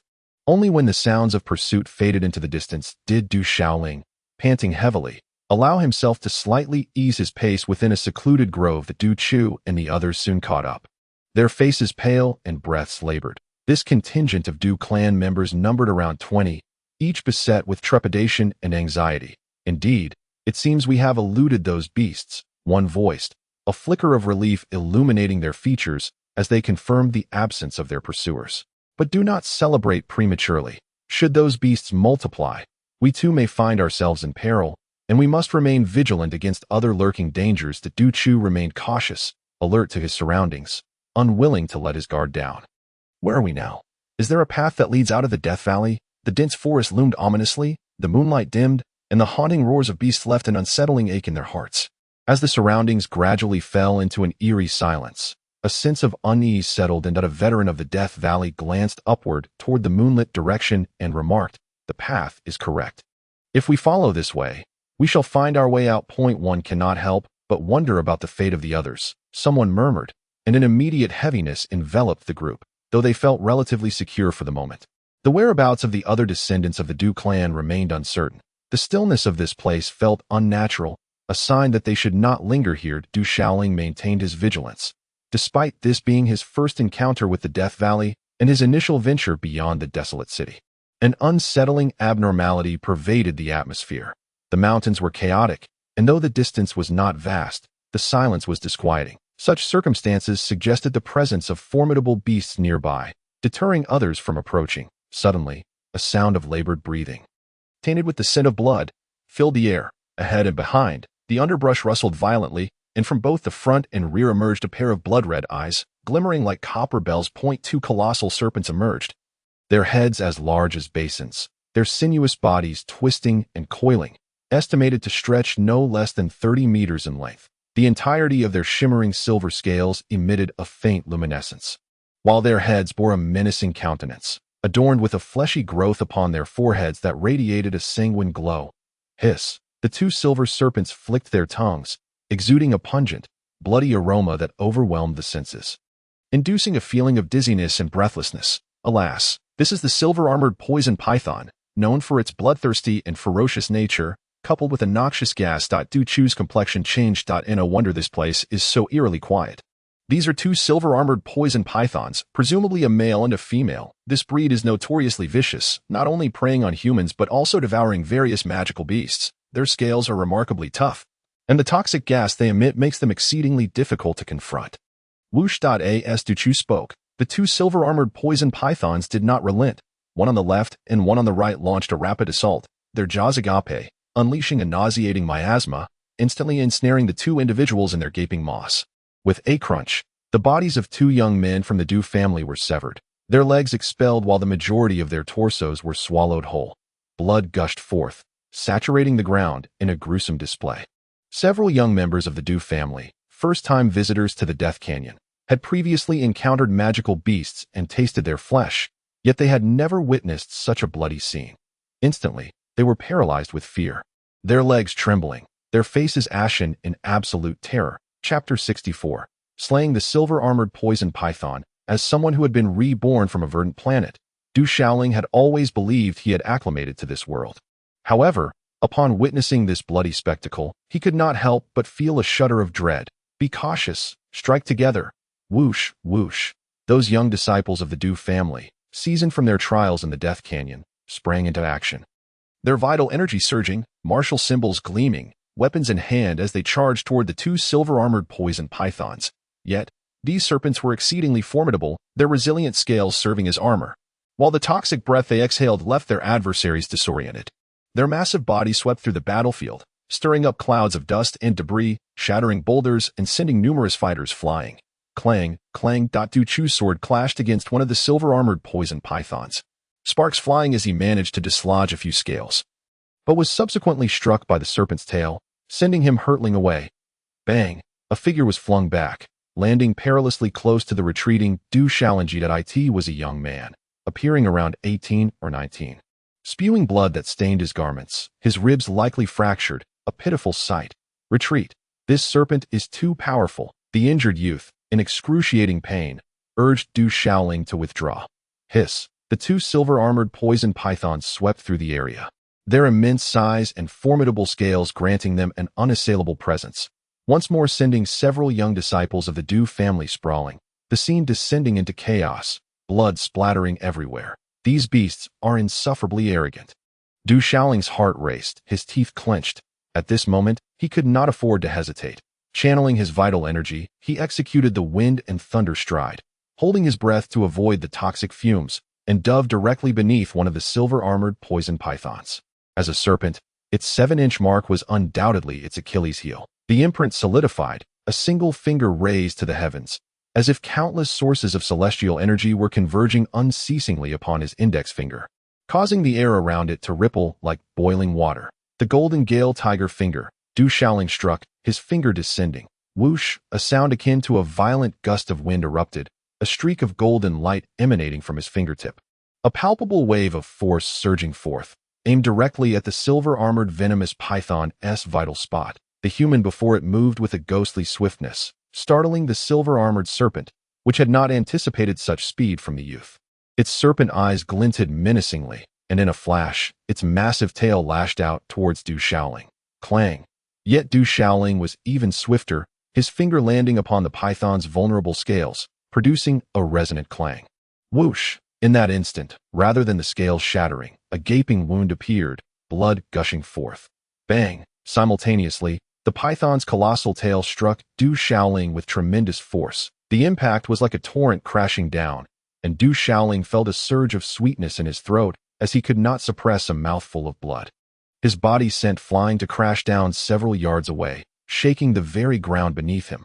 Dazed, he felt his mind whirl, his internal energy tumultuous, gasping for breath, struggling to rise. Hiss! The silver-armored python, blood spurting from its wound, writhed in a frenzied rage, hissing and thrashing about, stirring up a whirlwind of sand and shrubs. Yet its breath soon weakened, its serpent eyes filled with defiance, ultimately collapsing to the ground. Du Xiaoling had slain a silver-armored venomous python. Many members of the Du clan gasped in astonishment, their spirits lifted. They had witnessed with their own eyes how Du Xiaoling, single-handedly, had defeated a silver-armored python.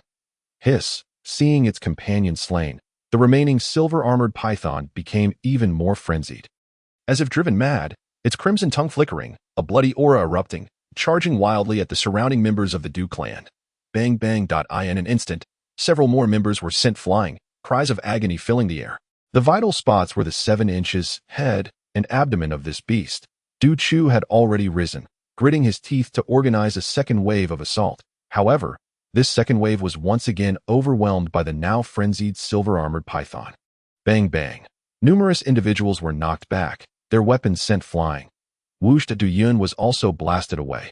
Despite her cultivation level as a 3rd-level warrior, she could not withstand the force. Swoosh! The silver-armored python's massive tail swept across indiscriminately, poised to strike Du Yun. Should this tail connect, it was easy to imagine that her still-developing delicate form would be left bloodied and broken. Du Yun's eyes widened in horror, rendered momentarily paralyzed. The horrifying stench of blood clouded her mind. Whooshed at that moment.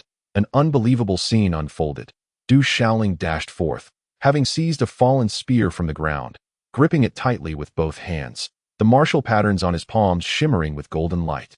And with all his might, he thrust the spear directly towards the python's massive tail. With a sharp hiss, the tip of the spear grazed the scales of the serpent, sending sparks flying. Ultimately, the long spear pierced through a narrow gap in the resilient scales of the silver-armored venomous python, impaling its tail and causing blood to spurt forth. The excruciating pain elicited a piercing hiss from the python, which arched its neck in a desperate cry of anguish, with a fierce determination. Du Xiaoling was also shaken back by the mighty tail, yet he gripped the spear tightly, his gaze turning resolute as he effectively thwarted the creature's colossal tail. The spear's tip lodged into the python's tail, anchoring it to the ground and preventing its escape. Before him, Du Yun's eyes trembled with the sensation of narrowly escaping death, prompting her to cry out loudly, "Be careful!" Suddenly, a menacing serpent's head dove down, its gaping maw exhaling a noxious cloud, aimed directly at Du Xiaoling. With a thunderous roar beneath his feet, Du Xiaoling had accumulated considerable experience and reflexes from his encounters with the old butcher, allowing him to anticipate the attack. As the silver-armored python's tail was pinned by the spear, its speed was significantly hampered. Despite the python's formidable head, it was unable to withstand the piercing force of the golden tiger's strike, resulting in a bloody wound. Blood erupted like a fountain, splattering across Du Xiaoling's face, drenching him in a crimson deluge that obscured his vision. The silver-armored python howled in agony, wrenching the spear free with its massive tail, thrashing violently and nearly toppling Du Xiaoling. However, its fierce gaze soon dimmed, and in a final, defiant gasp, it collapsed into a pool of blood. Du Xiaoling, be careful. In that instant, a chorus of urgent cries echoed in his ears. Chapter 65. A narrow escape. At that moment, Du Xiaoling's face was smeared with the blood and brain matter spewed forth by the silver-armored python, leaving him uncertain if it was poisonous. And obscuring his eyes, oblivious to the chaos around him, he felt a fierce wind howling, followed by a sharp pain in his back and shoulder, as a pointed object pierced through, lifting him into the air against his will. Be careful. A wave of alarmed voices erupted, as Du Yun and several other members of the Du family watched in shock. They had witnessed Du Xiaoling's fearless charge, slaying the two silver-armored pythons and saving many of their lives. Yet, just as hope flickered, a massive flying beast emerged, a fearsome avian creature with talons like hooks that snatched Du Xiaoling into the sky. All present were martial artists, and even those at the martial spirit or martial general level could not soar into the air. They could only watch helplessly as Du Xiaoling was carried away by the monstrous bird, swiftly vanishing into the night. Obscured by the mountains, the wind howled around him, and the pain in his back and shoulder intensified, rendering him immobile. Enduring the agony, Du Xiaoling struggled to open his eyes, his vision blurred, yet he discerned that he was suspended in midair, gripped by the talons of a ferocious beast. Am I to die? Du Xiaoling pondered. After finally seizing the chance to live anew, he had vowed not to harbor regrets in this life, to establish himself and find purpose. Yet now, before he could accomplish anything, it seemed he was destined to perish. And in the clutches of a beast no less. This left Du Xiaoling with a sense of unwillingness in his heart. The recent exposure to the blood and brain matter of the silver-armored venomous python had increasingly rendered him dizzy, ultimately causing him to faint in a hazed as Du Xiaoling succumbed to unconsciousness. A figure materialized in the night sky, hovering gracefully as a handprint was unleashed. Before the handprint, the void rippled as if disturbed by unseen waves. This fearsome creature found itself suspended in the air, unable to move or fall. Its menacing eyes betraying a flicker of fear. On the ground lay two colossal corpses of silver-armored venomous pythons, blood pooling around them. Two members of the Du family had lost their lives. Several others were severely injured, bleeding profusely, while many bore lighter wounds, their bodies stained with blood, beneath the dim light of the moon. An eerie silence enveloped the area, as everyone remained in a state of shock. The young disciples of the Du family, who were experiencing the Death Valley for the first time, trembled uncontrollably, their bodies quaking in fear.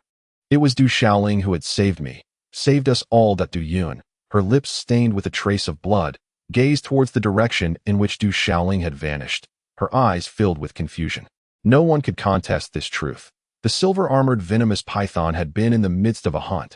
Had it not been for Du Xiaoling's fierce and valiant actions in swiftly vanquishing the two pythons, they could only speculate how many would have escaped. Du Chu stepped forward and gently patted his sister Du Yun's shoulder, saying, "He is certainly not a waste.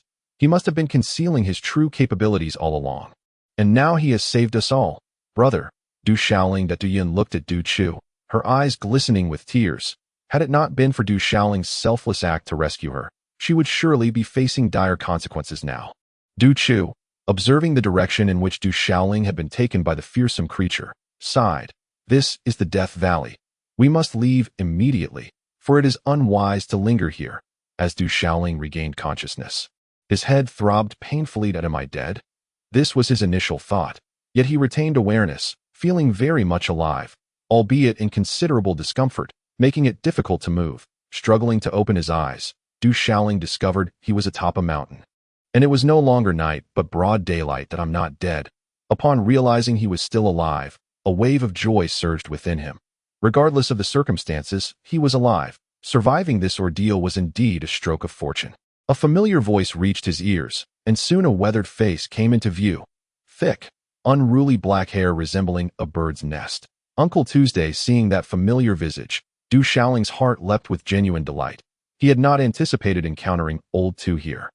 He exclaimed, "Uncle Tu, Has there been a disturbance with the Wraith Beasts in the Death Valley? Are you unharmed? What could possibly happen to me?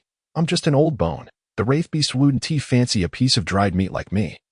Old 2 replied with a dismissive scoff. The warmth filled his heart. It was touching that the first thing the boy did upon waking was to express concern for him. It was a sign of thoughtfulness. I'm glad to see you're safe. Du Shaoling continued. I believe I was captured by a flying Wraith Beast. Did you rescue me? It could be considered so. Surviving is a testament to your resilience. The blood of the silver-armored venomous python is devoid of toxicity, yet the liquid itself is indeed poisonous. Fortunately, your cultivation of the supreme battle body has reached a minor success, rendering you impervious to most common toxins. Had you been an ordinary warrior, you would have likely succumbed by now, Old 2 remarked, then muttered to himself. Your physique seems rather peculiar even before you began cultivating the supreme battle body. Your injuries are healing at an astonishing rate, and all your meridians and acupoints are seamlessly connected. This is indicative of a congenital martial physique. Why was it that you could not cultivate true chi before? At this moment, Old 2 was genuinely perplexed. When Du Shaoling was injured, he had inspected him and discovered numerous anomalies. However, Old 2 did not dwell on it too much, recognizing that this young man inherently possessed qualities beyond the ordinary. By the way, Uncle 2, have you seen any of the Du family members who were with me? At this moment, Du Shaoling, relieved of his immediate peril, was still concerned for the others, as they had shared life and death experiences together.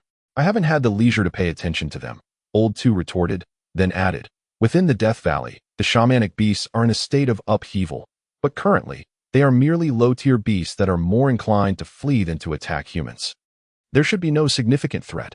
How do you know all this? Du Shaoling inquired, astonished. As for the others from the Du family, he felt powerless. After all, his survival was paramount.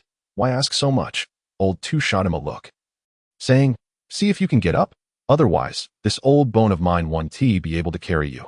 Upon hearing this, Du Shaoling ceased his musings and made a concerted effort to rise. Gradually, he found himself able to move. He slowly got to his feet and noticed that his shoulders and back were smeared with ointment. Try circulating your energy, Old 2 suggested. Du Shaoling half sat up, channeling his chi, and felt it flow within him. Aside from the pain in his body, everything else seemed untroubled. However, his right shoulder felt as if it had been pierced through. Everything else appeared to be relatively well, with no significant injuries. Truly fortunate, and your physique is commendable, Old 2 murmured quietly. Had another fifth-tier warrior encountered the same circumstances, they would likely have perished countless times. Chapter 66. Tempering Uncle 2. Where are we? Have we exited the Death Valley? Du Shaoling struggled to rise, his garment tattered and his upper body partially exposed as he surveyed his surroundings, sensing that he was in a valley, uncertain if they had truly left the Death Valley. Death Valley is no longer what it once was, Old 2 replied, but Du Shaoling exhaled in relief. The upheaval of the shamanic beasts had been exceedingly perilous. Then where are we? Du Shaoling asked, bewildered. The Heavenly Shaman Mountain Range. Old 2's voice was grave. What? Du Shaoling was utterly taken aback. The Death Valley connected to the desolate city on one end, and on the other, it led directly to the Heavenly Shaman Mountain Range. It was said that the Heavenly Shaman Mountain Range was entirely the domain of shamanic beasts, inhabited by countless powerful creatures. Even formidable warriors from esteemed martial sects such as the Qingyan Gate and Kwei sect refrained from stepping foot into the Heavenly Shaman Mountain Range lightly. The four prominent families of the desolate city guard the Death Canyon, resolutely preventing formidable mystical beasts from the Tianwu Mountain Range from breaching its depths. Uncle 2, do not jest. The Tianwu Mountain Range lies a considerable distance away. Consequently, Du Shaoling found it exceedingly difficult to believe. The Death Canyon spans several thousand miles in width and is even deeper still. For an ordinary martial artist, traversing the expanse from the Death Canyon to the Tianwu Mountain Range could take half a year or more. Moreover, it is said that the depths of the Death Canyon harbor formidable mystical beasts, rendering any crossing a perilous endeavor. Believe it or not, that is entirely your choice. Old 2 had no intention of elaborating further and addressed Du Shaoling. You appear to be in no immediate danger of death. Thus, you have two options. Old 2 continued. Either you accompany me, during which time I may ascertain if you possess the potential of a spiritual practitioner. However, be forewarned, following me entails considerable peril, and you may even lose your life. This is no laughing matter. The choice is yours. Without hesitation, Du Shaoling opted to accompany Uncle Tuesday. There was no doubt that being by Old 2's side was the right decision.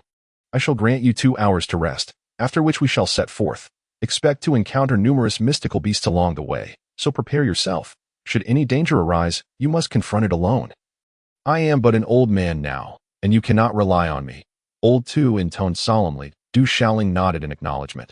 Though he was allotted 2 hours for rest and recuperation, his thoughts were consumed with the prospect of becoming a spiritual practitioner. Should he achieve this status, it would greatly enhance his prospects of becoming a true powerhouse. The rank of a spiritual practitioner surpassed that of a mere martial artist. However, he was acutely aware of his current injuries, and, having faced the formidable silver-armored venomous pythons, he dared not let his guard down. Old Two sat nearby, his eyes half closed, seemingly lost in contemplation or perhaps in quiet meditation, but yes, the 2 hours elapsed. Old Two rose punctually, calling for Du Xiaoling to embark. Du Xiaoling ceased his breathing exercises and inspected his half-bare torso. To avoid drawing the attention of the other members of the Du family during their journey to the Death Canyon. He had brought a travel bag. Within it were some spare clothing and provisions prepared by Du Xia, though they were now nowhere to be found. Fortunately, he had prudently stashed away an extra set in his spatial storage pouch, which he quickly donned before descending the mountain with Old Tuesday, standing atop the mountain. The undulating peaks and vast, misty forest stretched infinitely before him. The woods below were shrouded in mystery, with ancient trees towering extraordinarily high. Some reached heights of 100 feet, and even a dozen men with arms outstretched might struggle to encircle their girth.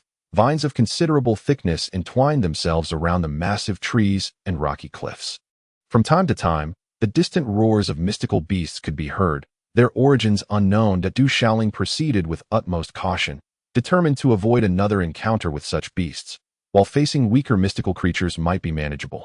The prospect of confronting those more powerful was decidedly troubling, especially the airborne ones, which were the most terrifying of all.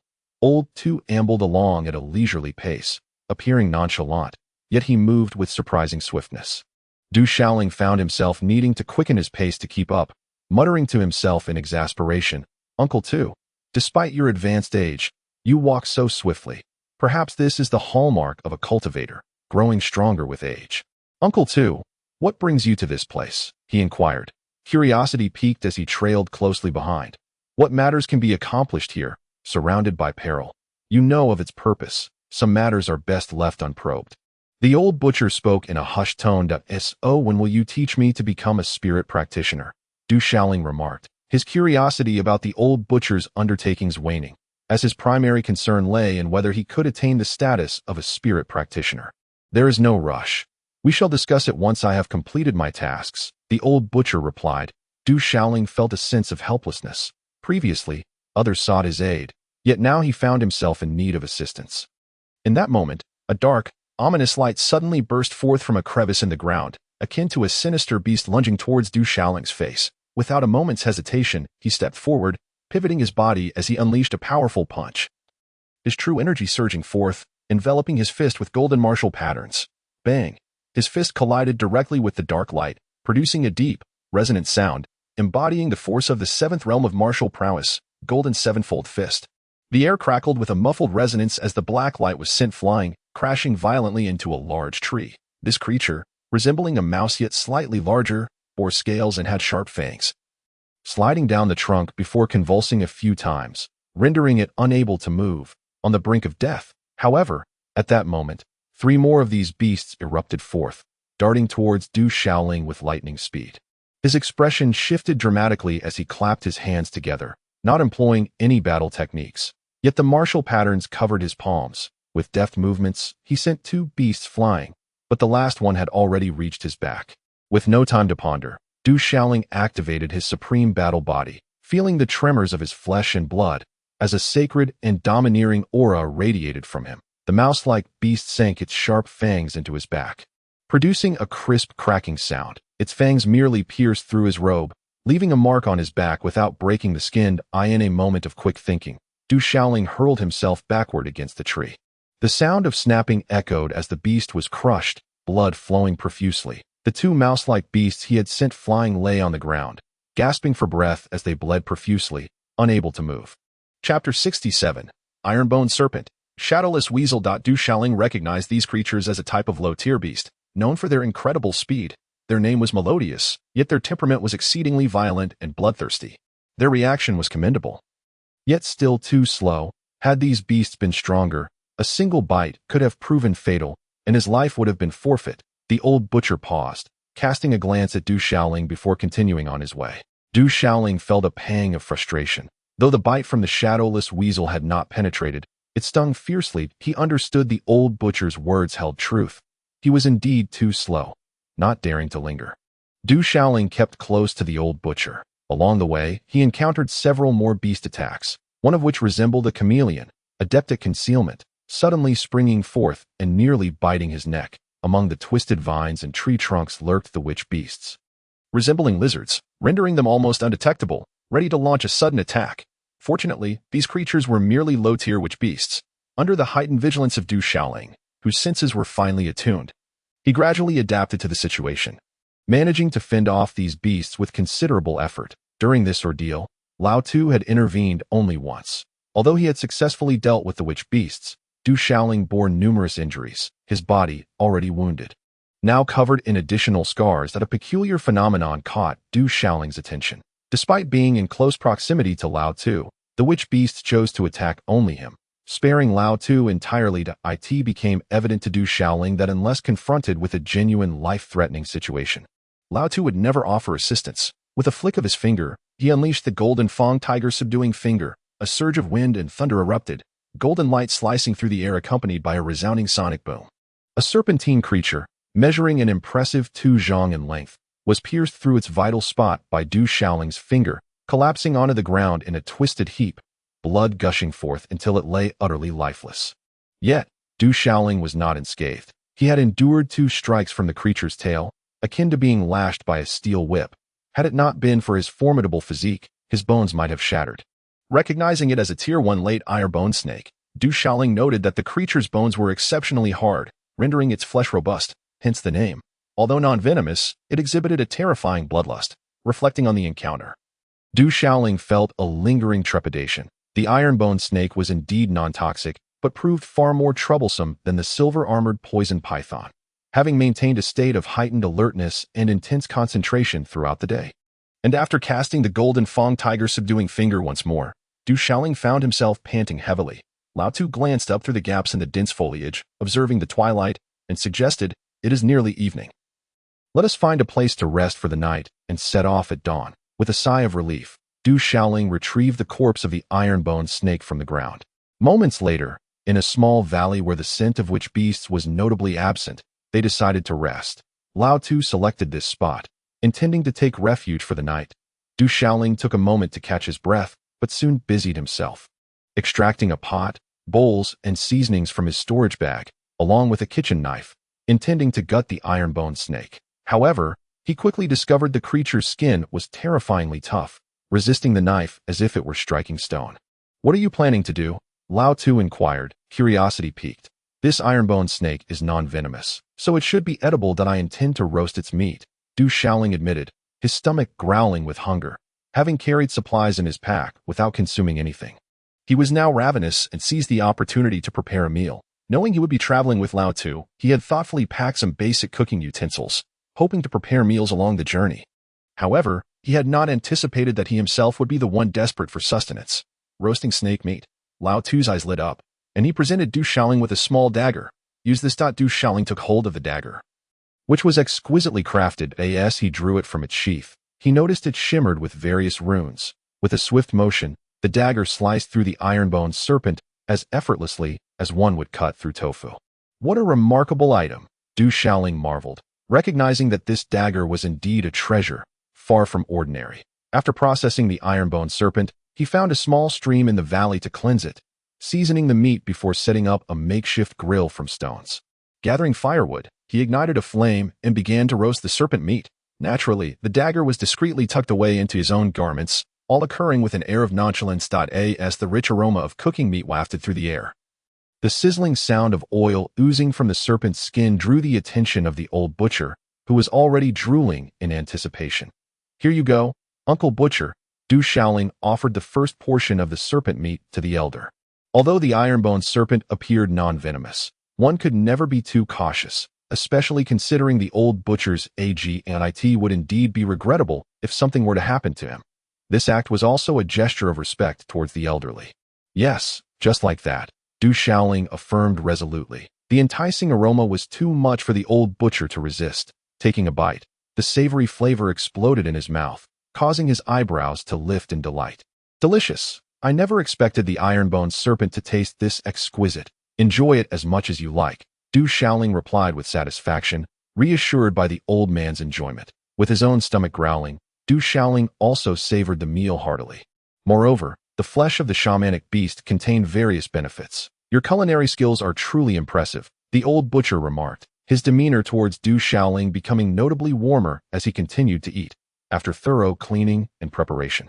The iron-boned serpent yielded several pounds of meat, which was entirely consumed by the duo. As night descended, Du Xiaoling found a suitable spot to sit cross-legged, engaging in meditation to refine the beneficial properties of the serpent's blood and flesh. Above, the night sky was adorned with a scattering of stars. The old butcher, reclining lazily, occasionally cast glances at Du Xiaoling. This young man, judging by his reactions today, was undeniably remarkable. Even the core disciples of esteemed martial sects would find it challenging to reach such a level at the same stage of cultivation. The old butcher was acutely aware of how little time Du Xiaoling had spent in training that as night deepened. The sounds of shamanic beasts echoed from the depths of the dense forest.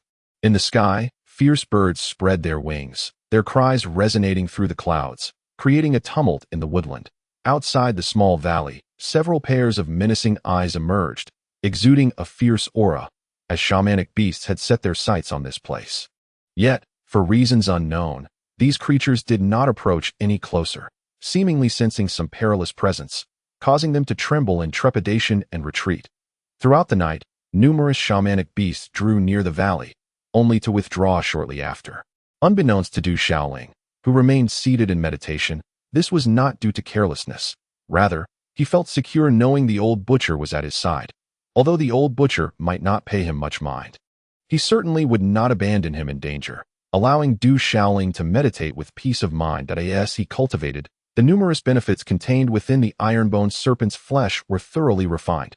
However, burdened with the black and white grindstone in his mind, and possessing the supreme body, Du Xiaoling found himself at a distinct disadvantage. The supreme body required an abundant supply of true energy for sustenance. The following day, as dawn broke, a delicate light began to shimmer on the horizon of the valley to the east, cautiously saturating the pale blue sky. A new day had arrived. The fresh morning air invigorated the spirit. With a deep breath, Du Xiaoling ceased his meditative breathing, exhaling a cloud of stale air from his throat. His eyes opened wide, radiating clarity as he stretched lazily. Rising with renewed vitality, he felt remarkably refreshed. His injuries had healed significantly, restoring his vigor. It was time to set forth. Old Tu had long since risen. Isn't it time for breakfast? Du Xiaoling murmured to himself. The plans for the day are determined by the morning. Breakfast is of utmost importance, especially since I am still in my growth phase. I must attend to some matters inside. I cannot afford to miss my opportunity. Old Tu tossed a mushroom, the size of a fist, to Du Xiaoling. It was crystalline and translucent, tinged with a faint red hue, emanating a delightful aroma. Have this to tide you over, he remarked before departing. A red cap with a white stem. Could it be poisonous? Du Xiaoling pondered, uncertain. This was a mushroom, after all, and in this primal forest. Was it even safe to eat, especially in its raw state? This is a rare delicacy, worth its weight in gold. Consuming it will be beneficial for you, echoed Old Tu's words in Du Xiaoling's ears. Good things. If it kills me, then so be it. Du Xiaoling's eyes sparkled with intrigue. Surely, Old Tu would not lead him astray. Without hesitation, he took a hearty bite, and to his astonishment, the mushroom was as crisp and sweet as a wild fruit. Infused with a rich, fruity fragrance and delightful flavor, the mushroom slid down his throat. A subtle energy began to radiate within him, akin to a medicinal effect. That moment, the black and white grindstone in his mind stirred once more, voraciously devouring the medicinal energy. Yet, it soon released a drop of spiritual liquid that spread throughout his body, enveloping him in an indescribable comfort. Truly, it was a remarkable find. Elated, Du Xiaoling hastened to catch up with Old Tu, calling out, Uncle Tu, I'm still hungry. Is there more of that mushroom? Suddenly, a massive lizard-like beast, resembling a giant crocodile, barred his path. In fact, it had ambushed him unexpectedly. The lizard beast was cloaked in silver scales, adorned with mysterious patterns, its fierce eyes striking fear into the heart that it could exhale a chilling white mist. With a clang, ice shards erupted from the mist, piercing a nearby boulder with deadly precision. Du Xiaoling narrowly evaded the attack, assessing the creature before him, his expression shifting dramatically. The ice-cold witch lizard, a second-tier initial phase witch beast. Du Xiaoling was genuinely taken aback, although he had never encountered one before. He recognized it as a creature imbued with icy aura. Should one become tainted by its frigid breath, their true energy would be frozen, their body encased in ice. This ice-cold witch lizard radiated an aura that unmistakably indicated it was in the initial phase of the second tier. This was akin to a martial artist at the martial spirit realm.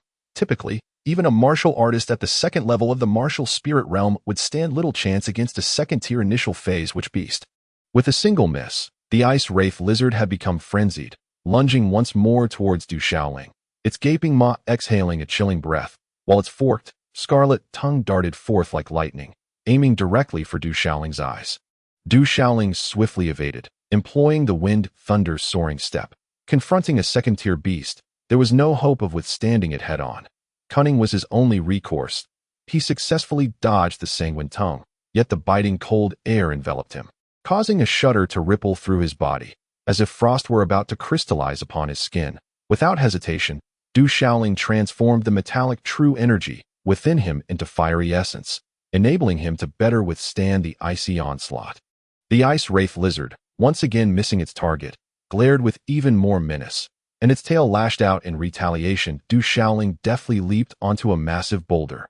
Bang! The colossal stone shattered upon impact from the lizard's tail, splintering into fragments. Whoosh!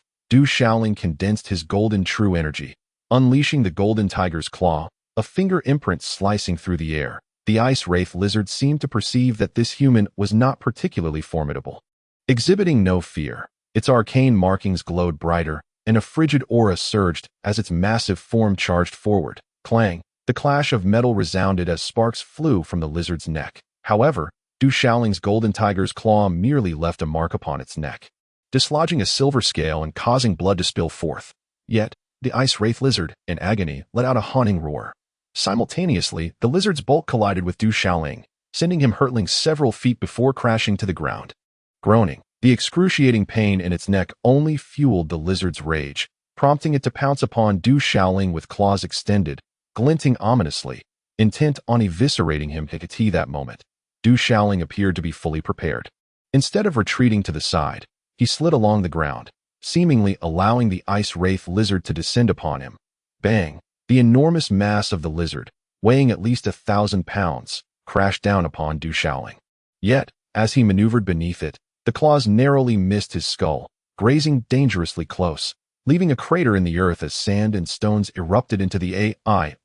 Groaning to that instant. For reasons unknown, the ice wraith lizard emitted a pained roar. Writhing in a whir at the body of an ordinary warrior, being pounced upon by this frost wraith lizard would surely result in either death or the shattering of bones.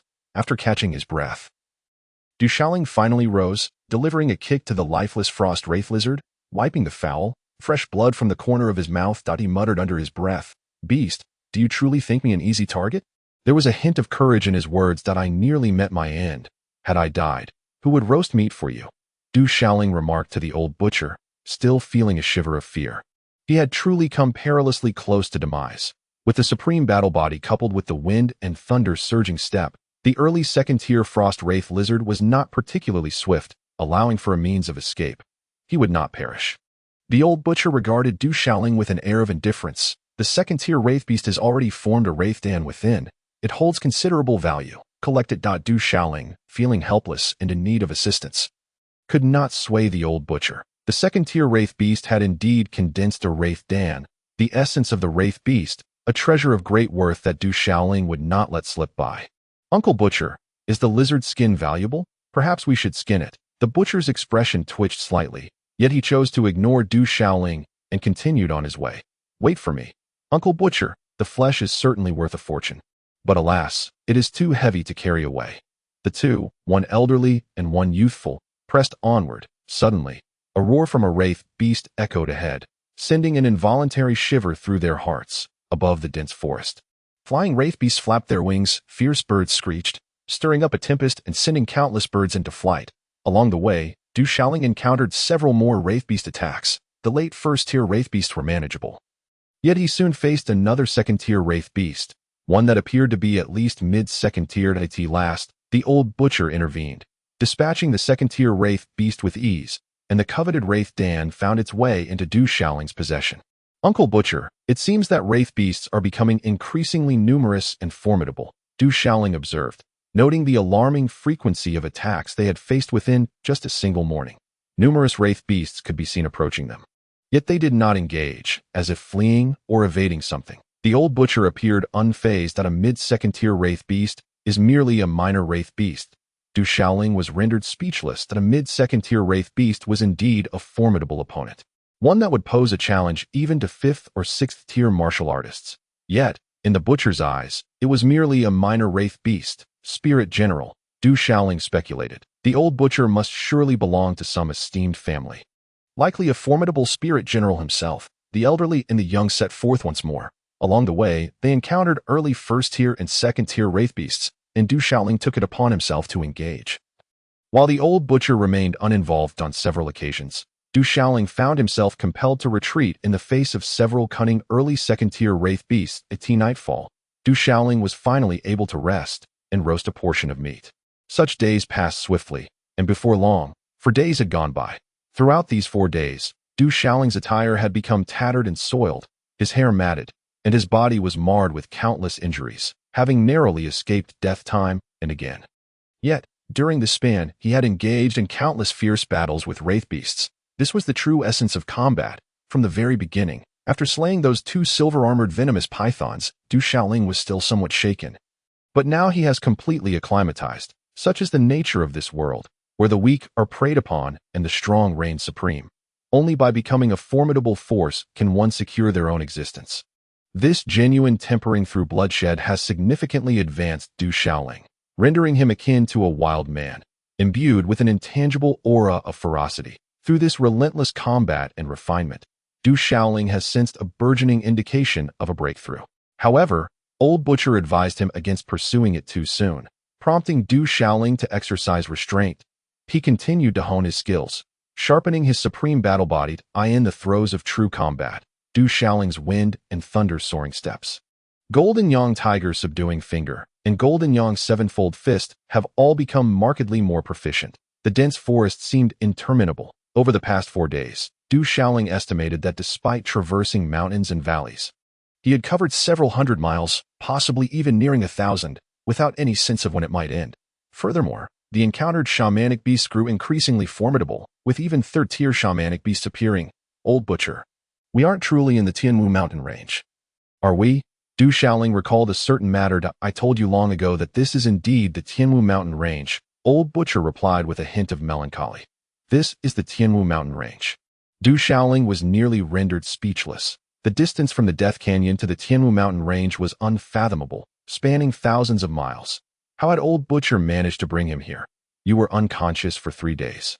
I found a flying shamanic beast to carry you to the Tianwu mountain range. Old Butcher seemed to read Du Xiaoling's thoughts. 3 days unconscious. Du Xiaoling could not help but think of Du Xie and Du Dafeng. Surely, at this moment, the Du family must believe he had met his end. Du Xie and Du Dafeng would undoubtedly be heartbroken, and his father, upon receiving this news, would surely be engulfed in sorrow. Suddenly, a thunderous rumble interrupted Du Xiaoling's reverie. The massive trees swayed, and the ground trembled. The treetops of the towering trees rustled, and the dense forest undulated. Oh, soon. A series of astonishing roars from shamanic beasts echoed from the depths ahead. It seemed there were many shamanic beasts that Du Xiaoling drew on his past experience. He had encountered a similar situation one night in the Death Canyon, yet this time it felt even more intense and grandiose. Conceal your presence and ascend, Old Butcher urged, pulling Du Xiaoling up onto a towering tree, climbing to a height of several dozen yards. Before long, the piercing cries that split the clouds and shattered the rocks resonated above the forest. A multitude of ferocious birds flapped their wings, stirring up a tempest that swept past, devastating numerous treetops. Chapter 70, Cultivating the Spirit Formula. In the depths of the forest, clusters of shamanic beasts fled in a panic. Gradually, more and more shamanic beasts emerged, shaking the ground and erupting in brilliant flashes. Amidst the thunderous roars, the echoing shrieks reverberated, causing the tremulous stones to quiver. A plethora of shamanic beasts surged forth, some as large as courtyards, capable of crashing into towering trees and shattering mountain rocks. Countless shamanic beasts converged in a dense mass, occasionally emitting low growls and roars, forming a tidal wave of beasts that surged forth, sweeping everything in its path. Should a powerful warrior encounter this, they would undoubtedly be engulfed, crushed into a mere pulp. In the skies above, a swarm of flying shamanic beasts flapped their wings, the fierce wind swirling, their razor-sharp claws and iron beaks glinting, feathers fluttering in the chaos. The dense thicket seethed with life, resembling a torrential flood. The towering tree where the two concealed themselves swayed precariously, threatening to topple. Du Shaoling held his breath, beads of cold sweat forming on his brow as he clung tightly to the thick branch. If this trembling continued, the consequences would be dire. Moreover, Du Shaoling had witnessed firsthand the terrifying aura emanating from certain shamanic beasts, which had evidently surpassed the second tier of shamanic creatures by a considerable margin. Lao Tu gazed deep into the forest, lost in contemplation. After a while, the tide of beasts subsided, leaving chaos in its wake. Great trees splintered, shrubs uprooted, and the ground littered with the carcasses of shamanic beasts, trampled to a gruesome demise, reduced to mere pulp. Yet, these were primarily first-tier shamanic beasts, with many not even having reached that level. It seemed they were close to doing so. Lao Tu appeared to be murmuring something under his breath. "Uncle Tu, what do you mean by close?" Du Shaoling inquired. "It's nothing. The day is drawing to a close. Let us find a place to rest tonight, and see if you have the potential to become a spiritual practitioner," Lao Tu replied, leaping down from the towering tree with a grace that belied his disheveled appearance. As night fell, in a small gorge, the aroma of grilled meat wafted through the air, accompanied by the sizzling of oil splattering. Hot oil dripped down the meat's surface, releasing an enticing fragrance. Lao Tu could no longer contain his hunger, indulging heartily while asking Du Shaoling, "How much do you know about spiritual practitioners?" Du Shaoling recounted his understanding of spiritual practitioners. The Du family had their own, though their cultivation seemed rather modest. Nevertheless, they were regarded as key protected figures within the family, illustrating the esteemed status of a spiritual practitioner. It was said that in the entire Wild City, few spiritual practitioners existed. Your assertion is partially correct, yet also flawed, Lao Tu remarked, chewing on the roasted meat. Spiritual practitioners and martial artists tread upon two distinct paths. Martial artists cultivate martial arts, primarily honing true energy, refining their bodies, inscribing martial patterns, and condensing martial spirits. Spiritual practitioners, on the other hand, cultivate spiritual energy, nurturing and strengthening their souls while comprehending the principles of heaven and earth. Alchemists possess the ability to concoct potions and pills, capable of enhancing one's physique or even transforming a person's very being in a single leap. Artificers can forge weapons and powerful artifacts, capable of turning the tides of battle and cleaving through the heavens. However, there exist formidable spiritual practitioners with profound mastery in artifact forging, capable of creating various puppets to compensate for the physical limitations of spiritual practitioners. This was the first time Du Shaoling had encountered such knowledge, leading him to ponder and inquire. Does that not imply that both alchemists and artificers must comprehend the myriad forces of the universe and the energies of the five elements, suggesting that one must achieve a perfect balance in the five elements to become an all-encompassing martial artist? Spiritual practitioners and martial artists, spiritual paths and martial paths, are indeed two separate ways. An understanding of the five elements does not necessitate perfection in all five, Lao Tu clarified. Moreover, while it is rare for individuals to cultivate both paths simultaneously, such practitioners do exist. Generally, however, one would not truly choose to master both. Most tend to focus on one primary path while supplementing with another. Why is that? Du Shaoling asked. To indulge excessively is to risk being unable to digest, whether in martial arts or the spiritual path. Striving for ultimate mastery is akin to reaching for the heavens, an endeavor fraught with difficulty. Even those endowed with exceptional talent, capable of cultivating both paths, often lack the requisite stamina, ultimately leading to a futile pursuit. Old Butcher understood this principle well. "Master Butcher, I am already a martial artist. If I were to additionally pursue the spiritual path, would that not be an excessive undertaking, yielding more harm than benefit?" Du Shaoling inquired. After a moment's pause, the old butcher replied. Thus, this matter is for you to ponder. Do you wish to become a spiritual practitioner? Cultivating two paths simultaneously may not necessarily be advantageous. It is highly likely that you may achieve nothing in either. I desire to become a spiritual practitioner. Without a hint of hesitation, Du Shaoling nodded resolutely. After all, his martial prowess was somewhat unique. And with sufficient treasures and herbs, breakthroughs were within reach at this moment. Pursuing the spiritual path posed little risk. Ultimately, he could always choose a primary focus later on. You have made your choice. That is your own affair. In the end, you may still opt for a singular focus. With a hearty belch, the old butcher suddenly formed a hand seal, emanating a shower of light that a stream of brilliance surged into Du Shaoling's brow. This is the Holy Spirit Celestial Soul Technique, which I unwittingly acquired from an ancient site. Should you grasp and cultivate it successfully, it will affirm your potential to become a spiritual practitioner, at which point I shall offer you guidance. Should you fail to cultivate it, it will signify your lack of affinity. As the old butcher's words echoed in his ears, Du Shaoling gently closed his eyes beneath the blinding radiance. The light resonated within his mind, transforming into a myriad of intricate and arcane symbols, dazzling and resplendent. From the primordial heavens and earth, existence is birth. The Tao begets the heavens, the earth, humanity, and all things, neither sacred nor divine. They are one in essence, merging into the void, where the void itself is indistinct, and all is devoid of foundation. The heavens and earth generate light. The six divine entities harmonize. The four elements are all but empty. All is but a flowing breath, an aggregation of qi, indistinguishable from substance or self. The cycle of life and death is eternal, emerging from the boundless and returning to the boundless. The transformation of the divine is ceaseless, also emerging from the boundless and returning to the boundless. These intricate symbols etch themselves into his consciousness, revealing the method of the Holy Spirit Celestial Soul Technique. Chapter 71. The Spiritual Wave Whirlwind / Du Shaoling, refusing to be careless, focused intently, and promptly seated himself in meditation to commence his cultivation. I cultivate my transformation to harmonize with the transformations of the universe, nurturing my own essence through the universe's vitality, thereby ensuring the ceaseless flow of life. As the universe remains undying, so too shall I persist. Before long, the old butcher's voice resonated within Du Shaoling's mind. As time elapsed, the energies of heaven and earth began to envelop him. Visible to the naked eye, streams of celestial energy coiled around Du Shaoling like ethereal serpents. The energies of the universe flowed into him through his breath, causing his body to respond to their vibrations and experience profoundly mysterious. At that moment, it felt as though a force was drawing upon the space within his mind, filling it with waves of energy that surged forth. The energy within Du Shaoling's mind gradually reached a state of fullness. An overwhelming sensation of expansion followed by immediate contraction enveloped him.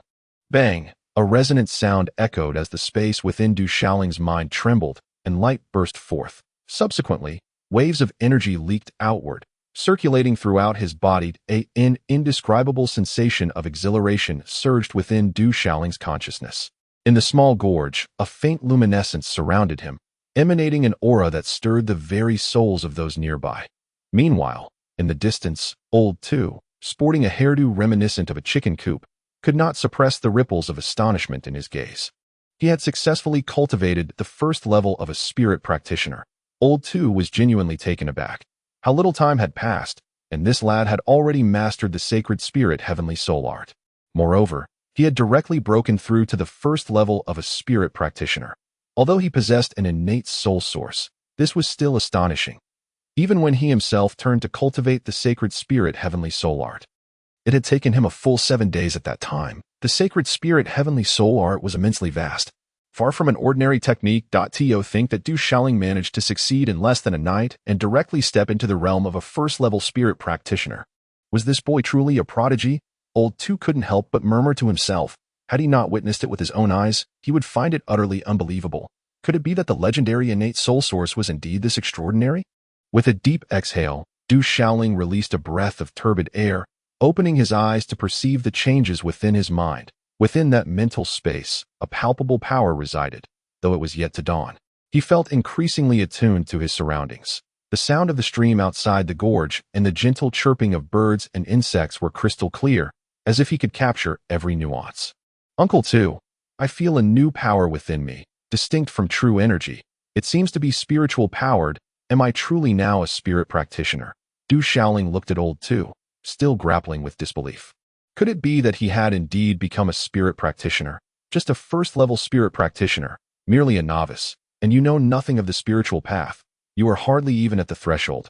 Old Two replied in a somewhat melancholic tone, gazing up at the half-moon that had already descended in the sky, tilting his head at a 45-degree angle to mask his inner sorrow. Is that so? Du Shaoling's spirits drooped slightly. Indeed, he was utterly ignorant of the spiritual path, barely even a beginner. Uncle Two, how long did it take you to become a spirit practitioner? He asked softly, curious about how long it had taken Old Two to reach that stage for comparison. Achieving rapid advancement held little value. It was the distance one could traverse that truly mattered. Old Two lifted his head, the angle rising higher, feeling the weight of discouragement. Upon hearing this, Du Shaoling began to comprehend.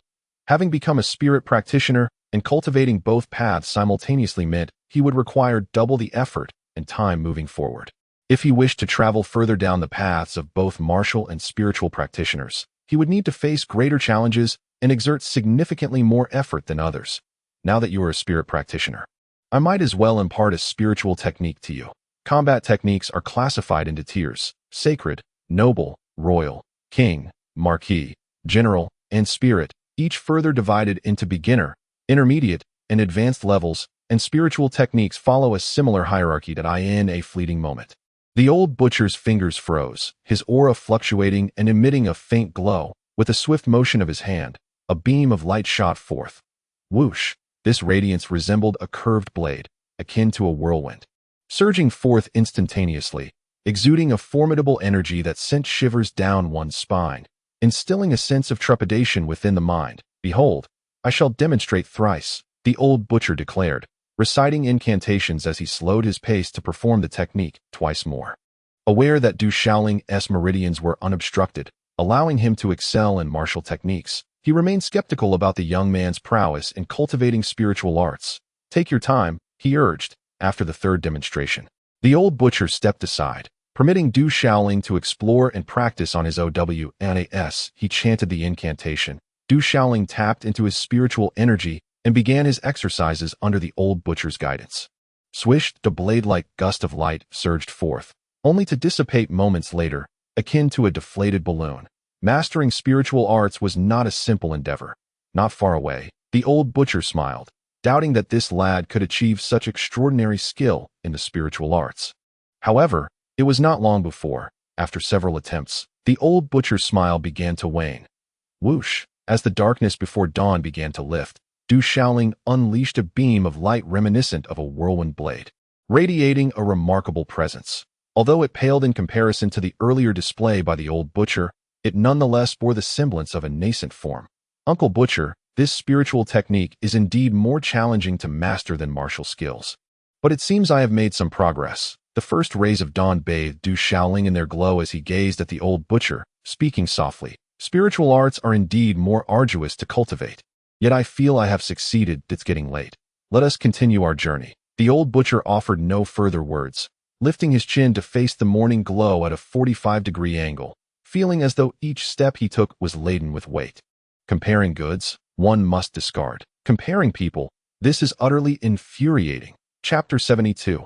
Alchemist and Artifact Master. Not all spiritual practitioners possess the ability to concoct elixirs. The intricacies of pharmacology are profound and complex. With the properties of herbs often in opposition to one another, to become an alchemist is no trivial pursuit, as many dedicate their lives to the study of medicinal arts, yet achieve little in the way of significant accomplishments. Similarly, not every spiritual practitioner can become an artifact master. The path of forging is not only intricate, but also exceedingly monotonous, making it difficult for many to persevere.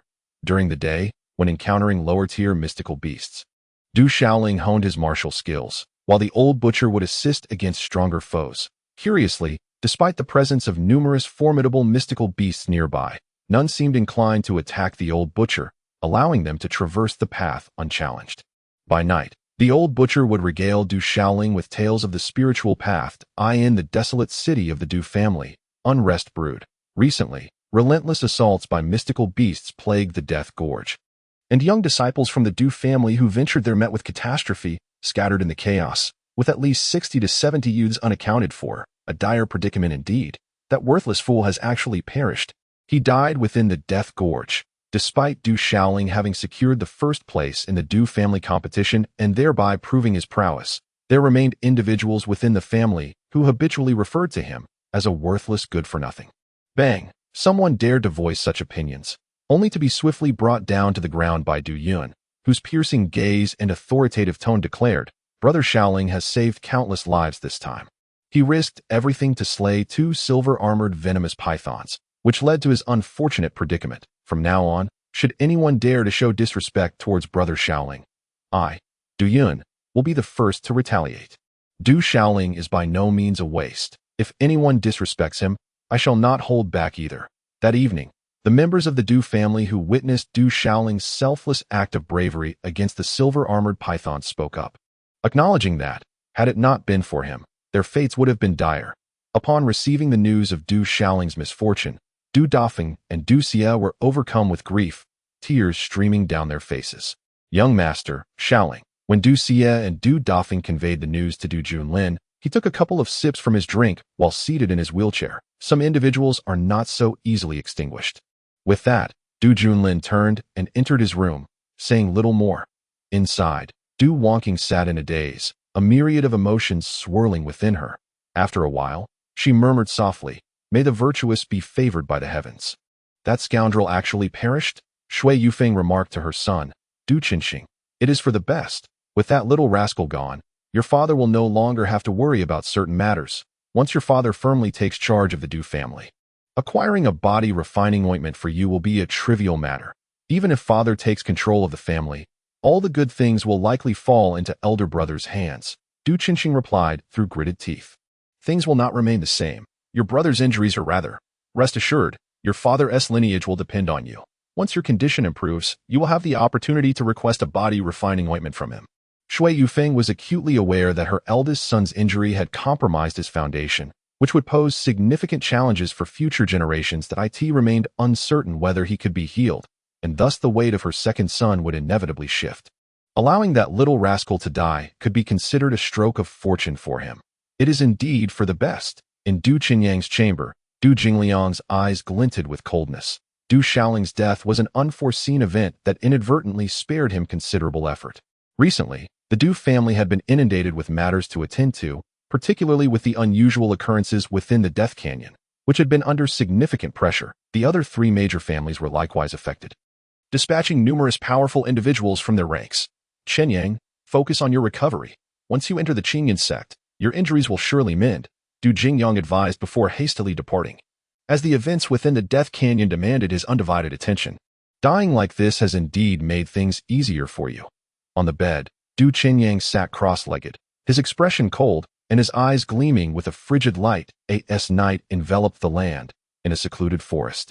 Du Shaoling sat cross-legged atop a vast, flat boulder, streams of celestial energy visibly coursing into his body. Simultaneously, an aura within him surged, reaching a point of uncontrollable intensity.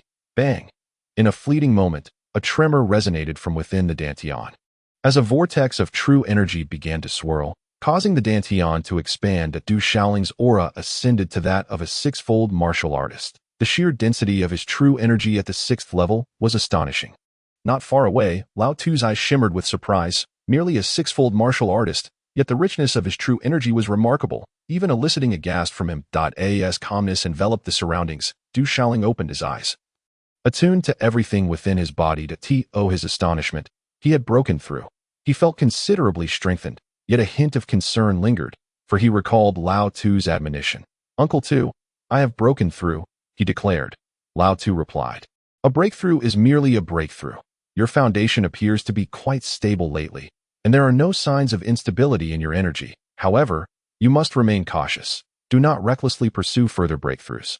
Everything should be approached gradually, as this will benefit you in the long run. Relieved, Du Shaoling exhaled deeply.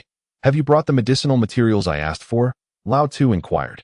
Yes, Du Shaoling nodded eagerly, akin to a chick pecking at grains. It seemed Lao Tu had finally arrived at the point of teaching him how to concoct elixirs. Soon, From his spatial storage pouch, Du Shaoling produced a medicinal cauldron along with an array of herbs.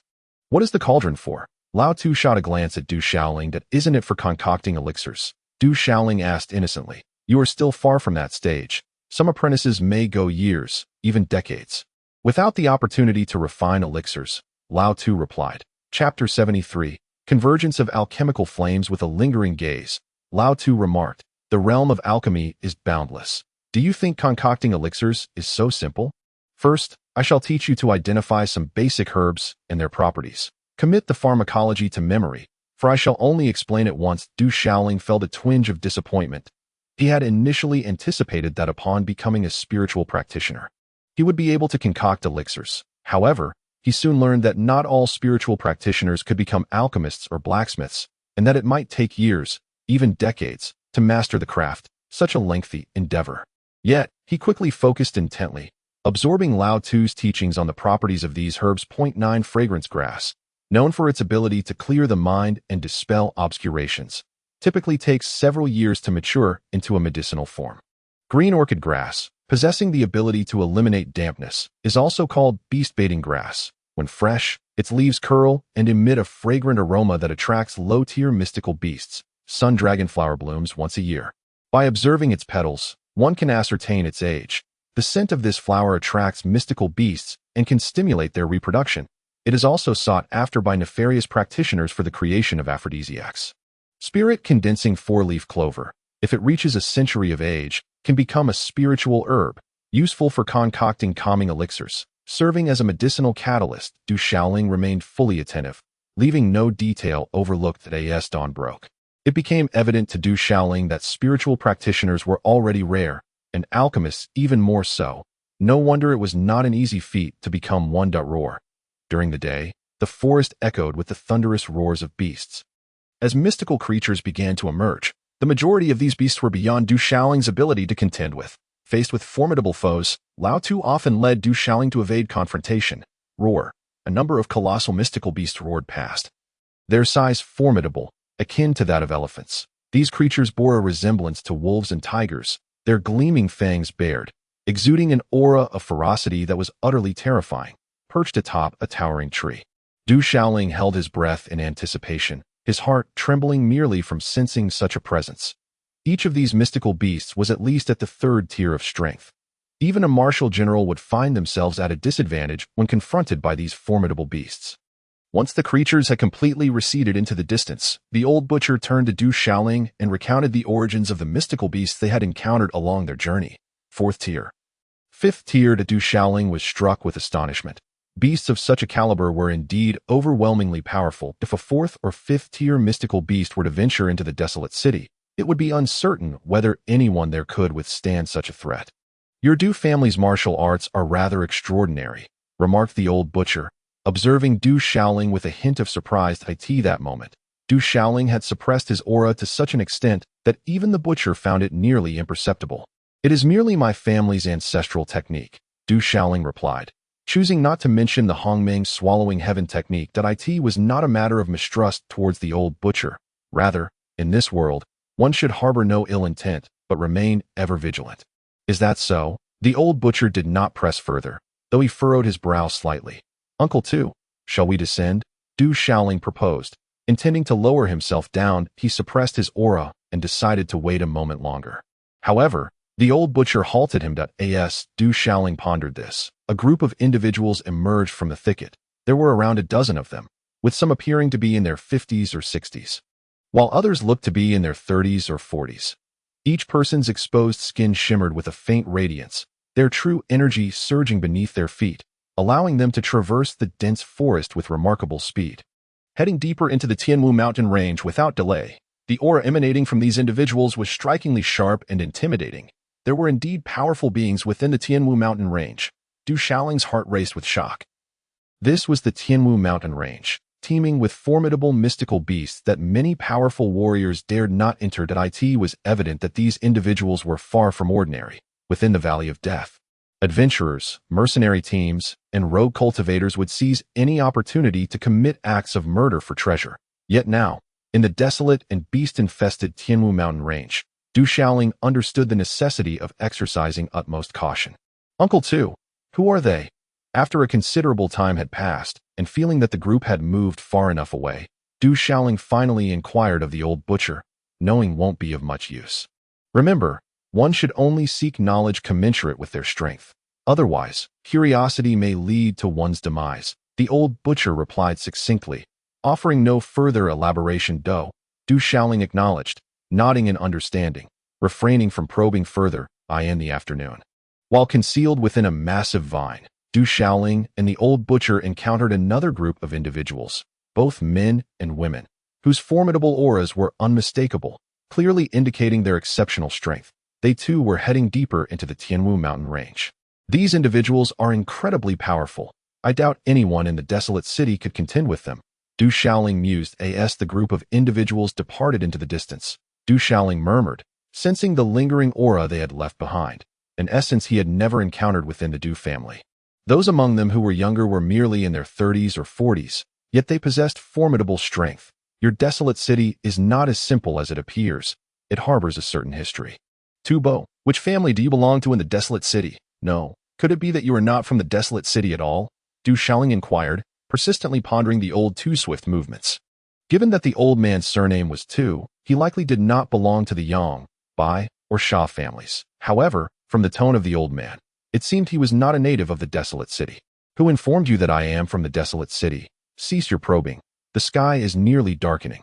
This evening, let us see if you can condense the Dan fire if you are unable to do so. Do not harbor dreams of becoming an alchemist, the old Tu remarked. As night fell once more.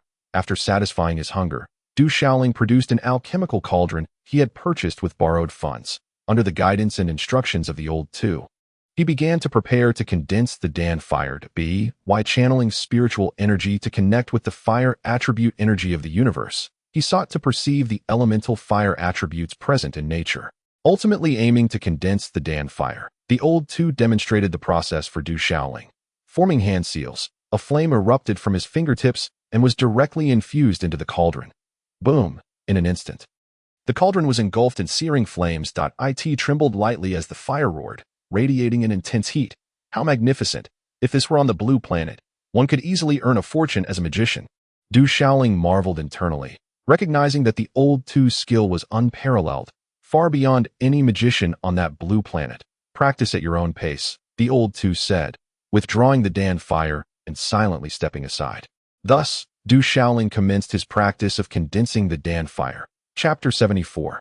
Tier 4 Beast. Following the old Tu's guidance, Du Xiaoling began to condense the Dan fire, channeling spiritual energy to connect with the fire attribute energy of the cosmos. Striving to perceive the elemental fire attributes, soon, a flicker of flame erupted from his fingertip, but it was merely a small spark that quickly extinguished. Continue. Du Xiaoling persisted, attempting once more to condense the Dan fire. However, the flames he conjured fluctuated erratically, flickering inconsistently. As time passed, Du Xiaoling repeated his attempts, searching for the reasons behind his failures. After a significant portion of the night had elapsed, a flicker of Dan fire burst forth from his hand, igniting the cauldron. In an instant, the cauldron quivered, enveloped in fierce flames, and a wave of intense heat spread throughout the air. Du Xiaoling felt an overwhelming joy. He had finally succeeded. Yet, before he could call for the old Tu, the Dan fire began to wane and soon extinguished. That moment, Du Xiaoling's complexion turned pale. Condensing the Dan fire exerted a tremendous toll on him. Bo, I just succeeded. Did you see that? I succeeded. Du Xiaoling hurriedly exclaimed to the old Tuesday. What you call success is hardly noteworthy. Condensing the Dan fire requires not only the ability to control the size of the flames with ease, but also to regulate the temperature, unaffected by external influences. Otherwise, the elixirs you refine could be utterly ruined, and at worst, the cauldron could explode, resulting in backlash that could endanger your very life. Do you think alchemy is a mere jest? The old Tu replied from a distance, his gaze not directed at Du Xiaoling, but rather fixed at a 45-degree angle, his expression betraying a slight twitch. Initially hailed as an unparalleled genius, he took a full 3 days and nights to ignite the medicinal cauldron with the Dan fire. Yet, to his astonishment, Du Xiaoling succeeded in the dead of night, which was exceedingly provoking. With a silent gasp, Du Xiaoling took a deep breath, realizing that the art of alchemy required utmost vigilance. After a session of deep breathing and meditation, he continued his practice, and by dawn, he had made some modest progress. It's about time. Let us press on, spoke the old butcher, who, for reasons unbeknownst to him, felt a peculiar disquiet within his heart. The duo, one aged and the other youthful, resumed their journey through the dense forest. Whenever they encountered lower-tier mystical beasts, it was Du Shaoling who took action, while the old butcher would lend his assistance against higher-tier creatures. Du Shaoling found it rather strange that, despite the presence of numerous high-tier mystical beasts in the forest, they seemed to elude them time and again, as if a hidden force guided their path. As evening descended, a massive corpse of a mystical beast, akin to a courtyard in size, lay sprawled on the ground, blood pooling around it, devoid of any life. This was a great bear, its hide rugged and flesh substantial. Though deceased, it retained an imposing aura that sent shivers down one's spine. It was a mid-4th tier diamond bear, a creature so potent that it could ascend to the 5th or even 6th tier. Possessing immense strength. Mid-4th tier, Du Shaoling marveled that in comparison, a mid-4th tier beast surpassed even the mightiest of martial generals. If such a beast were to wander into the wild city, none would be capable of standing against it. There are treasures, Du Shaoling exclaimed, rushing forward. For a mid-4th tier beast was bound to be laden with riches. Don't be foolish. The Dan and treasure bones have long been extracted, leaving nothing for you, the old butcher remarked. Remaining at a distance, but seemingly aware of everything, the diamond bear's Dan and treasure bones had indeed been removed. Du Shaoling understood the significance of treasure bones. Typically, a 2nd-tier mystical beast would condense its Dan within, while at the 4th-tier level, the creature would form treasure bones. These bones, akin to Dan, held tremendous value. The power of the treasures derived from these bones was formidable, and should one decipher their secrets, the rewards would be immense, greatly benefiting any martial artist. It was said that many formidable combat techniques were linked to the treasure bones of mystical beasts. Du Shaoling was indeed eager to seek out the Dan and treasure bones. If he could acquire the Dan and treasure bones from a mid-4th tier beast and take them to the wild city, it would surely yield a fortune, fetching exorbitant prices. Alas, as the old butcher had stated, the treasures within this diamond bear had already been plundered. The wounds seemed inflicted by human hands. This diamond bear had been slain by someone, its blood still warm, indicating it had occurred not long ago, no more than half a day. With both the treasure bones and Dan removed, Du Shaoling felt a deep sense of regret, for this signified that others had already ventured here. He then scrutinized the corpse of the mystical beast. Uncovering some clues, his keen observation revealed the situation to be rather clear. The old butcher spoke again, his gaze tinged with approval. Was it the work of those two groups? Du Shaoling pondered aloud. In this moment, two groups of individuals have emerged, each exuding formidable strength. It is hardly surprising that they have managed to slay the mid-stage 4th-tier diamond witch bear. This serves as evidence that those who acted are truly formidable. Absolute powerhouses. The identity of the assailants is of little consequence. What truly matters is the necessity of safeguarding one's own life at all times. Remember, the essence of existence surpasses all else. Old 2. With a serious demeanor, spoke to Du Shaoling with a rare earnestness. I took note of the gravity in his words. Du Shaoling, equally solemn, nodded in agreement, and then proposed to Old 2, Uncle 2.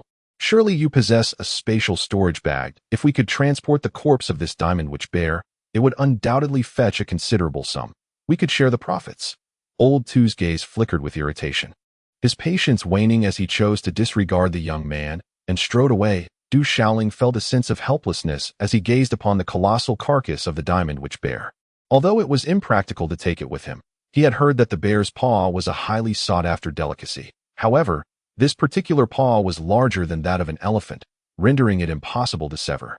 And there was no place to roast it. Suddenly struck by inspiration, Du Shaoling produced a dagger and sliced off a substantial chunk of meat from the paw. A howl echoed from a distance in the dense forest, signaling the approach of numerous beastly creatures drawn by the scent. Yet, sensing the lingering aura of the diamond witch bear, these beasts hesitated, intimidated by its formidable presence, though they began to test the waters, their bloodshot eyes glimmering with a predatory gleam. Unable to contain their instincts for long, the Du Shaoling hastily departed, following Old Tuesday. The mid-stage 4th-tier witch beast, while alive, was likely the ruler of this forest. But upon its demise, it would soon become sustenance for the surrounding beasts. The blood and flesh of a 4th-tier beast holds significant benefits for martial practitioners, and similarly, they are of immense value to other beasts. Chapter 75. Black Jade, 10,000 Creation Ointment. As dusk fell, Du Xiaoling encountered a second-tier early-stage witch beast, a great wolf enveloped in a greenish glow, with fangs glistening, as if dripping with blood. Agile and fierce, its predatory gaze fixated on Du Xiaoling. Perceiving him as potential prey, that a fierce battle ensued between man and wolf, each struggling to gain the upper hand. This green wolf was not only powerful, but also exceptionally cunning. Du Xiaoling found himself unable to gain the advantage. However, with the enhanced capabilities of the Thunderstorm Step and the Supreme Battle Body, the wolf was unable to fully overpower him, having spent time alongside Old Two.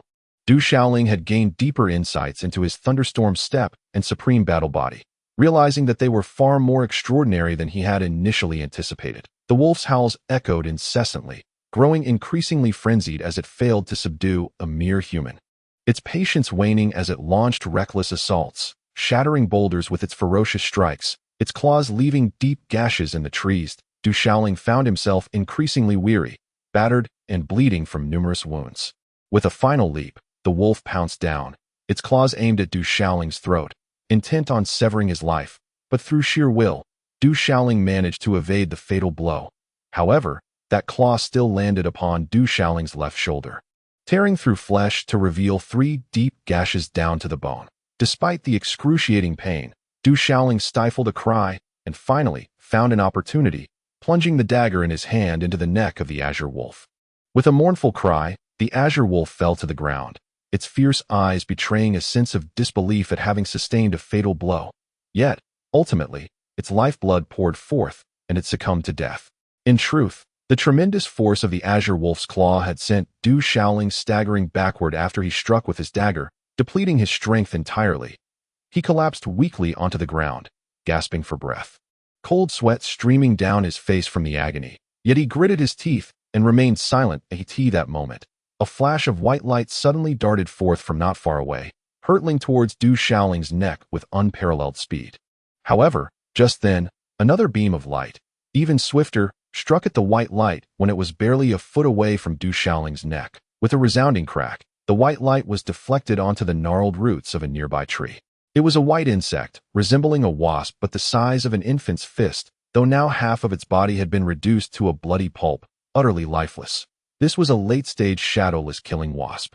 Notoriously troublesome, a single bite would render one completely paralyzed, followed by having their blood drained by the creature. The old butcher stepped forward, his voice resonating in Du Xiaoling's ears.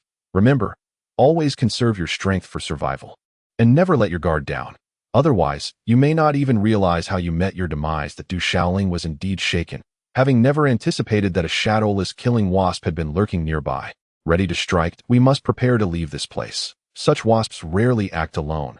There may be a swarm nearby, and once discovered, you will find yourself in grave trouble, the old butcher advised. Upon hearing this, Du Xiaoling quickly rose, performing a hasty bandaging of his wound and extracting the witch's elixir from the Azure Wolf's body before departing. One shadowless killing wasp was already formidable. A swarm would be catastrophic. Before long, night fell, marking the passage of yet another day. The old butcher had found a secluded ravine to rest. Under the dim moonlight, he gazed at Du Xiaoling's blood-soaked shoulder, his expression uncharacteristically softened, and asked, "Does it hurt?" "It would be a lie to say it doesn't, but I can endure it," Du Xiaoling replied. That To claim he felt no pain would be disingenuous. The deep, bone-revealing wounds inflicted excruciating agony that caused cold sweat to bead on his forehead. Had it not been for his supreme battle body, he doubted he would have emerged with even an arm intact after that wolf strike. The old butcher instructed, "Bring forth the alchemical furnace and herbs. I shall concoct a Black Jade 10,000 wounds ointment, and you must observe closely." Du Xiaoling's eyes lit up with excitement as he promptly retrieved the alchemical furnace and herbs from his spatial storage bag. Remember the formula: 1 stalk of 9 fragrance grass, 2 stalks of blue orchid grass, and 1 stalk of spirit congealing 4-leaf clover. The old butcher formed hand seals, seated himself cross-legged, ignited the furnace, and began placing the herbs into it one by one. First, it is essential to refine the medicinal herbs, extracting the medicinal liquid. Each type of herb possesses its own resistance to heat. Insufficient heat will prevent the extraction of the medicinal liquid, while excessive heat may damage its properties. Additionally, Impurities within the liquid must be eliminated, leaving only the most refined essence, for otherwise, the resulting elixir's efficacy and quality will be significantly compromised. Different alchemists may produce the same type of elixir. Yet there can be a notable disparity in quality, with at least half of the variance stemming from this initial step. This mastery of heat cannot be imparted to you. It relies solely on your own discernment, requiring an extraordinary strength of spirit, for without it, the process becomes exceedingly difficult to control. Should any misfortune befall this stage, it would lead to immediate failure. The voice of the old butcher resonated continuously in Du Xiaoling's ears. In the second step, once all the herbs have been refined, the medicinal liquids must be fused together. This fusion involves the interplay of medicinal properties that both complement and counteract one another, necessitating a profound understanding of the five elements. Otherwise, all efforts will be in vain. Only after this second step can one truly condense the elixir. Du Xiaoling remained utterly focused, not daring to let his guard down in the slightest. After an hour, a rich wave of energy emanated from the flames within the cauldron, producing a resonant sound. Gather. The old butcher made a hand gesture. Collecting the medicinal fire, he reached in, retrieving a palm-sized lump of medicinal paste, which he placed into a prepared wooden box. Dark and viscous, it resembled black mud, yet it exuded a rich, fragrant aroma. Uncle Tu, what is this? Is it not an elixir? Du Xiaoling inquired. Curiosity piqued. This dark lump is a healing balm. The term elixir is merely a generalization for the various concoctions created by an alchemist. Not all elixirs conform to your preconceived notions. This Heiyu Wanchuang ointment derives from an ancient formula and serves as a remedy for external injuries. The ingredients may be commonplace, yet their efficacy for various wounds is unparalleled, surpassing even many exorbitantly priced healing balms, and it leaves no scars. The formula advises against casual dissemination. The old butcher handed the Heiyu Wanchuang ointment to Du Xiaoling, saying, "Apply it yourself. It will benefit your injuries." "Thank you, Uncle Tu." Du Xiaoling replied with delight. As for sharing the formula with others, that was out of the question. It was said that an alchemist's formula is akin to their lifeblood, never to be shared lightly. According to the old butcher, while the ingredients for this ointment were ordinary, its effects were extraordinary, indicating that the formula was indeed remarkable. Chapter 76. Another breakthrough. Ordinary. Yet, Du Xiaoling felt a sense of resignation. He had personally purchased these ingredients, and although he was not the one ultimately footing the bill, given the assistance of kind-hearted individuals, he was aware that these ingredients were certainly not inexpensive. Perhaps, indeed, this was what an alchemist considered ordinary. Moreover, he had only utilized a third of the ingredients he initially bought. Estimating, he concluded that these should suffice for 3 portions of the Heiyu Wanchuang ointment. The injury on his left shoulder was severe, exposing bone. He promptly applied the healing balm. The dark ointment, once applied to the wound, immediately imparted a cooling sensation, significantly alleviating the intense pain. Just cover the wound. There is no need to apply too much. Then focus on your breathing to promote healing. The old butcher reminded Du Xiaoling from a short distance away that a portion of the black jade 10,000 healing balm had been utilized, leaving merely a small remainder. Subsequently, Du Xiaoling engaged in breath regulation to mend his injuries. Today marked yet another day of miraculous survival. Under the cloak of night, distant roars of beasts resounded intermittently, accompanied by the commotion of numerous shamanic beasts galloping, shaking the dense forest. Yet, they did not encroach upon the location chosen by the old butcher. As he practiced the Hongming swallowing heaven technique, Du Xiaoling inhaled and exhaled rhythmically, a soft luminescence emanating from his body, while strands of celestial energy converged around him, seeping into his being through every pore with each breath. Not far away, the old butcher's gaze occasionally drifted towards Du Xiaoling, then shifted to the night sky, where a fleeting spark reminiscent of lightning flickered in his eyes. As dawn broke, the morning light pierced through the dense foliage, and the air was suffused with a gossamer-like mist. With a breath, Du Xiaoling ceased his meditative practice, his complexion regaining a rosy hue, while a tingling sensation danced upon his shoulder. Unable to resist the urge, he unwrapped the balm, glancing at his shoulder, where a wound deep enough to see bone had surprisingly begun to scab over. Furthermore, he discovered that moving his left shoulder caused no pain at all. Truly a miraculous medicine, Du Xiaoling marveled, gaining a renewed appreciation for the black jade 10,000 healing balm. With more than half of the balm still remaining, he cherished it even more, sensing a commendable recovery. The old butcher spoke, his eyes reflecting a subtle hint of astonishment. He was well aware of the efficacy of the black jade 10,000 healing balm. The rapid recovery of Du Shaoling overnight could be attributed not only to the balm, but also to his supreme battle physique and inherently robust constitution. Had it been any other warrior at the 6th level, they would have long since succumbed to the severity of such injuries, their arm reduced to shreds. Thank you, Uncle Butcher. With sufficient funds, I will be able to continually break through my limits. Let us have breakfast before setting off. Just as the old butcher prepared to depart, Du Shaoling took the initiative to speak. Yesterday, a sizable piece of bear paw meat had been stored in his spatial storage bag. And if left for too long, it might spoil. The flesh of a mid-tier 4th-level iron-skinned shamanic bear would indeed be a waste. Observing Du Shaoling retrieve the bear paw meat, the old butcher refrained from further comment, his gaze now imbued with anticipation. Subsequently, Du Shaoling meticulously cleaned the bear paw with a dagger, then produced a large pot and seasonings he carried, beginning to steam the bear paw.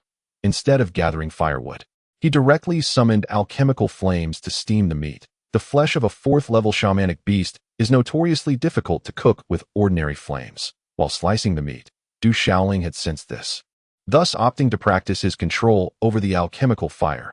Nearby, the old butcher's eyes glimmered with a certain brightness upon witnessing this. Cooking with alchemical flames was indeed an excellent method for Du Shaoling to refine his mastery of them, effectively ensuring that the medicinal materials would not be burnt, a twofold advantage. Halfway through the steaming, Du Shaoling retrieved the bear paw, slathering it with honey from the Du family's kitchen before searing it to a golden hue and continuing to steam it. In his previous life, he had never tasted steamed bear paw, yet he was familiar with dishes such as steamed lamb, steamed bear paw, steamed deer tail, braised duck, and roasted chick, while he recalled some general methods of preparation. The harsh conditions within the 10,000 which mountains necessitated a simplified approach, as the enticing aroma wafted from the pot. The old butcher had already drawn near. His trust and anticipation for Du Shaoling's culinary skills were absolute. When the bear paw was finally presented, golden and translucent, with an intoxicating fragrance, the old butcher wasted no time in indulging himself that it was slightly sweet, a touch rich, with a soft and glutinous texture.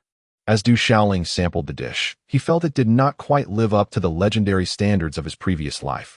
Perhaps the greater the expectation, the greater the disappointment, though the flavor was indeed commendable. Quite good, indeed.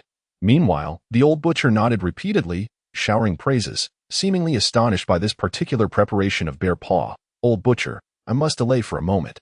Just as Du Shaoling prepared to continue their journey after satisfying his appetite, his expression suddenly shifted dramatically. Having consumed a considerable amount of bear paw, he initially felt fine, but as time passed, the vital energy within the paw surged forth, creating a sensation of expansion within him. As if it were about to burst forth, he needed to swiftly refine the energy from the flesh of the mystical beast within him. The old butcher raised an eyebrow, feeling somewhat helpless. A 6th-level martial artist devouring several pounds of mid-grade mystical beast meat could easily lead to fatal consequences for an ordinary practitioner of that level. He had forgotten to caution this fellow. As the energy within Du Shaoling boiled and expanded, threatening to break free, he dared not be careless. He promptly seated himself in a meditative position and began to circulate the Homing swallowing heaven technique for refinement. Soon, the enigmatic black and white grinding disc in his mind stirred, voraciously devouring the energy and ultimately producing a spiritual liquid.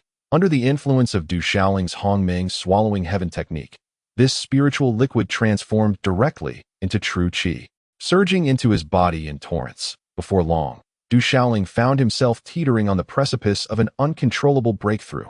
Bang! A resonating sound emanated from his dantian, as streams of worldly energy began to converge upon him. His aura now that of a 7th-level martial artist, and it continued to ascend that I cannot break through any further. Du Shaoling felt a chill in his heart. The rapidity of this breakthrough was alarming. The old butcher had warned that hastily advancing could destabilize one's foundation, and thus, he forcefully restrained his cultivation, drenched in sweat, in that moment. Within the dense forest of the Tianwu Mountains, if anyone else were to witness this scene, seeing someone so resolutely suppressing their own desire to advance, fearing their own breakthrough, how many would feel the urge to find a crevice to hide in? Even those of prodigious talent, the exceptional individuals among martial artists, would find it no simple task to progress from the 6th to the 7th level. It typically took at least a month or two. Chapter 77. The Spirit Clan. Yet, how little time had passed for Du Shaoling to achieve yet another breakthrough. Another breakthrough, this moment. Even the old butcher could not help but be astonished. Although the benefits contained within the mid-grade mystical beast meat were substantial for martial artists, they were not sufficient to facilitate such an immediate breakthrough. What the old butcher did not know was that all this was connected to the mysterious grinding disc in Du Xiaoling's mind. While the black and white disc could siphon various energies, the spiritual liquid it produced was directly related to the absorbed energy, and its efficacy was considerably enhanced, thus significantly reducing the time required for Du Xiaoling to refine it. Thus, Du Xiaoling understood that as long as he possessed sufficient resources, he could continuously attain breakthroughs. Naturally, this was a colossal secret. Du Xiaoling was acutely aware that if this secret were to be revealed, not only would his current level of cultivation be insufficient to protect him, but even should he become a formidable powerhouse, he would still be relentlessly pursued. Stop. After a considerable period, as he forcefully suppressed the surging aura within him, Du Xiaoling's essence remained at the pinnacle of a seventh-tier warrior. Once tranquility enveloped the surroundings, he opened his eyes, revealing a hint of concern, and immediately inquired of Old Two. Uncle Two, I have broken through again. There won't be any issues, will there? Old Two's eyes twitched involuntarily as he replied, for the time being, there is no problem. That is a relief. Du Xiaoling exhaled in relief. Moments later, the elder and the youth set forth once more. After a delay, and the time spent steaming bare paws in the morning, it was already noon. Within the dense forest, sunlight filtered through the lush canopy, casting dappled shadows upon the ground. As they occasionally evaded the high-tier mystical beasts. Old Two whispered to Du Xiaoling, you have reached the 7th tier. Soon you will enter the realm of martial spirits. It is time to begin preparing for the awakening and condensation of your martial spirit. Old Two was well aware of Du Xiaoling's innate talent for martial arts. This young man had inscribed 5 types of martial runes, achieving a perfect balance of the 5 elements, thus embodying a practitioner of all systems. Such innate talent, even without awakening a martial spirit, marked him as an absolute genius, a prodigy among prodigies. Uncle Two, is the blood of the golden feathered witch eagle truly worthless for awakening and condensing a martial spirit? Du Xiaoling asked hesitantly, by resonating with his own attributes and the meridians within him, and using the blood of mystical beasts as a catalyst, one could ultimately condense a martial spirit. He had previously inquired about the efficacy of the golden feathered witch eagle's blood for this purpose, as it was likely that the Du family intended to use it to prepare for the condensation of a martial spirit for Du Qinyang. Yet, according to Old Two, the 4th-tier golden feathered witch eagle's blood was of little significance. Despite being a flying mystical beast, the higher the tier of the mystical beast's blood, the more formidable the condensed martial spirit would be. Du Xiaoling understood this well, having heard tales of extraordinary powerhouses and gifted individuals who could condense martial spirits using the blood of the most elite mystical beasts. Such powerful martial spirits, once unleashed, could shift mountains and shatter the earth. However, the thought of seeking such top-tier mystical beast blood was beyond Du Xiaoling's imagination. It was simply unattainable for him. The golden feathered witch eagle could at most reach the 5th tier. How could it not be considered inferior? While it was true that martial spirits did not represent everything, one should still maintain high aspirations. Old Two shot Du Xiaoling glared, I am aware of the need for elevated aspirations. Yet where should one seek such heights? You do not provide guidance. That Du Xiaoling muttered to himself, though he refrained from voicing this aloud. Instead, he turned to Old Two and said, Uncle Two, why don't you enlighten me about the realm of martial spirits? When I break through and awaken to condense my martial spirit, it would be beneficial to have some assurance in my heart. Martial spirits generally take on beastly forms, if one can find a corresponding mystical beast's blood, such as those with compatible attributes or constitutions. There is a significant chance of successfully awakening and condensing a martial spirit, thus entering the realm of martial spirits. If compatibility cannot be found, the condensation will fail, Old Two explained. And what happens in the event of a failed condensation? Du Xiaoling inquired.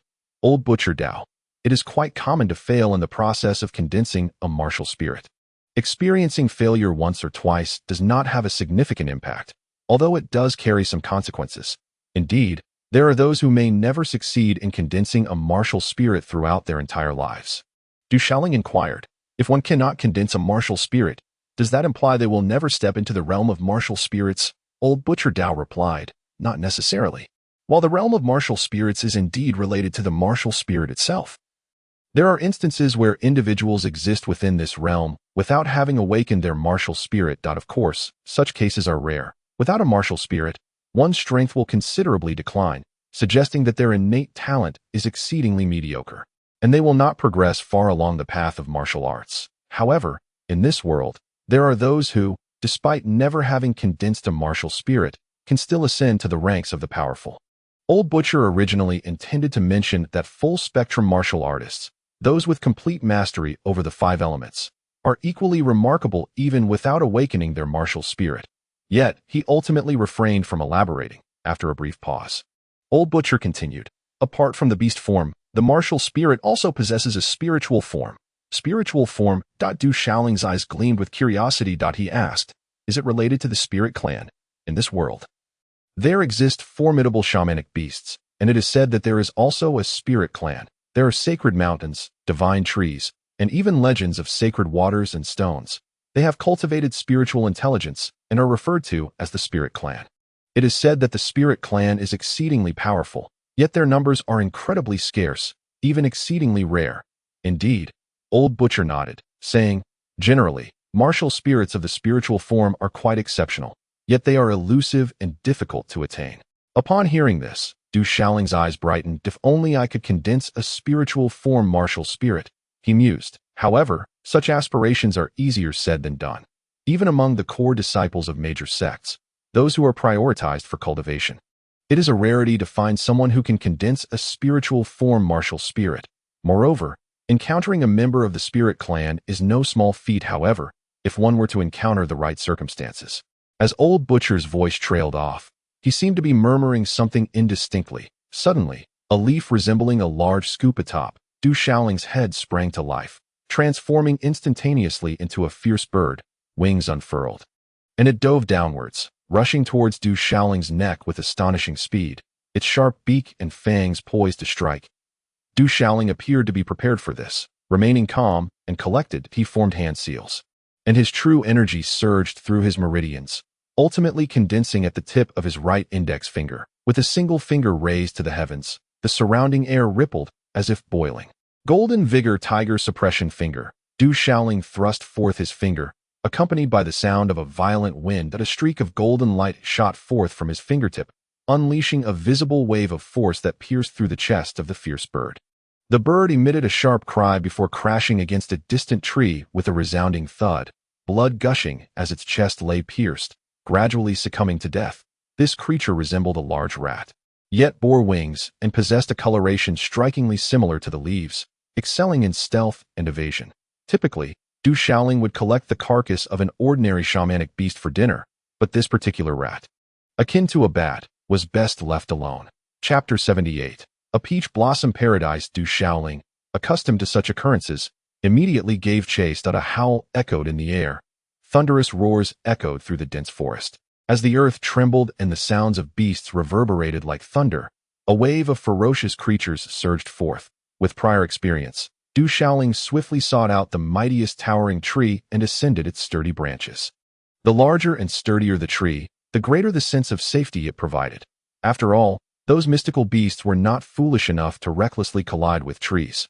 Lao Tu leaped beside Du Xiaoling, his gaze fixed intently into the depths of the forest. A chilling howl pierced the air. Soon, the ground shook violently as if an earthquake had struck, and an overwhelming tide of mystical beasts rushed out.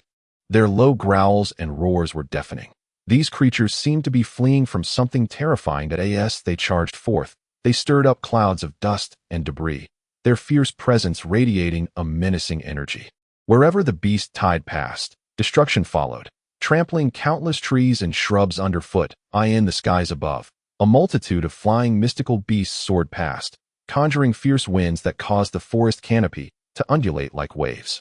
With sharp beaks and iron claws, they flitted about, their feathers scattering in the air. Among them, colossal predatory birds with wingspans exceeding 100 feet glided ominously, instilling a profound sense of dread in Du Xiaoling, whose heart trembled at the mere aura they emitted.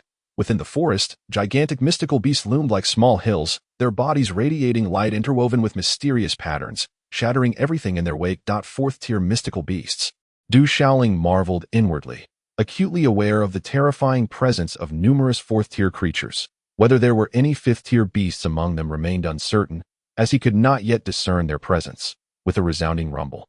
The towering tree that Du Xiaoling and Lao Tu occupied was brushed against by several massive mystical beasts, causing it to sway precariously.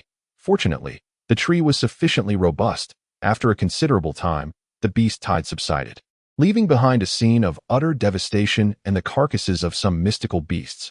These unfortunate creatures had met their demise, trampled underfoot by the mightier beasts during the tumultuous surge.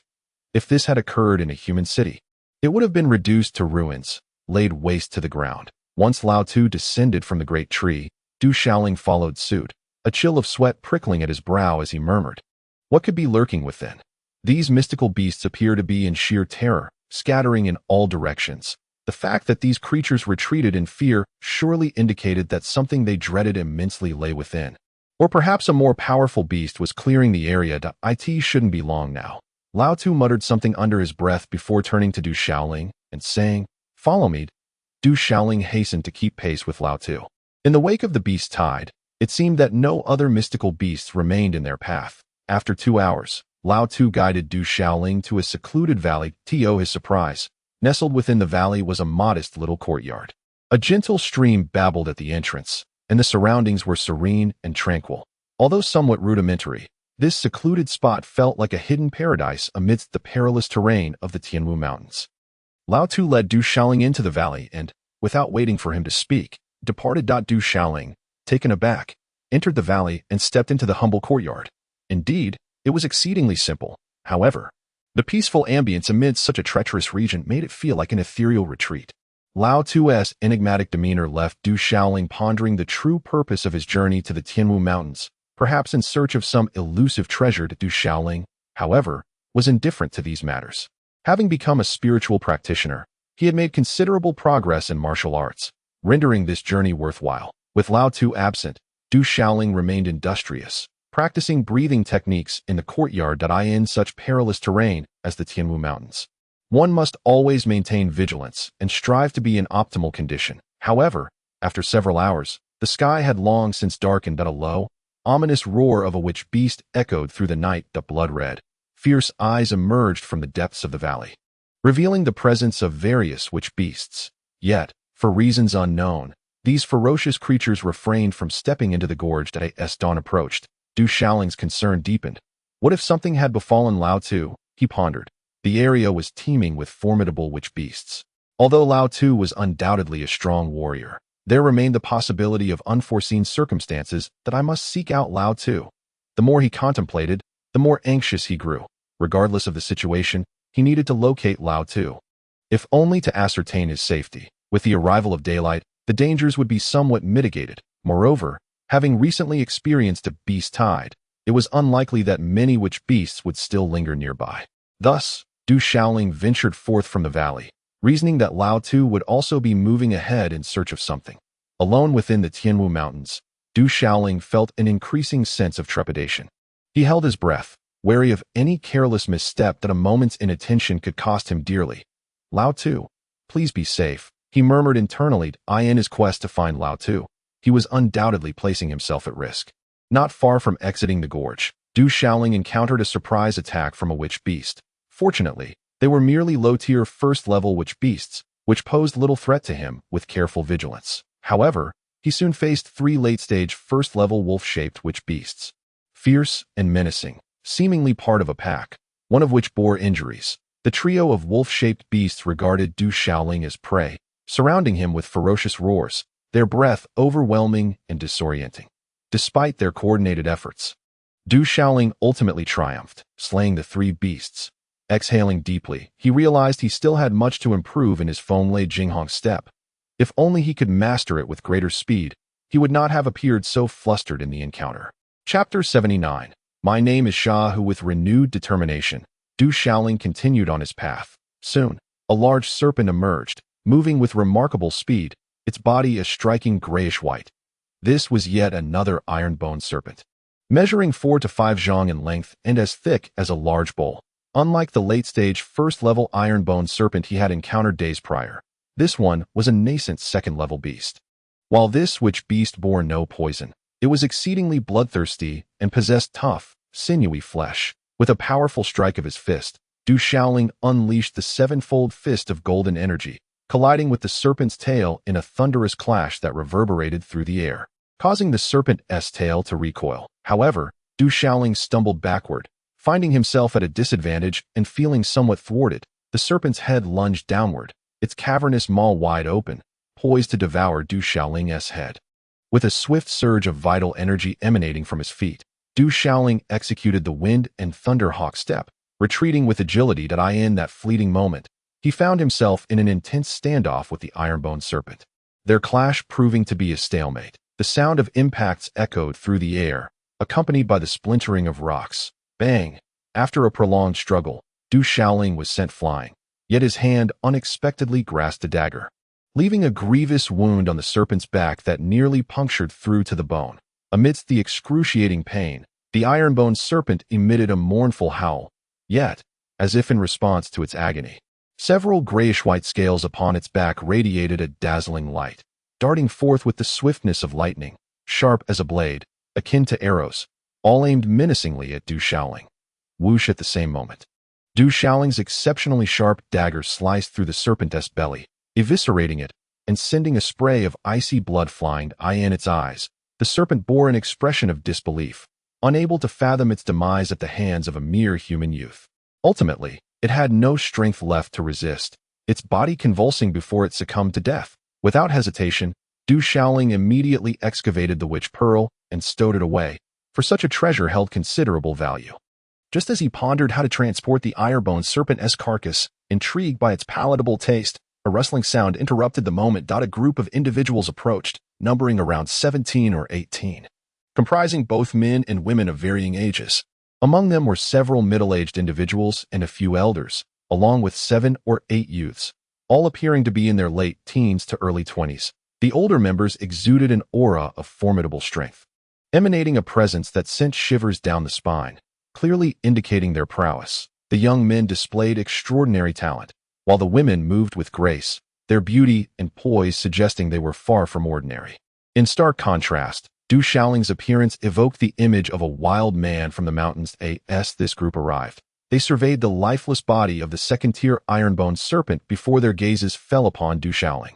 The apparent leader, an elderly man clad in a flowing dark robe that accentuated his slender frame, his hands concealed beneath the voluminous sleeves, fixed a piercing gaze upon Du Shaoling and inquired, "Did you slay this iron-boned serpent?" No, it was not me. A beast tide passed through, leaving corpses scattered everywhere," Du Shaoling hastily denied. Having already suppressed his aura, it was evident that these individuals were formidable. Thus, he chose to feign weakness to avoid drawing their attention. "You seem to be withholding the truth. Who are you? And to which sect do you belong?" The elder's tone turned icily stern. It was clear that the iron-boned serpent had not fallen victim to the beast's tide, as the wounds on its body bore testament to a human hand. This youth, scarcely 16 or 17, managing to slay a second-tier iron-boned serpent, was no ordinary disciple of a mountain sect. The presence of a young man within the Tianwu mountain range was inherently unusual, indicating he was far from an ordinary person. "I speak only the truth. I am here honing my skills alongside my elders, and upon growing hungry, I stumbled upon the carcass of the iron-boned serpent. Thus, I sought to extract the witch pearl and perhaps procure some meat to satisfy my hunger." Du Shaoling spoke with a subtlety that concealed his intentions, noting the iron-boned serpent bore wounds and excuses, revealing not a trace of fear. His assertion of having elder mentors nearby was a calculated move to deter any potential threats from these individuals. Indeed, upon hearing Du Shaoling's words, the group seemed to be swayed. It was not uncommon for a young disciple to be accompanied by elder mentors in such a formidable place as the Tianwu mountain range. They too were guiding younger generations through trials in the vicinity. "To which sect do you belong?" inquired the elderly man in the black robe, his gaze fixed on Du Shaoling with an unsettling intensity. "That I am Shahu, a disciple of the KWS sect." Du Shaoling replied discreetly, reminiscing about the good-natured Shah Hud. Was said that the KWS sect was one of the sacred lands of martial arts, which might have a disquieting effect on these men. Upon the mention of the KWS sect, the demeanor of the group indeed shifted subtly, particularly among the younger members, whose expressions grew markedly different. "The KWS sect, you say?" The leader's eyes glimmered with a hint of contemplation, as if contemplating a departure. However, Du Shaoling sensed an impending danger. Heh, I believe you are merely spouting nonsense. The elderly man in the wide robe sneered coldly, fixing his gaze on Du Shaoling. Who are you really? Have you sensed anything unusual in this vicinity recently? Du Shaoling remained vigilant, uncertain of what these individuals truly sought to ascertain. Youngster, my guardian is inquiring. Speak swiftly. A youth, around 18 or 19, stepped forward, clad in resplendent robes. His handsome visage and piercing gaze directed at Du Shaoling. I speak only the truth. There has been a beast tied nearby. Beyond that I am unaware, Du Shaoling asserted. Dare to continue your fabrications, and I shall see if you are indeed a disciple of the Kwes sect. The youth's cold demeanor intensified, and with a surge of true energy, he lunged at Du Shaoling with incredible speed. Emanating the aura of a martial spirit realm practitioner, his palm, imbued with crimson fire attributes, struck mercilessly towards Du Shaoling's chest. The aura of a genuine martial spirit realm practitioner enveloped Du Shaoling, who could not afford to be careless. Summoning all his strength, he raised a finger to the sky, countering with a shining finger imprint that burst forth with golden light. The two forces collided instantaneously, creating a resounding sonic boom in the air. Simultaneously, a sharp thud echoed as the youth's palm was pierced, a gaping wound erupting with blood that a harrowing scream akin to that of a slaughtered pig reverberated as the youth was sent crashing to the ground. His expression twisted in pain. Howling in agony, Du Shaoling too was forcefully pushed back. Yet he seized the opportunity to flee deeper into the Tianwu mountain range. Not only might the old butcher be within, but the depths also harbored witch beasts, which could potentially buy him some time. Not an ordinary movement technique, the elderly man in the black robe suddenly noted, his eyes gleaming as he recognized the youth's remarkable agility. Can you truly escape? In that instant, a middle-aged man from the group leaped forth, his speed surpassing Du Shaoling's expectations, closing the distance with alarming swiftness. That a middle-aged man extended a hand, his fingers slightly curved, adorned with intricate martial patterns that radiated a brilliant light. That a claw-like imprint lunged towards Du Shaoling. This is bad. The commotion and the fierce wind behind him had already alerted Du Shaoling to the impending danger. He was aware of the formidable strength of these individuals, yet he had not anticipated their overwhelming prowess. Even with the wind-thunder soaring step at his disposal, he found himself unable to escape. In a world where power reigns supreme, being crushed by a capricious strongman meant not only a lack of recourse, but also an absence of justification, something Du Shaoling had long understood.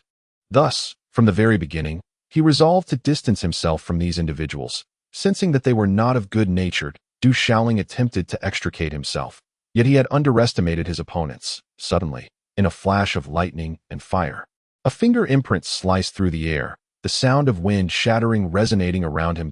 A claw from the middle-aged man reached for Du Shaoling, but abruptly, his hand was pierced, blood gushing forth as his entire arm shattered under the force, sending him crashing to the ground, where he coughed blood and cried out in agony. This unexpected turn of events not only startled Du Shaoling, but also left the group in shock. Who dares? The elderly man in the black robe changed countenance, his aura surging as martial patterns enveloped him, his gaze growing vigilant. Leave at once. The only response to the group was a curt command. Who are you? And why have you harmed the disciples of Duanhuan Valley?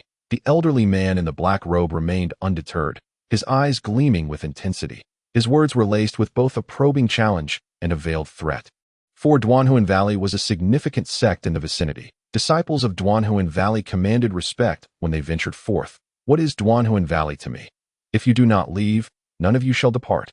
The voice echoed again, tinged with indifference, as if the existence of Duanhuan Valley was inconsequential. Depart. The elderly man in the black robe bit down on his teeth in frustration that a powerful figure had intervened. His origins unknown, and undeniably formidable. With a final glare at Du Shaoling, the elderly man hastily retreated with the injured middle-aged man, not daring to linger to Only after the group claiming to be from Duanhuan Valley had left did Du Shaoling feel safe enough to speak. Recognizing the voice of the old butcher, that I warned you against wandering aimlessly. Your life was nearly forfeit just now. Duanhuan Valley is not composed of good people. The old butcher approached, casting a concerned glance at Du Shaoling. His brow slightly furrowed. I feared you might encounter unforeseen dangers. Thank you, Uncle Tu, for saving me once again. Du Shaoling, still shaken, realized that had he fallen into the hands of those from Duanhuan Valley, his fate would have been dire indeed. At this moment, Du Shaoling etched the name of Duanhuan Valley into his memory. Hearing Du Shaoling's words, the old butcher chose not to elaborate further. Protector, who were those individuals just now? Were they truly disciples of Kwei's sect? After the Duanhuan Valley group departed in haste, they dared not stop until some time had passed, tending to the wounds of the middle-aged man and the young man in the flowery robe. He is a spiritual practitioner, with formidable strength. The elderly man in the black robe examined the middle-aged man's injuries, his expression grim. After a brief pause, he remarked, "It is quite possible they are indeed from Kwei's sect. Perhaps they sensed the commotion here and realized treasures were about to manifest. The disciples of Kwei's sect have arrived. How can we possibly compete?" Upon hearing this, the expressions of the others from Duanhuan Valley suddenly turned grave.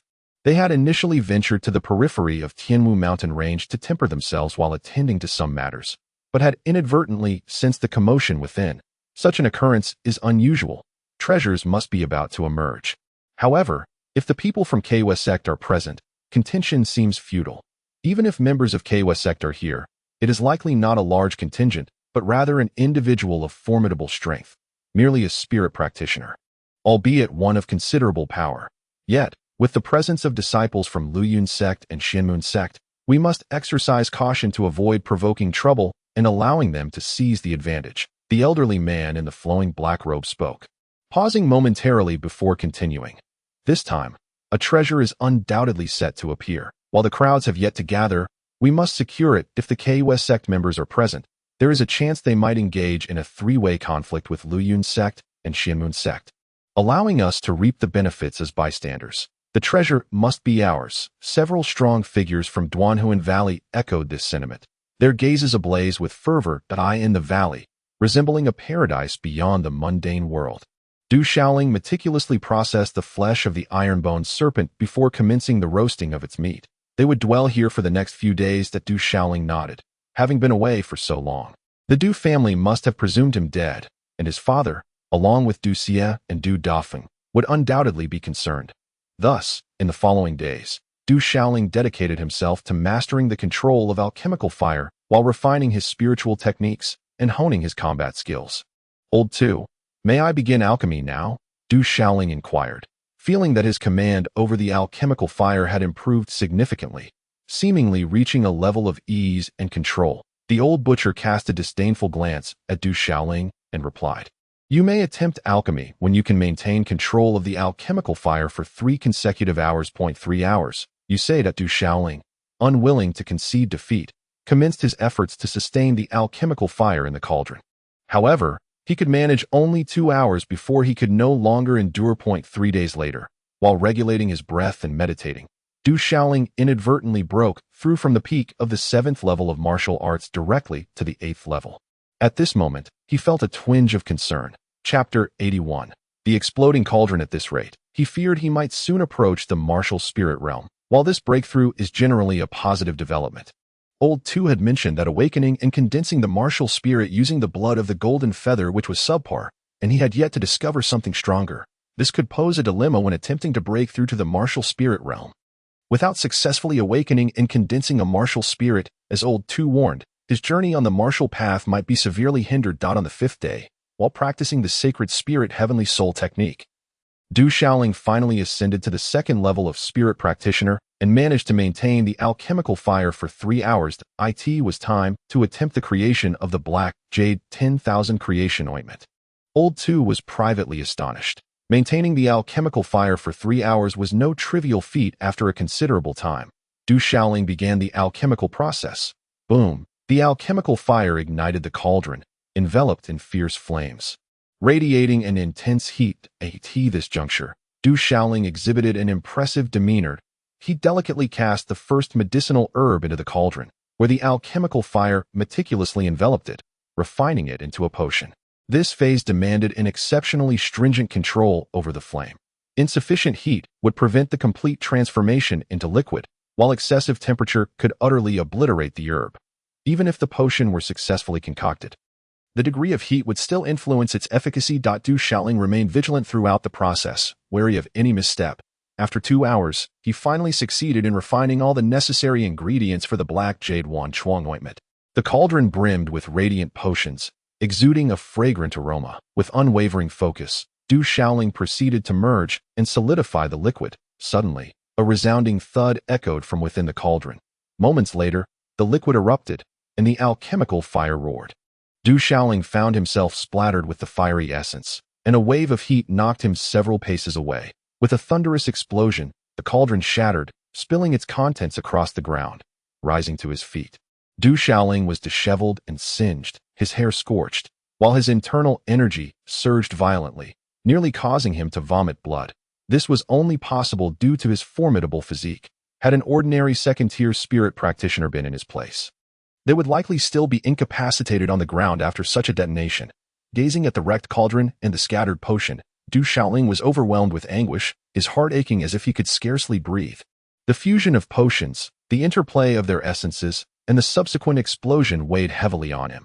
Lao Tu spoke softly, observing Du Shaoling for a moment before remarking, "As long as you are unharmed. My cauldron, my herbs. These are quite valuable." Du Shaoling truly felt a pang of sorrow. Though not purchased by him, they were nonetheless his.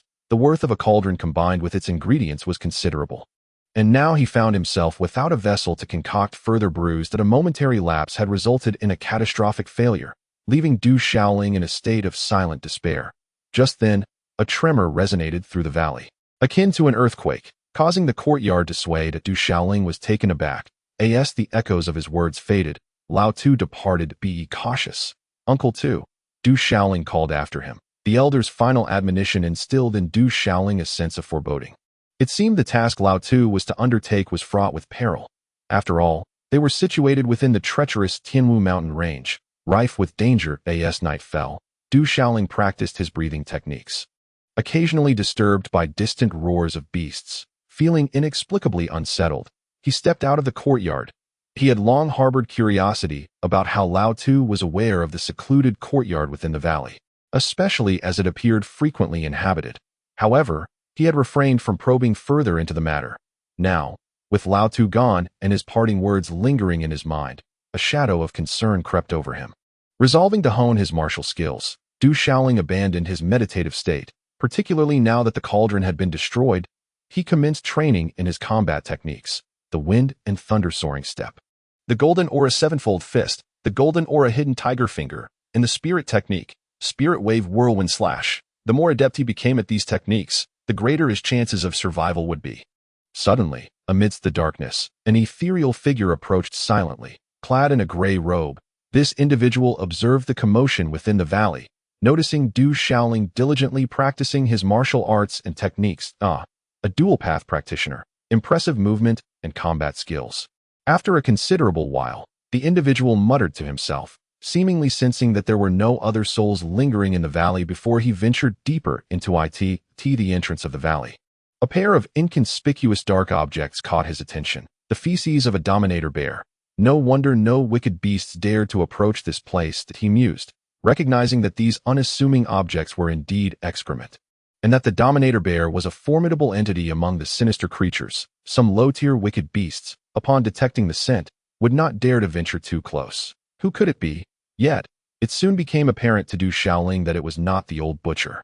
Before him stood a gray-robed elder, appearing to be in his 50s or 60s, tall and slender, with eyes that emitted a faint glow in the darkness. "Who are you?" Du Shaoling thought to himself. Growing increasingly wary, anyone capable of traversing the heavenly Witch Mountain range was surely not an ordinary person. Moreover, Du Shaoling could sense that this elder was undoubtedly a powerful being, that a dual-path cultivator, blessed with extraordinary talent. "Who exactly are you?" Du Shaoling's vigilance heightened. The elder's demeanor did not suggest benevolence. "Who I am is of little consequence to you." The gray-robed elder paid no heed to Du Shaoling. Proceeding directly into the courtyard, Du Shaoling offered no resistance, knowing full well that he could not impede him. This elder was certainly unaware of how much stronger he was than Du Shaoling. After all, there was nothing of value within the courtyard. It was utterly bared. It seemed the elder sought some treasure, but he would likely be disappointed. Du Shaoling did not flee. His instincts told him escape was futile. After a while, the gray-robed elder emerged from the courtyard. Chapter 82. The King of Poisonous Hands. Du Shaoling's mind raced with various strategies. Escape was impossible, and he was no match for this elder. With no other option, he resolved to ascertain the elder's intentions. The gray-robed elder scrutinized Du Shaoling anew. A dual-path cultivator of such youth was undoubtedly a prodigy, especially one at the 8th level of martial prowess. An impressive feat indeed.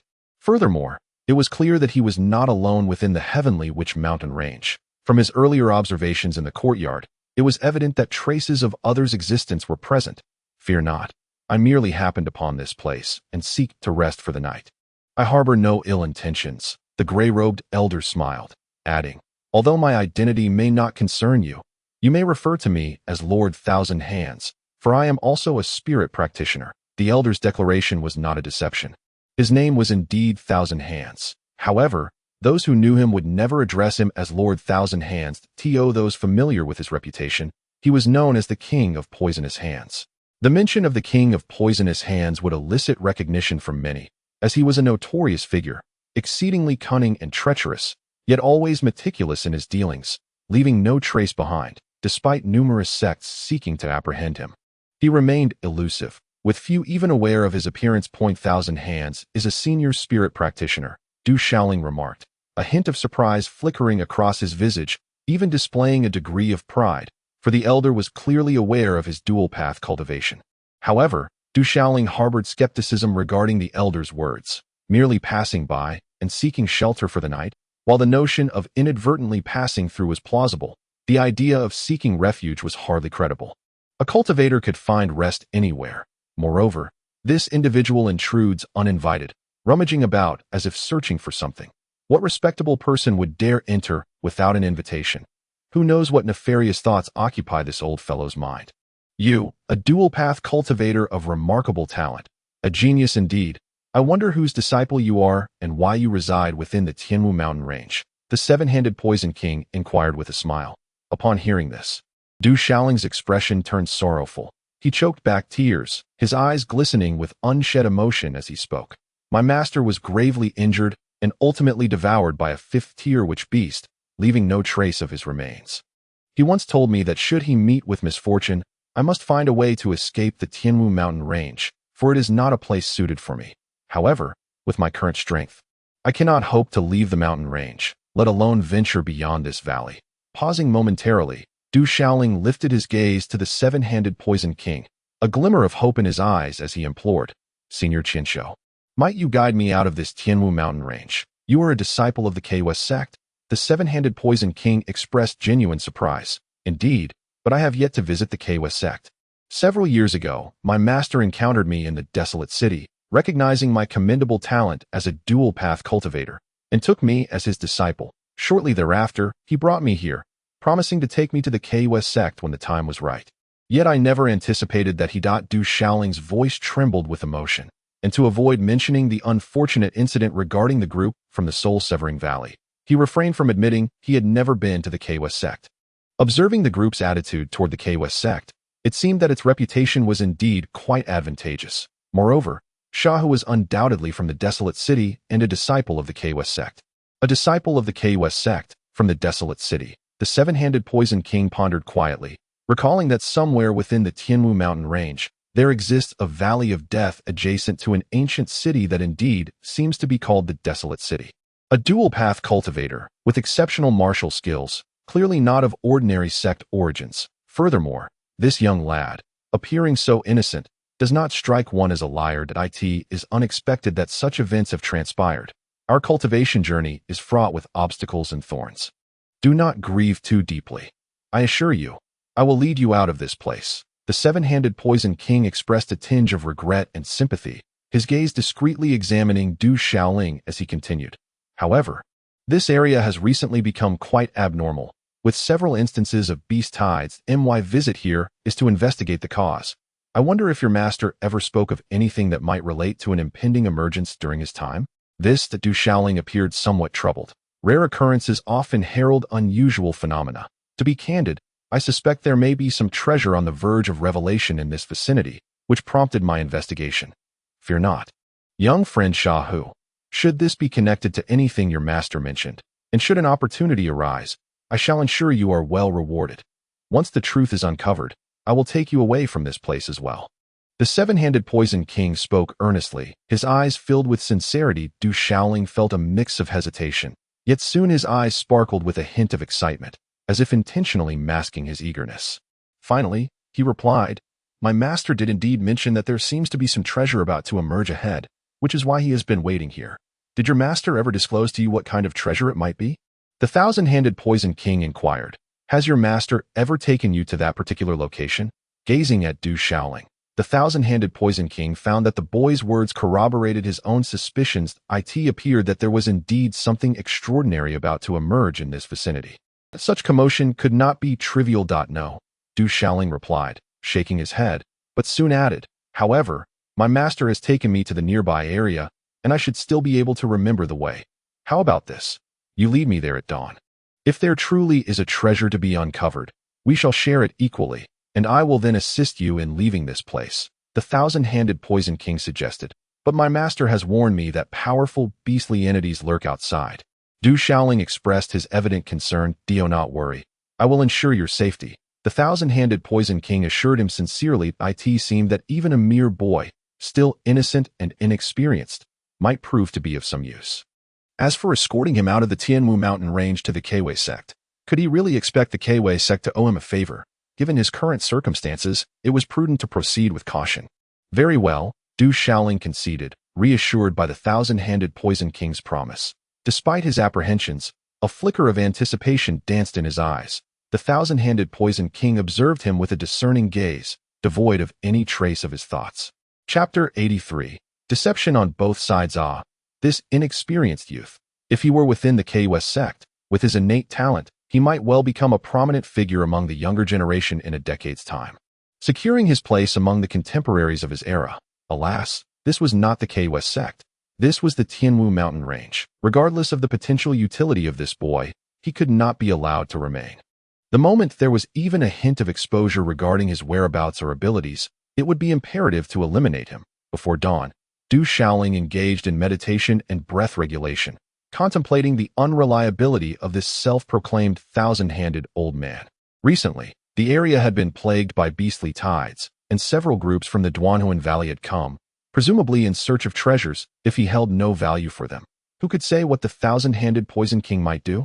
He could simply abandon him, or worse, take his life. Having been grand on the road, the thousand-handed Poison King stealthily probed Du Shaoling, seemingly eager to uncover further secrets, yet he made little progress. Suddenly, a second-tier early-stage shaman beast lunged forth. Though small in size, it was remarkably swift and agile, its fangs glistening with a sanguine hue, exuding an aura of bloodlust. Du Shaoling stumbled, his complexion paling as he turned to flee in his haste. His foot caught on a vine, sending him tumbling to the ground, bruised and battered. Bang! The thousand-handed Poison King intervened, effortlessly swatting the shaman beast away for several dozen feet, where it crashed to the ground.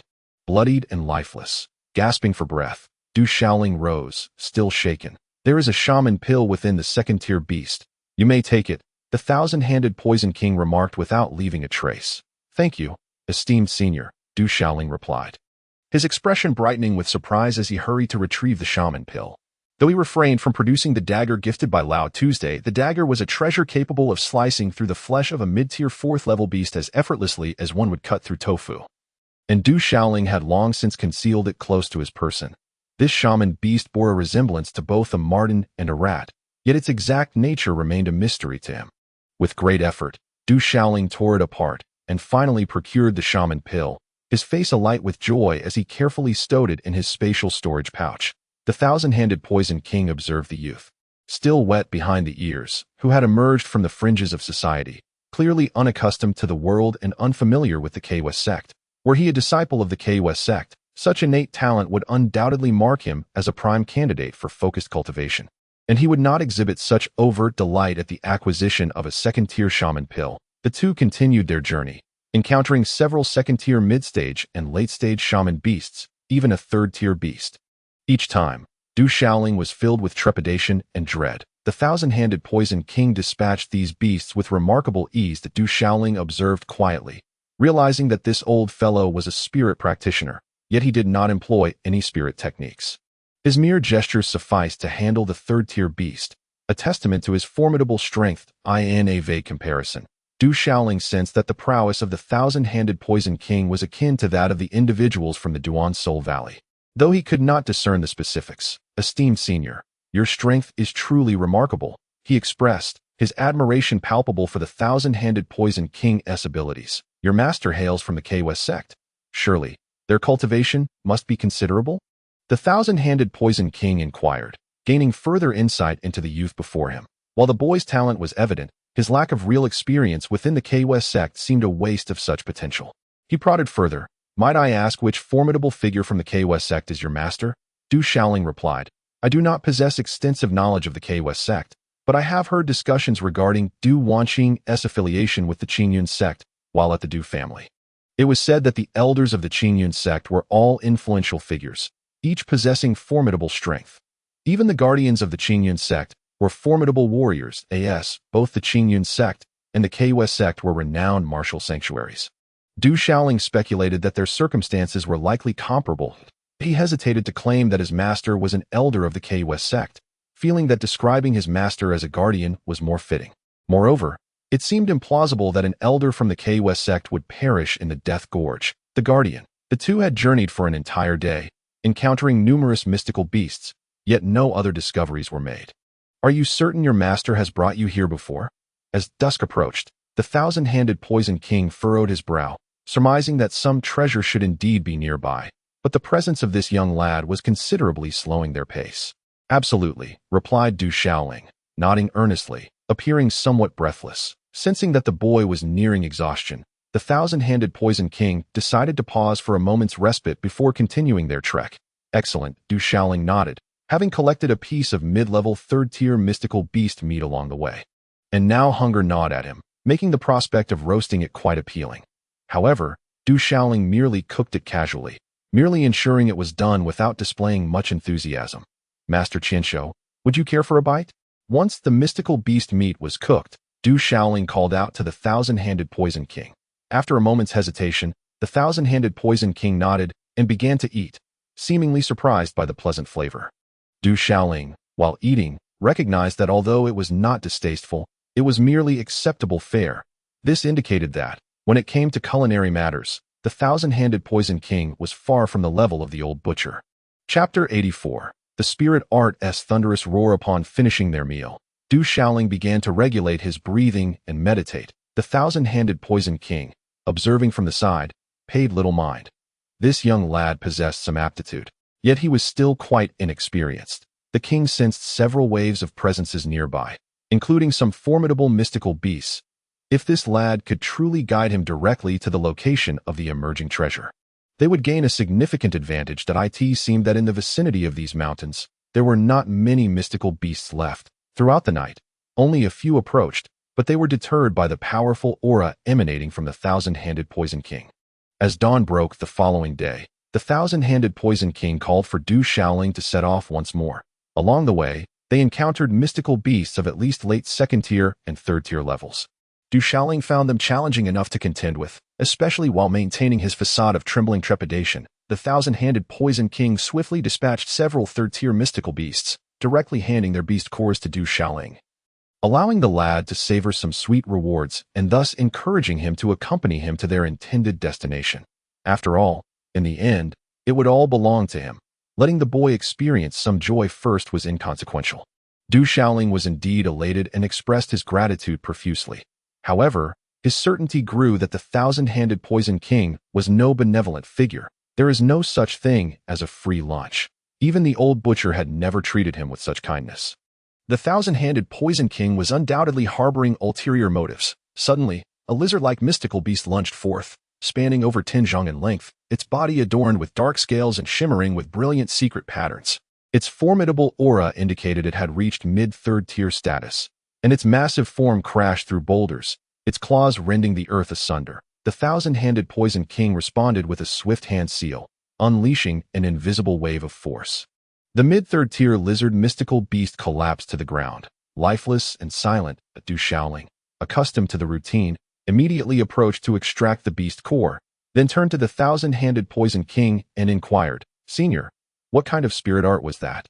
It was truly formidable. My master has only imparted one set of spirit arts to me.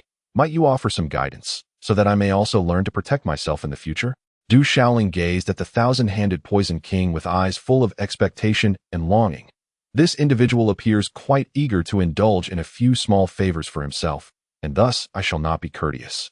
The thousand-handed Poison King furrowed his brow in surprise. He had not anticipated that Shahu would actually request a spiritual technique from him. Your cultivation is still too shallow. The spiritual technique I wield is not necessarily suitable for you. Gazing at Du Xiaoling, the thousand-handed Poison King felt a swirl of complex emotions, yet he ultimately produced a jade slip inscribed with the spiritual technique, handing it to Du Xiaoling. This is a spiritual technique I acquired by chance, Thunder Roar. Although it is merely an introductory level technique, it is quite formidable and should be appropriate for your cultivation. Thank you very much, esteemed thousand-handed elder, Du Xiaoling replied without hesitation, a smile gracing his lips. I would appreciate it if you could safeguard me for a moment. He was already familiar with such jade slips. The inscriptions of combat techniques and spiritual techniques are likely comparable, and he opened it directly. With a thunderous roar, a sound akin to a clap of thunder reverberated. As a radiant light surged into Du Xiaoling's mind, a booming shout resonated, deafening and soul-stirring, which swiftly transformed into a method of cultivation. Indeed, this was an introductory-level spiritual technique. Thank you, thousand-handed elder, Du Xiaoling said, rising with a look of elation. This truly was a spiritual technique. Even introductory-level combat skills are of considerable value, let alone an introductory-level spiritual technique at that moment. However, the thousand-handed Poison King felt an unsettling sense that something was amiss. Yet he could not discern what it was. Having traveled so far, how much longer would it take? As dusk settled, the thousand-handed Poison King could no longer contain his impatience. They had been traveling for 2 days without reaching their destination. It ought to be close. Du Xiaoling nodded resolutely. Yet, within him, anxiety simmered. According to his judgment, the direction should be correct. Currently, accompanying the thousand-handed Poison King did not feel safe, though he appeared amiable. Should he discover that Du Xiaoling was utterly ignorant of the location of the treasure's emergence, he would surely turn hostile. If they encountered other individuals, the chances of fleeing would increase significantly. How much farther must we go? The thousand-handed Poison King inquired. It should not be far now, Du Xiaoling replied. Then let us push on through the night, the thousand-handed Poison King suggested, his gaze seemingly lost in thought. As night enveloped the land, Du Xiaoling pressed onward. Within the dense forest, starlight filtered through, casting a dappled glow. On the ground lay the remains of a colossal shamanic beast, while several lower-tier shamanic beasts emerged, voraciously devouring the carcass, relishing their feast. Upon sighting Du Xiaoling and the thousand-handed Poison King, the lower-tier shamanic beasts' eyes gleamed with a blood-red ferocity, low growls of warning escaping their throats. The thousand-handed Poison King emanated a powerful aura, intimidating the lower-tier shamanic beasts, showing no intent to engage, and continued forward with Du Xiaoling. Observing the recently slain shamanic beast, Du Xiaoling felt a slight sense of relief. The beast had clearly been killed by someone. Its abdomen slid open, and the shamanic core was conspicuously absent, affirming that his directional hypothesis was indeed correct. Stealing a discreet glance at the thousand-handed Poison King, Du Xiaoling surmised that he too must have sensed the presence of other teams nearby. Shortly thereafter, they encountered another shamanic beast carcass, likely of 4th-tier caliber, also being gnawed upon by several shamanic beasts. The lower-tier beasts, their mouths smeared with blood, presented a particularly menacing visage under the moonlit night. The body of the 4th Order, which beast lay before them, stripped of its witch elixirs and precious bones. The gaze of the thousand-handed Poison King scrutinized this formidable creature. Just then, a low growl echoed from a distance. The few lower-tier witch beasts, vigilant and fixated on the thousand-handed Poison King and Du Xiaoling, suddenly paled in their ferocious eyes, overtaken by fear, trembling uncontrollably before hastily retreating. Whoosh, swish, numerous lower-tier witch beasts burst forth from the dense forest, while several aerial lower-tier witch beasts flapped their wings, stirring up a tempest as they too seemed to flee. The thousand-handed Poison King lifted his gaze, his eyes gleaming ominously in the night. Many witch beasts that appeared, even more powerful ones lurked nearby. Du Xiaoling felt a twinge of trepidation, but it was only natural for formidable witch beasts to inhabit such a place. I shall ensure your safety. Let us proceed. Should we acquire treasures, your fortunes will soar, the thousand-handed Poison King declared to Du Xiaoling, urging him onward. Although the commotion here had attracted considerable attention, one could not afford to miss the opportunity for an advantageous head start. Accompanying this youth bore no detriment. Very well. Du Shaoling nodded in agreement. Yet, he pondered within, perhaps the old butcher was among them, along with the three teams encountered on the journey. Moreover, it seemed there were even stronger witch beasts present. Chapter 85. A delightful reunion of rivals. Once chaos ensues, an escape could be orchestrated. Nevertheless, Du Shaoling felt a flicker of concern. There truly appeared to be treasures here. If the old butcher sought these treasures as well. Amidst such a multitude vying for them, and with the powerful witch beasts present, the thousand-handed Poison King was undoubtedly a formidable opponent, raising worries for the old butcher's safety. After several hours' journey, a vast canyon emerged ahead. In this canyon region, towering trees were replaced by rugged mountain peaks. The moon hung dimly, and the stars twinkled like scattered jewels. Yet, atop some of these peaks, colossal trees soared, standing like giants. The canyon exuded an eerie tranquility. Unsettling in its silence, Du Shaoling approached the canyon's entrance. He could not suppress a shudder, feeling a prickling sensation along his spine. Delving deeper into the canyon, ancient vines clung to the rocky walls, and the night breeze rustled the leaves with a soft whisper. Is this truly the place? The thousand-handed Poison King inquired of Du Shaoling. My master brought me here once, though I am not entirely familiar with what lies within. Du Shaoling replied that it should be just inside. The thousand-handed Poison King raised his gaze, his eyes flickering with a glimmer of delight. Think that this unforeseen entry into the celestial witch mountains would yield such an opportunity. It seemed certain that treasures awaited here. Moreover, it appeared that they were not mistaken in their location. Along the way, he had noticed traces indicating that others had also arrived at this juncture. At this point, keeping the youth around had become redundant. Allowing him to fend for himself was a possibility, yet this youth was now aware of his reputation that he would leave no traces behind. Let us go. The thousand-handed Poison King urged Du Shaoling forward, a subtle malice hidden in his gaze. That Du Shaoling pressed onward, his brow furrowing as an inexplicable sense of trepidation gripped his heart. Accompanied by a bone-chilling chill at his back, it seemed he had indeed brought the thousand hands to a place where treasures might emerge. Yet now, having lost his value, he feared that the thousand hands would soon turn against him.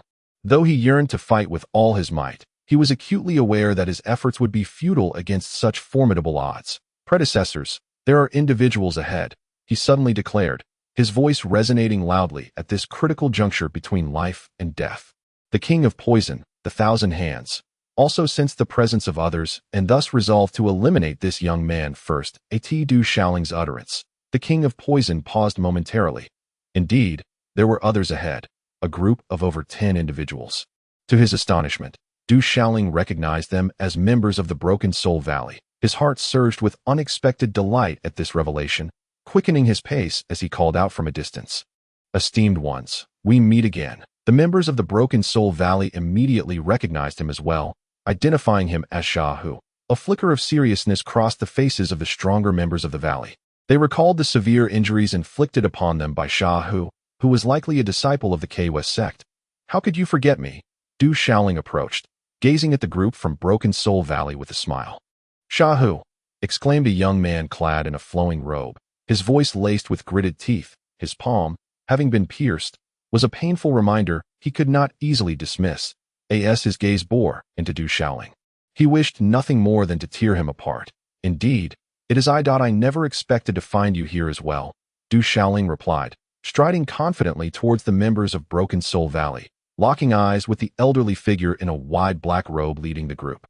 Suddenly lowering his voice, he declared, today, you are all doomed. Not a single one shall escape. At this moment, the King of Poison was taken aback. It seemed these individuals truly recognized the young man, even calling him by name. What did this mean? Had the young man discovered his intention to silence him? The relationship between these individuals and the boy appeared to be far from simple, suggesting they might intervene on his behalf. The members of Broken Soul Valley were equally astonished. The last time, one of their own had been severely injured without even seeing their assailant. Their gazes fell upon the King of Poison, and it was clear he was the formidable figure from the Kwes sect. But what was his intention now? Did he truly plan to strike against them with such ferocity, leaving no survivors? Your actions are utterly excessive, the elderly figure in the wide robe retorted, his expression darkening. Though Broken Soul Valley held a certain apprehension towards the Kwes sect, the latter was not near enough to exert its influence here. Alone, this individual hardly instilled fear in him. What does this mean? The king of poison pondered, still in shock. Yet his demeanor grew grim as he speculated that perhaps these individuals shared a deep connection with the young man. Or he began to suspect that the boy had deliberately lured him to this place. It could very well be a conspiracy. The act of killing for treasure is not unfamiliar to him. It instinctively comes to mind. What is the point of feigning ignorance when the truth is evident? If that is the case, then let us take action. The elderly figure in a black robe, leading the soul-severing valley, swept his long sleeves, extending his bony hands from within, signaling several young disciples to step back. Whoosh, whooshed in an instant. Over 10 formidable warriors from the soul-severing valley stepped forward, their true energy surging, martial patterns swirling, radiance flickering, forming a united assault. Their gazes exuded a chilling intent, their breaths locking tightly onto the thousand-handed Poison King. These martial generals and commanders dare to be so arrogant? The thousand-handed Poison King realized that this was a premeditated act of murder for treasure. Having spent his life hunting falcons, he was now unexpectedly pecked in the eye by a mere novice. However, upon observing the strength of these individuals, he felt little trepidation. They were overstepping their bounds. Let us engage. One of the enraged warriors from the soul-severing valley could no longer contain himself. The people of the Kwa sect had previously attacked and seriously injured one of his companions, and now they pursued relentlessly, seeking total annihilation. This was intolerable. There was no choice but to fight. One cannot simply be led to slaughter. Boom! An elder in his 50s stepped forward first, his fingers clenched tightly, martial patterns enveloping his fist as he unleashed a powerful blow, a radiant explosion preceding his strike, the air resonating with a sonic boom. Almost simultaneously, the other warriors from the soul-severing valley launched their attacks without hesitation. Aware that their opponents were from the Kwa sect, these warriors formed a united front, showing no sign of carelessness. Chapter 86. The Crimson Giant Bull, you scoundrel! The thousand-handed Poison King scoffed. As the opponents struck without reservation, forming a united front, it was evident they came prepared that he quickly retreated. As a spirit practitioner, engaging in close combat with a group of martial artists, even if one possesses a higher cultivation level, would undoubtedly be unwise. While the thousand-handed Poison King rapidly withdrew, he formed hand seals, and beams of light surged forth, coalescing into serpentine forms that appeared almost alive, their tongues flickering, exuding a bloody aura. These illusory serpents showed no fear of the soul-severing valley's assault, piercing through several individuals before vanishing from sight. Splatter. Several warriors from the soul-severing valley spat blood, their bodies crashing to the ground, devoid of life. It's a spirit practitioner. Be cautious. The remaining warriors from the soul-severing valley immediately changed in demeanor. Their opponent was a spirit practitioner, and one of considerable strength. You have gone too far in killing members of the soul-severing valley. The elderly figure in the black robe bellowed, as the opponent blatantly disregarded the soul-severing valley. His aura surging, martial patterns enveloping his entire being, a powerful presence radiating forth. First level of Martial King, soul-severing valley. The thousand-handed Poison King raised an eyebrow. One Martial King was not enough to pose a threat to him. However, he was well aware that the soul-severing valley was no trifling force. Its ranks were filled with formidable warriors, known for their ruthless methods. Let us strike together, leave no room for mercy. He is a spirit practitioner. Do not allow him the opportunity to gather his spiritual techniques. The elderly leader in the black robe shouted, gripping a weapon resembling a curved blade, inscribed with secret patterns, emanating a chilling light. Whoosh!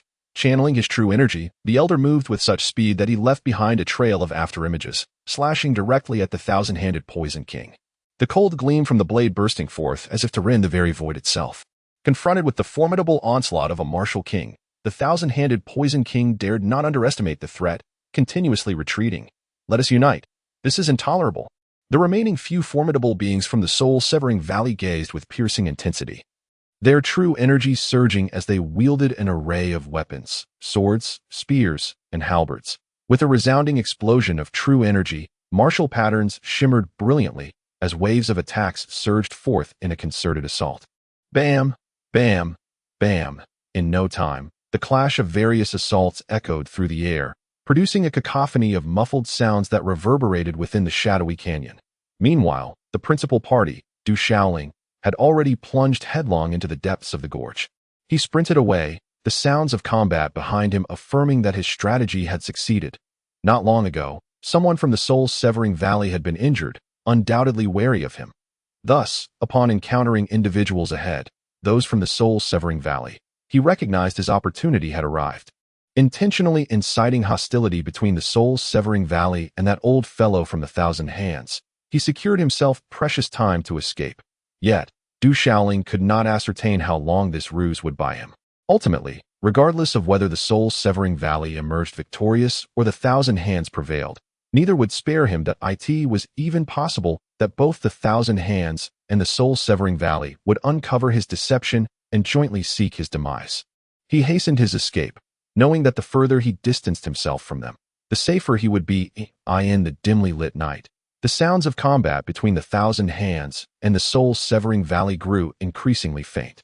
Du Shaoling dared not linger. The canyon offered no alternate route. He could only venture deeper within. Time eluded him. Perhaps half an hour, or maybe an hour had passed, before the clamor of battle faded entirely into silence. Breathless, Du Shaoling pressed on without pause. Under the obscured moonlight, the surroundings had inexplicably transformed into a barren expanse, devoid of vegetation that a hazy atmosphere enveloped the air, resembling a thin mist that shrouded the entire void. Ahead loomed a vast chasm, flanked by towering mountains and jagged rocks. The cliffs steep and imposing that as he approached the abyss, the mist thickened, growing increasingly oppressive. Suddenly, a fierce wind swept through, stirring up dust and gravel, mingled with a damp warmth and a foul stench that momentarily hindered Du Shaoling's flight, nearly toppling him. This wind bore the quality of a malevolent force. As he stumbled, he raised his gaze to behold a colossal beast standing not far ahead, an imposing creature towering at least 10 meters high. Veiled in the dim moonlight and the nebulous fog, the beast glimmered with an elusive crimson glow that it was a gigantic red bull, its immense form reminiscent of a mountain. Its sturdy hooves and twisted horns crowned its head, while its eyes shone like resplendent bronze bells. The recent gust of wind had merely been a breath from the beast's nostrils to the demonic creature. Upon recognizing this as a demonic beast, a chill coursed through Du Shaoling's heart. The sheer magnitude of this creature surpassed any formidable demonic beast he had ever encountered in his life, rendering all others insignificant by comparison. At a fifth-tier demonic beast, could it possibly be a sixth tier? Du Shaoling felt a tremor seize his body, an inexplicable fear causing his hair to stand on end. The bull's bell-like eyes cast a fleeting glance at Du Shaoling, yet the colossal red bull paid him little heed. Redirecting its gaze forward, the crimson giant ox stood silently, its imposing figure resembling a mountain in the dim moonlight and hazy mist. Du Shaoling dared not make a rash move. The sheer strength of this colossal creature was formidable enough to extinguish his life in an instant. After a considerable time, noticing that the crimson giant ox seemed indifferent to his presence, Du Shaoling was taken aback. Was he truly so weak that this magnificent beast could not even be bothered to acknowledge him? Following the direction in which the giant ox gazed, Du Shaoling peered ahead. Before him lay a valley, shrouded by towering peaks, obscuring whatever lay beyond. Behind him was the soul-severing valley and that ancient creature, leaving him with no retreat. The crimson giant ox appeared utterly disinterested in him. Gritting his teeth, Du Shaoling pressed onward. Survival was paramount, and he could not afford to remain stationary and await his demise. Cautiously ascending the mountain, he kept a vigilant eye on the movements of the giant ox, and soon realized that it indeed showed no inclination to regard him. Following the giant ox's gaze, Du Shaoling finally discerned that the creature was fixated on a deep gorge ahead, where some luminous glimmer flickered amidst the dense mist. It seemed that the fog enveloping the gorge emanated from within its depths. At that moment, Du Shaoling noticed above the gorge, within the mist, a pair of enormous, menacing eyes re-emerged. These fearsome eyes glinted with a chilling light. Rivaling the gaze of the crimson giant it became clear that they belonged to a massive serpent. Coiling and raising its head, the serpent's fierce eyes swept over the giant ox before glancing sideways. Chapter 87. The misfortunate thousand-handed poison king. Instinctively, Du Shaoling followed its line of sight, and in the distance atop the towering peaks of the gorge, he faintly discerned a colossal stone standing erect. Yet, it was not merely a stone. A pair of fearsome eyes, akin to a blood moon, was visible, revealing yet another immensely powerful beast of sorcery, the crimson giant ox. The giant serpent, and an unknown formidable beast of sorcery had all converged in this place, leaving Du Shaoling feeling utterly despondent. Having narrowly escaped the clutches of that ancient foe, he now found himself ensnared in yet another perilous predicament. In the presence of these three terrifying beasts, Du Shaoling dared not make a sound, not even a whisper. Could it be that they were connected? The sudden appearance of such formidable creatures prompted a realization in Du Shaoling. Old Tu had mentioned recent encounters with beastly tides, suggesting that even more powerful sorcerous beasts were clearing the area, perhaps linked to these three colossal beings. The three immense sorcerous beasts encircled the depths of the gorge, their fierce eyes fixated intently on the valley below, as if anticipating something. Could it be that a treasure was about to emerge? As Du Shaoling pondered, he began to piece together the clues. Suddenly, a tremor reverberated through the gorge, shaking the very earth, causing rocks to tumble from the cliffs. The light within the valley grew ever more resplendent, yet simultaneously, the mist thickened, shrouding the valley in obscurity, save for the radiant glow flickering amidst the fog.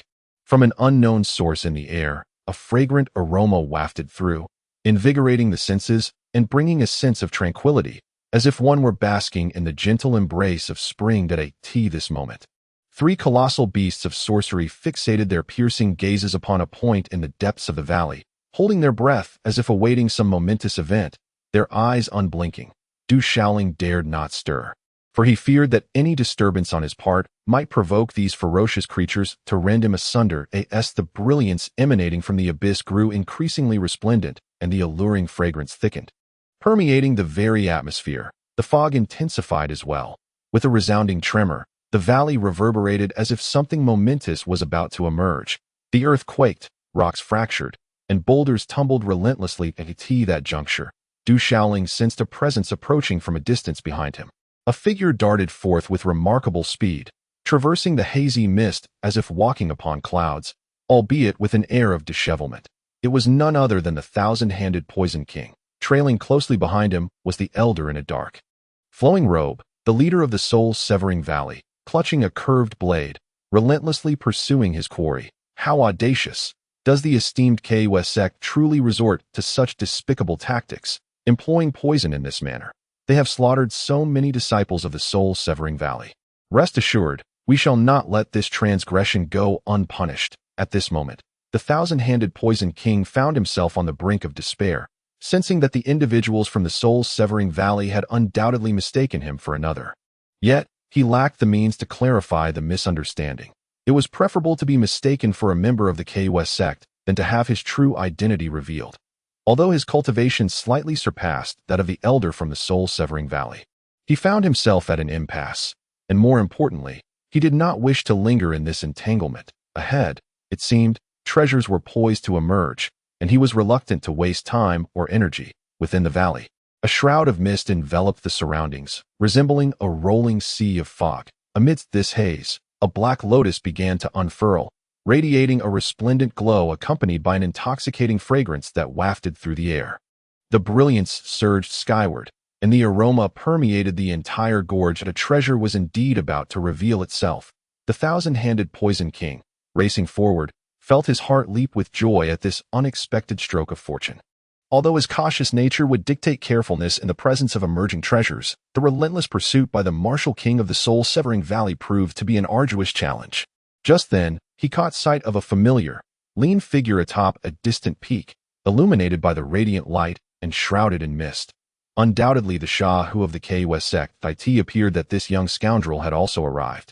Intent on claiming the treasure for himself. "You little rascal, I shall not let you escape." A glint of cold fury ignited in the thousand-handed Poison King's eyes at this juncture. He realized he had fallen into the trap set by this young man. He had always been the one to ensnare others, a lifelong predator. Yet here he was, outsmarted by a fledgling. Consumed by rage, he charged up the mountain, heedless of any other dangers that might lie in wait. Boom! At that very moment, as the thousand-handed Poison King ascended the mountain in pursuit of Du Shaoling, intent on tearing the Shahu to shreds, a tremendous aura erupted nearby that a brilliant crimson light soared upwards, dazzling and intense, its searing energy sweeping forth like a volcanic eruption. Amidst the thunderous vibrations, the earth quaked, fissures opened, and a massive crimson entity burst forth, its menacing gaze striking terror, as if molten lava were erupting beneath its feet. Alas, The thousand-hand poison king instantaneously sensed the ominous turn of events. With treasures ahead and relentless pursuers from the Duhun Valley of the martial king realm behind him, he let down his guard somewhat. Distracted by the presence of that rascal Shahu ahead, enveloped in thick mist, he failed to notice the colossal creature nearby. By the time he realized, it was far too late to evade. In a state of panic, he formed hand seals, and a streak of energy surged forth, manifesting as a phantom serpent that lunged towards the crimson giant bull. With a thunderous bellow, the crimson giant bull roared. Its twisted horns raised, emanating brilliant red secret patterns that resembled intertwining bolts of crimson lightning. Dazzling and resplendent, it effortlessly sent the serpent phantom flying, its massive form charging forward, shaking the earth as it stomped. The bull's horns pierced directly into the body of the thousand-hand poison king. In a moment of sheer terror, an armor materialized around the thousand-hand poison king, enveloping him entirely. With a resounding crack, he was sent soaring 100 feet into the air, his chest a gruesome sight. The armor shattered, and the bull's horn piercing through from behind in midair. He coughed up blood and was subsequently flung far away, crashing to the ground in a parabolic arc, a rain of blood cascading down with a thunderous sound. This sudden turn of events sent a shockwave through the pursuer from Duhun Valley, who paled at the sight. The realization that a Spirit King realm practitioner had been so easily dispatched unnerved him, prompting an instinctive retreat. The bull, undeterred, continued its charge towards the gorge, shaking the very ground beneath it as it thundered forward. Chapter 88. Fierce contest. Du Shaoling lay on the ground, astonished by the spectacle. The body of the thousand-hand poison king crashed nearby, sending a tremor through Du Shaoling's heart, cold sweat beading on his forehead. The Crimson Bull seemed oblivious to his presence, perhaps deeming him too insignificant to bother with, much like one would disregard an ant. However, should it encounter a cockroach or a rat, it would likely crush it without hesitation. Moreover, there appeared to be some treasure emerging ahead. The Crimson Bull, along with the giant serpent and another mysterious beast, had been fixated on the valley's entrance. Thus, Du Shaoling took a risk, deliberately luring the old thousand-hand to pursue him. As he had anticipated, the Crimson Bull did not ignore the situation. It directly dispatched the old wretch, its horns piercing through his body. His fate was sealed. Hurry, the treasure is manifesting. We must not allow those mystical beasts to seize it first. At that moment, two groups of individuals simultaneously surged forth from either side of the valley. On the left, a contingent of around a dozen, appearing to be in their 50s or 60s, accompanied by younger individuals in their 30s or 40s. Their exposed skin shimmered with a faint glow, exuding a formidable aura. The other group consisted of only 8, both men and women, radiating immense power, unmistakably formidable warriors. Du Shaoling was taken aback by this sudden development. The two groups had remained hidden in the distance, unnoticed until now. It seemed the allure of the treasure had compelled them to emerge boldly. Hiss! The colossal python stirred, its massive, coiling body surging forth. Measuring well over 100 meters in length, its scales shimmered with a metallic sheen, and with astonishing speed, it unfurled its serpentine form, shattering the stones in its wake, as it lunged directly towards the blooming black lotus in the valley.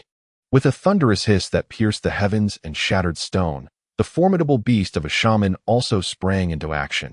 It was a fearsome bird of prey with an impressive wingspan nearing 100 meters, radiating a soft golden glow as it swooped down.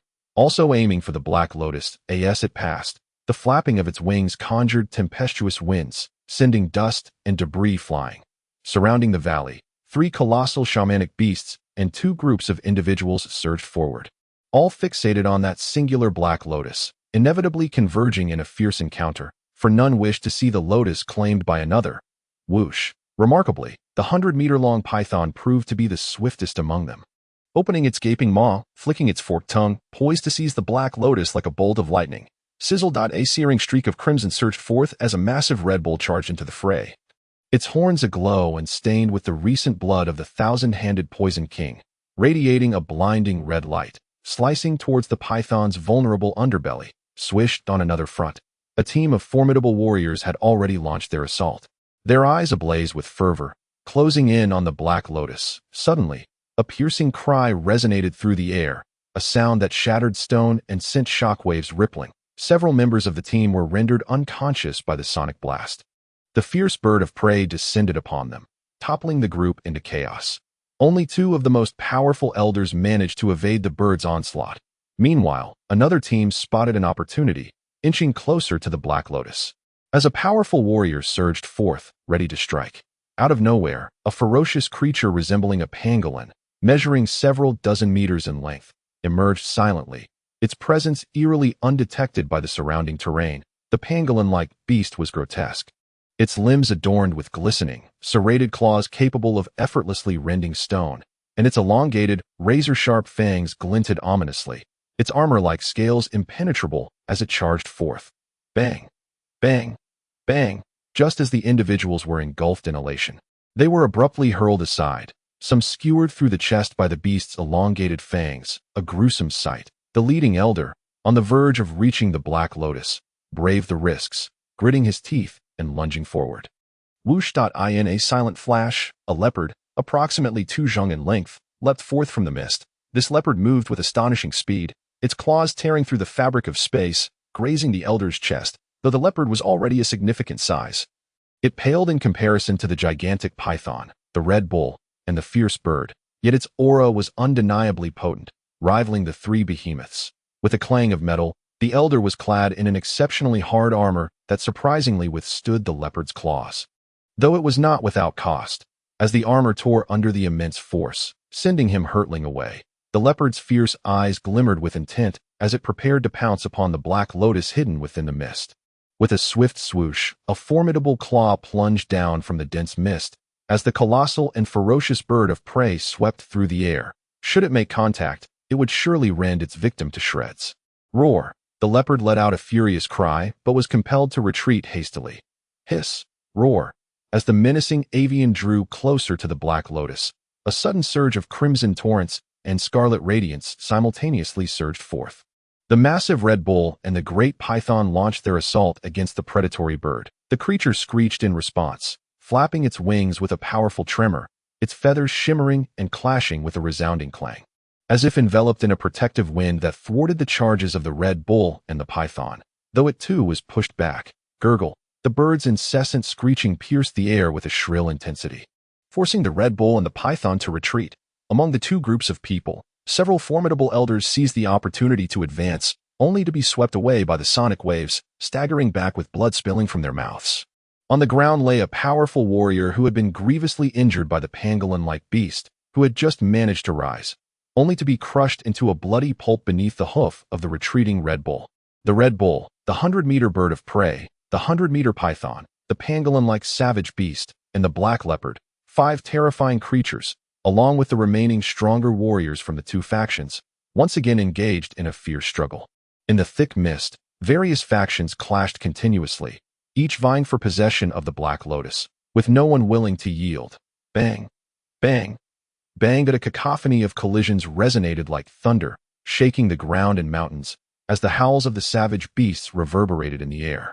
Everything was blindingly bright, yet shrouded in mist. The mingling scents of blood and fog wafted through the air, interspersed with an intoxicating fragrance. The treasure had emerged, and the savage beasts fought fiercely, leaving numerous corpses strewn across the ground, creating a bizarre and bloody tableau that rendered the canyon in the dead of night suffocating. The Du Shaoling crouched behind a massive rock, his gaze fixed on the bloody clash ahead, his heart racing with an uncontainable sense of dread and unease. This slaughter, with blood saturating the mist in a hue of crimson, accompanied by the thunderous roars of the savage beasts, was a sight to behold. Chapter 89. Deceit and betrayal. That Du Shaoling witnessed firsthand as a powerful warrior was trampled into a bloody pulp beneath the feet of a savage beast. This scene was particularly terrifying, instilling a psychological oppression of fear. Although he had previously encountered such bloody scenes in the Death Valley, these savage beasts were incomparably stronger than those lower-tiered ones. That it was not difficult for Du Shaoling to surmise that these beasts were likely the kings of the savage creatures inhabiting the Tianwu mountain range, rulers among their kind. Suddenly, Du Shaoling noticed the elder in a flowing black robe from the soul-severing valley cautiously approaching from the side, moving stealthily to it. This moment, the elder's heart trembled with trepidation. There was indeed a treasure at stake, and he had long observed the teams from the Luyun sect and the Xinmun sect. Moreover, the powerful figures from both sects surpassed him in cultivation. Yet they were continuously suppressed by the savage beasts. When the clam and the snipe contend, it is the fisherman who profits. The elder from the soul-severing valley smirked inwardly, preparing himself that he intended to let the savage beasts and the members of the Luyun sect and Xianmun sect engage in mutual destruction, so that he could reap the benefits. Stealthily, the elder from the soul-severing valley navigated through the mist towards a certain location. He had just witnessed the spirit king from the KWS sect being pierced by a bull's horn, and it seemed that the outcome was dire. Should the immortal from KWS sect still be alive, it would undoubtedly pose considerable trouble for both Duanhuan Valley and himself in the future. Conversely, if that individual from KWS sect were to perish, a spirit king of such a sect must surely possess an abundance of valuable items. Amidst the dense fog, the elder of Duanhuan Valley encountered a blood-soaked corpse ahead. It was evident that the spirit king from KWS sect had indeed met his demise, devoid of any trace of life, with blood gushing forth in his chest and abdomen, a gruesome sight. Nevertheless, the elder from Duanhuan Valley remained vigilant. Approaching with utmost caution, he gripped a curved blade in his hand, and as he neared the corpse, a chill coursed through his gaze. With a swift motion, the elder wielded his blade, and a glimmer of cold light sliced through the air, revealing a deep wound that exposed bone on the lifeless body before him. Yet, Qianshou remained utterly unresponsive, irrevocably deceased. This scene was clearly visible to Du Shaoling, who was concealed behind a large rock, silently marveling at the elder's meticulousness. Observing that the spirit king was indeed lifeless, the elder of Duanhuan Valley finally eased his mind. The demise of this spirit king alleviated a significant burden. And being a spirit king from KWS sect, he was bound to possess numerous valuable possessions, marking a considerable gain. A smile graced the elder's face as he approached the corpse of Qianshou. Gripping the curved blade in his right hand while his left hand delved into the mangled flesh, soon retrieving several blood-stained spatial storage pouches, his eyes gleaming with delight. However, a sudden realization struck him: poison. In an instant, the elder from Duanhuan Valley bellowed in alarm, his expression betraying fear. The left hand clutching the spatial pouches had turned black, tendrils of darkness rapidly spreading across his palm, rendering him devoid of sensation wherever the black light touched. At that moment, the seemingly lifeless Qianshou abruptly opened his eyes, his blood-soaked body suddenly half sitting up. "Die!" he shouted fiercely. Taking his life would not be so simple. A finger imprint shot directly towards the elder's brow. "You treacherous fiend!" that I in close proximity. The elder from Duanhuan Valley, gripped by sheer terror, had no time to evade as the imprint surged into his forehead. Yet, he had not entirely lowered his guard. Instinctively, his right hand wielded the curved blade and struck out. With a sharp sound, Qianshou's head rolled away, his eyes filled with unwillingness, as if in disbelief, and both the severed head and the elder's corpse collapsed to the ground simultaneously. Indeed, Qianshou was reluctant to accept his fate. It appeared he had been outmaneuvered, yet he could not discern how. Both were seasoned schemers. Du Shaoling witnessed this entire spectacle unfold. Initially, he had presumed that the old fiend Qianshou was truly dead, with his horns penetrating his body, yet he had survived. The elder from Duanhuan Valley had even taken the precaution of delivering a final strike. Who would have thought that Qianshou could endure so much? It seemed he was aware of impending threats and had been feigning death, all while his spatial pouches harbored lethal poison. Having long been aware of Qianshou's corpse, Du Shaoling had anticipated the presence of valuable items on him and had contemplated seizing them. At this moment, he felt a twinge of apprehension, grateful he had refrained from acting. Had he done so, he would have likely fallen victim to the same treachery that I in the valley.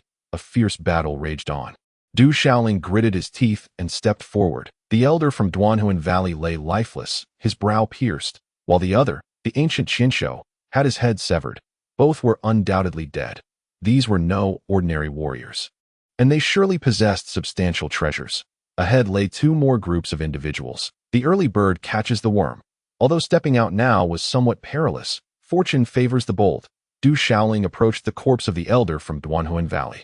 This elder had been notorious for his poison, so Du Shaoling cautiously tore off his clothing, wrapping it in several layers before extracting the spatial storage pouch from his body, along with the pouch he had retrieved from Qianshou. He meticulously wrapped them several times over before securing them. But Du Shaoling had his own little reasons for such actions. The old butcher had mentioned that his supreme battle physique seemed impervious to common poisons. However, Du Shaoling would never gamble with his own life. After completing this task, he picked up the curved blade lying on the ground. The weapon of a Duanhuan Valley warrior was undoubtedly a treasure, and he stored it within his spatial pouch. Not far away, the severed head of Qinshu lay, its eyes not yet fully closed, seemingly still possessing some awareness that it witnessed this scene, its eyes flickering slightly as if attempting to utter something, yet unable to part its lips. Filled with unyielding resentment, the malicious old fool sought to kill this young master, but it would not be so easy. Remember, I am Shahu of Kw's sect. Du Shaoling turned to leave, contemplating that should this old wretch become a vengeful spirit, he would undoubtedly seek Shahu. Although he considered delivering a kick to the head out of spite, he ultimately decided against it, suspecting that the old man might harbor poison. Chapter 90. The old butcher is a powerhouse. Qinshu, the Poison King, had traversed much of his life, earning a notorious reputation. Countless sects and powerful figures had pursued him relentlessly, yet none could prevail. Little did he expect to meet his end here today. At this moment, clarity struck Qinshu, as if everything was the ploy of this young devil. From the sudden appearance of the boy before him, triggering his pursuit, to the charging of that colossal bull, it all seemed orchestrated. Young devil, how I loathe you. Qinshu harbored resentment, yet his voice was lost. His vitality completely extinguished, dead beyond any possibility of revival. Du Shaoling did not linger, having acquired 4 spatial storage pouches, undoubtedly filled with treasures. He understood the wisdom of knowing when to withdraw. Although he knew the Black Lotus was surely a treasure, the presence of so many powerful warriors and those 5 fearsome beasts dissuaded him from pursuing it further. Possessing treasures requires not only strength, but also the fate to claim them. Whoosh! The battle ahead intensified, with true energy surging and martial runes dazzling, the ground trembling as debris flew, nearly catching Du Shaoling in its wake. Whoosh! Just as Du Shaoling hunched his body to stealthily retreat, a figure soared into the air nearby. Indeed, that figure ascended, standing directly in the void. It was flight. Du Shaoling was left utterly dumbfounded. They were flying. Though this world is flourishing with martial prowess, the realms of warriors, martial spirits, generals, and commanders abound, culminating in the exalted realm of martial kings. It is said that only upon reaching the realm of martial emperors can one soar through the skies, akin to riding the clouds and mist. Likewise, a spiritual practitioner must attain the realm of spiritual emperors to take flight. The martial emperor and spiritual emperor realms are where true legends reside. Each is a titan of their domain, reigning as sovereigns over vast territories. Yet now, a legendary figure emerges silently. Du Shaoling feels his blood boiling within him. Traverse the void and soar through the heavens. He ponders when he might attain such strength. He vows to become such a formidable force. Just then, a monstrous bird of prey, spanning 100 meters, senses the presence of this quietly appearing human, with a thunderous cry that rends the clouds and shakes the very fabric of space. It sweeps down with its massive form, unleashing a tempestuous gale upon a beautiful woman. The woman raises her gaze, and a flash of brilliance like lightning ignites within her eyes, with a graceful sweep of her sleeve. An invisible wave radiates outward, shimmering with dazzling secret patterns, ultimately manifesting as a colossal handprint that pierces the air. Bang! The enormous beast, a king among shamanic creatures, is struck down as if it were a bird with broken wings. It emits a wretched cry, feathers scattering, and crashes to the ground with a resounding thud, causing the mountains to tremble and blood to flow, leaving its fate uncertain. Du Shaoling hides nearby, watching in awe as this colossal entity plummets not far from him. The mountains crumbling around him, but he holds his breath, paralyzed with fear. Such power! He witnesses this scene clearly, his heart racing to this the true strength of a formidable warrior. With a mere gesture, even a king of shamanic beasts is rendered powerless. The remaining shamanic beasts and the last 4 formidable individuals among the 2 teams also sense the upheaval, their eyes revealing a glimmer of trepidation as they gaze at the woman soaring through the air. Since you have arrived, reveal yourself. Yet, after the beautiful woman strikes down the beast, she does not immediately approach the Black Lotus treasure within the valley. Instead, she gazes into the void ahead, her eyes sparkling with light. A sigh escapes her lips. It sounds soft yet resonant through the night. In the direction she gazes, a figure suddenly materializes amidst the darkness. This is an exceedingly thin yet spirited elder, appearing to be in his 70s. His hair is thick and lush, more abundant than that of many young men in their 20s. His hair is tousled like a bird's nest, casually tied up in a bun, and he wears a simple, unadorned gray robe. Now striding through the void, another absolute powerhouse has emerged. The shamanic beasts and the few strong individuals change countenance, astonished that the sudden appearances of the beautiful woman and the elder have evaded their notice. Du Xiaoling's eyes widen in disbelief. He almost thinks he is mistaken, for it is none other than Old Tu. Standing tall and soaring through the air, he embodies the legendary strongman, a titan of his realm, a sovereign of his domain. Du Xiaoling had always presumed Old Tu to be an elder from a family in the desolate city, drawn to the Du family's mountains for a taste of indulgence, often producing a few spirit-boosting pills when the occasion called for it. Later, after encountering the Tianwu mountain range, Du Xiaoling began to harbor doubts about the true identity of the old butcher, sensing that he might possess formidable strength. However, Du Xiaoling could never have anticipated the extent of the old butcher's power. The ability to traverse the void in flight indicated that he was at least a formidable figure of the legendary spirit sovereign realm. I didn't expect you to be so tenacious. You must have been waiting for quite some time. The beautiful woman gazed at the old butcher and remarked, "Are you still attempting to obstruct me?" Her voice rang out, crisp and clear. The old butcher looked at the beautiful woman, his expression somewhat complex. "If you renounce your cultivation, I may spare your life." Heh. The woman laughed heartily, her laughter resembling the melodious chime of silver bells. However, her gaze turned icy, and her expression darkened as she retorted, "Why should I renounce my cultivation? Do you truly believe you are still the same as before?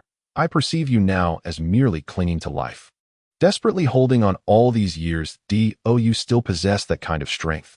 If not, do not blame me for taking matters into my own hands." The old butcher's eyes blazed with a piercing light, as if it could rend the very fabric of the void. Heh. If that is the case, then let us engage. The beautiful woman's voice resonated throughout the night sky, her eyes radiating a chilling intent. Boom, boom. As her words echoed, two streaks of light surged forth from the distant void, dazzling like lightning, seemingly piercing through space itself, hurtling directly towards the old butcher. His countenance changed dramatically as he retreated swiftly, waves of spatial ripples undulating behind him. Whoosh! In the next instant, two figures emerged from the sky, one to the left and one to the right. Both were shrouded in voluminous black robes, their heads concealed beneath hoods, revealing only their chilling eyes, exuding a menacing aura. These two individuals stood poised, their bodies emanating a powerful essence, their palms adorned with martial inscriptions. They were two warriors, at least of the martial sovereign realm, radiating an overwhelming presence that distorted the void and solidified the space around them. Positioned on either side, they were immensely powerful, their essence resplendent and vigorous, clearly aware that the old butcher was a spiritualist. Thus, they launched a coordinated assault, leaving him no time to breathe. "Old butcher, be cautious," Du Xiaoling watched from a distance, his heart sinking with apprehension for the old butcher. The old butcher had long claimed he had matters to attend to here, and it was only now that Du Xiaoling comprehended the nature of those matters. The old butcher had come for this beautiful woman. From their exchange, Du Xiaoling discerned that she seemed to be an enemy of the old butcher.